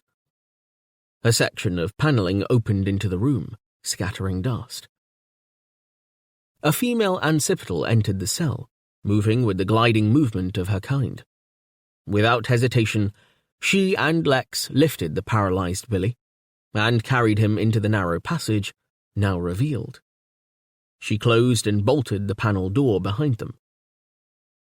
The palace contained neglected passages in plenty. This one, in its unfinished state, gave every appearance of having been neglected for centuries. The two great A-humans filled it. Phagor slaves were as common about Matrasil Palace as Phagor soldiers. When employed as stonemasons, for which work they had a rough aptitude, they had walled in a retro version in the Great Walls, roofed it over, and utilized it as one of their own convenient ways about the building. Billy, in a state of paralysis, but still conscious, found himself being carried downstairs that went back and forth, as if forever denied an exit. His head dangled over the Gillet's shoulder, knocking against her shoulder blade at every step. At ground level, they paused. Damp hung in the air. Somewhere out of his sight, a torch smouldered. Hinges squeaked. He was being lowered down into the earth through a trapdoor. His terror could escape only in the faintest sigh. The torch appeared as his head fell back, to be eclipsed by a shaggy head. He was somewhere underground, and three-fingered hands were clutching him. Mauve and red pupils glowed in the gloom. Sickly smells and shuffling sounds surrounded him. A trapdoor slammed, its echoes shuttling away into distance. His viewpoint showed little more than a monstrous back. Another door, more waiting, more stairs, more insane whispers. He passed out, yet remained aware of jolts of descent, which continued for uncounted time. They were making him walk like a drunken man. His feet were dead. Of course, they had drugged his food. Head rolling to one side, he gathered that they were in a large underground chamber, moving along a wooden walk set near the ceiling. Banners hung from the walk. Below, humans in long garments congregated barefoot. He recalled their name in a moment. Monks. They sat at long tables, where Phagors in similar garments served them. Memories returned to Billy Zhao Pin. He recollected the monasteries under the hill, where he had bought a waffle. He was being taken through a maze of holy ways, carved in the rock, beneath Jandol Anganol's palace. The walk revived him. Two Phagors escorted him, both Gillets. Probably Lex had returned to do duty for the Chancellor, who would now be asleep. He gave a feeble call to the monks below, but nobody heard him, in the babble of voices. They left the lighted space. More corridors. He tried to protest, but the females hustled him on. By his side, a band of carving braided the stone wall. He tried to grip it. His hand was snatched away. Down again. Total darkness, smelling of rivers and things unborn. "Please, let me go," his first words. A gate opened. He was marched into a different world, an underground ancestral kingdom. The very air was different, its sounds and stinks alien. Water lapped. Proportions were different. Archways were wide and low, cavernous. The way was rough and uphill. It was like climbing into a dead mouth. Nothing in the Avernus had prepared Billy for this adventure. Crowds of Phagors were gathering to inspect him, thrusting their cow faces into his. They jostled him before a council of ancestors, male and female. In niches round the walls were stacked their totems, aged Phagors sinking further and further in tether. The oldest totem was like a little black doll, almost entirely composed of keratin. Leading the council was a young Kazan, Gert Euron's Tharl. Gert Euron's Tharl was no more than a crate. The dense white coat over his shoulders was still red-tipped. His long, curving horns were painted with a spiral design, and he kept his head thrust low, with a pugnacious gesture, so as not to scrape the tips of those horns. on the roof of the chamber. As for that chamber itself, though its roof was indeed rough and unfinished, its form was approximately circular. Indeed, the auditorium, if such a term was acceptable among such an inhuman audience, was built in the shape of a wheel. Gert Euron's Tharl stood stiffly upright, puffing out his chest at the hub of the wheel. Stalls for the audience radiated like spokes from the hub. Most of the floor was divided into low stalls. Here, members of the council stood motionless, or merely twitching a shoulder or ear. In each stall was a trough and a length of chain stapled into the stonework. Runnels for water or urine were cut in the floor and ran to ditches by the perimeter of the wheel. The fog seemed to have penetrated here, or else the sickly breath of the ancipital race lent a blue aura to the torches. Taking in what he could of this scene as he was examined by rough hands, Billy saw ramps leading upwards, and others, their entrances unwelcoming, leading even further underground. A perception came to him. In these caves, at this time, Phagors gathered to escape the heat. The time would come when men huddled here, to escape the cold. The Phagors would then take over the outside world. Some kind of order was called, and interrogation began. It was evident that Lex had informed Gert Euron's Tharl of the content of Billy's conversation with Sartori Irvrash. Sitting by the Kazan was a middle-aged female human, a shapeless woman in a dress of stamel, who translated a series of questions from the Kazan into Olonets. The questions concentrated on Billy's arrival from Freya. The Phagors would hear nothing of Avernus. If this son of Freya had arrived from otherwhere, then it followed that he came from Freya, whence, in ancipital eyes, all evil came. He could hardly understand their questions, nor could they understand his answers. He had had difficulties with the Borleanese chancellor. Here, the cultural difference was much wider. He would have said insuperable, except that occasionally he made himself understood.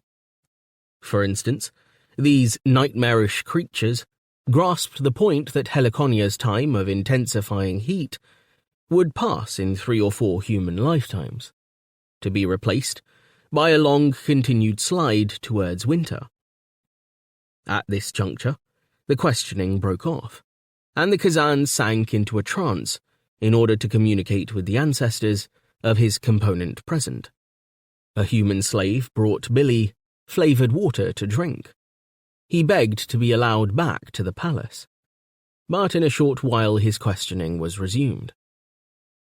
It was curious that the Phagors grasped what Sartori Irvrash could not, that Billy had travelled through space, though the native ancipital phrase for space was an almost untranslatable conglomerate, meaning immeasurable pathway of air turns and great year procedures.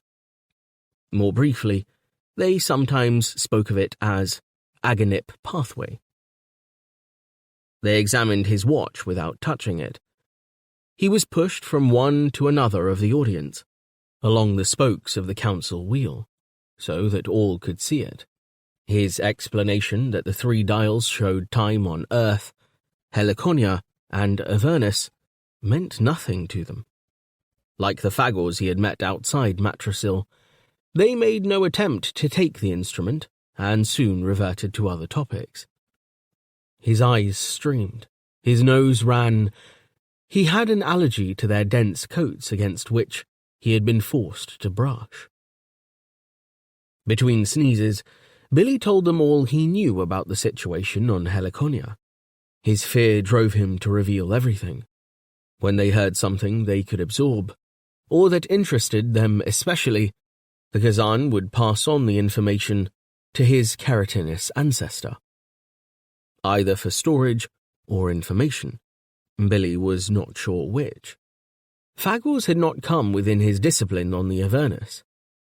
Did they tell him at some point, when he laboured unnecessarily to explain how seasons came and went, that the monastic caverns in the hills were occupied at some seasons by Phagors, at others by sons of Freya? Once, in a different existence, he had boasted that Avernus held too little otherness for him. Now, in the midst of otherness, the curious line of language weaved between Hurdu, native, and eotemporal, between scientific and figurative. Like a child finding that animals can talk, Billy listened as they spoke to him. Possibility for revenge against sons of Freya at inharmonious season of great year has no being. Surviving alone must have all our duty.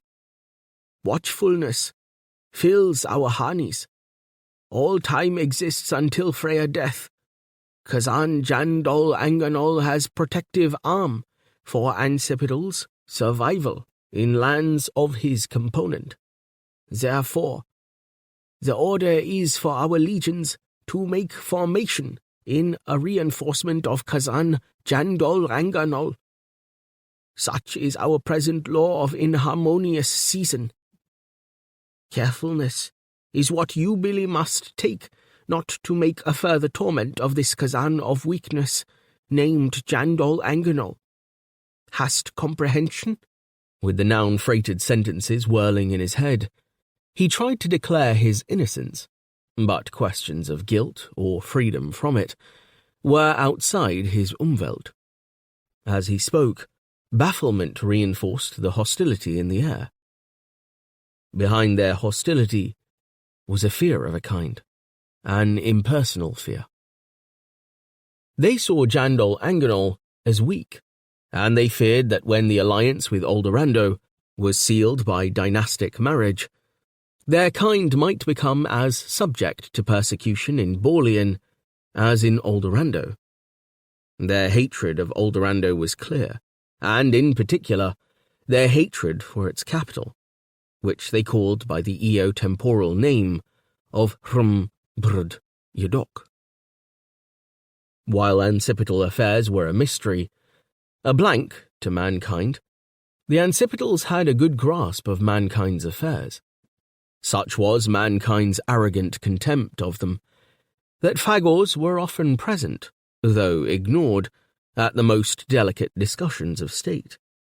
Thus the humblest runt could act effectively as a spy. Confronting their stolid forms, Billy thought they intended to hold him to ransom, to influence the king against his new marriage. Feebly he tried to convey that the king did not even know of his existence. As soon as the words had left him, he saw that he had put himself in another danger. They might keep him here, in a worse prison than his previous one, if they realized that his presence in the palace was a secret. But the Shaggy Council was pursuing another line of thought, reverting once more to the question of Batalix's capture by Freya, an event which seemed of obsessive importance to them. If not from Freya, then was he from Sen-Her? This question he could not understand. By Sen-Her, did they mean the Avernus? Kaidor? Evidently not. They tried to explain. He tried. Sen-Her remained a mystery.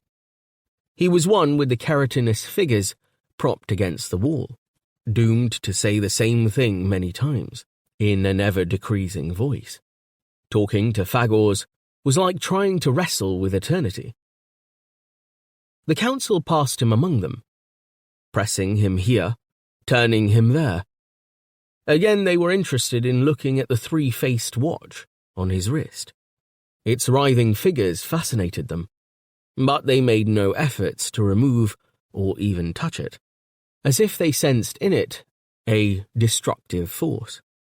Billy was still seeking for words when he realized that the Kazan and his council were departing. Clouds gathered in his head again. He found himself staggering into a familiar chair, let his forehead rest on a familiar table. The gillets had returned him to his cell. A pale, shrouded dawn was at hand. Lex was there, without horns, emasculated and almost faithful. "Steps are necessity, to bed for a sleep period," he advised. Billy started to weep. Weeping, he slept. The fog reached far and wide, and took a turn up the river Valvorel to view the jungles embracing either bank. Caring nothing for national frontiers, it penetrated far into Oldorando. There it met, among other river traffic, the Lodryadry Lady, heading southeastward to Matrasil and the distant sea. With the last of its ice cargo sold profitably in Oldorando, the flat-bottomed boat now bore cargoes for the Borleanese capital, or Ottersol. Salt, silks, carpets of all descriptions, tapestries, blue gout from Lake Dorzin, boxed with smashed ice, carvings, clocks, with tusks, horns, and furs in variety.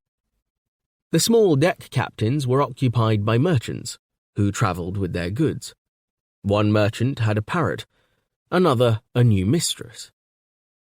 The best deck cabin was occupied by the boat's owner, Crilio Muntras, famous ice captain of Dimarium, and his son, Div. Div, who was slack of jaw, and for all his father's encouragement, would never rival his father's success in life, sat gazing at the hazy, sketched scenery. His bottom was planted on the deck. Occasionally he spat into the passing water. His father sat solidly in a canvas chair and played on a double clouth, perhaps with a deliberate sentimentality, for this was his last voyage before retirement. His last voyage. Muntras matched a pleasant tenor voice to his tune. "The river flows, and will not cease, no, not for love or life itself, oh." The passengers roaming the deck included an arang, which was to provide the sailors with their supper. Except for the arang, the passengers were markedly respectful to the ice captain. Fog curled like steam off the surface of the Valvorel. The water became darker still as they neared the cliffs of Carcassera, whose steep faces overlooked the river. The cliffs, folded like old linen, rose a few hundred feet to be crowned with dense foliage, which, in its exuberance, appeared to be lowering itself down the overhanging rock by means of creepers and lianas. Much of the cliff had been colonized by swallows and mourner birds. The latter launched themselves and came to investigate the Lodryadry Lady, wheeling above it with their melancholy shrieks as it prepared to moor. Carcassera was remarkable for nothing but its situation between cliff and river, and its apparent indifference to the falls of the one or the rise of the other. At the water's edge, the town consisted of little but a wharf and a few go-downs, one of which bore a rusty sign saying Lodryadry Ice Trading Co. The road led back to scattered houses and some cultivation on top of the cliffs. The town marked a last stop before Matrasil on the downstream journey. As the vessel moored up, a few dockhands bestirred themselves, while near-naked boys, indispensable adjuncts of such places, came running.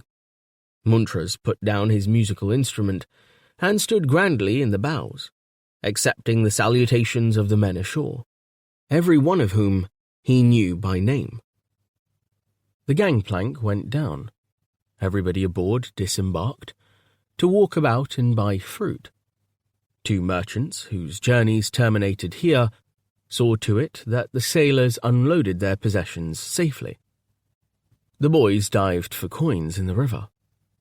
An incongruous item in this sleepy scene was a table laid with a gaudy cloth, which stood outside the Lodrya warehouse, a white-clad waiter in attendance. Behind the table were 4 musicians who, on the instant of the boat's side kissing the wharf, gave forth with a lively rendition of What a Man the Master Is. This reception was the farewell present of the local staff of the ice company to their boss. There were 3 staff. They came forward smiling, although they had been through the performance before, to conduct Captain Crilio and Div to their seats. One of the 3 employees was a gangling youth, embarrassed by the whole affair. The other 2 were white-haired and older than the man they had served so long. The oldsters managed to shed a tear for the occasion, while covertly summing up young Master Div, in order to estimate to what extent their jobs were threatened by the change in command. Muntras shook each of the trio by the hand and subsided into the waiting chair. He accepted a glass of wine, into which were dropped sparkling fragments of his own ice. He gazed out across the sluggish river. The far bank could scarcely be seen for mist. As a waiter served them little cakes, there was conversation consisting of sentences beginning, "Do you remember when?" and concluding with laughter. The birds, still wheeling overhead, masked a sound of shouts and barking. As these noises became more obtrusive, the ice captain asked what was happening. The young man laughed, as the 2 old men looked uneasy. "It's a drumble up in the village, Captain." He jerked a thumb towards the cliffs. "Killing off Phagors." "They're great on drumbles in Aldorendo," Muntras said. "And often enough the priests use the drumbles as an excuse to kill off so-called heretics, as well as Phagors. Religion. Ugh." The men continued with reminiscences of the time when they had all been engaged in building up the inland ice trade, and of the ice captain's dictatorial father. "You're lucky not to have a father such as he was, Master Div," one of the old men said. Div nodded as if he was not too sure on that point, and left his chair. He ambled to the river's edge, and looked up the cliff, whence came distant shouts. In a minute, he called to his father. "It's the drumble." The others made no response, and went on talking until the youth called again. "The drumble, Pa. They're just going to heave the Phagors over the cliffside." He pointed upwards. Some of the other boat travellers were also pointing, craning their necks to look up the cliff. A horn gave a tantivy, and the baying of hounds intensified. "They're great on drumbles in Aldorendo," the captain repeated, getting heavily to his feet and walking out to where his son stood, open-mouthed, on the bank. "You see, it's government orders, sir," said one of the old men, following and peering into the ice captain's face. "They kill off the Phagors and take their land." "And then don't work it properly," added the ice captain. "They should leave the poor damned things alone. They're useful, our Phagors." Hoarse Phagor shouting could be heard, but little action could be seen. However, in a short time, human shouts of triumph rang out, and the riot of vegetation on the cliffs became disturbed. Broken branches flew, rocks tumbled, as a figure emerged from obscurity and plunged downwards, alternately flying and bouncing, to the enormous inconvenience of the mourner birds. The figure crashed into the narrow bank under the cliff, made to sit up, and toppled into the water. A 3-fingered hand was raised, to sink slowly as its owner was carried away by the flood. Div broke into empty laughter. "Did you see that?" he exclaimed. Another Phagor, endeavouring to escape its human tormentors, began well by leaping down the cliff. Then it slipped and crashed headlong, bouncing on a spur of rock and cartwheeling into the water. Other figures followed, some small, some large. For a spell, figures were raining down the cliff. At the crest of the cliff, where the underpinning was steeper, 2 Phagors jumped free, clutching each other by the hand. They broke through the outermost branches of an overhanging tree, fell clear of the rock, and dropped into the river. An over-adventurous dog followed them down, to crash on the bank. "Let's be away from here," said Montrose. "I don't care for this. Right, men, gangplank up. All aboard who's getting aboard. Look lively." He shook hands with his old staff in a perfunctory way, then strode towards the Lodriadrai lady to see his orders carried out. One of the Alderandon merchants said to him, "I'm glad to see that even in these benighted parts, they're trying to rid us of those shaggy vermin." "They do no harm," said Montrose brusquely, his solid figure not pausing in its stride. "On the contrary, sir, they are mankind's oldest enemy, and during the Ice Age reduced our numbers almost to nothing." "That was the dead past. We live in the present. Get aboard, everyone. We're pushing off from this barbarous spot with all haste." The crew, like their captain, were men from Hespagorat. Without argument, they got the gangplank up and the boat under way. As the lady drifted into midstream, her passengers could see ancipral corpses floating in the water, surrounded by clouds of yellow blood. One of the crew called out. Ahead was a live Phagor, making wretched attempts to swim. A pole was quickly brought and thrust over the side. The boat had no sail up, for there was no wind, but the current was carrying it with increasing speed. Nevertheless, the Phagor understood what was happening. After thrashing furiously, he grasped the end of the pole with both hands. The river brought him against the bulwarks, where he was hauled up to safety. "You should have let him drown. Fuggies can't stand the water," said a merchant. "This is my vessel, and my word is law here," said Montrose, with a dark look. "If you have any objections to what goes on, I can put you off right now." The Stalin lay panting on the deck, in a spreading pool of water. Ichor ran from a wound in his head. "Give him a dram of exaggerator. He'll survive," said the captain. He turned away when the fierce Demariemian liquor was brought forward and retired to his cabin. Over his lifetime, he considered, his fellow human beings had grown nastier, more spiteful, less forgiving. Maybe it was the weather. Maybe the world was going to burn up. Well, at least he was going to retire in his own hometown of Lodriadrai, to a stout building overlooking the sea. Demarium was always cooler than damned Campanlad. People were decent there. He would call in on King Jandol Anganol when in Matrasil, on the principle that it was always wise to call on sovereigns of one's acquaintance. The Queen was gone, together with the ring he had once sold her. He must see about delivering her letter when he reached Ottersol. Meanwhile, he would hear the latest news of the unfortunate Queen of Queens. Maybe he would also call on Mattie. Otherwise, he would never see her again. He thought affectionately of her well-run whorehouse, better than all the squalid knocking shops of Ottersol, although Mattie herself had put on airs, and went to church daily since the king rewarded her for her assistance after the Battle of the Cosgat. But what would he do in Demarium when he was retired? That did need thought. His family was not a great source of comfort. Perhaps he could find some minor profitable mischief to make him happy. He fell asleep with one hand resting on his music instrument. The stocky ice captain arrived at a city muted by the events recently played out on its stage. The king's problems were mounting. Reports from Randanen talked of soldiers deserting in companies. Despite constant prayer in the churches, crops were still failing.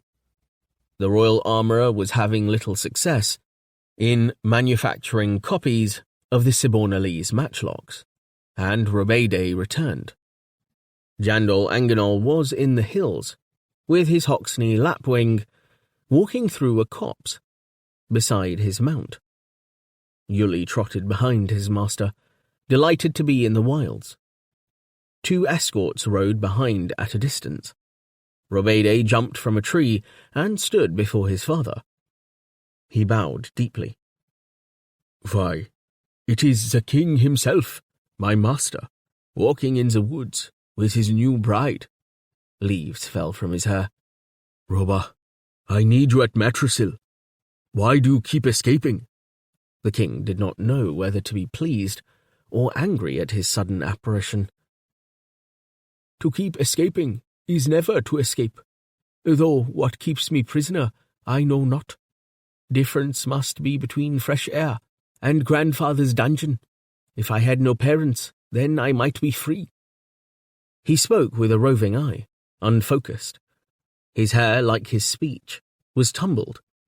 He was naked except for a kind of fur kilt over his genitals. His ribs showed, and his body was a tracery of scars and scratches. He carried a javelin.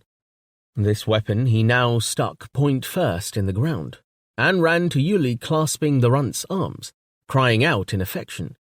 My dearest queen, how wonderful you look, so well dressed in that white fur with the red tassels. To keep off the sun, to hide your delectable body from all but this lecherous other, who swings on you, no doubt, as if you were a bow, or a sow, or a broken vow. You make me hurted, cried the little Phagor, struggling to get free. Jandal Anganol reached out to take his son's arm, but Robede darted to one side. He tugged a flowering creeper, which hung from a caspian, and, with a quick movement, twined it round Yuli's throat. Yuli ran about, calling hoarsely, lips curled back in alarm, as Jandal Anganol took tight hold to his son. I don't intend to hurt you, but cease this foolery, and speak to me with the respect you owe me. Oh me, oh me. Speak to me in respect of my poor mother. You have planted horns upon her, you gardener in bogs. He gave a cry and fell back, as his father struck him across the mouth. Cease this unkind nonsense at once. Be silent. If you had kept your sanity and had been acceptable to Penover, then you might have married Simoda Tal in my place. Then we would have been spared much pain. Do you think only for yourself, boy? Yes, and I make my own scumber. He spat the words out. You owe me something. Who made you a prince? Said the king with bitterness. Or have you forgotten you're a prince? We'll lock you up at home until you come back to your right mind. With his free hand up to his bleeding mouth, Robede muttered, There's more comfort in my wrong mind.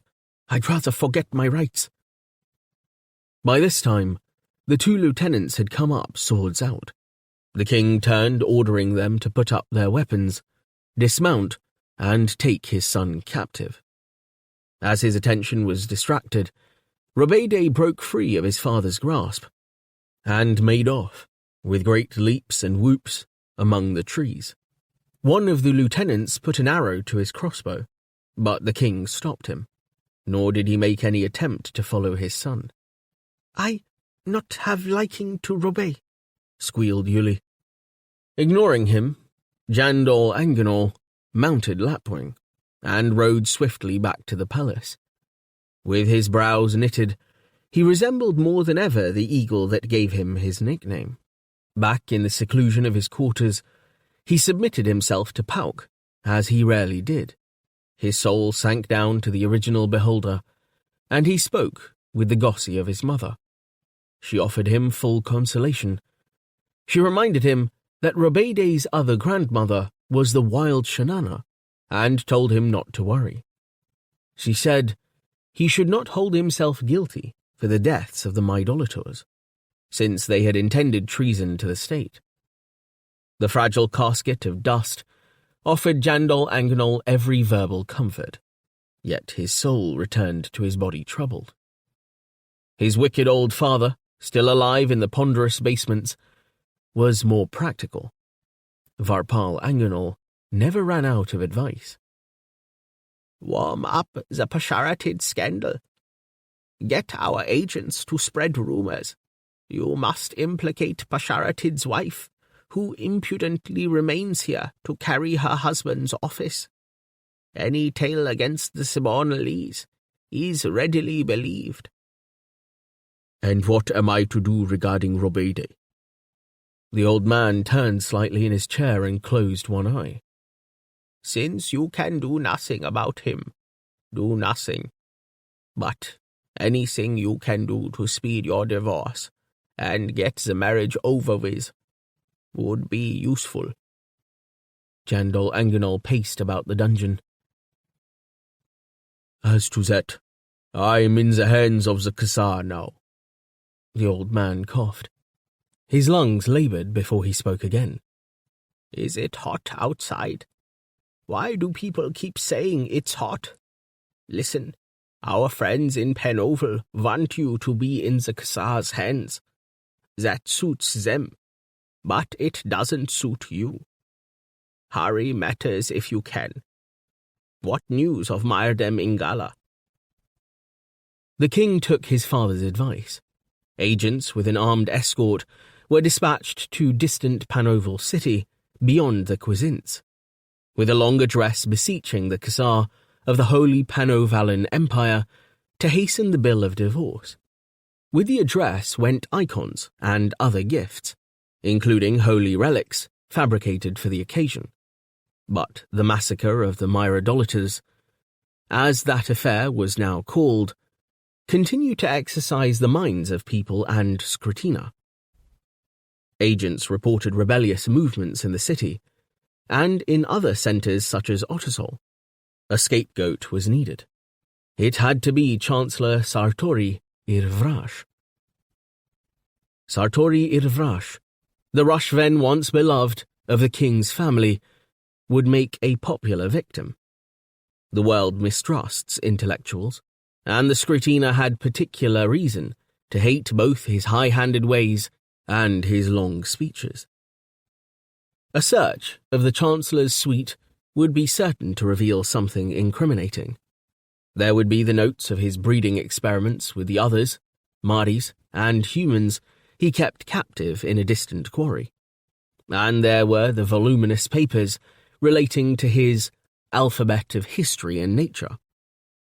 These papers would be full of heresies, distortions, lies against the all-powerful. How both Scrutina and Church would lick their chops at that prospect.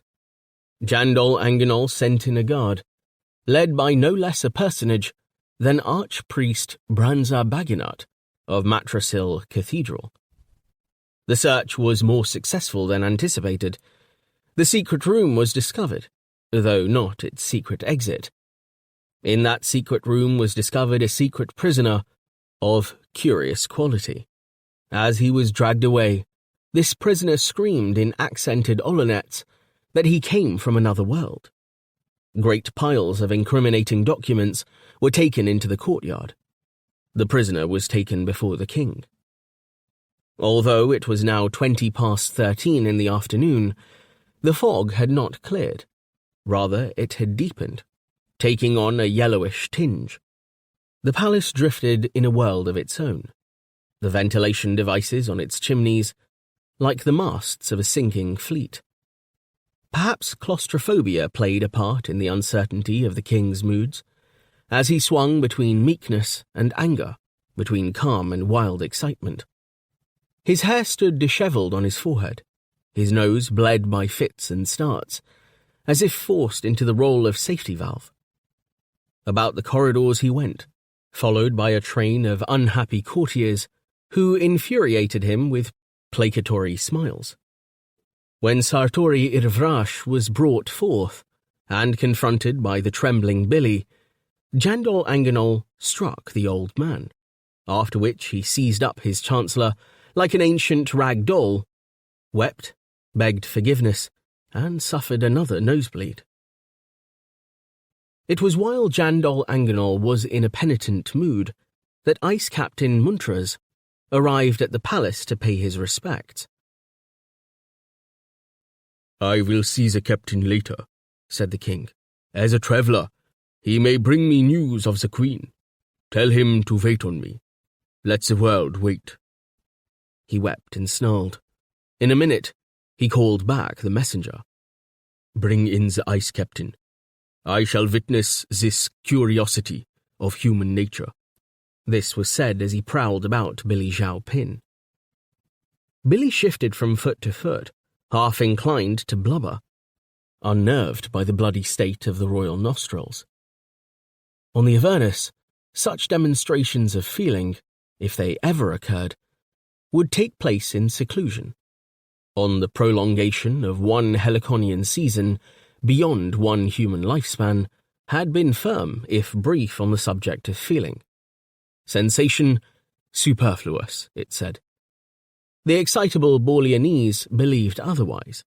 Their king did not look like a sympathetic listener.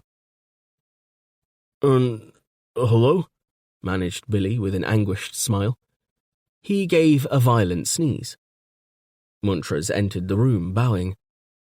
They were in a cramped and ancient part of the palace, which smelt of mortar, though it was mortar 400 years old. The ice captain stood on his 2 flat feet and looked about curiously as he delivered his greetings. The king barely acknowledged Montrose's courtesies. Pointing to a pile of cushions, he said, Sit there and don't speak. Observe what we have found rotting in the recesses of this pile. The fruit of treachery. Turning abruptly back to Billy, he asked, How many years have you festered in Sartori Irvrash's clutches, creature? Disconcerted by the king's regal brand of Olonets, Billy stammered. A week, even 8 days. I forget, Your Majesty. 8 days is a week, slanger. Are you the poor results of an experiment? The king laughed, and all those present, less from humour than from a care for their lives, echoed him. Nobody wished to seem to be a idolater. You smell like an experiment. More laughing. He summoned up 2 slaves and told them to wash Billy and change his clothes. As this was done, food and wine appeared. Men came running, bent in the attitude of mobile bows, bearing warmed kid meat, served in orange rice. While Billy ate, the king marched about the chamber, disdaining food. Jandol Anganol occasionally pressed a silken cloth to his nose, or stared at his left wrist where his son, in escaping his grasp, had scratched his flesh. Pacing somewhat awkwardly by his side was the archpriest Branza Baginat, an enormous man whose bulk, rigged overall in saffron and scarlet canonicals, caused him to resemble a Sibonalese warship in full sail. His heavy face might have belonged to a village wrestler, was it not for a lurking humour in his expression. He was widely respected as a shrewd man, and one who supported the king as a benefactor of the church. Branza Baginat loomed over the king, who wore by contrast only breeches, was unbooted, and allowed his dirty white jacket to gape, revealing a bony chest. The room itself was undecided in its role, being somewhat between a reception chamber and a storeroom. There were plenty of rugs and cushions of a mouldy sort, while old timbers were stacked in one corner. The windows looked out on a narrow passage. Men passed that way occasionally, carrying piles of Sartori Irvrash's papers into the courtyard. Let me question this person, sire, on religious matters, said Branza Baginat to the king. Receiving nothing in the way of disagreement, the dignitary sailed in the direction of Billy and asked, Do you come from a world where Akhanaba, the all-powerful, rules? Billy wiped his mouth, reluctant to cease eating. You know I can easily give you an answer to please you, since I have no wish to displease you or His Majesty. May I offer it to you, knowing it to be untrue? Stand when you address me, creature. You give me your answer to my question, and I tell you soon enough whether or not I am pleased by it." Billy stood before the massive ecclesiastic, still nervously wiping his mouth. "Sir, gods are necessary to men at some stages of development. I mean, as children, we need, each of us, a loving, firm, just father, to help our growth to manhood. Manhood seems to require a similar image of a father, magnified to keep it in good check. That image bears the name of God. Only when a part of the human race grows to a spiritual manhood, when it can regulate its own behavior, does the need for gods disappear. Just as we no longer need a father watching over us when we are adults and capable of looking after ourselves." The archpriest smoothed a large cheek with a hand, appearing struck by this explanation. "And you are from a world where you look after yourselves without the need of gods. Are you saying that?" "That is correct, sir." Billy looked fearfully about him. The ice captain reclined nearby, filling his face with the royal food, but listening intently. "This world you come from, Avernus, did I hear? Is it a happy one?" The priest's innocent-seeming question set Billy in a good deal of confusion. Had the same question been put to him a few weeks ago on the Avernus, and by his advisor, he would have had no trouble answering. He would have responded that happiness resided in knowledge, not in superstition, in certainty, not in uncertainty, in control, not in chance. He would have believed that knowledge, certainty, and control were the singular benefits derived from and governing the lives of the population of the observation station. He would certainly have laughed, and even his advisor would have spared a wintry chuckle at the notion of Akanaba as bringer of felicity. On Helliconia, it was different. He could still laugh at the idolatrous superstition of the Akanaban religion, and yet, he saw now the depth of meaning in the word godless. He had escaped from a godless state to a barbaric one, and he could see, despite his own misfortunes, in which world the hope of life and happiness more strongly lay. As he was stuttering over his reply, the king spoke. Jandol Anganol had been meditating Billy's previous answer. He said challengingly, "What if we have no sound image of a father to guide us to manhood? What then?" "Then, sir, Akanaba may need to be a support to us in our trouble, or we may reject him completely, as we reject our natural father." This reply caused the king's nose to bleed again. Billy seized the moment to bluff his way out of replying to Branza Baginat's question by saying to him, with more confidence than he felt, "My lord, I am a person of importance, and have received bad treatment from this court. Let me go free. I can work with you. I can tell you details about your world you need to know. I have nothing to gain." The archpriest clapped his large hands together and said in a gentle voice, "Don't deceive yourself. You are of no importance whatsoever, except when you condemn further Chancellor Sartori Irvrash of conspiring against his royal majesty." "You have made no attempt to assess my importance. Supposing I tell you that thousands of people are watching us at this moment. They wait to see how you behave towards me, to test you. Their judgment will influence how you are set down in history." Color rose to the dignitary's cheeks. "It is the all-powerful who watches us, no one else. Your dangerous lies of godless worlds would overturn our state. Hold your tongue, or you will find yourself on a bonfire." In some desperation, Billy approached the king, displaying his watch with its 3 faces to him. "Your Majesty, I beg you to set me free. Look at this artifact I wear. Every person on the Avernus wears a similar one. It tells the time on Helliconia, on Avernus, and on a distant controlling world, Earth. It is a symbol of the tremendous strides we have made in conquering our environment.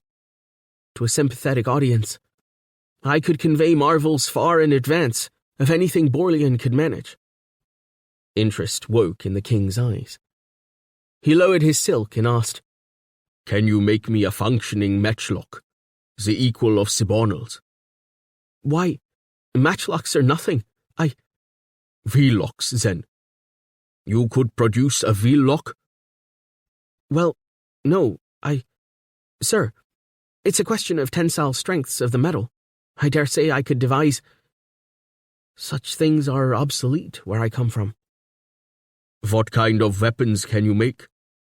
Sir, first, interest yourself in this watch, which I beg you to accept as a present, in token of my faith. He dangled the watch before the king, who showed no inclination to accept it. Then, let me be free.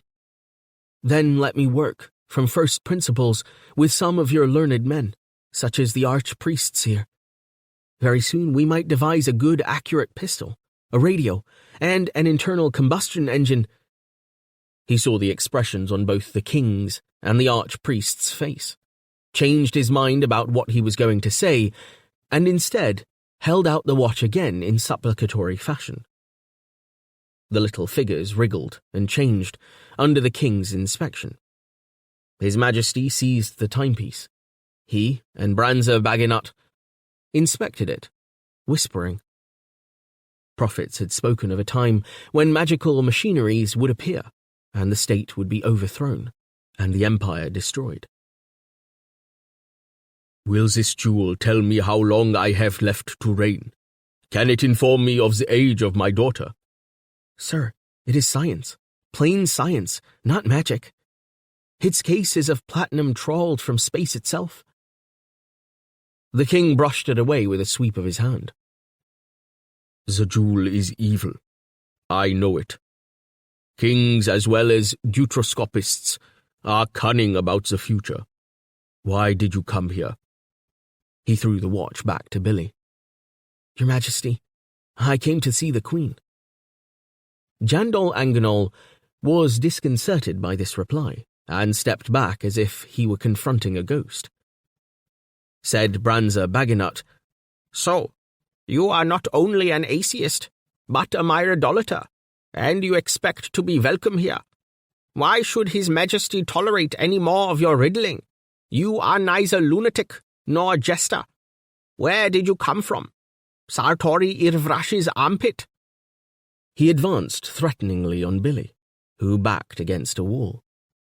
Other members of the court began to close in, anxious to show their sovereign how they regarded unroasted myrodolaters.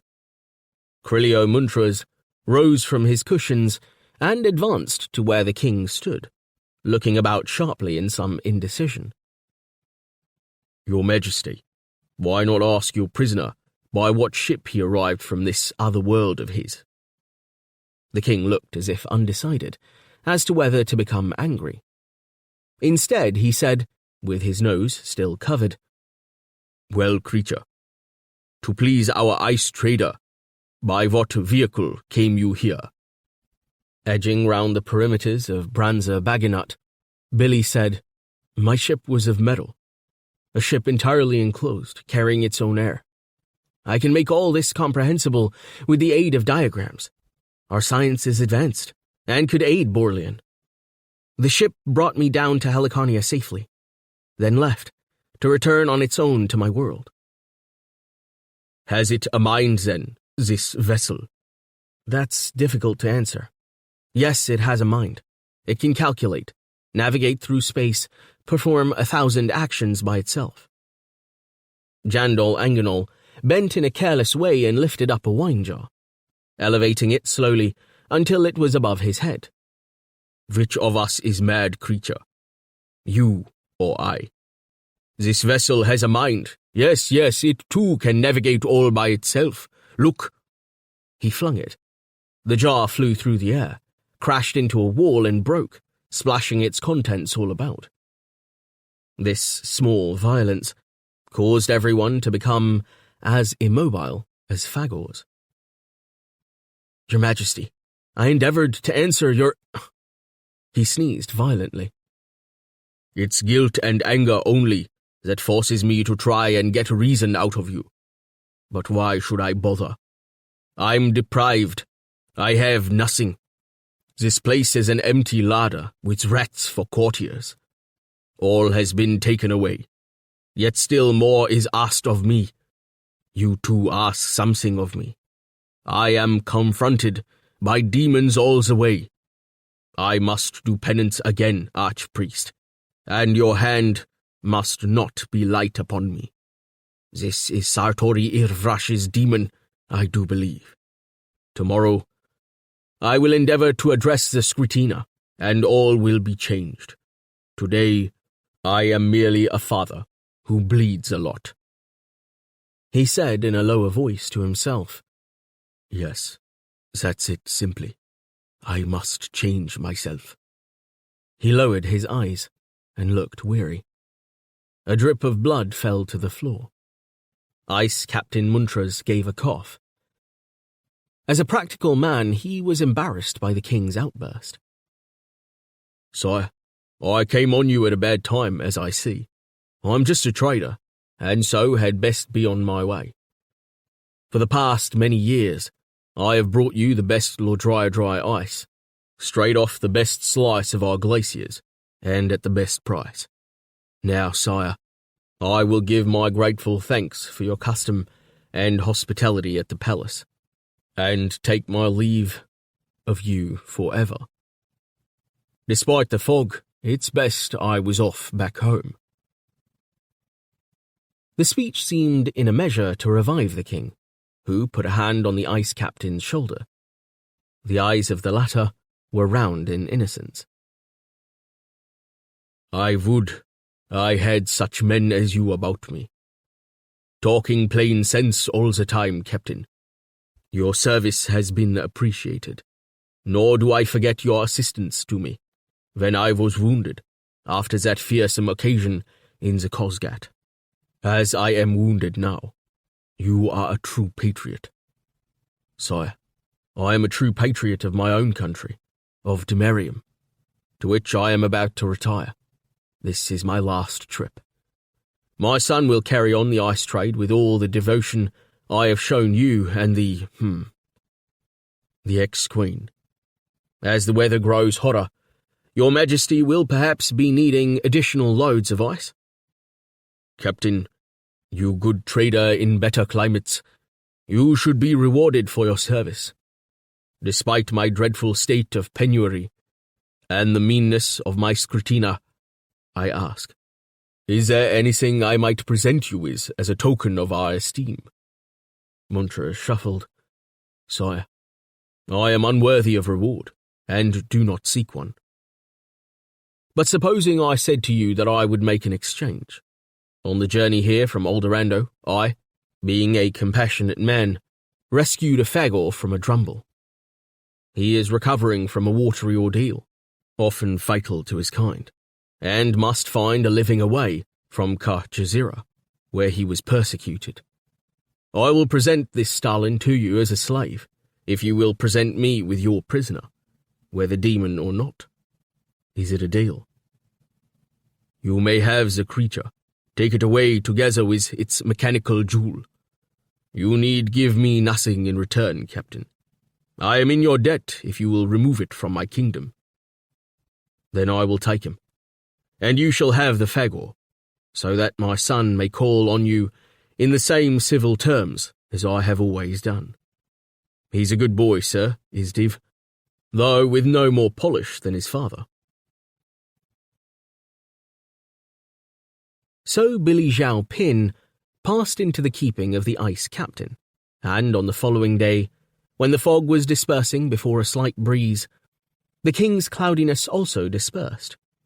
He kept his promise to address the Skritina. To that body, who sat coughing in their pews, he presented the appearance of a changed man, having attested to the wickedness of Chancellor Sartori Irvrash, and to his major role in the reverses recently suffered by the state. Jandol Anganol launched into a confession. Gentlemen of the Skritina, you swore fealty to me when I ascended the throne of Borleon. there have been reverses to our dearly beloved kingdom. That I do not deny. No king, however powerful, however benevolent, can greatly change the condition of his people. That I now realize. I cannot command droughts or the sun, which bring such plagues on our land. In my desperation, I have committed crimes. Urged on by the Chancellor, I was responsible for the deaths of the my idolaters. I confess and ask your forgiveness. It was done to set the kingdom right, to stop further dissension. I have given up my queen, and with her all lust, all seeking for self. My marriage to the Princess Simoda Tal of Aldorendo will be a dynastic one. Chaste, I swear. I will not touch her except to breed. I will take thought for her years. I shall henceforth devote myself wholeheartedly to my country. Give me your obedience, gentlemen, and you will have mine. He spoke controlledly, with tears in his eyes. His audience sat in silence, gazing up at him sitting on the gilded throne of the Scratina. Few felt pity for him. Most saw only the opportunity to exploit this fresh instance of his weakness. Despite the absence of a moon, there were tides on Helliconia. As Freya drew nearer, the planet's watery envelope experienced an increase in tidal strength of some 60% above conditions at Apastron. When Freya was more than 700 astronomical units distant. Myrdem Ingala, in her new home, liked to walk alone by the shore of the sea. Her troubled thoughts blew away for a while. This was a marginal place, the strip between the kingdoms of the sea and the kingdoms of the land. It reminded her of her dim-day garden left behind, placed between night and day. She was only vaguely aware of the constant struggle that went on at her feet, perhaps never to be entirely won or lost. She gazed towards the horizon, wondering as she did every day if the ice captain had delivered her letter to the general in the distant wars. The queen's gown was pale yellow. It went with the solitude. Her favourite colour was red, but she wore it no more. It did not go with old Gravabagalinian and its haunted past. The hiss of the sea demanded yellow to her mind. When she was not swimming, she left Tatro on the beach to play and walked below the high tide line. Her lady-in-waiting reluctantly followed. Tough grasses grew from the sand. Some formed clumps. A step or two farther inland, and other plants ventured. A little white daisy with armoured stem was among the first. There was a small plant with succulent leaves, almost like a seaweed. Myrdem Ingala did not know its name, but she liked to pick it. Another plant had dark leaves. It straggled among the sand and grasses in insufficient clusters, but, on occasions, where conditions were right, raised itself into striking bushes with a lustrous sheen. Behind these first bold invaders of the shore lay the litter of a tide line. Then came a haggard area, punctuated with tough, large-flowered daisies. Then less adventurous plants took over, and the beach was banished, though inlets of sand seemed the land for some way. Don't be unhappy. I love this place. The dawdling lady put on a sullen expression. You are the most beautiful and faithful lady in Bolian. She had never spoken to her mistress in this tone before. Why could you not keep your husband? The queen made no answer. The two women continued along the shore, some way apart. Myrdem Ingala looked among the lustrous bushes, caressing their tips with her hand. Occasionally, something under a bush would hiss and recoil from her step. She was aware of my Tolram Ketinet, trailing dolefully behind her, hating exile. "Keep up, Mai," she called encouragingly. Mai did not respond. 11. Journey to the Northern Continent.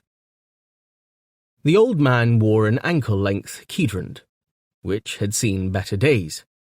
On his head was a scoop-shaped hat, which protected his scrawny neck, as well as his bald pate from the sun.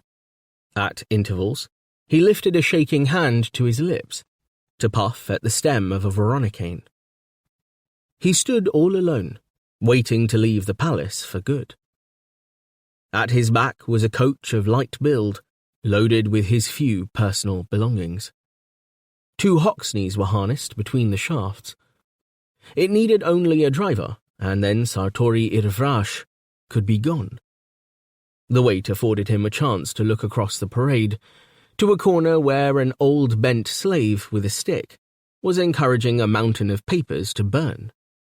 That bonfire contained all the papers ransacked from the ex-chancellor's suite, including the manuscripts which formed the alphabet of history and nature.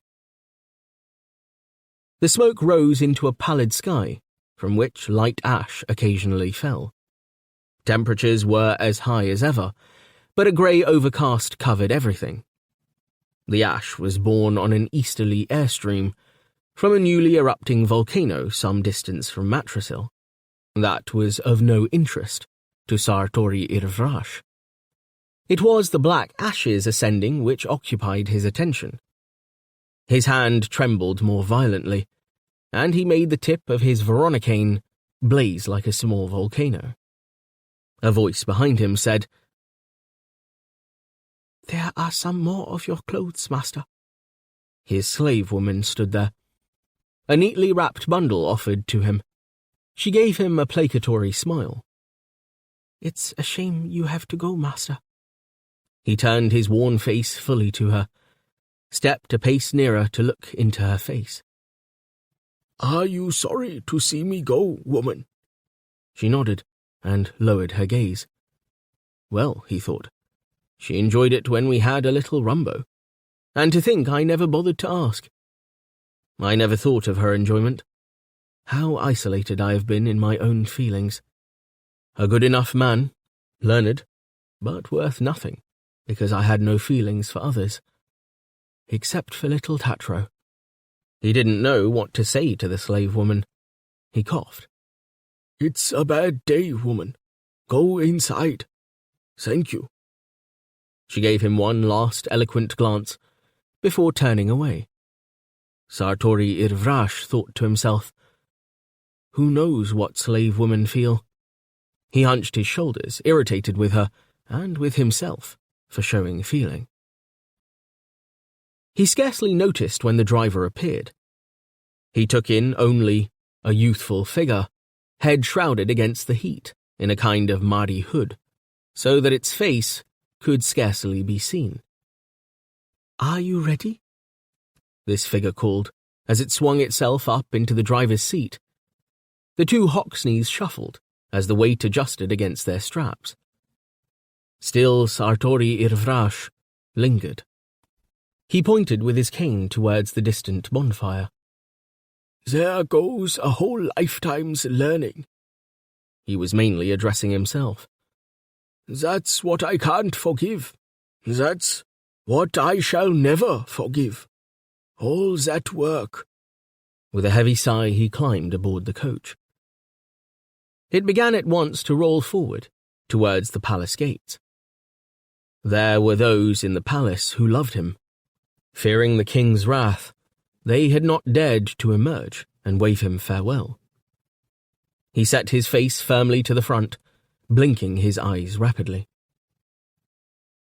The prospects before Sartori Irvrash were dim. He was 37 years and 8 tenors old, well past middle age. It was possible that he could get a post as advisor at the court of King Seiren Stund, but he detested both the king and Aldorando, which was far too hot. He had always kept himself apart from his own and his dead wife's relations in Matrasil, His brothers were dead. There was nothing for it but to go and live with his daughter. She and her husband dwelt in a dull southern town near the Thribriat border. There he would sink from human ken and attempt to rewrite his life's work. But who would print it, now that he had no power? Who would want to read it if it were not printed? In despair, he had written to his daughter, and now intended to catch a boat that would take him south. The coach proceeded briskly downhill. At the bottom of the hill, instead of turning towards the docks, it swerved to the right and rattled up a narrow alley. Its hubs on its left side screamed as they rubbed against the walls of the houses. "Take care, you fool! You've gone wrong," said Sartori Irvrash. But he said it to himself. Who cared what happened? The equipage rattled down a back road, under the brow of a cliff, and entered a small, neglected courtyard. The driver jumped energetically down and closed the courtyard gates, so that they could not be seen from the street. He looked in at the ex-chancellor. "Would you care to climb down? There's someone waiting to see you." He swept off his elaborate headgear in a mock bow. "Who are you? What have you brought me here for?" The boy opened the carriage door invitingly. "Don't you recognize me, Rashven?" "Who are you? Why, Roba, it's you!" he said in some relief. For the thought had occurred to him that Jandol Anganol might be planning to kidnap and murder him. "It's me, or a Hoxney, for I move at speed these days. That's how it's all secrecy. I'm a secret even from myself. I have vowed to be revenged on my cursed father again, since he banished my mother, and on my mother, who left without a farewell to me." As he allowed the boy to help him out, Sartori Irvrash surveyed him, anxious to see if he looked as wild as his words. Robede Anganol was now just 12 years old, a smaller and thinner edition of his father. He was toasted brown by the sun. Red scars showed on his torso. Smiles came and went like twitches over his face, as though he could not decide whether he was joking or not. "Where have you been, Roba? We've missed you. Your father missed you." "Do you mean the eagle? Why, he nearly caught me. I've never cared for court life. I care even less now. My father's crime has set me free. So, I am a Hoxney brother, a Mahdi a sister. I will never become king, and he will never again become happy. New lives, and one for you, Rashven. You first introduced me to the desert, and I will not desert you. I'm going to take you to someone important, human, not father or Hoxney." "Who? What's all this about? Wait!" But Roba was striding off. Sartori Irvrash looked doubtfully at the coach, loaded with all his worldly goods, and then decided he had better follow. Walking fast, he entered a dim hall only a step or two behind the king's son. The house was built according to a pattern suited to its overshadowed location. It stretched up to the light, like a plant growing between boulders. The old man was panting by the time Roba led them off the shaking wooden stairs and into a room on the 3rd floor, the only room on that level. Sartori Irvrash broke into prolonged coughing and collapsed on a stool someone offered him. There were 3 people awaiting them in the room, and he observed that they seized on the opportunity also to cough. A certain rickety elegance in their structure, a certain sharpness of bone structure, marked them out as Sibonalese. One of them was a woman, elegantly dressed in a silk chagirak, the northern equivalent of a chafrul, its delicate fabric patterned with large black and white formal flowers. 2 men stood behind her in the shadows. Sartori Irvrash recognized her immediately as Madame Dienu Pasharatit, wife of the ambassador, who had disappeared the day that Tanth Indrid had introduced matchlocks into the palace. He bowed to her and apologized for his coughing. We are all doing it, Chancellor. It is the volcano making our throats sore. I believe my throat is sore through grief. You must not call me by my old title.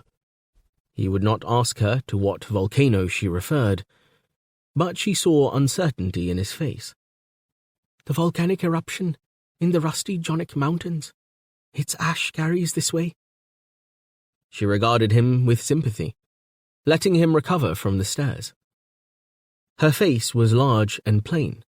Although he knew her for an intelligent woman, there was an unpleasant asperity about her mouth, and he had often been guilty of avoiding her company. He looked about. The walls were covered with thin paper, which had peeled in places.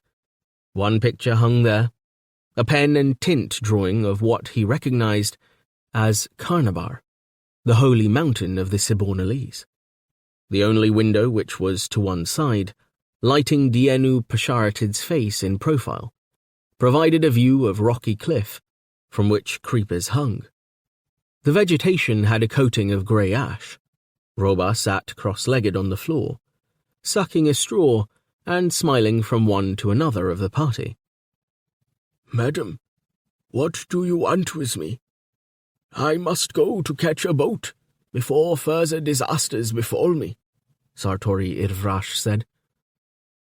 She stood before him and clutched her hands behind her back, while gently moving her weight from one foot to another. We ask you to forgive us for getting you here in such an unusual way, but we wish to enlist your aid, for which aid we will pay generously. She outlined her proposal, turning occasionally to the men for confirmation. All Sibonalese were profoundly religious, believing, as he knew, in God, the Azoyaxic, who existed before life and round whom all life revolved. The members of the ambassadorial contingent held the religion of Akanaba in low regard, considering it little better than a superstition. They were, therefore, shocked but not surprised when Jandol Anganol made the decision to break his marriage and contract another.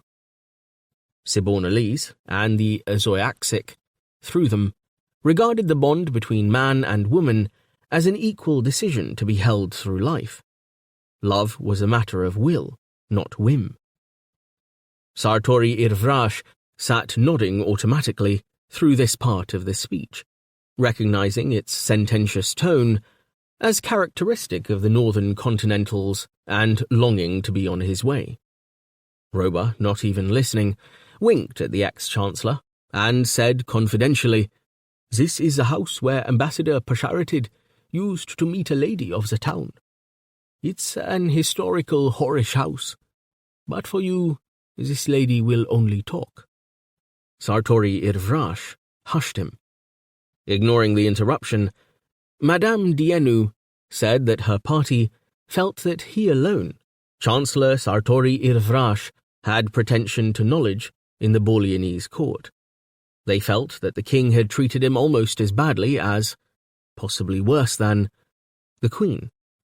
Such injustice distressed them, as it would all members of the Church of the Formidable Peace.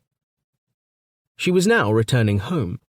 They invited Sartori Irvrash to join them, in the assurance that he would be given good accommodation in Ashkatosh and a good advisory position in the government, as well as freedom to complete his life's work. He felt the trembling which so often overcame him return. Temporizing, he asked, "What sort of advisory post?" "Oh, advice on matters Borleanese, upon which he was such an expert, and they were preparing to leave Matrasil on the hour." So overwhelmed was he by this offer that Sartori Irvrash did not inquire why this sudden haste. Gratefully he accepted. "Excellent," exclaimed Madame Dienu. The two men behind her now showed an almost ancestral ability to change from stillness to intense activity without intervening stages. They were immediately gone from the room. To promote shouting on all floors and a galumphing on all stairs, as luggage and people hastened down into the courtyard below. Carriages emerged from shelters, hocksneys from stables, stable boys with harnesses from tack rooms. A procession was assembled in less time than a Borleanese could have drawn on a pair of boots. Prayers were briskly said, all standing round in a circle, and then they were away, leaving an empty house behind them. They drove north, through the warren of the old town, circled the great semi-subterranean dome of Striving, and were soon on the road north, with the Takisa gleaming on their left-hand side. Roba yippied and sang as they went. Weeks of travel followed. A feature of the first part of their journey was the pervading greyness caused by the volcanic ash. Mount Rusty Jonic, always a source of grumbling and occasional runs of lava, was in full eruption. The country in the path of its ash became a land of the dead. Trees were killed by the substance, fields covered with it, streams clogged with it. After rain, it turned to paste. Birds and animals died or fled the area. Human families and Phagors trudged away from their blighted homes. Once the Sibornalese party had crossed the River Mar, the blight grew less. Then it faded. They entered Mordriat, a name of terror in Matrasil. The reality was peaceful. Most of the tribes smiled beneath sheltering layers of Brafista turbans, their chief item of apparel. Guides were engaged to guarantee their safety. Thin, villainous-looking men who abased themselves at every sunrise and sunset. Round their campfire at night, the head pointer of the way, as he called himself, explained to the travellers how the ornamentation on his Brafista indicated his rank in life. He boasted of the numerous ranks below his. None listened more eagerly than Sartori Irvrash. Strange, this human propensity to create ranks in society, he observed to the rest of the party. A propensity the more noticeable the nearer the bottom of the pile one descends, said Madame Dienu. We avoid such demeaning gradations in my land. How you will enjoy seeing Ashkatosh. It is a model for all communities. Sartori Irvrash had some reservations about that, but he found a restful quality in the steady severity of Madame Dienu, after years of dealing with a changeable king. As the wilderness grew more arid, his spirits rose. Equally, Roba's madness grew calmer. But when the others slept, Sartori Irvrash did not. His bones, which had become accustomed to a goose-down mattress, could not adapt to a blanket and hard ground. He lay looking up at the stars and the lightning flickering between them. Full of an excitement he had not known since he and his brothers were children. Even his bitterness against Jandal Anganol abated somewhat. The weather continued dry. The coaches made fair progress over the low hills. They arrived at a small trading town called Oisha.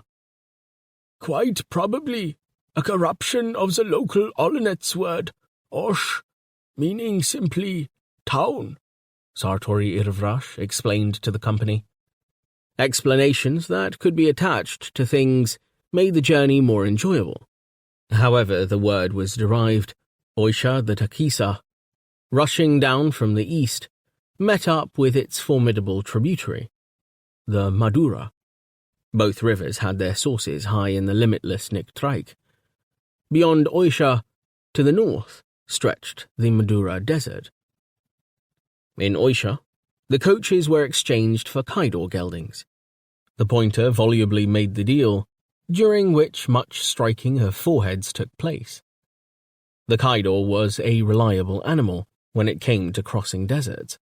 The rust-coloured brutes stood in the dusty market square of Oisha, indifferent to the deal being negotiated beside them.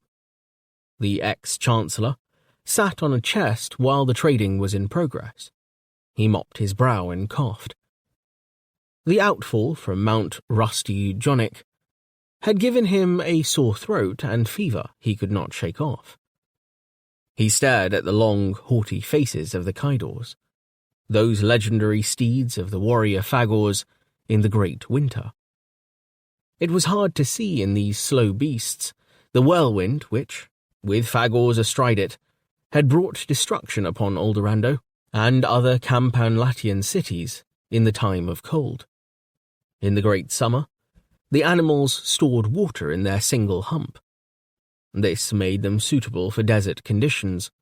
They looked meek enough now, but excited Sartori Irvrash's sense of history.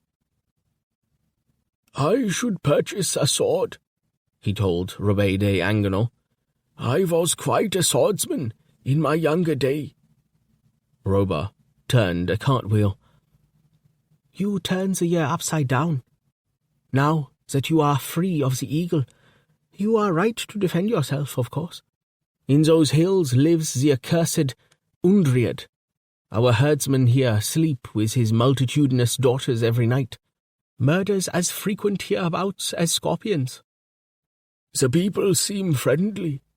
Roba squatted before Sartori Irvrash and put on a cunning leer. "Why are they outwardly so friendly? Why is Undriad now armed to the teeth with Sibornelli's bang-bangs? Have you discovered why the big black Io Pasharatid left the court so suddenly?" He took Sartori Irvrash's arm and led him behind one of the coaches for privacy, where only the guileless eyes of the Kydors were upon them. "Even my father cannot buy friendship or love. These Sibornelis buy friendship. It's their way. They'd trade their mothers for peace. They have been greasing their safe passage to Bolian by presenting the chiefs along the route with matchlocks, as they say. I say there is no match for them. Even Akanabar's favourite king, Jandol Angenol, son of Varpal Angenol, father of a Mahdi lover, but not so mad in that direction as he. Even that monarch of Matrasil was no match for matchlocks. They did for him in the battle of the Kosgat. Did you ever see the wound in his thigh?" "It kept your father abed. I saw only its effects, not the wound." "He goes without a limp. Luckily, not to go without a hard-on. That wound was a kiss from Sibornel." Lowering his voice, Sartori Irvrash said, "You well know that I never trusted the Sibs. When the matchlocks were demonstrated in court, I advised that no Sibs should be present. My word went unheeded. It was shortly after the demonstration that Io Pasharatid disappeared." Roba lifted a cautionary finger and wagged it slowly. "Disappeared because his swindles were then revealed to his wife, our fair companion, and his own ambassadorial staff. There was a local young lady involved, who acted as go-between, and whom I also go between on occasions. That's how I know all about Io Pasharatid." He laughed.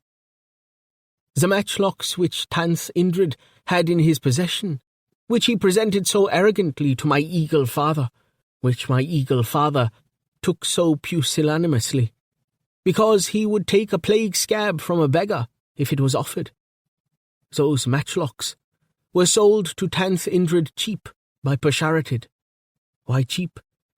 Because they were not his to sell, in which case he could not avoid making a profit. The guns were the property of his government, intended to buy friendship with such as the rogues you see here, and with such as Dervlish the Skull, who has proved his friendship 1,000 times over." "Unusual behaviour for a Sib, especially one in high office." "High office, low character. It was because of the young lady. Did you never see the way he eyed my fair mother? I mean, she who was my mother. before she went away without farewell? Pasharatid would have been put to death if your father had discovered his crime. I assume he is now back in Sibonal. Robé de Angenol shrugged eloquently. We are following him. Madame Dienu is after his blood. To understand his lust for other ladies, simply contemplate union with her. Could you couple with a matchlock? He'll be busy concocting a lying tale to cover his sins. She will arrive and seek to destroy it. Ah, Rashven, no drama like a family drama. They will have old Io locked up in the great wheel of Kanabar. Mark my words. It was a place of religion. Now they lock up criminals there. Well, monks are also prisoners. What a drama to come. You know the old saying, more than an arm up a Sibonalese sleeve. I almost wish I were coming with you to see what happens. But you are coming, my dear boy. Ah, Unky, no affection. Not for Anganols. No protests. I'm leaving you here. You go north with Madame. I go back south with this coach. I have my parents to look after. My ex-parents. Sartori Irvrash's face showed his distress. Don't leave me, lad. Not with these villains. I shall be dead in no time. Making funny running away gestures, the prince said, Well, that's escaping from being human, isn't it? I'm going to be a Mahdi in no time. Another escape, another escapade. It's the hard for me. He jumped forward and kissed Sartori Irvrash on his bald pate. Good luck in your new career, old uncle. Green things will grow from us both. He leaped into the coach, cracked his whip over the hock's knees, and was away at a great pace. The tribesmen fell back in alarm, cursing him in the name of the sacred rivers. A cloud of dust swallowed the speeding vehicle. The Madura Desert. Matrasil began to seem a long way off. But the stars came nearer overhead, and on clear nights, the sickle of Yerap Rombri's comet blazed like a signpost on their way. Sartori Irvrash stood shivering in the small hours when the fire had died and the other travellers were sleeping. He could not entirely lose his fever. He thought of Bilishao Pin. His story of having come from another world seemed more likely here than it had done at the palace. He walked by the tethered Kaidors and encountered the pointer of the way, standing silently smoking. The two men talked in low voices. The Kaidors uttered sniggering grunts. The animals are quiet enough, Sartori Irvrash said. History pictures them as almost unmanageable brutes, to be ridden only by Phagors. I've never seen a Phagor riding one, any more than I have ever seen a cowbird with a Phagor. Perhaps history was wrong on that point too. I've spent a lifetime trying to disentangle history from legend. Perhaps they aren't so different, the pointer said. I can't read a single letter, so I have no strong opinion in the matter. But we smoke these Kaidors when they're mere calves. Puff a veronicane up their nostrils. It seems to make 'em calm. I'll tell you a tale, since you can sleep no more than I. He sighed heavily in preparation for the burden of narrative. Many years ago now, I went eastwards with my master, through the provinces controlled by Undriad, up into the wilderness of the Nick-Trike. It's a different world up there, a very harsh world, with little air to breathe, yet people remain fit. Less infection at high altitudes, commented Sartori Irvrash. It's not what the people of the Nick-Trike say. They say that Death is a lazy fellow who doesn't readily bother to climb mountains. I'll tell you one thing. Fish is a popular food. Often The fish may be caught in a river 100 or more miles away, yet it won't decay. You catch a fish here at dawn, it's bad by Freya set. Up in the Nick Trike, it remains good to eat for a small year. He leaned over the back of one of the patient Phagors and smiled. It was fine up there, when you got used to it. Cold by night, of course. No rain, never. And there, in the high valleys, is land ruled only by Phagors. They're not as submissive as here. I tell you, it's a different world. The Phagors ride Kydors, ride 'em like the wind, aye, and have cowbirds to sail at their shoulders. My understanding is that they came down and invaded the lowlands when snow falls here, whenever that may be, when Freya fails.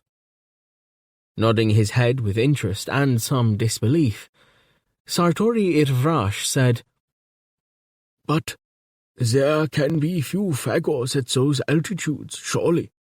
What can they eat, apart from your ever-fresh fish?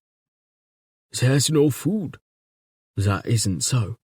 They grow crops of barley in the valleys, right up to the snowbanks. All they need is irrigation. Every drop of water and urine is precious. There's a virtue in that thin air. They have crops of barley that ripen in 3 weeks. Half a tenner from sowing. Incredible. Nevertheless, it is so, said the pointer. And the Phagors share the grain and never quarrel or use money, and the white cowbirds drive out all other winged things, bar the eagles. I saw it with my own eyes, when I stood no higher than this quadruped's shoulders. I mean to go back one day, no king or laws there. I'll make notes of all that, if you don't mind, said Sartori Irvrash. As he wrote, he thought of Jandol Anganol among his abandoned buildings. After the Madura, the long desolation of Haziz. Twice they had to pass through strips of vegetation, stretched from one bleak horizon to another, like God's hedges. Trees, shrubs, a riot of flowers drew a line across the face of the grasslands. This will be the Ukt, said Tienu Pasharated, employing a translation of a Sibish continuous present tense. It stretches across the continent from east to west, following the lines of Mahdi migration. In the Ukt, they saw others. Mahdis were not the only beings to use the verdant road. The pointer of the way shot an other from a tree.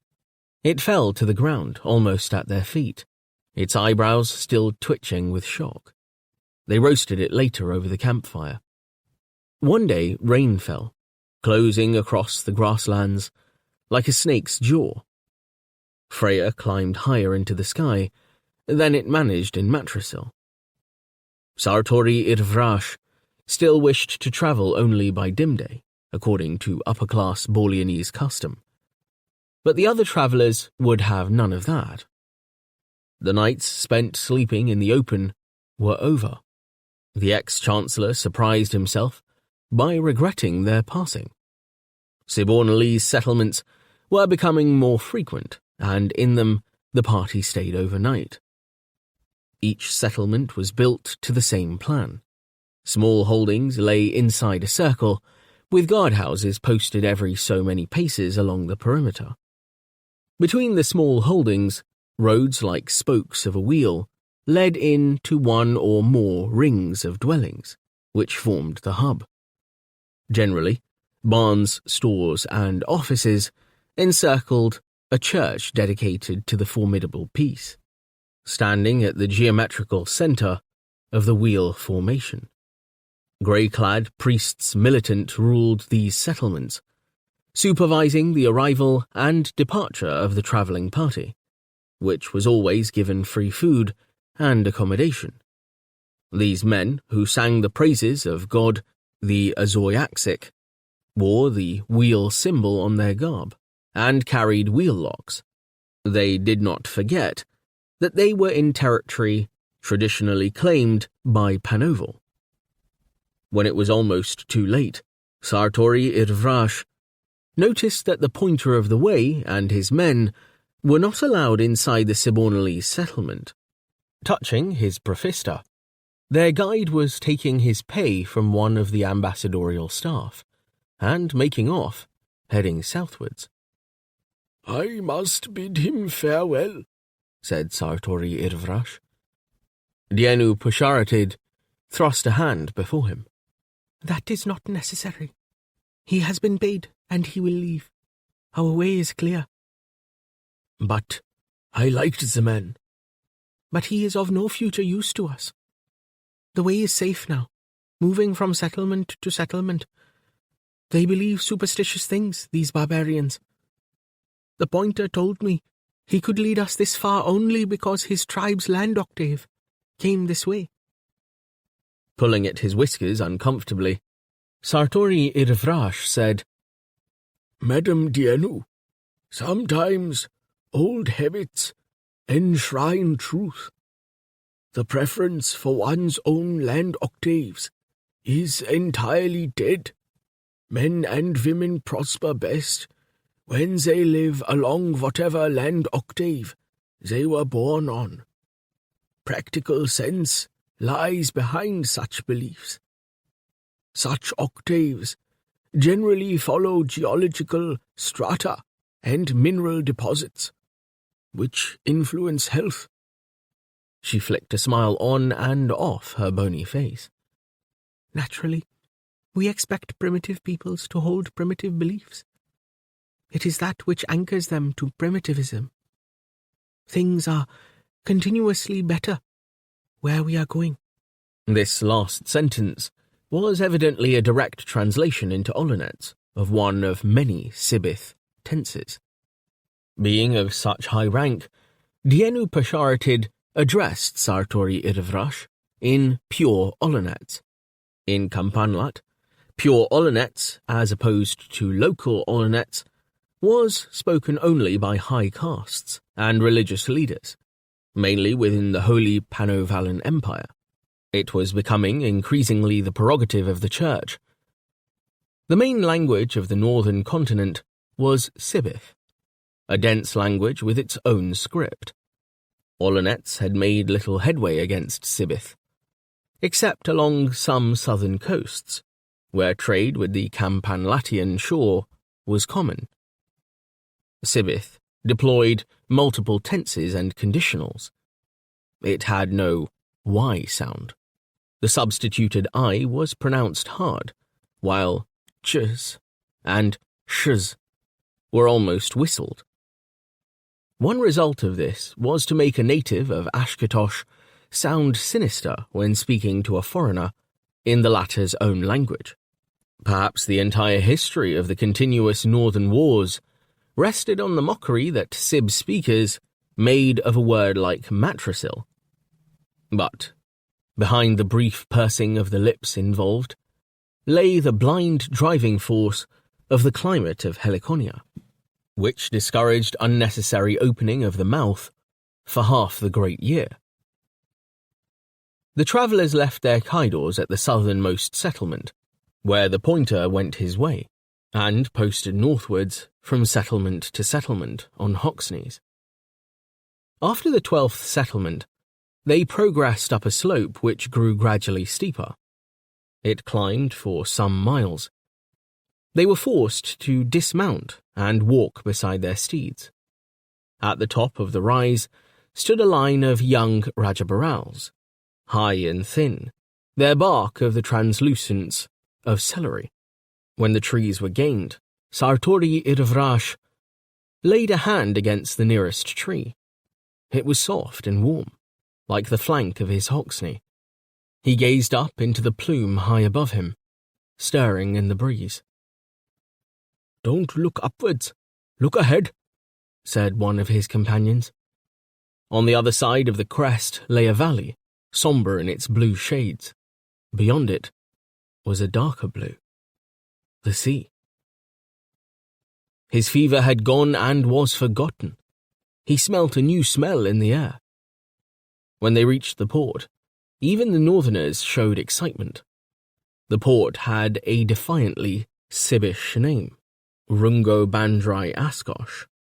It conformed to the general layout of the settlements they had passed, except that it consisted only of a semicircle, with a great church perched centrally on the cliff, a beacon light on its tower. The other half of the circle, symbolically, lay across the Panoval Sea, in Sibornal. Ships lay in nearby docks. Everything was clean and ship-shape.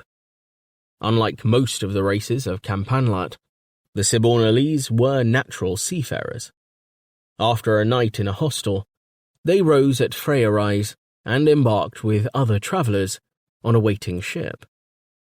Sartori Irvrash, who had never been on anything larger than a dinghy before, went to his small cabin and fell asleep.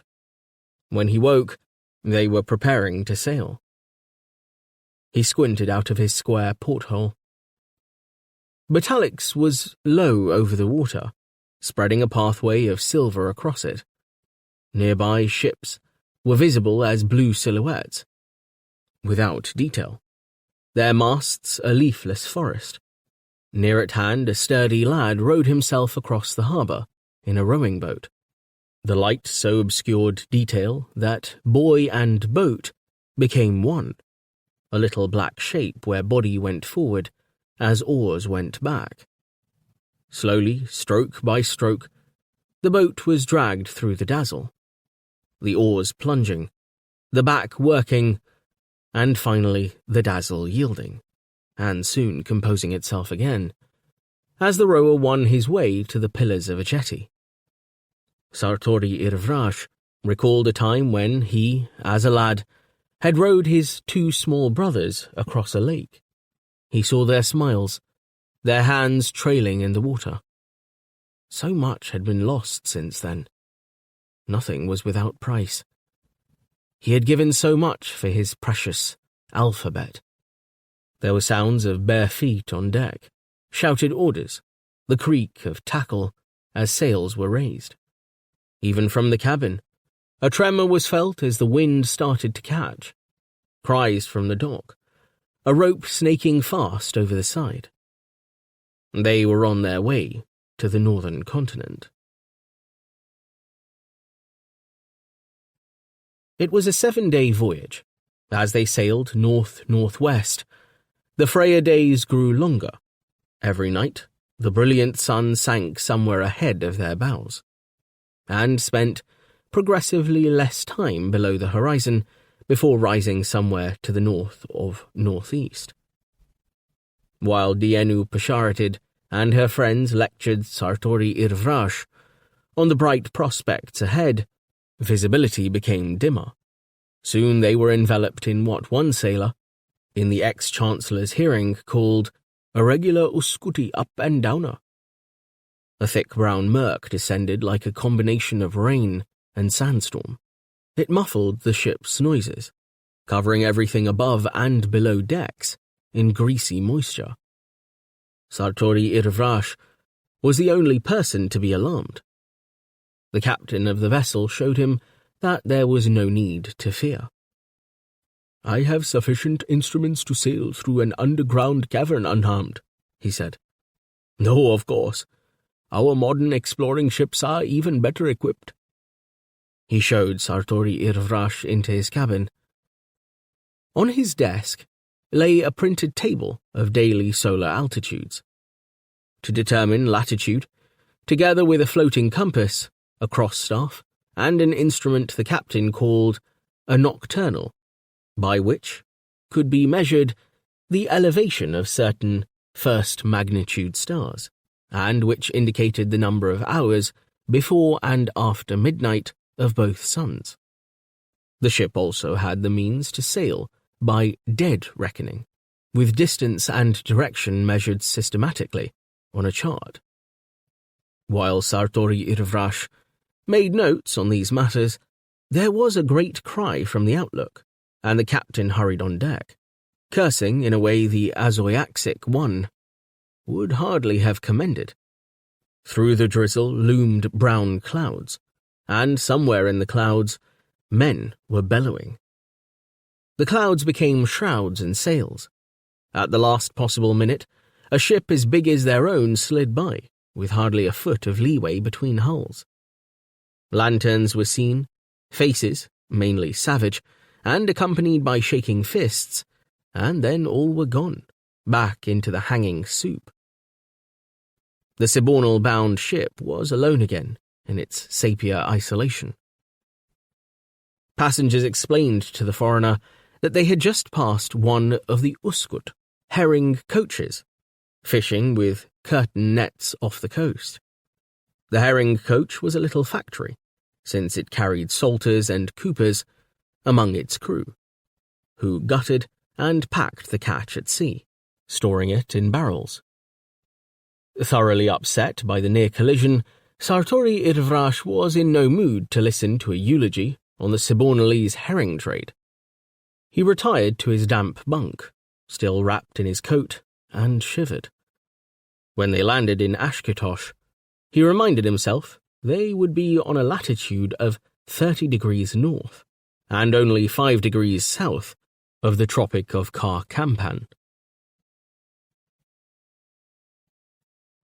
On the morning of the 7th day of the voyage, the banks of fog rolled back, though visibility remained poor. The sea was dotted with herring coaches. After a while, a sluggish stain on the horizon resolved itself into the coastline of the northern continent. It was no more than a ruled line of sandstone, dividing almost waveless sea from undulating land. Moved by something like enthusiasm for the sight of her homeland, Madame Dienu Pasharatid delivered Sartori Irvrash a brief geography lesson. He saw how the water was dotted with small ships. Uskutosh had been forced to become a maritime nation because of the advance of ice southwards from the circumpolar regions, these regions being mentioned with hushed tones. There was little land for cultivation between sea and ice. The seas had to be harvested, and sea lanes opened to the two great rich grain prairies of the continent, which she indicated as being distant with a sweep of her arm. How distant? He asked. Pointing westward, and yet more westward, she named the nations of Sibonal, pronouncing their titles with varied inflections, as if she knew them personally, as if they were personages standing on a narrow strip of land glaring southwards, with cold droughts from the circumpolar regions freezing their backs, and all with a strong inclination to march down into Kampanlat. Sartori Irvrash muttered to himself, Uskutosh, Loraj, Shivenink, where the great wheel was situated, Bribar, Karkampan. The grainlands were in Bribar and Karkampan. Her roll call ended with a finger pointing to the east. And so, we have rounded the globe. Most of Sibonal, you see, is isolated in the extreme, caught between ocean and ice, hence our independence. We have mountainous Kuj Juvek coming after Karkampan. It is scarcely populated by humans, and then the troubled region of Upper Haziz, leading into the Chals Peninsula. When we are safe back in Uskutoshk, the most civilized nation. You arrive at a time of year when we have both Freyr and Batalix in the sky. But for over half the great year, Freya is eternally below the horizon, and then the climate becomes severe. That's the Weir winter of legend. The ice moves south, and so do the Uskuts, as we call ourselves, if we can. But many die. Many die. She used a future continuous tense. Warm though it was, she shivered at the thought. Some other people's lifetimes, she murmured. Fortunately, such cruel times are still far away. But they are hard to forget. It's a race memory, I suppose. We all know that Weir winter will come again. From the docks, they were escorted to to a solid four-wheeled brake, with a canopy. Into this vehicle they climbed after human slaves had piled in their baggage. 4 yoked yelk then dragged them off at a good pace, along one of the radial roads leading away from the quayside. As they passed under the shadow of an immense church, Sartori Irvrash tried to sort out the impressions that thronged in on him. He was struck by the fact that much of the wagonette in which they rode was not of wood but metal. Its axles, its sides, even the seats on which they sat, all were metal. Metal objects were to be seen on every side, people crowding in the streets, not jostling and shouting like a matrasil crowd, carried metal pails or ladders, or assorted instruments to the ships. Some men were encased in gleaming armoured jackets. Some of the grander buildings on the way flaunted iron doors, often curiously decorated, with names in raised relief upon them, as if the occupants intended to live on there perpetually, whatever happened in the circumpolar regions. A haze in the sky warded off the heat of Freya, which, to the visitor's eye, stood unnaturally high in the sky at noon. The atmosphere of the city was smoky. Although Sibornal's forests were thin in comparison to the riotous jungles of the tropics, the continent had extensive lignite and peat beds, as well as metal ores. The ores were smelted in small factories in various parts of the city. Each metal was located in a definite area. Its refiners, its workers, and its ancillary trades were grouped about it, and its slaves about them. Over the last generation, metals had become less expensive than wood. "It's a beautiful city." One of the men leaned over to favour the visitor with his observation. He felt small, sniffed a small sniff, and said nothing. From the wagonette, he could see how Ashkatosh's half-wheel plan worked. The great church by the harbour was the axle. After a semicircle of buildings came a semicircle of farms with fields, then another semicircle of buildings, and so on, though various living pressures had in some places broken down what, to Borleone's eyes, was an unnatural symmetry. They were delivered to a large plain building like a box, in which slit-like windows had been cut. Its double entrance doors were of metal. On them, in raised relief, were the words First Convential, Sector 6. The convential proved to be a cross between a hotel, a monastery, a nunnery, a school, and a prison, or so it appeared to Sartori Irvrash, as he explored the cell-like room he was given and read the rules. The rules declared that 2 meals were served per day, at 20 minutes past 4 and at 19. That prayers were held every hour, voluntary, in the church on the top floor, that the garden was open during dim day for relaxed walking and meditation, that instructions, whatever they were, might be had at all times, and that permission was needed before visitors left the establishment. Sighing, he washed himself and settled down on the bed, letting gloom overcome him. But Uskotoshkan hospitality, like most things Uskotoshkan, was brisk, and in no time came a brisk rap at his door, and he was conducted along a corridor to a banquet. The banqueting hall was long and low, lit by slit windows, from which the activities of the street could be glimpsed in small vertical sections.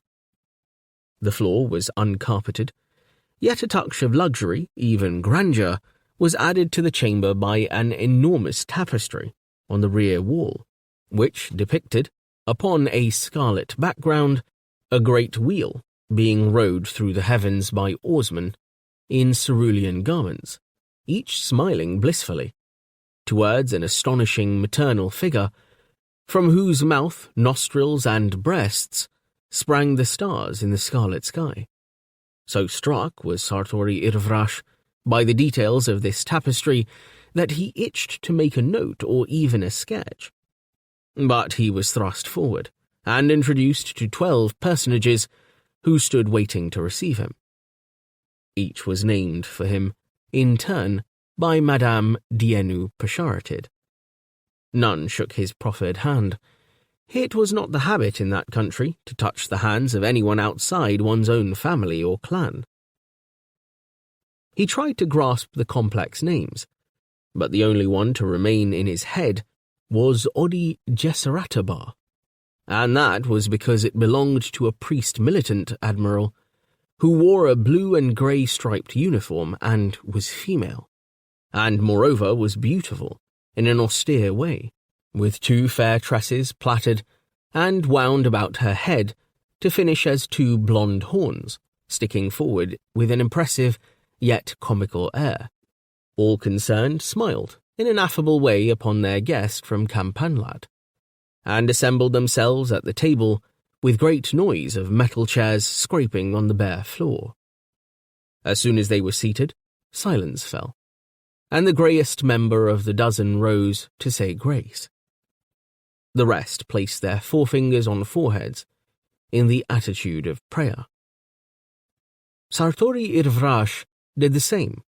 The grace began, intoned in dense Sibbish, with dexterous use of continuous present, conditional eternal, past into present, transferential, and other tenses, to carry the message of thanks all the way to the Azoiaxic one.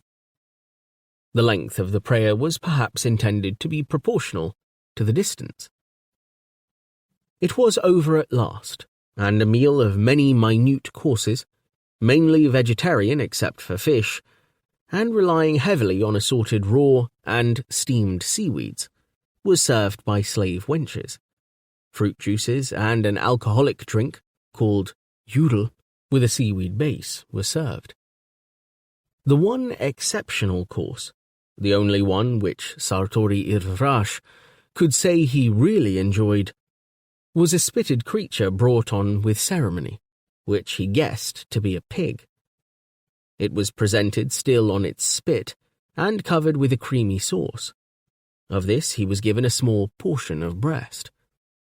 He was told it was treebreeze. Only some days later did he discover that treebreeze was roast nondad.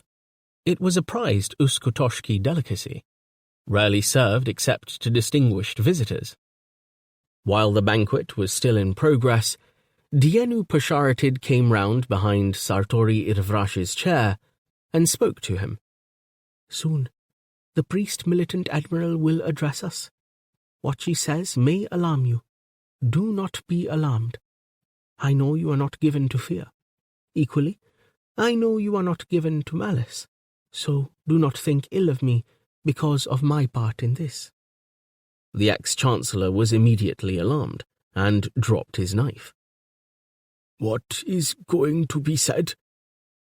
An important announcement, which will affect your country's destiny and mine.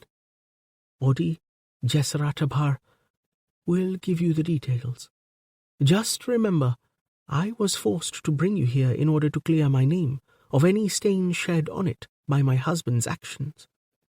Remember that you hate Jandol Anganol, and all will be well. She left him and returned to her seat. He found himself unable to take another mouthful of food. Once the complex meal was finished and spirits served, the speeches began.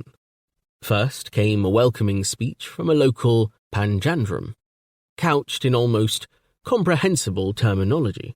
Then Madame Dienu arose. After a brief preliminary, she came to her point, making an oblique reference to her husband. She said she felt she had to atone for his departure from diplomatic procedures.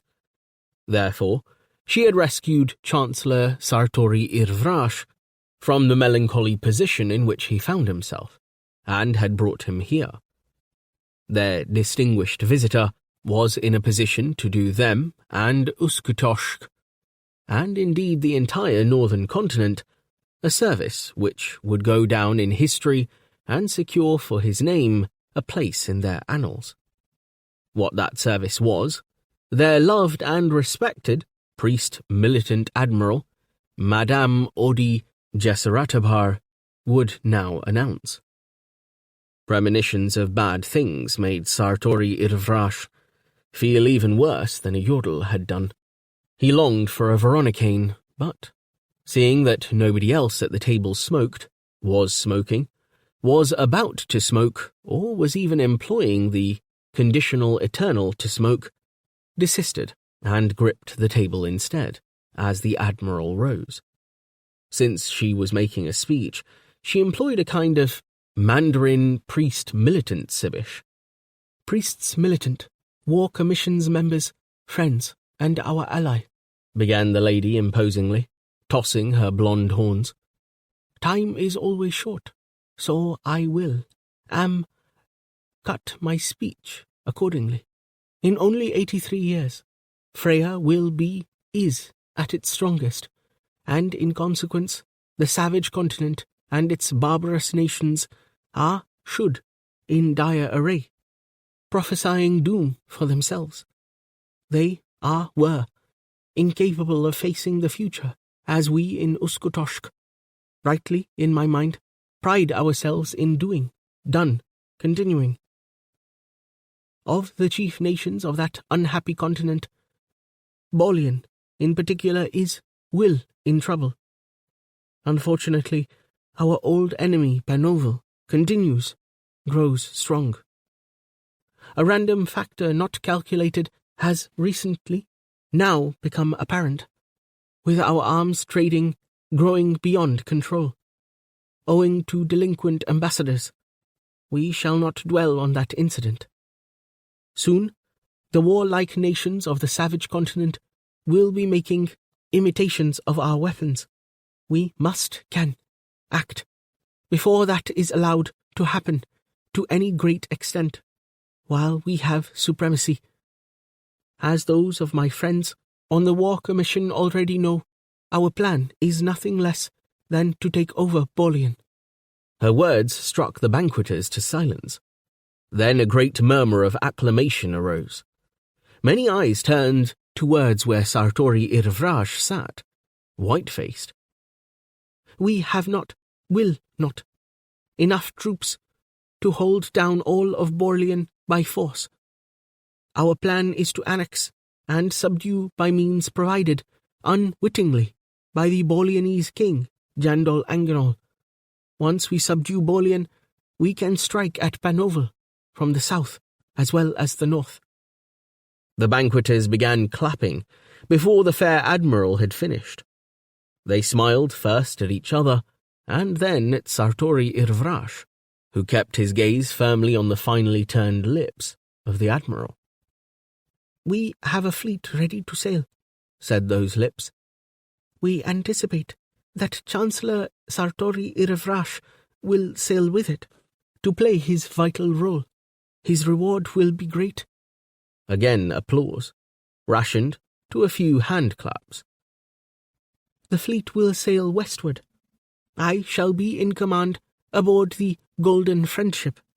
We shall sail round the coast of Campanlat, finally approaching the bay of Gravabagalinian, where Queen Myrdem Ingala will exiled from the west.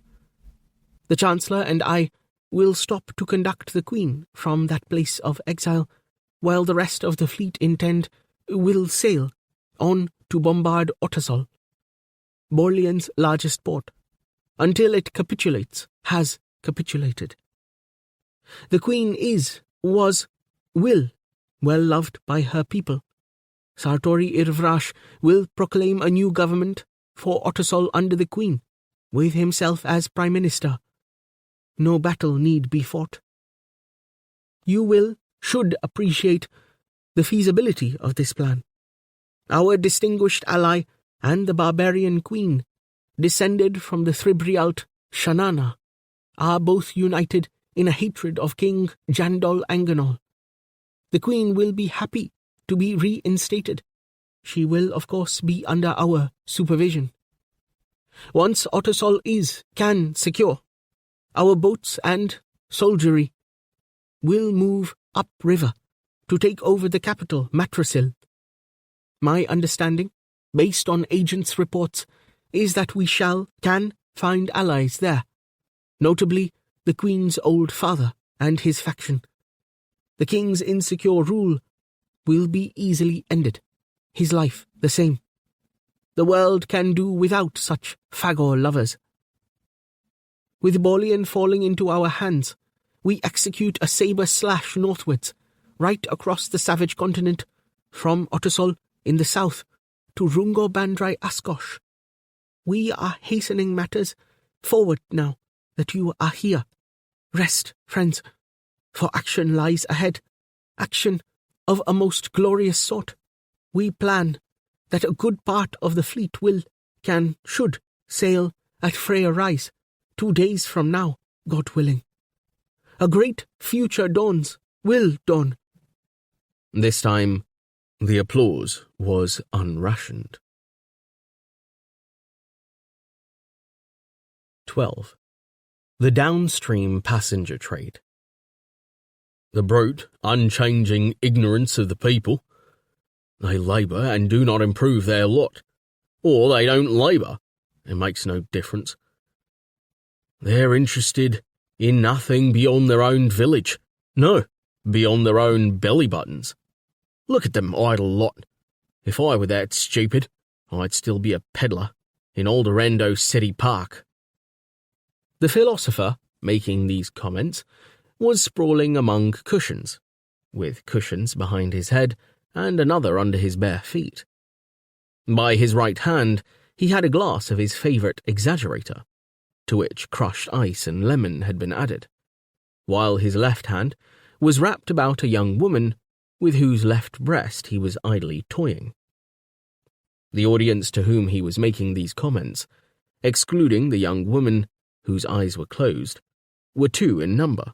His son leaned against the rail of the boat on which they were travelling, his eyes half closed, and his mouth half open. This youth had a bunch of yellow-blue gwingwings by his side to eat, and occasionally spat a gwingwing stone at other river traffic. Propped up against the forecastle, where he was shaded from the sun, lay a pallid young man who sweated a good deal and muttered still more. He was covered by a striped sheet, beneath which he moved his legs restlessly. He was running a fever, and had been ever since the boat left Matrasil, on its journey south. This being one of his less lucid intervals, he scarcely seemed any more capable than the gwingwing eater of receiving the older man's wisdom. This did not deter the older man. At that last stop we made, I asked one old fool who was leaning against a tree if he thought it was getting hotter year by year. All he said was, "It's always been hot, skipper, since the day the world was made." "And what day might that be?" I asked him. "In the Ice Age, I heard tell." That was his reply. "In the Ice Age? They've no sense. Nothing gets through to them. Take religion. I live in a religious country, but I don't believe in a Kanaba. I don't believe in a Kanaba because I have reasoned things out. These natives in these villages, they don't believe in a Kanaba, not because they have reasoned things out as I have, because they don't reason." He interrupted himself to take a firmer grasp on the left breast, and a long drink of the exaggerator. "They don't believe in a Kanaba, because they're too stupid to believe. They worship all kinds of demons, others non-dads, dragons. They still believe in dragons. They worship Myrdemingala. I asked my manager to show me around the village. In almost every hut they hung a print of Myrdemingala. No more like her than I am, but intended for her. But, as I say, they're interested in nothing beyond their own belly buttons." "You're hurting my hips," the young lady said. He yawned and covered his mouth with his right hand, wondering absently why he enjoyed the company of strangers so much more than that of his own family. Not just his rather stupid son, but his uninteresting wife and overbearing daughter. It would suit him to sail forever down the river with this girl and this youth who claimed to come from another world. It's soothing, the sound of the river. I like it. I'll miss it when I'm retired. There's proof that Hakanaba doesn't exist. To make a complicated world like ours. With a steady supply of living people coming and going, rather like a supply of precious stones dug from the earth, polished and sold off to customers. You would need to be really clever, god or no god. He pinched with his left finger and thumb, so that the girl squealed and said, "Yes, if you say so."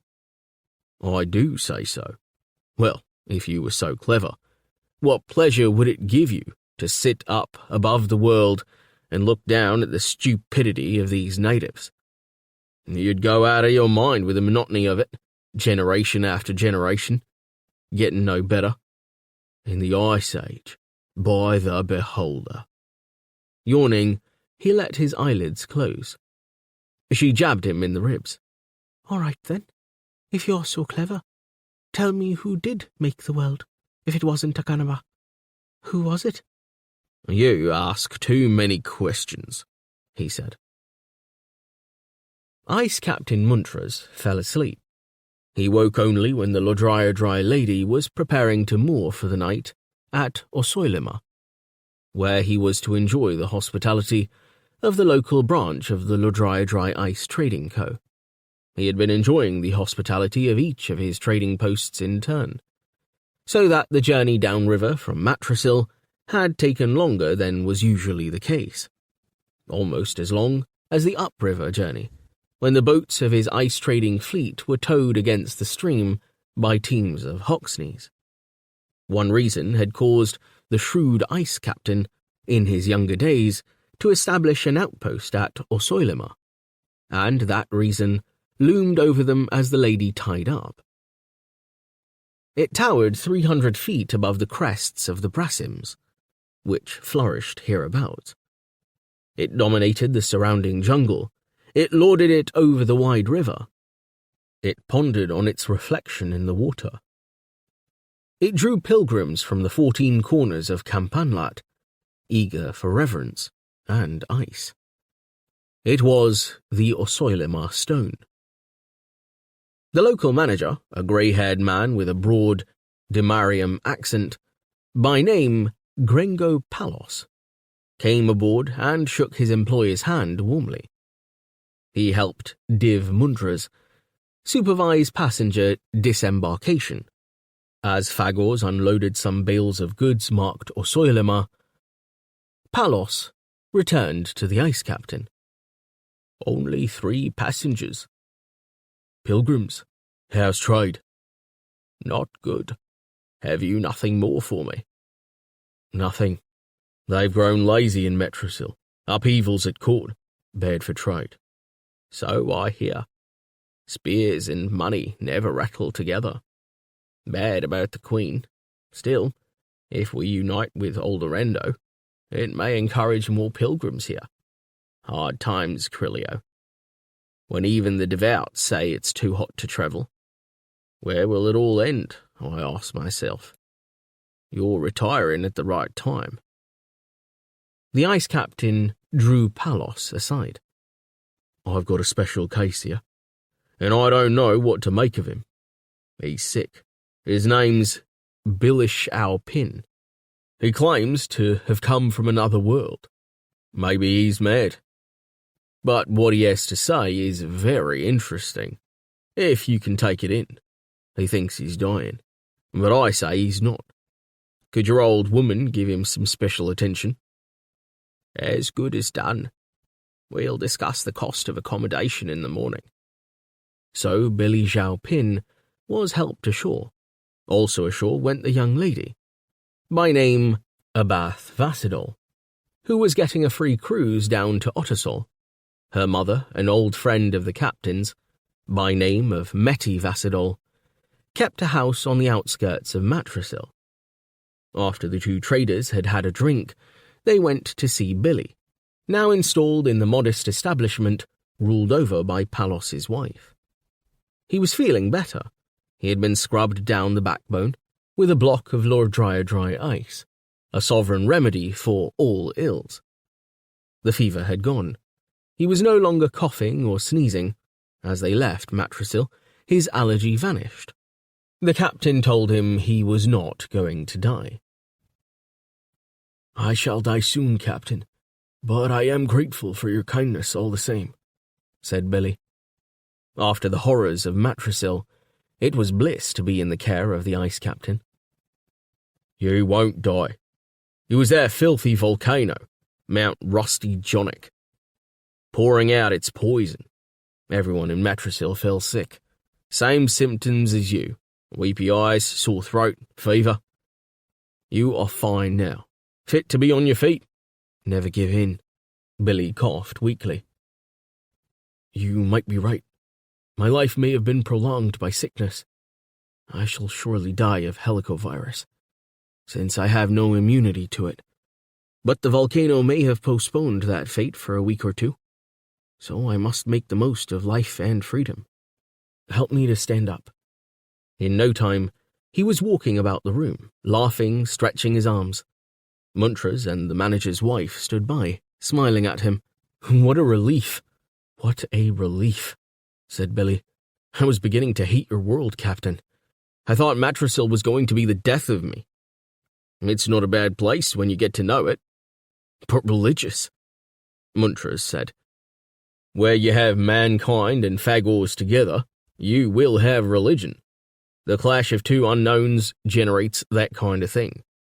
The wisdom of this remark impressed Billy. But Palos's wife ignored it and took a firm grip on his upper arm. "Why, you're fine," she said. "I'll wash you, and you'll feel completely fit again. Then we'll get some scoff into you. That's what you need." Montrose said. "Yes, and I've got another remedy for you, Billyish. I'll send in this pleasant young lady, a Beth, daughter of an old friend of mine, a very nice, willing girl. Half an hour of her company will do you a power of good." Billy regarded him quizzically, and his cheeks grew red. "I told you, I am of completely different stock from you. Not being born on Helliconia. Would it work? Well, we're identical physically. Would the young lady mind?" Montrose laughed heartily. "She'd probably prefer you to me. I know how you're set on the Queen, Billish. But don't let that put you off. Use a little imagination, and a Bath will be equal to the Queen in every way." Billy's face was a study in red. "Earth, what an experience. What can I say? Yes, send her in, please, and let's see if it works." As the traders went out, Palos laughed, rubbing his hands together, and said, "He certainly shows an experimental spirit. Will you charge him for the girl?" Knowing Palos's mercenary nature, Montrose ignored his question. Perhaps catching the snub, Palos asked hastily, "All this talk of dying, do you think he comes from another world? Is that possible?" "Let's have a drink, and I'll show you something he gave me." He summoned up a Bath, gave her a kiss on the cheek, and sent her in to see Billish. The evening shadows were taking on a velvet intensity. Batalix was in the western sky. The two men sat companionably on Palos's veranda, with a bottle and a lantern between them. Montrose brought up his heavy fist, placed it on the table, and opened it. In his palm lay Billy's watch, with its 3 dials, where small figures flickered busily. 11:49:2, 19:06:52, 23:15:43. "It's a beauty. How much is it worth? Did he sell it to you?" Palos prodded it. Montrose said, "It's unique, according to Billish. It tells the time here in Borlean, this central dial, and the time on the world he comes from, and the time on another world he does not come from. In other words, you could say this jewel is proof of his far-fetched tale. To make a complicated watch like this, You'd need to be really clever. Not mad, more like a god. Not but what I can't rid my mind of the notion he is mad. Billish says the world which made this timepiece, the world he comes from, rides above us, looking down on the stupidity of the natives. And it's a world made entirely by men like us. No gods involved. Palos took a sip of exaggerator and shook his head. I hope they can't read my trading figures. A mist was creeping in from the river. A mother was calling her small boy home, warning him that grebes would crawl out of the water and eat him in a single gulp. King Jandal Anganal had this elegant timepiece in his hand. He took it for an evil omen, that was plain. Panoval, Aldorando, and Borlean have to unite, and it's only their rat-hocking religion that unites them. The king is committed on such a course that he can't allow one element of religious doubt. He tapped the timepiece with a plump finger. This amazing jewel is an element of doubt, right enough. A message of hope or fear, depending on who you are. He tapped his breast pocket, like other messages I have entrusted to me. The world's changing, Gringo, I tell you, and not before time. Palos sighed and took a sip from his tumbler. Do you want to see my books, Crelio? I warn you, takings are down on last year. The ice captain looked across the top of the lantern at Palos, whose face the light made cadaverous. I'm going to ask you a personal question, Gringo. Have you any curiosity? I show this timepiece. I tell you it came from another world. There's this odd fella, Billish, getting his first ever rumbo on this earth. What could be going through his harnies? Doesn't all this waken your sense of mystery? Don't you want to know more? Isn't there something beyond your ledgers? Palos scratched his cheek and then worked down to his chin, setting his head to one side to do so. All those stories we listened to as kids. You heard that woman call to her son that a grebe would get him. There's not been a grebe seen at Osoilama since I came here, and that's getting on for 8 years. All killed for their skins. I wish I could trap one. The skins are worth a good price. No, Billish is telling you a story, boss. How would men go about making a world? Even if it was true, what then? It wouldn't help my figures, would it now?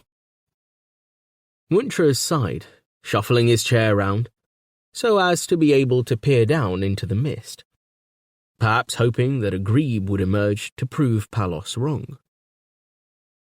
When young Billish comes off the Cooney, I think I'll take him up to the top of the stone, if he's strong enough.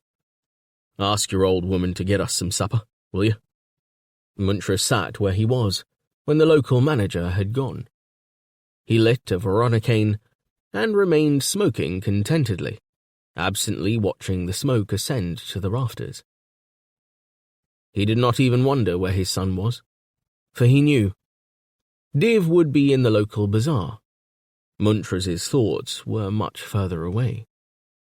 Eventually, Billy and Abath appeared, holding hands. Billy's face was only just wide enough to accommodate his grin. They sat down at the table without speaking.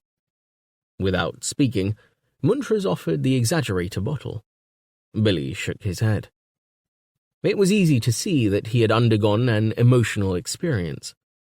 Abath looked as composed as if she had just returned from church with her mother. Her features resembled a younger Mettie's, but there was a lustre about her which Mettie had lacked for many a day.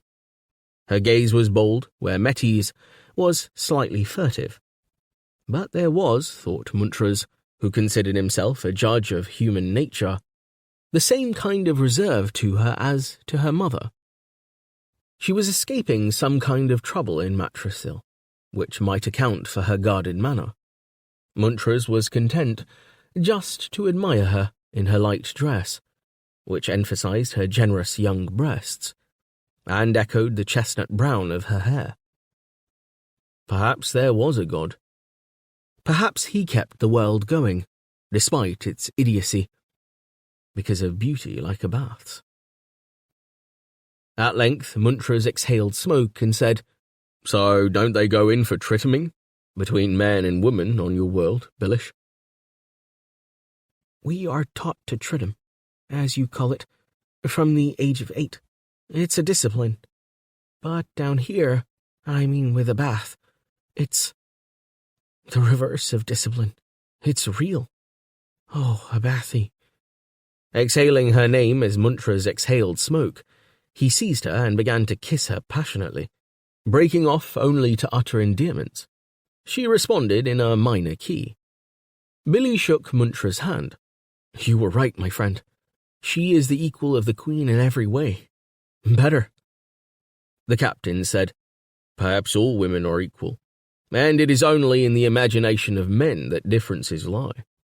Remember the old saying, every rumbo romps home to the same rhythm.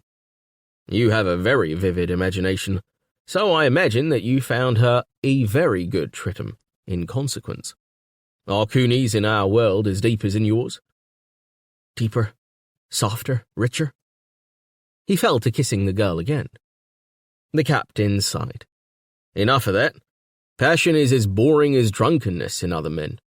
Go away, Abeth. I want some sense out of this young man, if possible. Billish, if you have managed to see over the top of your own proto since we landed, you may have noticed the Asoilima stone. You and I are going to ascend it. If you are well enough to mount Abath, you are well enough to mount the stone. Very well. If Abath can come too. Muntras gazed at him with an expression at once a scowl and a grin. Tell me, Billish boy, you're really from Pegavin in Hespagorat, aren't you? They're great jokes there. Look, he sat down facing the captain. I am what I say, from another world, born and brought up there, recently landed in the space vehicle I described to you between fever fits. I would not lie to you, Krilio, because I owe you too much. I feel I owe you more than life. A dismissive gesture. You owe me nothing. People shouldn't owe others anything. Remember, I was a beggar. Don't think too much of me. You've worked with devotion and built up a great enterprise. Now you are the friend of a king. Filtering a little smoke between pursed lips, Muntras said stonily, That's what you think, is it? King Jandal Anganal, you are a friend of his, aren't you? I have dealings with His Majesty, let's say. Billy looked at him with a half grin. But you don't like him greatly. The ice captain shook his head, smoked, and said, Billish, you don't care much for religion, no more than I. But I must warn you that religion is strong in Campanlad. Take the way His Majesty threw your timepiece back at you. He is very superstitious, and that's the king of the land. If you showed that object to the peasants of Asoilima, they would riot if you caught them at the wrong moment. They might make you a saint or they might kill you with pitchforks. But why? It's the irrational. People hate things they don't understand. One madman can change the world. I tell you this only for your own good. Now come on. He stood up, sweeping his lecture away and laying a hand on Billy's shoulder. The girl, the meal, my manager, the stone. Practicalities. What he demanded was done, and soon they were ready for the climb. Muntras discovered that Paulos had never been to the top of the stone, despite living at the bottom of it for 8 years. He was laughed into coming along as escort and marched beside them with a Sibornelese matchlock over one shoulder. Your figures can't be too bad if you can afford such artillery, Muntras said suspiciously. He trusted his managers no more than he trusted the king. Bought to protect your property, Krilio, and every rune of it hard-earned. It isn't as though the pay's good, even when trade's good. Their way lay along a track that ran back from the wharf to the small town of Asoilima. The mist was less thick here, and the few lights round the central square gave a semblance of cheer. Many people were about, attracted by a cooler breeze that had sprung up with sunset. Stalls selling souvenirs, sweets, or savoury waffles were doing fair business. Palos pointed out 1 or 2 houses where pilgrims lodged which ordered dry ice regularly. He explained that most of the people wandering about, throwing their money away, were pilgrims. Some came here drawn by a local tradition to free slaves, human or Phagor, because they had grown to believe it wrong to own another life. "Fancy giving away a valuable possession like that," he exclaimed, disgusted with the foolishness of his fellow men. The base of the Osoilima stone was just by the square, or rather the town and its square had been built close against the stone. Closest of all was a hostelry bearing the name The Freed Slave, where the ice captain bought 4 candles for the party. They went through its garden and began the ascent. Talipots grew by the stone. They had to push away the stiff leaves in order to climb. Summer lightning flickered round them. Others were already ascending. Their whispers sounded from above. The steps had been carved in the stone a long while ago. They spiraled round and round the rock, with never a hint of railing for security. The guiding lights of their candles flickered before their faces. "I'm too old for this sort of thing," Muntras grunted. But their slow progress led eventually to a level platform, and an arch led them into the top of the rock, where a dome had been hollowed. They could rest their elbows on the parapet and gaze in safety at the spread of mist-shrouded forestall round. The sounds of the town reached them, and the continuous noise of the takisa. Music was playing somewhere, a double clouth, or more likely hereabouts, binaduria and drums. And all about the forest, where rolls of mist allowed, they could make out dim lights. "That's what they say," Abath chirped up. "Not an acre habitable, not an acre uninhabited." "True, pilgrims stay up here all night to watch the dawns," Muntras told Billy. "In these latitudes, there's never a day of the year when both suns aren't visible at some time. Different from where I come from." "On Avernus, Crilio, people are very scientific," said Billy, hugging Abath. "We have ways of imitating reality with video, 3D tactiles, and so on, just as a portrait imitates a real face. As a result, our generation doubts reality, doubts if it exists. We even doubt if Helliconia is real. I don't suppose you understand what I mean." "Billish, I've travelled most of Campanlad. As a trader, and before that as a beggar and peddler, I've ever been right far to the west, in a country called Ponipot, beyond Randanen and Redado, where the continent ends. Ponipot is perfectly real, even if no one in Osoilima believes in its existence." "Where is this Avernus world of yours then, Billish?" Abath asked him, impatient with the way the men talked. "Is it above us somewhere?" The sky above was fairly clear of cloud. "There's Ipecacuene, that bright star. It's a gas giant. No, Avernus is not risen yet. It is below us somewhere." "Below us?" The girl gave a smothered laugh. "You are mad, Billish. You ought to stick to your story. Below.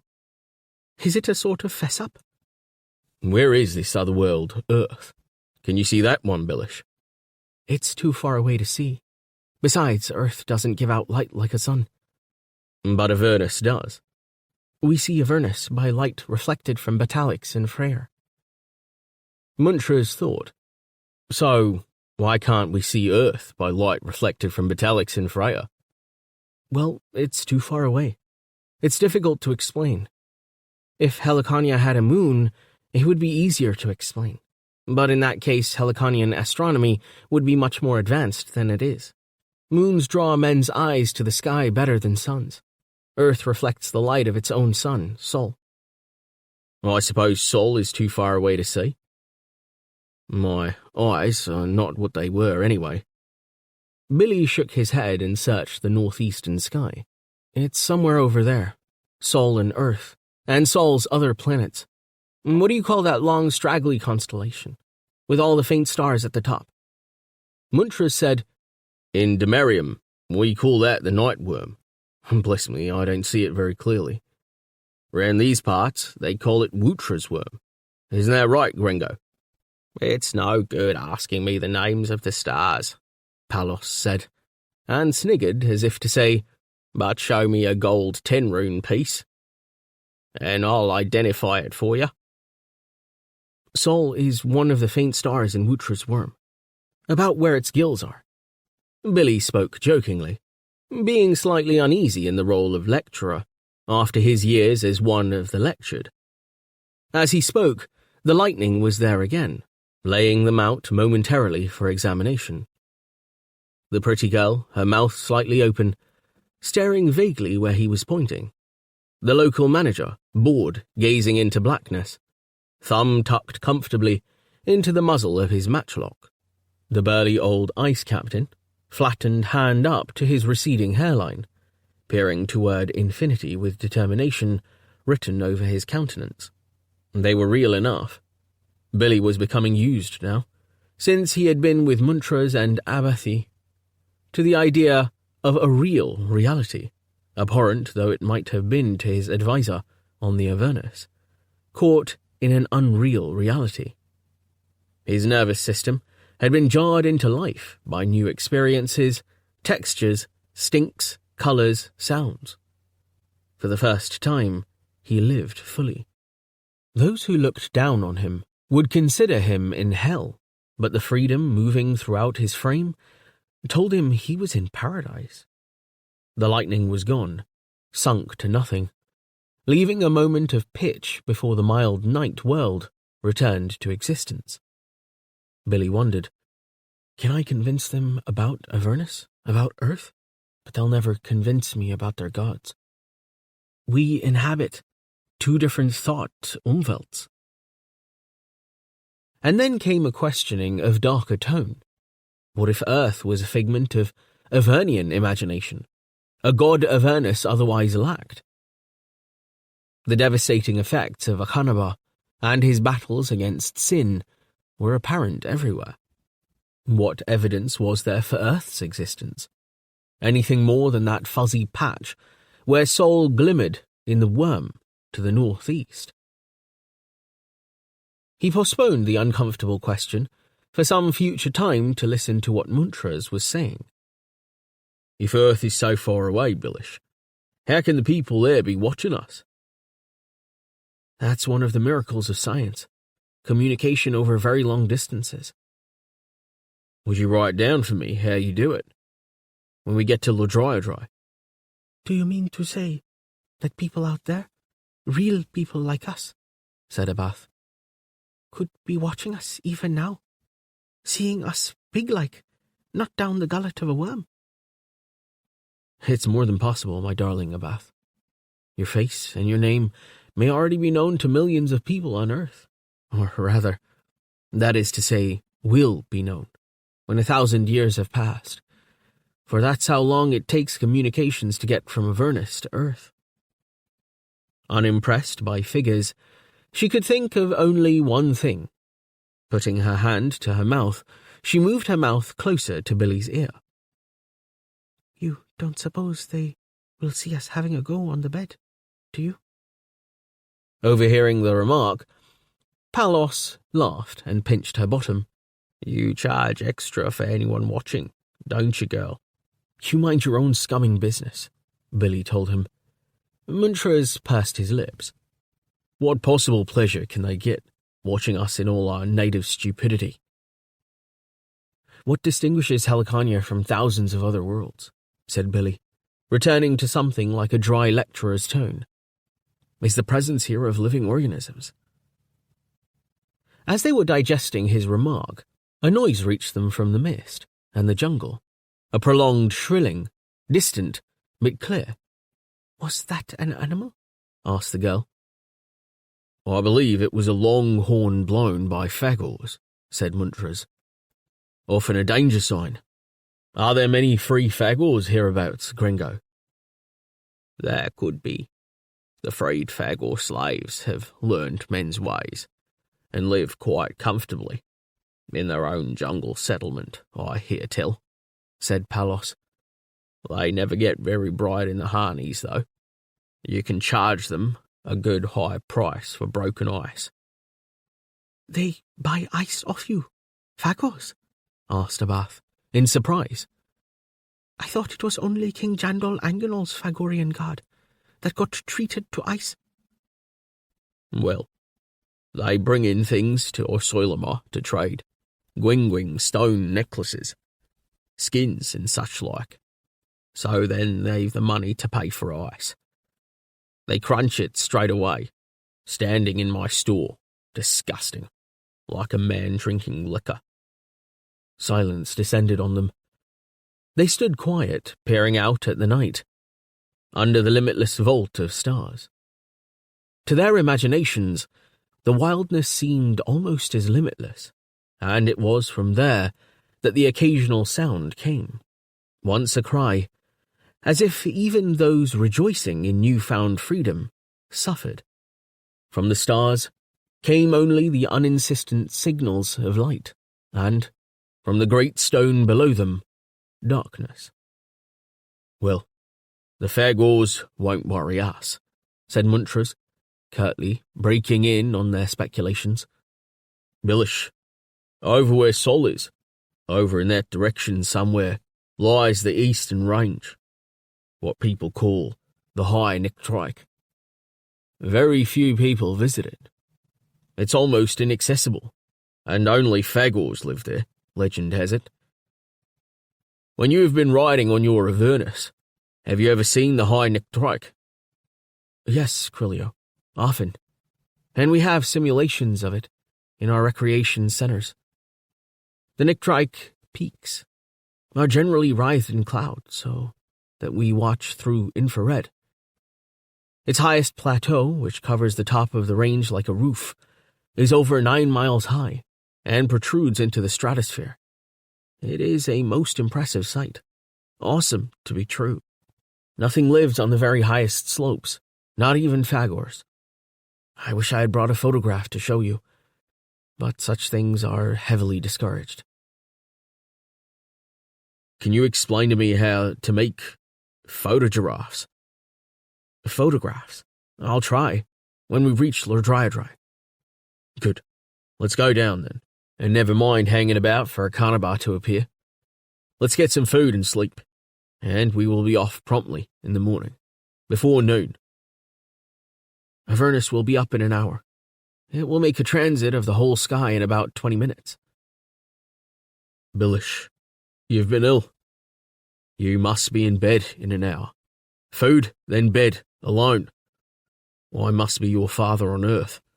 I mean to say, on Helliconia. Then, if your parents watch us, they will be happy. We don't really have parents, only clans, Billy explained, as they went under the arch and prepared to descend. Extrauterine birth is practiced. I will much enjoy your drawing me a picture of how you manage that, the ice captain said. They spiraled back to the ground, Billy clutching Abathi's hand. Downriver, the scenery changed. First one bank, then the other, became the scene of intense cultivation.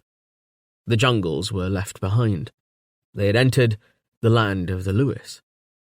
The Lordriadrai lady slipped into Ottersol almost before its passengers realized, unused as they were to cities which had withdrawn their existence underground.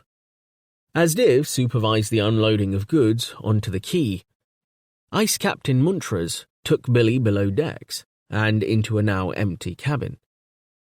You're feeling well? Excellent. I can't last. Where is Abathi? Listen to me, Billish.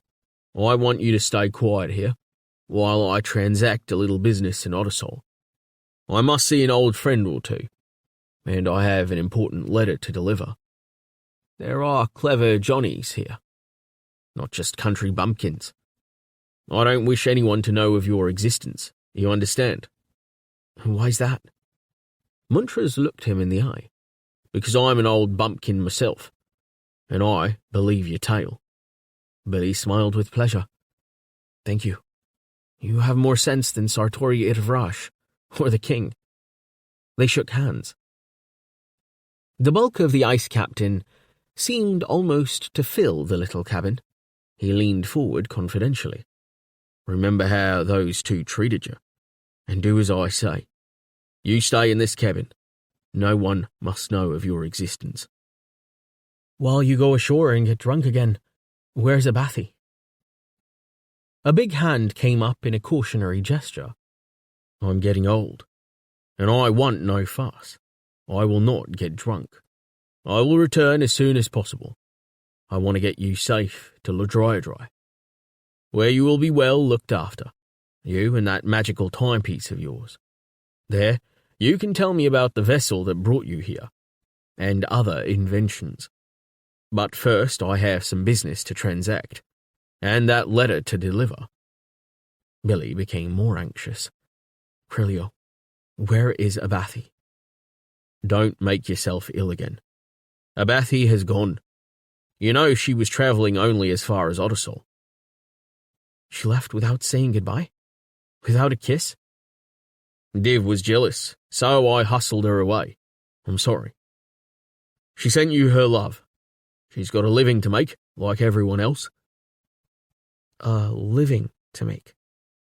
Speech failed him. Montrose took the opportunity to slip nimbly out of the cabin and lock the door from the outside. He pocketed the key, smiling as he did so. I'll be back soon, he said reassuringly, as Billy started to hammer on the door. He climbed the companionway stairs, crossed the deck, and strolled down the gangplank. Across the wharf was a tunnel leading into the Lewis. A notice above it read, Lodriadry Ice Trading Co., transit goods only. This was a modest wharf. The main Lodriadry wharf was half a mile farther downstream, where the seagoing ships tied up, and a grander affair entirely. But here few eyes pried, and security was good. Montrose walked down the tunnel and entered a checking office. Two clerks, alarmed to see the owner arrive, stood up, hiding playing cards under ledgers. The other occupants of the office were Div and Abath. Thank you, Div. Will you take these clerks away and let me have a moment alone with Abathi? In his sullen way, Div did as instructed. When the door had closed behind the three men, Montrose locked it and turned to the girl. Sit down, my dear, if you like. What do you want? The journey's over, at long last, and I ought to be on my way. She looked huffy, and at the same time anxious. The sight of the locked door worried her. In a way she had of drawing down her mouth in displeasure. Montrose recognized her mother's gesture. Don't be cheeky, young lady. You've behaved properly until now, and I'm pleased with you. In case you don't realize it, Captain Crilio Montrose is a valuable ally for a young slip of a thing like you. Old though I am, I'm pleased with you, and I intend to reward you for how amiable you were with me and Billish. She relaxed slightly. I'm sorry. It's just that you were making a bit of a mystery of it. I mean, I would have liked to have said goodbye to Billish. What is wrong in his harnies? As she was talking, he was removing some silver pieces from his body belt. He held them out to her, smiling. Abath came closer, and, as she reached out to take the money, he grasped her wrist tightly with his other hand. She gave a cry of pain. Now, girl, you can have this money, but first I'm going to get a confidence out of you. You know that Ottersol is a big port. He squeezed her wrist till she hissed. Yes. You know, there are therefore many foreigners in this big port. Squeeze, hiss. You know, among those foreigners are people from